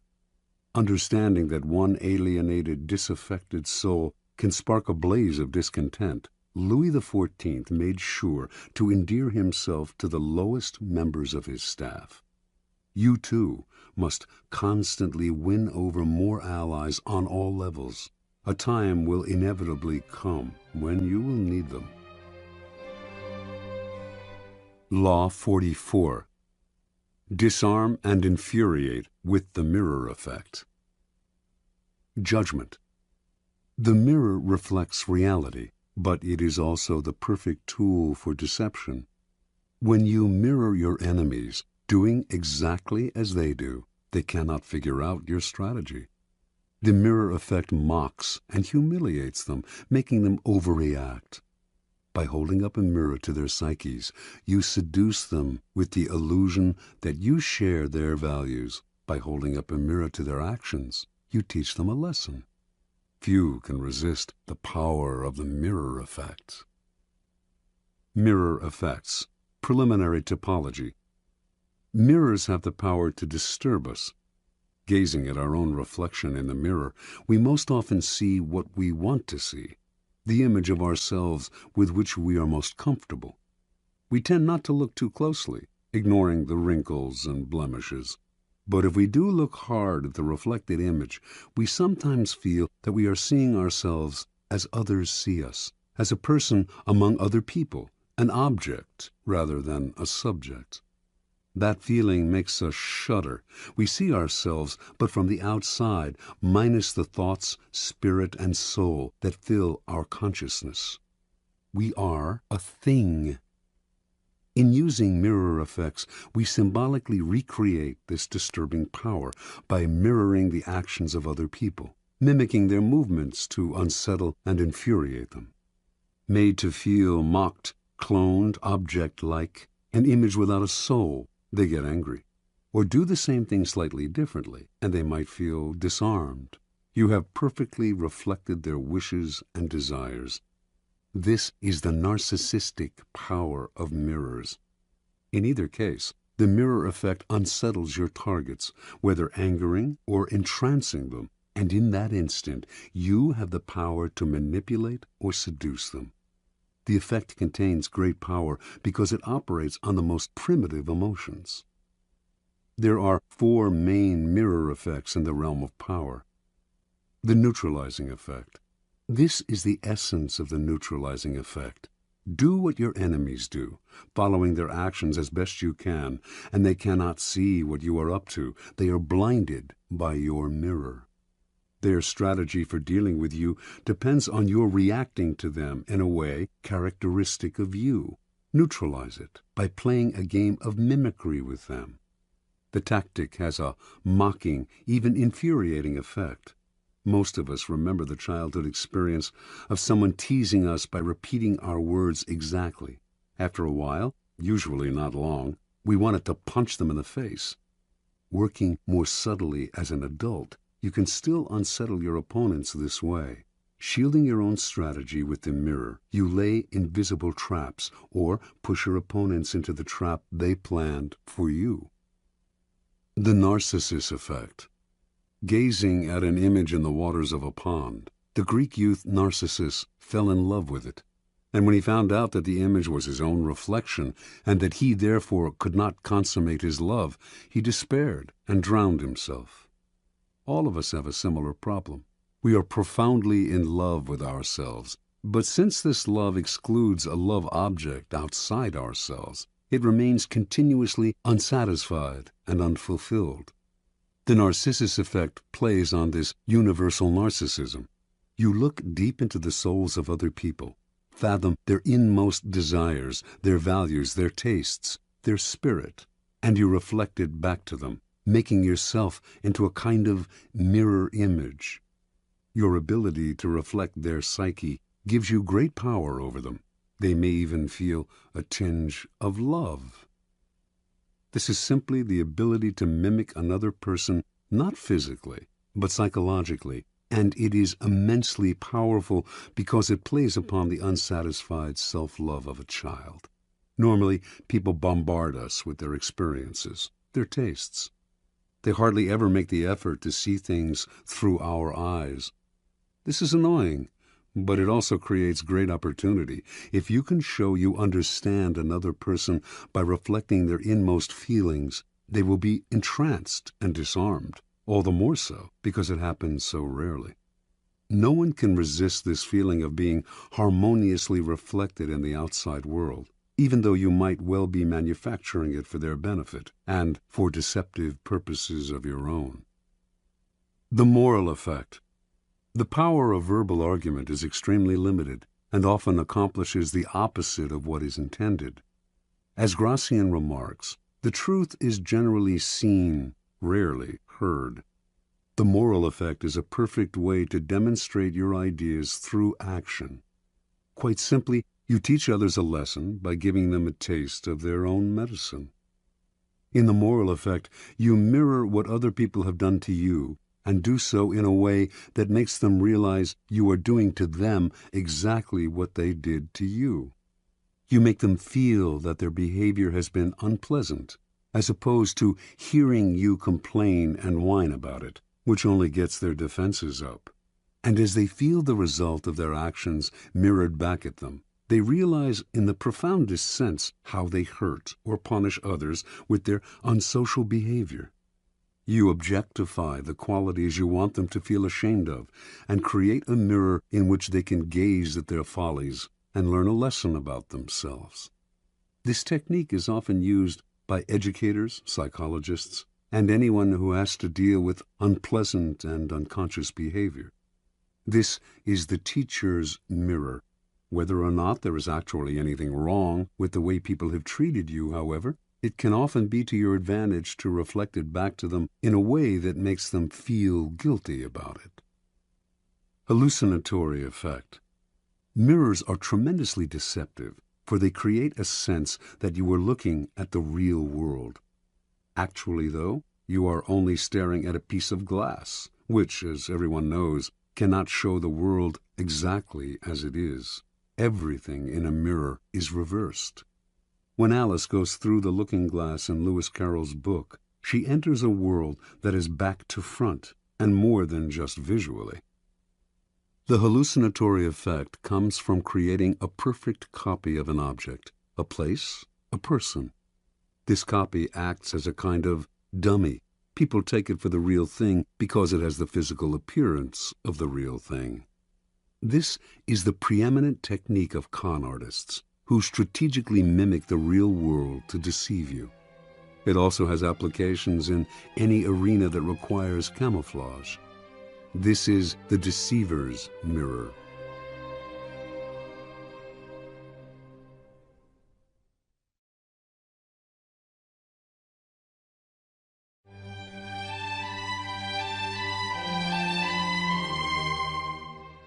Observance of the mirror effect. Early on in his career, the ambitious statesman and general Alcibiades of Athens, 450 to 404 BC, fashioned a formidable weapon that became the source of his power. In every encounter with others, he would sense their moods and tastes, then carefully tailor his words and actions to mirror their inmost desires. He would seduce them with the idea that their values were superior to everyone else's, and that his goal was to model himself on them or help them realize their dreams. Few could resist his charms. The first man to fall under his spell was the philosopher Socrates. Alcibiades represented the opposite of the Socratic ideal of simplicity and uprightness. He lived lavishly and was completely unprincipled. Whenever he met Socrates, however, he mirrored the older man's sobriety, eating simply, accompanying Socrates on long walks, and talking only of philosophy and virtue. Socrates was not completely fooled. He was not unaware of Alcibiades' other life. But that only made him vulnerable to a logic that flattered him.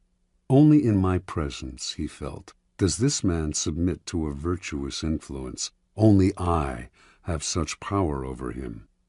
This feeling intoxicated Socrates, who became Alcibiades' fervent admirer and supporter, one day even risking his own life to rescue the young man in battle. The Athenians considered Alcibiades their greatest orator, for he had an uncanny ability to tune into his audience's aspirations and mirror their desires. He made his greatest speeches in support of the invasion of Sicily, which he thought would bring great wealth to Athens and limitless glory to himself. The speeches gave expression to young Athenians' thirst to conquer lands for themselves, rather than living off the victories of their ancestors. But he also tailored his words to reflect older men's nostalgia for the glory years, when Athens led the Greeks against Persia, and then went on to create an empire. All Athens now dreamed of conquering Sicily. Alcibiades' plan was approved, and he was made the expedition's commander. While Alcibiades was leading the invasion of Sicily, however, certain Athenians fabricated charges against him of profaning sacred statues. He knew his enemies would have him executed if he returned home, so at the last minute he deserted the Athenian fleet and defected to Athens' bitter enemy, Sparta. The Spartans welcomed this great man to their side, but they knew his reputation and were wary of him. Alcibiades loved luxury. The Spartans were a warrior people who worshipped austerity, and they were afraid he would corrupt their youth. But much to their relief, the Alcibiades who arrived in Sparta was not at all what they expected. He wore his hair untrimmed, as they did, took cold baths, ate coarse bread and black broth, and wore simple clothes. To the Spartans this signified that he had come to see their way of life as superior to the Athenian. He had chosen to be a Spartan rather than being born one, and should thus be honored above all others. They fell under his spell and gave him great powers. Unfortunately, Alcibiades rarely knew how to rein in his charm. He managed to seduce the king of Sparta's wife and make her pregnant. When this became public, he once more had to flee for his life. This time Alcibiades defected to Persia, where he suddenly went from Spartan simplicity to embracing the lavish Persian lifestyle down to the last detail. It was, of course, immensely flattering to the Persians to see a Greek of Alcibiades' stature prefer their culture over his own, and they showered him with honors, land, and power. Once seduced by the mirror, they failed to notice that behind this shield Alcibiades was playing a double game, secretly helping the Athenians in their war with Sparta, and thus re-ingratiating himself with the city to which he desperately wanted to return, and which welcomed him back with open arms in 408 B.C. Interpretation. Early in his political career, Alcibiades made a discovery that changed his whole approach to power. He had a colorful and forceful personality, but when he argued his ideas strongly with other people, he would win over a few, while at the same time alienating many more. The secret to gaining ascendancy over large numbers, he came to believe, was not to impose his colors, but to absorb the colors of those around him, like a chameleon. Once people fell for the trick, the deceptions he went on to practice would be invisible to them. Understand, everyone is wrapped up in their own narcissistic shell. When you try to impose your own ego on them, a wall goes up, resistance is increased. By mirroring them, however, you seduce them into a kind of narcissistic rapture. They are gazing at a double of their own soul. This double is actually manufactured in its entirety by you. Once you have used the mirror to seduce them, you have great power over them. It is worth noting, however, the dangers and the promiscuous use of the mirror. In Alcibiades' presence, people felt larger, as if their egos had been doubled, but once he left, they felt empty and diminished, and when they saw him mirroring completely different people as totally as he had mirrored them, they felt not just diminished, but betrayed. Alcibiades' overuse of the mirror effect made whole peoples feel used, so that he constantly had to flee from one place to another. Indeed, Alcibiades so angered the Spartans that they finally had him murdered. He had gone too far. The seducer's mirror must be used with caution and discrimination. Law 45. Preach the need for change, but never reform too much at once. Judgment. Everyone understands the need for change in the abstract. But on the day-to-day level, people are creatures of habit. Too much innovation is traumatic and will lead to revolt. If you are new to a position of power, or an outsider trying to build a power base, make a show of respecting the old ways of doing things. If change is necessary, make it feel like a gentle improvement on the past. Transgression of the law. Sometime in the early 1520s, King Henry VIII of England decided to divorce his wife, Catherine of Aragon, because she had failed to bear him a son, and because he had fallen in love with the young and comely Anne Boleyn. The Pope, Clement VII, opposed the divorce and threatened the king with excommunication. The king's most powerful minister, Cardinal Wolsey, also saw no need for divorce, and his half-hearted support of the king cost him his position and soon his life. One man in Henry's cabinet, Thomas Cromwell, not only supported him in his desire for a divorce, but had an idea for realizing it, a complete break with the past. He convinced the king that by severing ties with Rome and making himself the head of a newly formed English church, he could divorce Catherine and marry Anne. By 1531, Henry saw this as the only solution.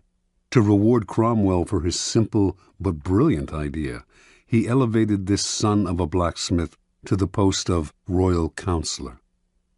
By 1534, Cromwell had been named the king's secretary, and as the power behind the throne, he had become the most powerful man in England. But for him, the break with Rome went beyond the satisfaction of the king's carnal desires. He envisioned a new Protestant order in England, with the power of the Catholic Church smashed and its vast wealth in the hands of the king and the government. In that same year, he initiated a complete survey of the churches and monasteries of England, and as it turned out, the treasures and monies that the churches had accumulated over the centuries were far more than he had imagined. His spies and agents came back with astonishing figures. To justify his schemes, Cromwell circulated stories about the corruption in the English monasteries, their abuse of power, their exploitation of the people they supposedly served. Having won Parliament's support for breaking up the monasteries, he began to seize their holdings and to put them out of existence, one by one. At the same time, he began to impose Protestantism, introducing reforms in religious ritual and punishing those who stuck to Catholicism, and who now were called heretics. Virtually overnight, England was converted to a new official religion. A terror fell on the country. Some people had suffered under the Catholic Church, which, before the reforms, had been immensely powerful, but most Britons had strong ties to Catholicism and to its comforting rituals. They watched in horror as churches were demolished, images of the Madonna and saints were broken in pieces, stained glass windows were smashed, and the church's treasures were confiscated. With monasteries that had succored the poor suddenly gone, the poor now flooded the streets. The growing ranks of the beggar class were further swelled by former monks. On top of all this, Cromwell levied high taxes to pay for his ecclesiastical reforms. In 1535, powerful revolts in the north of England threatened to topple Henry from his throne. By the following year, he had suppressed the rebellions, but he had also begun to see the costs of Cromwell's reforms. The king himself had never wanted to go this far. He had only wanted a divorce. It was now Cromwell's turn to watch uneasily as the king began slowly to undo his reforms, reinstating Catholic sacraments and other rituals that Cromwell had outlawed. Sensing his fall from grace, in 1540 Cromwell decided to regain Henry's favor with one throw of the dice. He would find the king a new wife. Henry's third wife, Jane Seymour, had died a few years before, and he had been pining for a new, young queen. It was Cromwell who found him one, Anne of Cleves, a German princess and, most important to Cromwell, a Protestant. On Cromwell's commission, the painter Holbein produced a flattering portrait of Anne. When Henry saw it, he fell in love and agreed to marry her. Cromwell seemed back in favor. Unfortunately, however, Holbein's painting was highly idealized, and when the king finally met the princess, she did not please him in the least.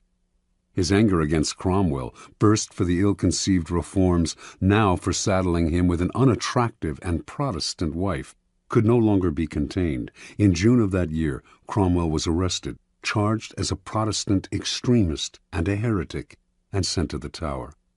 6 weeks later, before a large and enthusiastic crowd, the public executioner cut off his head. Interpretation. Thomas Cromwell had a simple idea. He would break up the power and wealth of the Church and lay the foundation for Protestantism in England.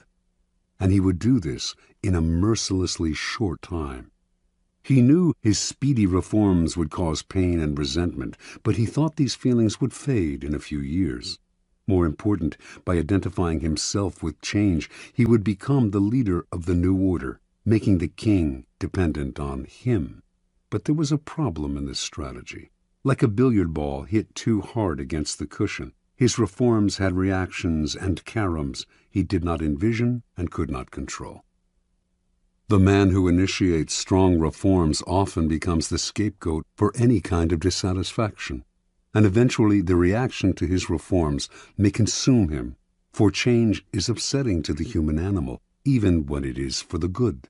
Because the world is, and always has been, full of insecurity and threat, we latch on to familiar faces and create habits and rituals to make the world more comfortable.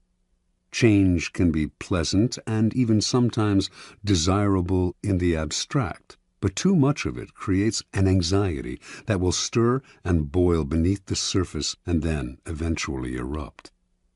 Never underestimate the hidden conservatism of those around you. It is powerful and entrenched. Never let the seductive charm of an idea cloud your reason.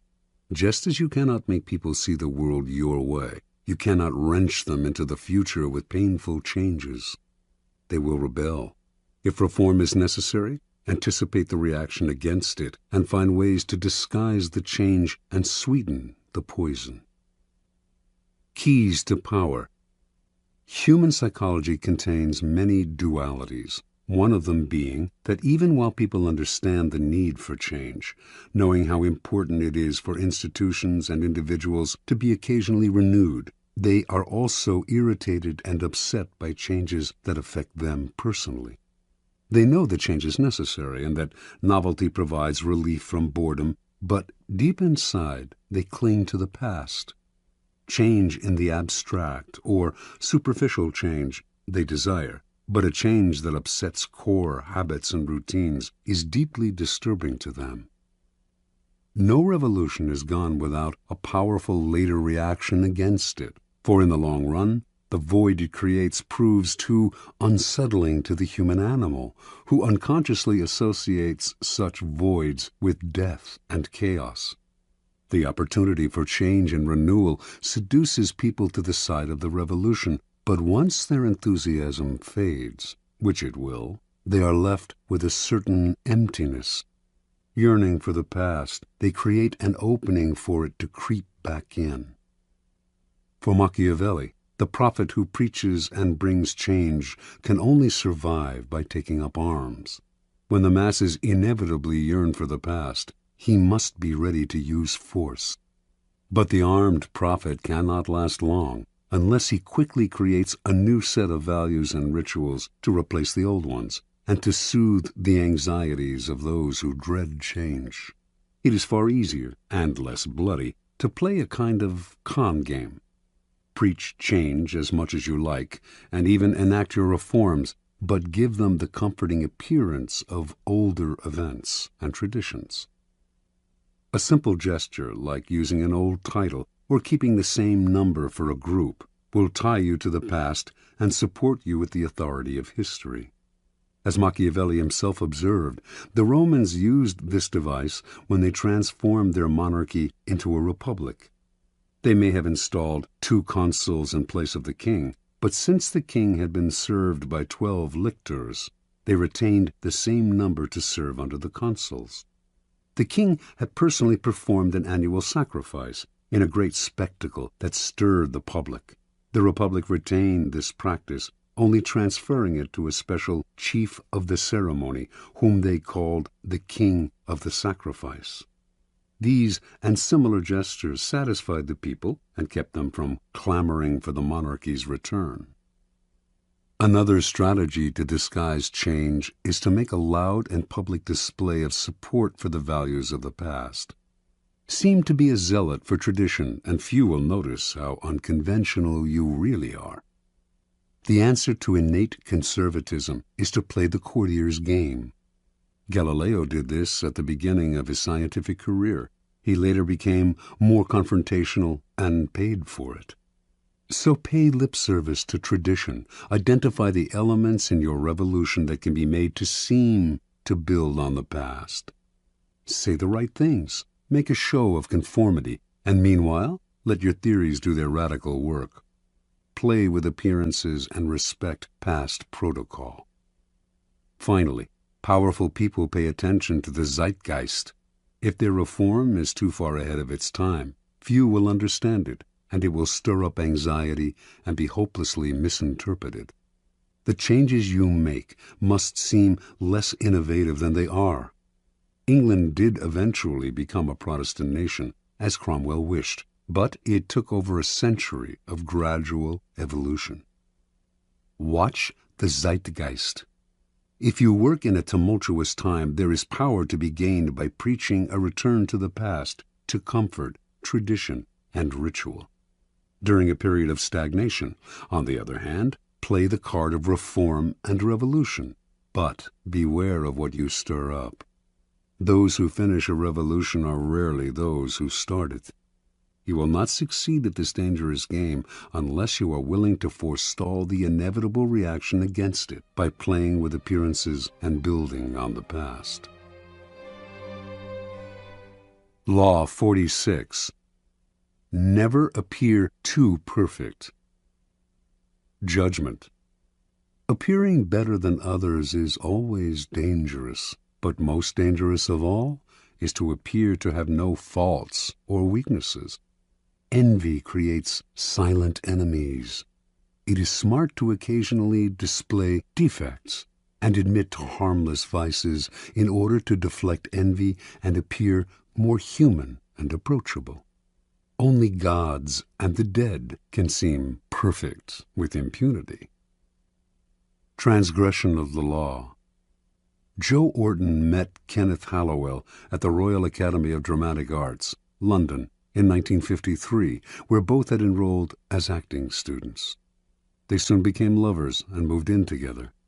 Hallowell, 25 at the time, was 7 years older than Orton and seemed the more confident of the two, but neither had much talent as actors, and after graduating, having settled down together in a dank London apartment, they decided to give up acting and collaborate as writers instead. Hallowell's inheritance was enough to keep them from having to find work for a few years, and in the beginning he was also the driving force behind the stories and novels they wrote.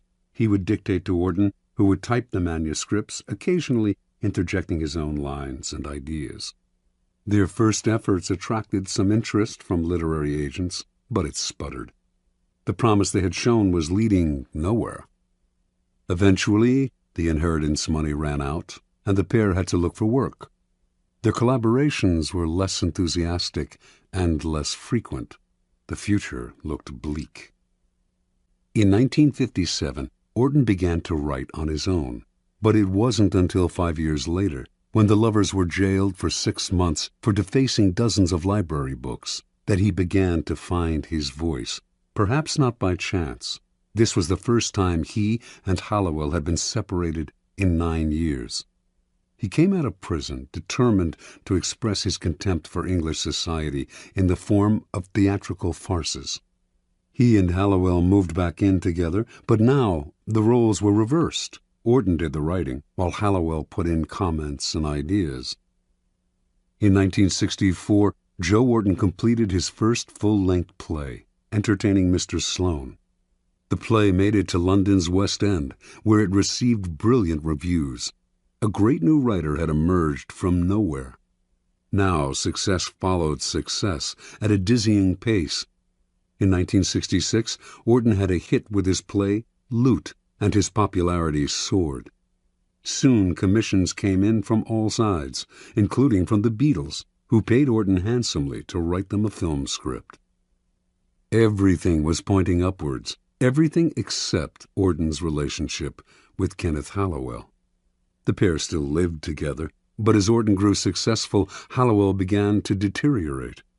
Watching his lover become the center of attention, he suffered the humiliation of becoming a kind of personal assistant to the playwright, his role in what had once been a collaboration growing smaller and smaller. In the 1950s, he had supported Auden with his inheritance. Now Auden supported him. At a party or among friends, people would naturally gravitate towards Auden. He was charming, and his mood was almost always buoyant. Unlike the handsome Auden, Hallowell was bald and awkward. His defensiveness made people want to avoid him. With Auden's success, the couple's problems only worsened. Hallowell's moods made their life together impossible. Auden claimed to want to leave him and had numerous affairs, but would always end up returning to his old friend and lover. He tried to help Hallowell launch a career as an artist, even arranging for a gallery to show his work, but the show was a flop, and this only heightened Hallowell's sense of inferiority.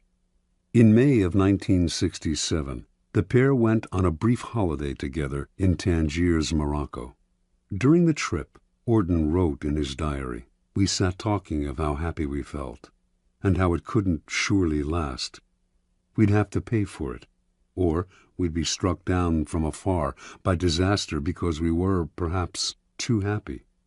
To be young, good-looking, healthy, famous, comparatively rich and happy is surely going against nature." Hallowell outwardly seemed as happy as Auden.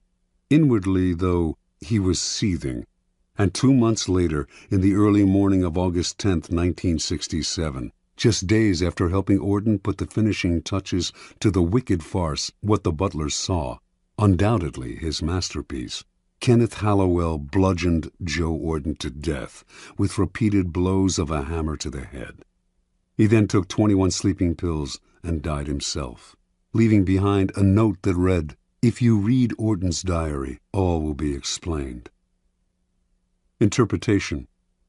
Kenneth Hallowell had tried to cast his deterioration as mental illness, but what Joe Auden's diaries revealed to him was the truth. It was envy, pure and simple, that lay at the heart of his sickness. The diaries, which Hallowell read on the sly, recounted the couple's days as equals and their struggle for recognition. After Auden found success, the diaries began to describe Hallowell's brooding, his rude comments at parties, his growing sense of inferiority. All of this Auden narrated with a distance that bordered on contempt. The diaries made clear Hallowell's bitterness over Auden's success. Eventually, the only thing that would have satisfied him would have been for Auden to have a failure of his own, an unsuccessful play perhaps, so that they could have commiserated in their failure as they had done years before.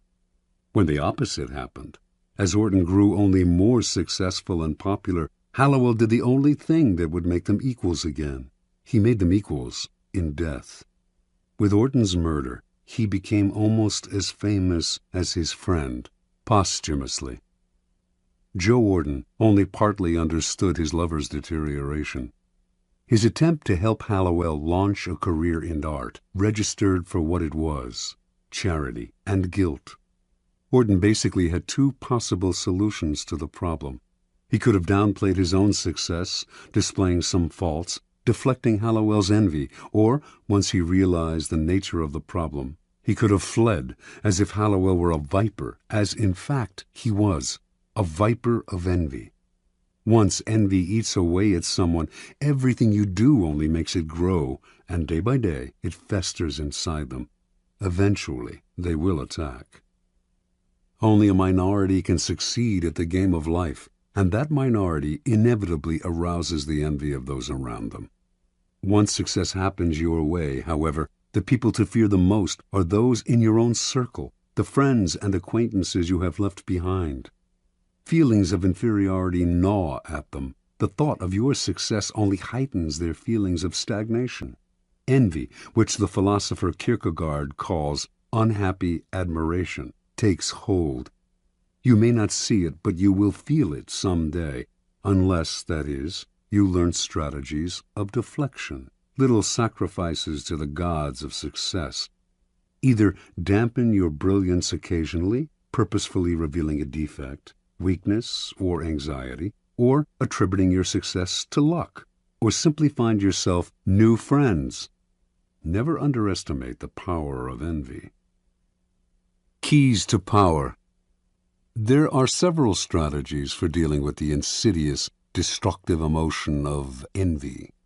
First, accept the fact that there will be people who will surpass you in some way, and also the fact that you may envy them. But make that feeling a way of pushing yourself to equal or surpass them someday. Let envy turn inward, and it poisons the soul. Expel it outward, and it can move you to greater heights. Second, understand that as you gain power, those below you will feel envious of you.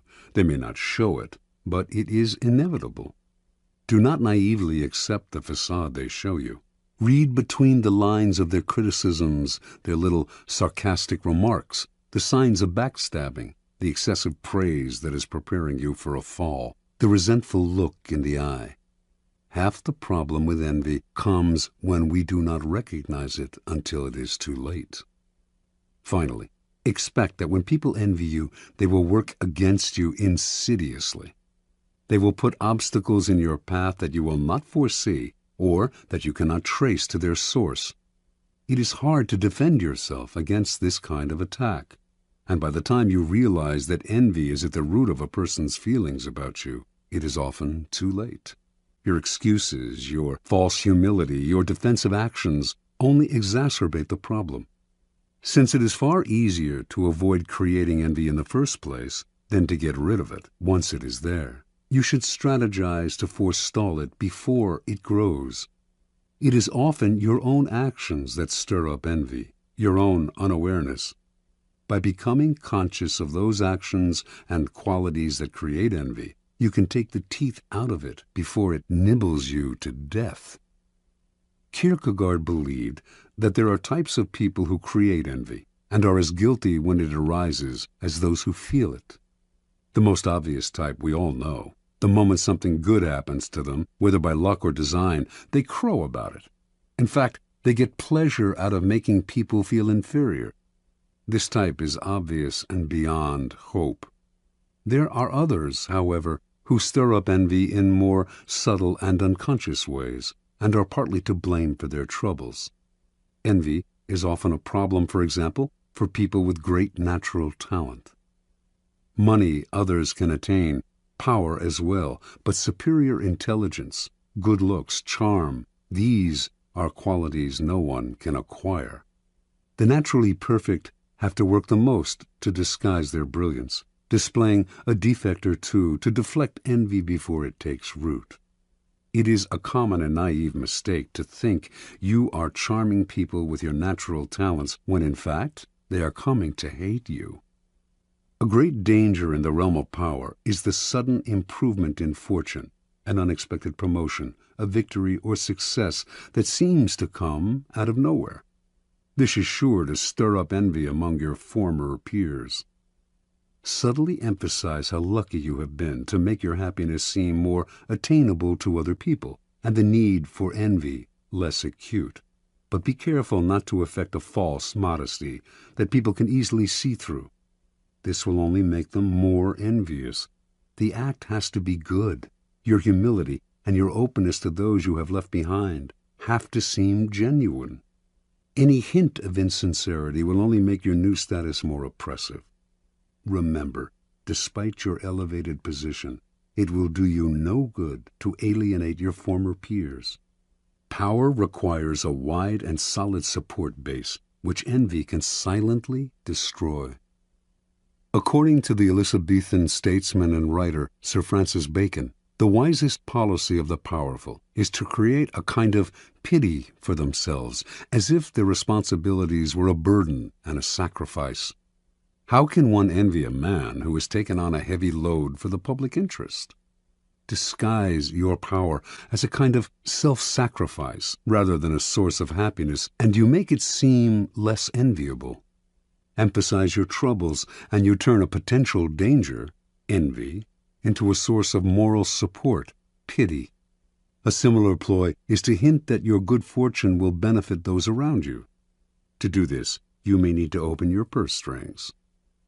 To deflect envy, Gracian recommends that the powerful display a weakness, a minor social indiscretion, a harmless vice. Give those who envy you something to feed on, distracting them from your more important sins. Remember, it is the reality that matters. You may have to play games with appearances, but in the end, you will have what counts, true power. In some Arab countries, a man will avoid arousing envy by showing his wealth only on the inside of his house. Apply this wisdom to your own character. Beware of some of envy's disguises. Excessive praise is an almost sure sign that the person praising you envies you. They are either setting you up for a fall, it will be impossible for you to live up to their praise, or they are sharpening their blades behind your back. At the same time, those who are hypercritical of you, or who slander you publicly, probably envy you as well. Recognize their behavior as disguised envy, and you keep out of the trap of mutual mudslinging, or of taking their criticisms to heart. Win your revenge by ignoring their measly presence. Do not try to help or do favors for those who envy you. They will think you are condescending to them. Joe Wharton's attempt to help Hallowell find a gallery for his work only intensified his lover's feelings of inferiority and envy. Once envy reveals itself for what it is, the only solution is often to flee the presence of the enviers, leaving them to stew in a hell of their own creation. Law 47. Do not go past the mark you aimed for. In victory, learn when to stop. Judgment. The moment of victory is often the moment of greatest peril. In the heat of victory, arrogance and overconfidence can push you past the goal you had aimed for, and by going too far, you make more enemies than you defeat. Do not allow success to go to your head. There is no substitute for strategy and careful planning. Set a goal, and when you reach it, stop. Transgression of the law. In 559 BC, a young man named Cyrus gathered an immense army from the scattered tribes of Persia and marched against his grandfather, Astyages, king of the Medes. He defeated Astyages with ease, had himself crowned king of Media and Persia, and began to forge the Persian Empire. Victory followed victory in quick succession. Cyrus defeated Croesus, ruler of Lydia, then conquered the Ionian islands and other smaller kingdoms. He marched on Babylon and crushed it. Now he was known as Cyrus the Great, king of the world. After capturing the riches of Babylon, Cyrus set his sights on the east, on the half-barbaric tribes of the Massagetae, a vast realm on the Caspian Sea. A fierce warrior race led by Queen Tomyris, the Massagetae lacked the riches of Babylon, but Cyrus attacked them anyway, believing himself superhuman and incapable of defeat. The Massagetae would fall easily to his vast armies, making his empire immense. In 529 BC, then, Cyrus marched to the wide river Araxes, gateway to the kingdom of the Massagetae. As he set up camp on the western bank, he received a message from Queen Tomyris, king of the Medes. She told him, "I advise you to abandon this enterprise, for you cannot know if in the end it will do you any good. Rule your own people and try to bear the sight of me ruling mine. But of course you will refuse my advice, as the last thing you wish for is to live in peace." Tomyris, confident of her army's strength and not wishing to delay the inevitable battle, offered to withdraw the troops on her side of the river, allowing Cyrus to cross its waters safely and fight her army on the eastern side, if that was his desire. Cyrus agreed, but instead of engaging the enemy directly, he decided to play a trick. The Massagettai knew few luxuries. Once Cyrus had crossed the river and made his camp on the eastern side, he set the table for an elaborate banquet full of meat, delicacies, and strong wine. Then he left his weakest troops in the camp and withdrew the rest of the army to the river. A large Massagettai detachment soon attacked the camp and killed all of the Persian soldiers in a fierce battle. Then, overwhelmed by the fabulous feast that had been left behind, they ate and drank to their heart's content. Later, inevitably, they fell asleep. The Persian army returned to the camp that night, killing many of the sleeping soldiers and capturing the rest. Among the prisoners was their general, a youth named Spargapises, son of Queen Tamiris. When the queen learned what had happened, she sent a message to Cyrus, chiding him for using tricks to defeat her army. "Now listen to me," she wrote, "and I will advise you for your own good. Give me back my son, and leave my country with your forces intact, and be content with your triumph over a third part of the Massagettai. If you refuse, I swear by the sun, our master, to give you more blood than you can drink, for all your gluttony." Cyrus scoffed at her. He would not release her son. He would crush these barbarians. The queen's son, seeing he would not be released, could not stand the humiliation, and so he killed himself. The news of her son's death overwhelmed Tamiris. She gathered all the forces that she could muster in her kingdom, and whipping them into a vengeful frenzy, engaged Cyrus's troops in a violent and bloody battle. Finally, the Massagettai prevailed. In their anger, they decimated the Persian army, killing Cyrus himself. After the battle, Tamiris and her soldiers searched the battlefield for Cyrus's corpse. When she found it, she cut off his head and shoved it into a wineskin full of human blood, crying out, "Though I have conquered you and live, yet you have ruined me by treacherously taking my son. See now, I fulfill my threat. You have your fill of blood." After Cyrus's death, the Persian Empire quickly unraveled. One act of arrogance undid all of Cyrus's good work. Interpretation. There is nothing more intoxicating than victory, and nothing more dangerous. Cyrus had built his great empire on the ruins of a previous one. 100 years earlier, the powerful Assyrian Empire had been totally destroyed, its once splendid capital of Nineveh but ruins in the sand. The Assyrians had suffered this fate because they had pushed too far, destroying one city-state after another until they lost sight of the purposes of their victories and also of the costs. They overextended themselves and made many enemies who were finally able to band together and destroy them.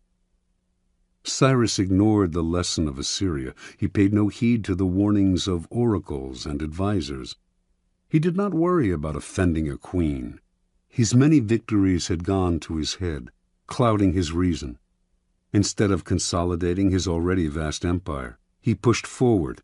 Instead of recognizing each situation as different, he thought each new war would bring the same result as the one before, as long as he used the methods he knew: ruthless force and cunning.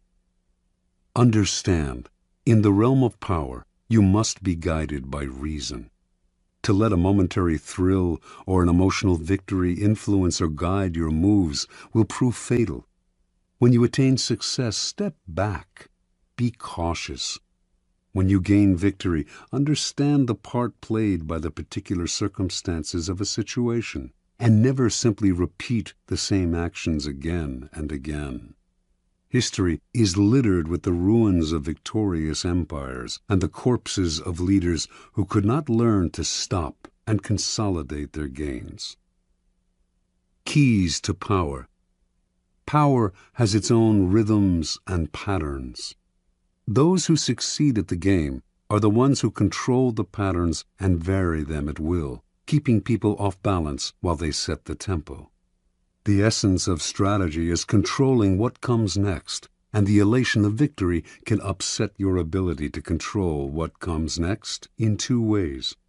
First, you owe your success to a pattern that you are apt to try to repeat. You will try to keep moving in the same direction without stopping to see whether this is still the direction that is best for you. Second, success tends to go to your head and make you emotional. Feeling invulnerable, you make aggressive moves that ultimately undo the victory you have gained. The lesson is simple. The powerful vary their rhythms and patterns, change course, adapt to circumstance, and learn to improvise. Rather than letting their dancing feet impel them forward, they step back and look where they are going. It is as if their bloodstream bore a kind of antidote to the intoxication of victory, letting them control their emotions and come to a kind of mental halt when they have attained success. They steady themselves, give themselves the space to reflect on what has happened, examine the role of circumstance and luck in their success. As they say in riding school, you have to be able to control yourself before you can control the horse. Law 48. Assume formlessness. Judgment. By taking a shape, by having a visible plan, you open yourself to attack. Instead of taking a form for your enemy to grasp, keep yourself adaptable and on the move. Accept the fact that nothing is certain and no law is fixed. The best way to protect yourself is to be as fluid and formless as water. Never bet on stability or lasting order. Everything changes. Observance of the law. When World War II ended and the Japanese, who had invaded China in 1937, had finally been thrown out, the Chinese nationalists, led by Chiang Kai-shek, decided the time had come to annihilate the Chinese communists, their hated rivals, once and for all. They had almost succeeded in 1935, forcing the communists into the Long March, the grueling retreat that had greatly diminished their numbers. Although the communists had recovered somewhat during the war against Japan, it would not be difficult to defeat them now. They controlled only isolated areas in the countryside, had unsophisticated weaponry, lacked any military experience or training beyond mountain fighting, and controlled no important parts of China, except areas of Manchuria, which they had managed to take after the Japanese retreat.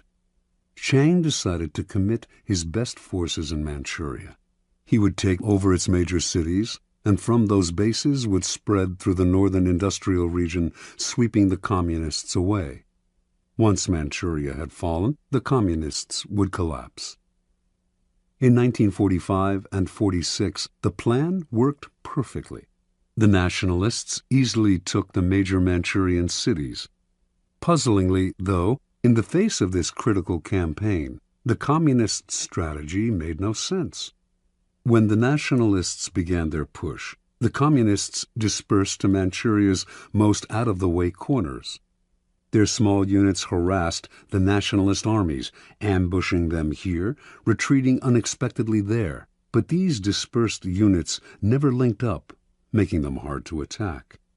They would seize a town, only to give it up a few weeks later. Forming neither rear guards nor vanguards, they moved like Mercury, never staying in one place, elusive and formless. The nationalists ascribed this to two things: cowardice in the face of superior forces, and inexperience in strategy. Mao Zedong, the communist leader, was more a poet and philosopher than a general, whereas Chiang had studied warfare in the West and was a follower of the German military writer Karl von Clausewitz, among others. Yet a pattern did eventually emerge in Mao's attacks. After the nationalists had taken the cities, leaving the communists to occupy what was generally considered Manchuria's useless space, the communists started using that large space to surround the cities. If Chiang sent an army from one city to reinforce another, the Communists would encircle the rescuing army. Chiang's forces were slowly broken into smaller and smaller units, isolated from one another, their lines of supply and communication cut. The Nationalists still had superior firepower, but if they could not move, what good was it? A kind of terror overcame the Nationalist soldiers. Commanders comfortably remote from the front lines might laugh at Mao, but the soldiers had fought the Communists in the mountains and had come to fear their elusiveness. Now these soldiers sat in their cities and watched as their fast-moving enemies, as fluid as water, poured in on them from all sides. There seemed to be millions of them. The Communists also encircled the soldiers' spirits, bombarding them with propaganda to lower their morale and pressure them to desert. The Nationalists began to surrender in their minds. Their encircled and isolated cities started collapsing even before directly attacked. One after another fell in a quick succession. In November of 1948, the Nationalists surrendered Manchuria to the Communists, a humiliating blow to the technically superior Nationalist army, and one that proved decisive in the war. By the following year, the Communists controlled all of China. Interpretation. The two board games that best approximate the strategies of war are chess and the Asian game of Go. In chess, the board is small. In comparison to Go, the attack comes relatively quickly, forcing a decisive battle. It rarely pays to withdraw or to sacrifice your pieces, which must be concentrated at key areas. Go is much less formal. It is played on a large grid with 361 intersections, nearly 6 times as many positions as in chess. Black and white stones, one color for each side, are placed on the board's intersections, one at a time, wherever you like. Once all your stones, 52 for each side, are on the board, the object is to isolate the stones of your opponent by encircling them. A game of Go, called Wei Qi in China, can last up to 300 moves. The strategy is more subtle and fluid than chess, developing slowly. The more complex the pattern your stones initially create on the board, the harder it is for your opponent to understand your strategy. Fighting to control a particular area is not worth the trouble.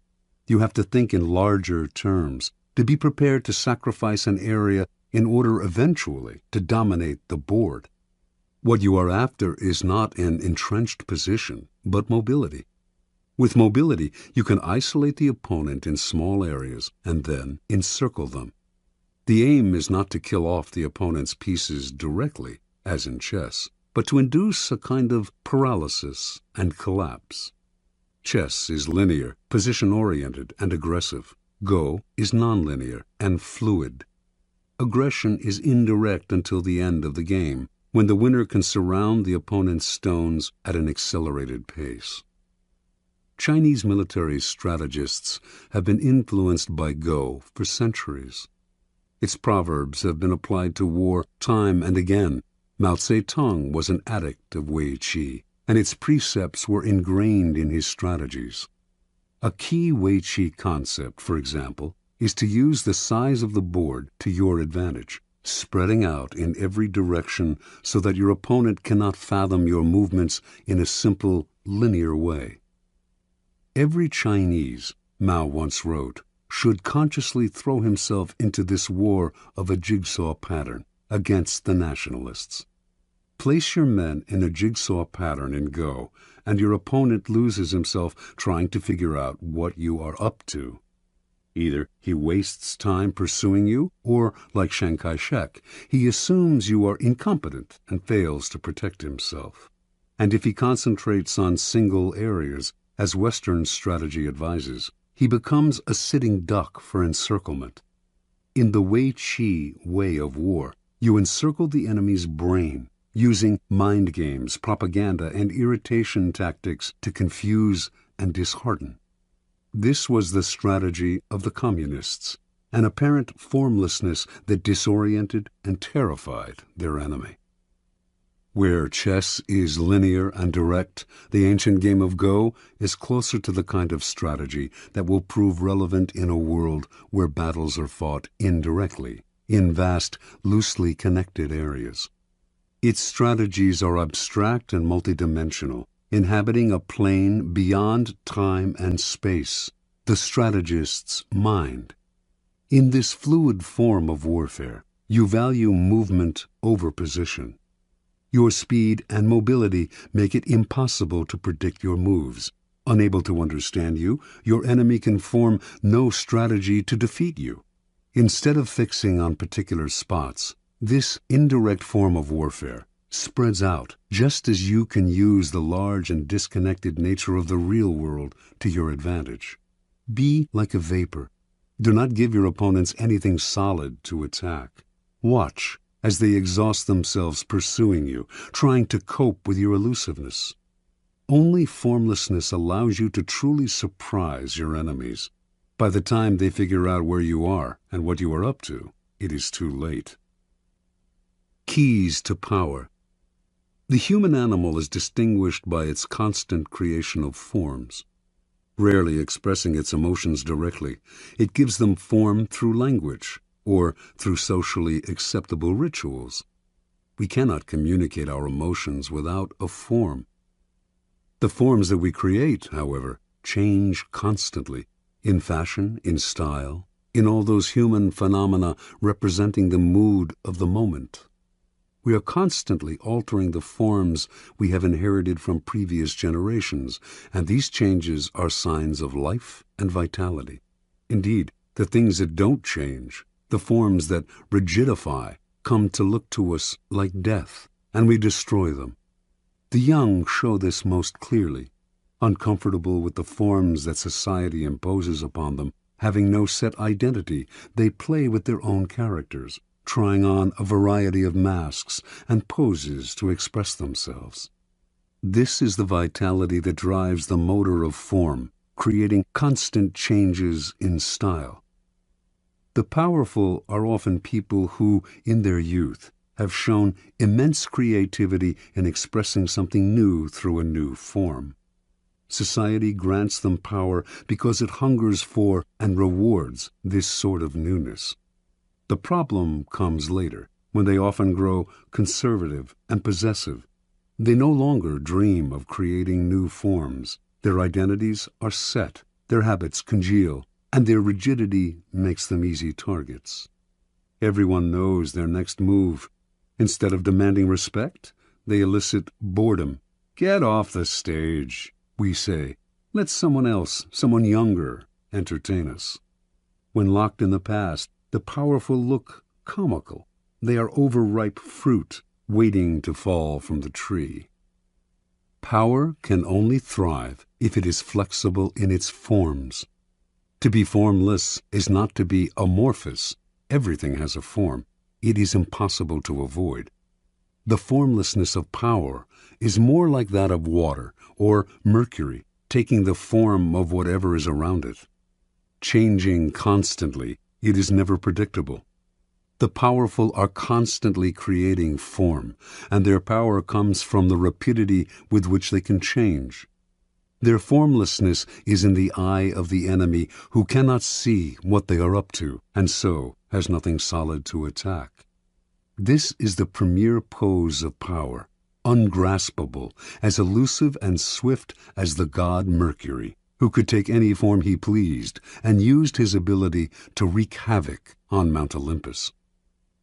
Human creations evolved toward abstraction, toward being more mental and less material.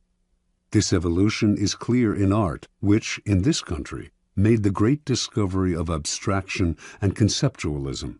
It can also be seen in politics, which over time have become less overtly violent, more complicated, indirect, and cerebral. Warfare and strategy, too, have followed this pattern. Strategy began in the manipulation of armies on land, positioning them in ordered formations. On land, strategy is relatively two-dimensional and controlled by topography. but all the great powers have eventually taken to the sea for commerce and colonization. And to protect their trading lanes, they have had to learn how to fight at sea. Maritime warfare requires tremendous creativity and abstract thinking, since the lines are constantly shifting. Naval captains distinguish themselves by their ability to adapt to the literal fluidity of the terrain and to confuse the enemy with an abstract, hard-to-anticipate form. They are operating in a third dimension, the mind. Back on land, guerrilla warfare 2 demonstrates this evolution toward abstraction. T.E. Lawrence was perhaps the first modern strategist to develop the theory behind this kind of warfare and to put it into practice. His ideas influenced Mao, who found in his writings an uncanny Western equivalent to Wei Qi. Lawrence was working with Arabs, fighting for their territory against the Turks.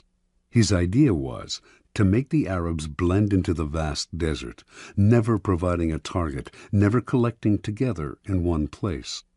As the Turks scrambled to fight this vaporous army, they spread themselves thin, wasting energy in moving from place to place.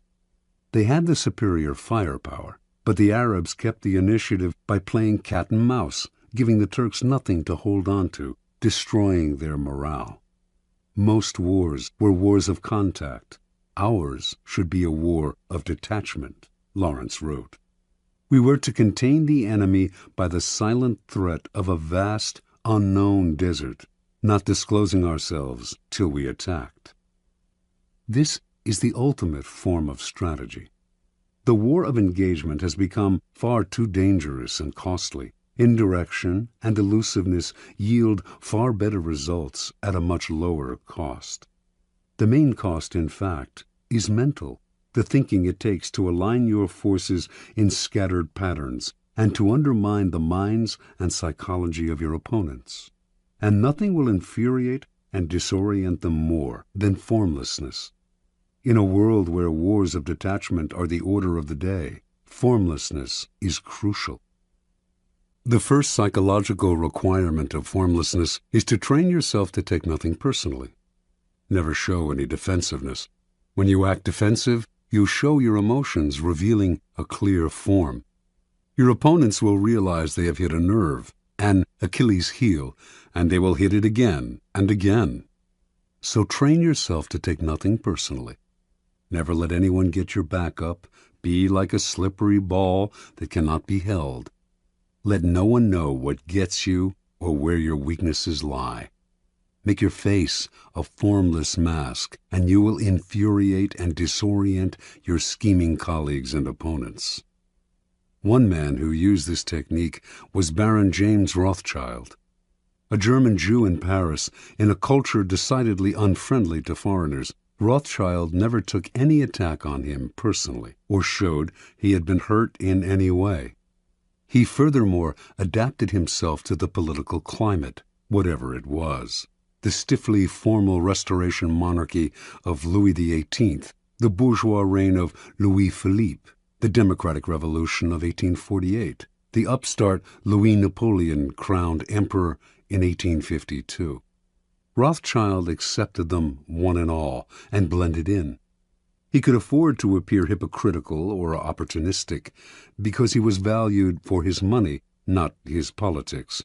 His money was the currency of power. While he adapted and thrived, never showing a form, all the other great families that had begun the century immensely wealthy were ruined in the period's complicated shifts and turns of fortune. Attaching themselves to the past, they revealed their embrace of a form. Throughout history, the formless style of ruling has been most adeptly practiced by the queen who reigns alone. A queen is in a radically different position from a king. Because she is a woman, her subjects and courtiers are likely to doubt her ability to rule, her strength of character. If she favors one side in some ideological struggle, she is said to be acting out of emotional attachment. Yet, if she represses her emotions and plays the authoritarian in the male fashion, she arouses worse criticism still. Either by nature or by experience, then, queens tend to adopt a flexible style of governing that in the end often proves more powerful than the more direct male form.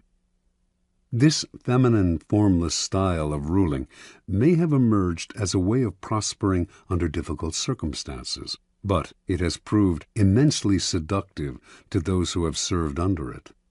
Being fluid, it is relatively easy for its subjects to obey, for they feel less coerced, less bent to their ruler's ideology.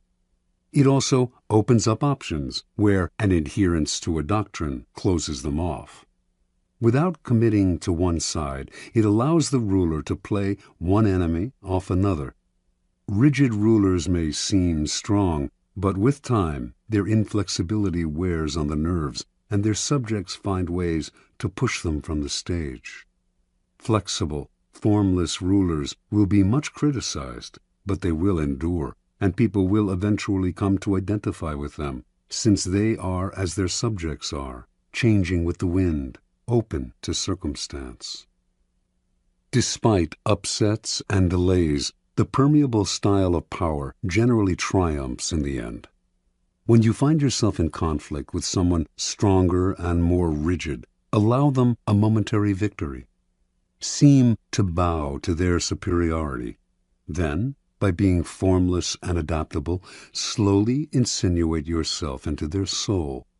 This way you will catch them off guard, for rigid people are always ready to ward off direct blows, but are helpless against the subtle and insinuating. To succeed at such a strategy, you must play the chameleon, conform on the surface, while breaking down your enemy from the inside. In evolution, largeness is often the first step toward extinction. What is immense and bloated has no mobility, but must constantly feed itself. The unintelligent are often seduced into believing that size connotes power. The bigger, the better. In 483 BC, King Xerxes of Persia invaded Greece, believing he could conquer the country in one easy campaign. After all, he had the largest army ever assembled for one invasion. The historian Herodotus estimated it at over more than 5 million. The Persians planned to build a bridge across the Hellespont to overrun Greece from the land, while their equally immense navy would pin the Greek ships in harbor, preventing their forces from escaping to sea.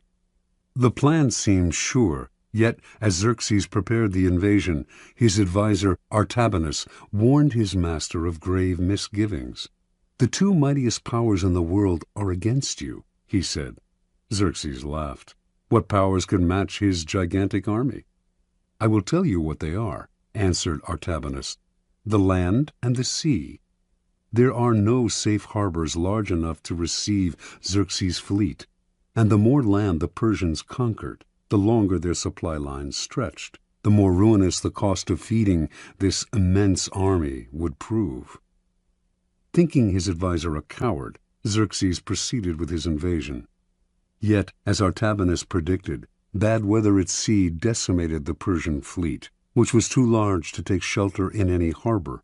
On land, meanwhile, the Persian army destroyed everything in its path, which only made it impossible to feed, since the destruction included crops and stores of food. It was also an easy and slow-moving target. The Greeks practiced all kinds of deceptive maneuvers to disorient the Persians. Xerxes' eventual defeat at the hands of the Greek allies was an immense disaster. The story is emblematic of all those who sacrifice mobility for size. The flexible and fleet of foot will almost always win, for they have more strategic options. The more gigantic the enemy, the easier it is to induce collapse. The need for formlessness becomes greater the older we get, as we grow more likely to become set in our ways and assume too rigid a form. We become predictable, always the first sign of decrepitude, and predictability makes us appear comical. Although ridicule and disdain might seem mild forms of attack, they are actually potent weapons and will eventually erode a foundation of power. An enemy who does not respect you will grow bold, and boldness makes even the smallest animal dangerous. As you get older, you must rely even less on the past. Be vigilant, lest the form your character has taken makes you seem a relic. It is not a matter of mimicking the fashions of youth. That is equally worthy of laughter. Rather, your mind must constantly adapt to each circumstance, even the inevitable change that the time has come to move over and let those of younger age prepare for their ascendancy. Rigidity will only make you look uncannily like a cadaver. Never forget, though, that formlessness is a strategic pose. It gives you room to create tactical surprises. As your enemies struggle to guess your next move, they reveal their own strategy, putting them at a decided disadvantage. It keeps the initiative on your side, putting your enemies in the position of never acting, constantly reacting. It foils their spying and intelligence. Remember, formlessness is a tool. Never confuse it with a go-with-the-flow style or with a religious resignation to the twists of fortune. You use formlessness not because it creates inner harmony and peace, but because it will increase your power. Finally, learning to adapt to each new circumstance means seeing events through your own eyes and often ignoring the advice that people constantly peddle your way. It means that ultimately you must throw out the laws that others preach and the books they write to tell you what to do.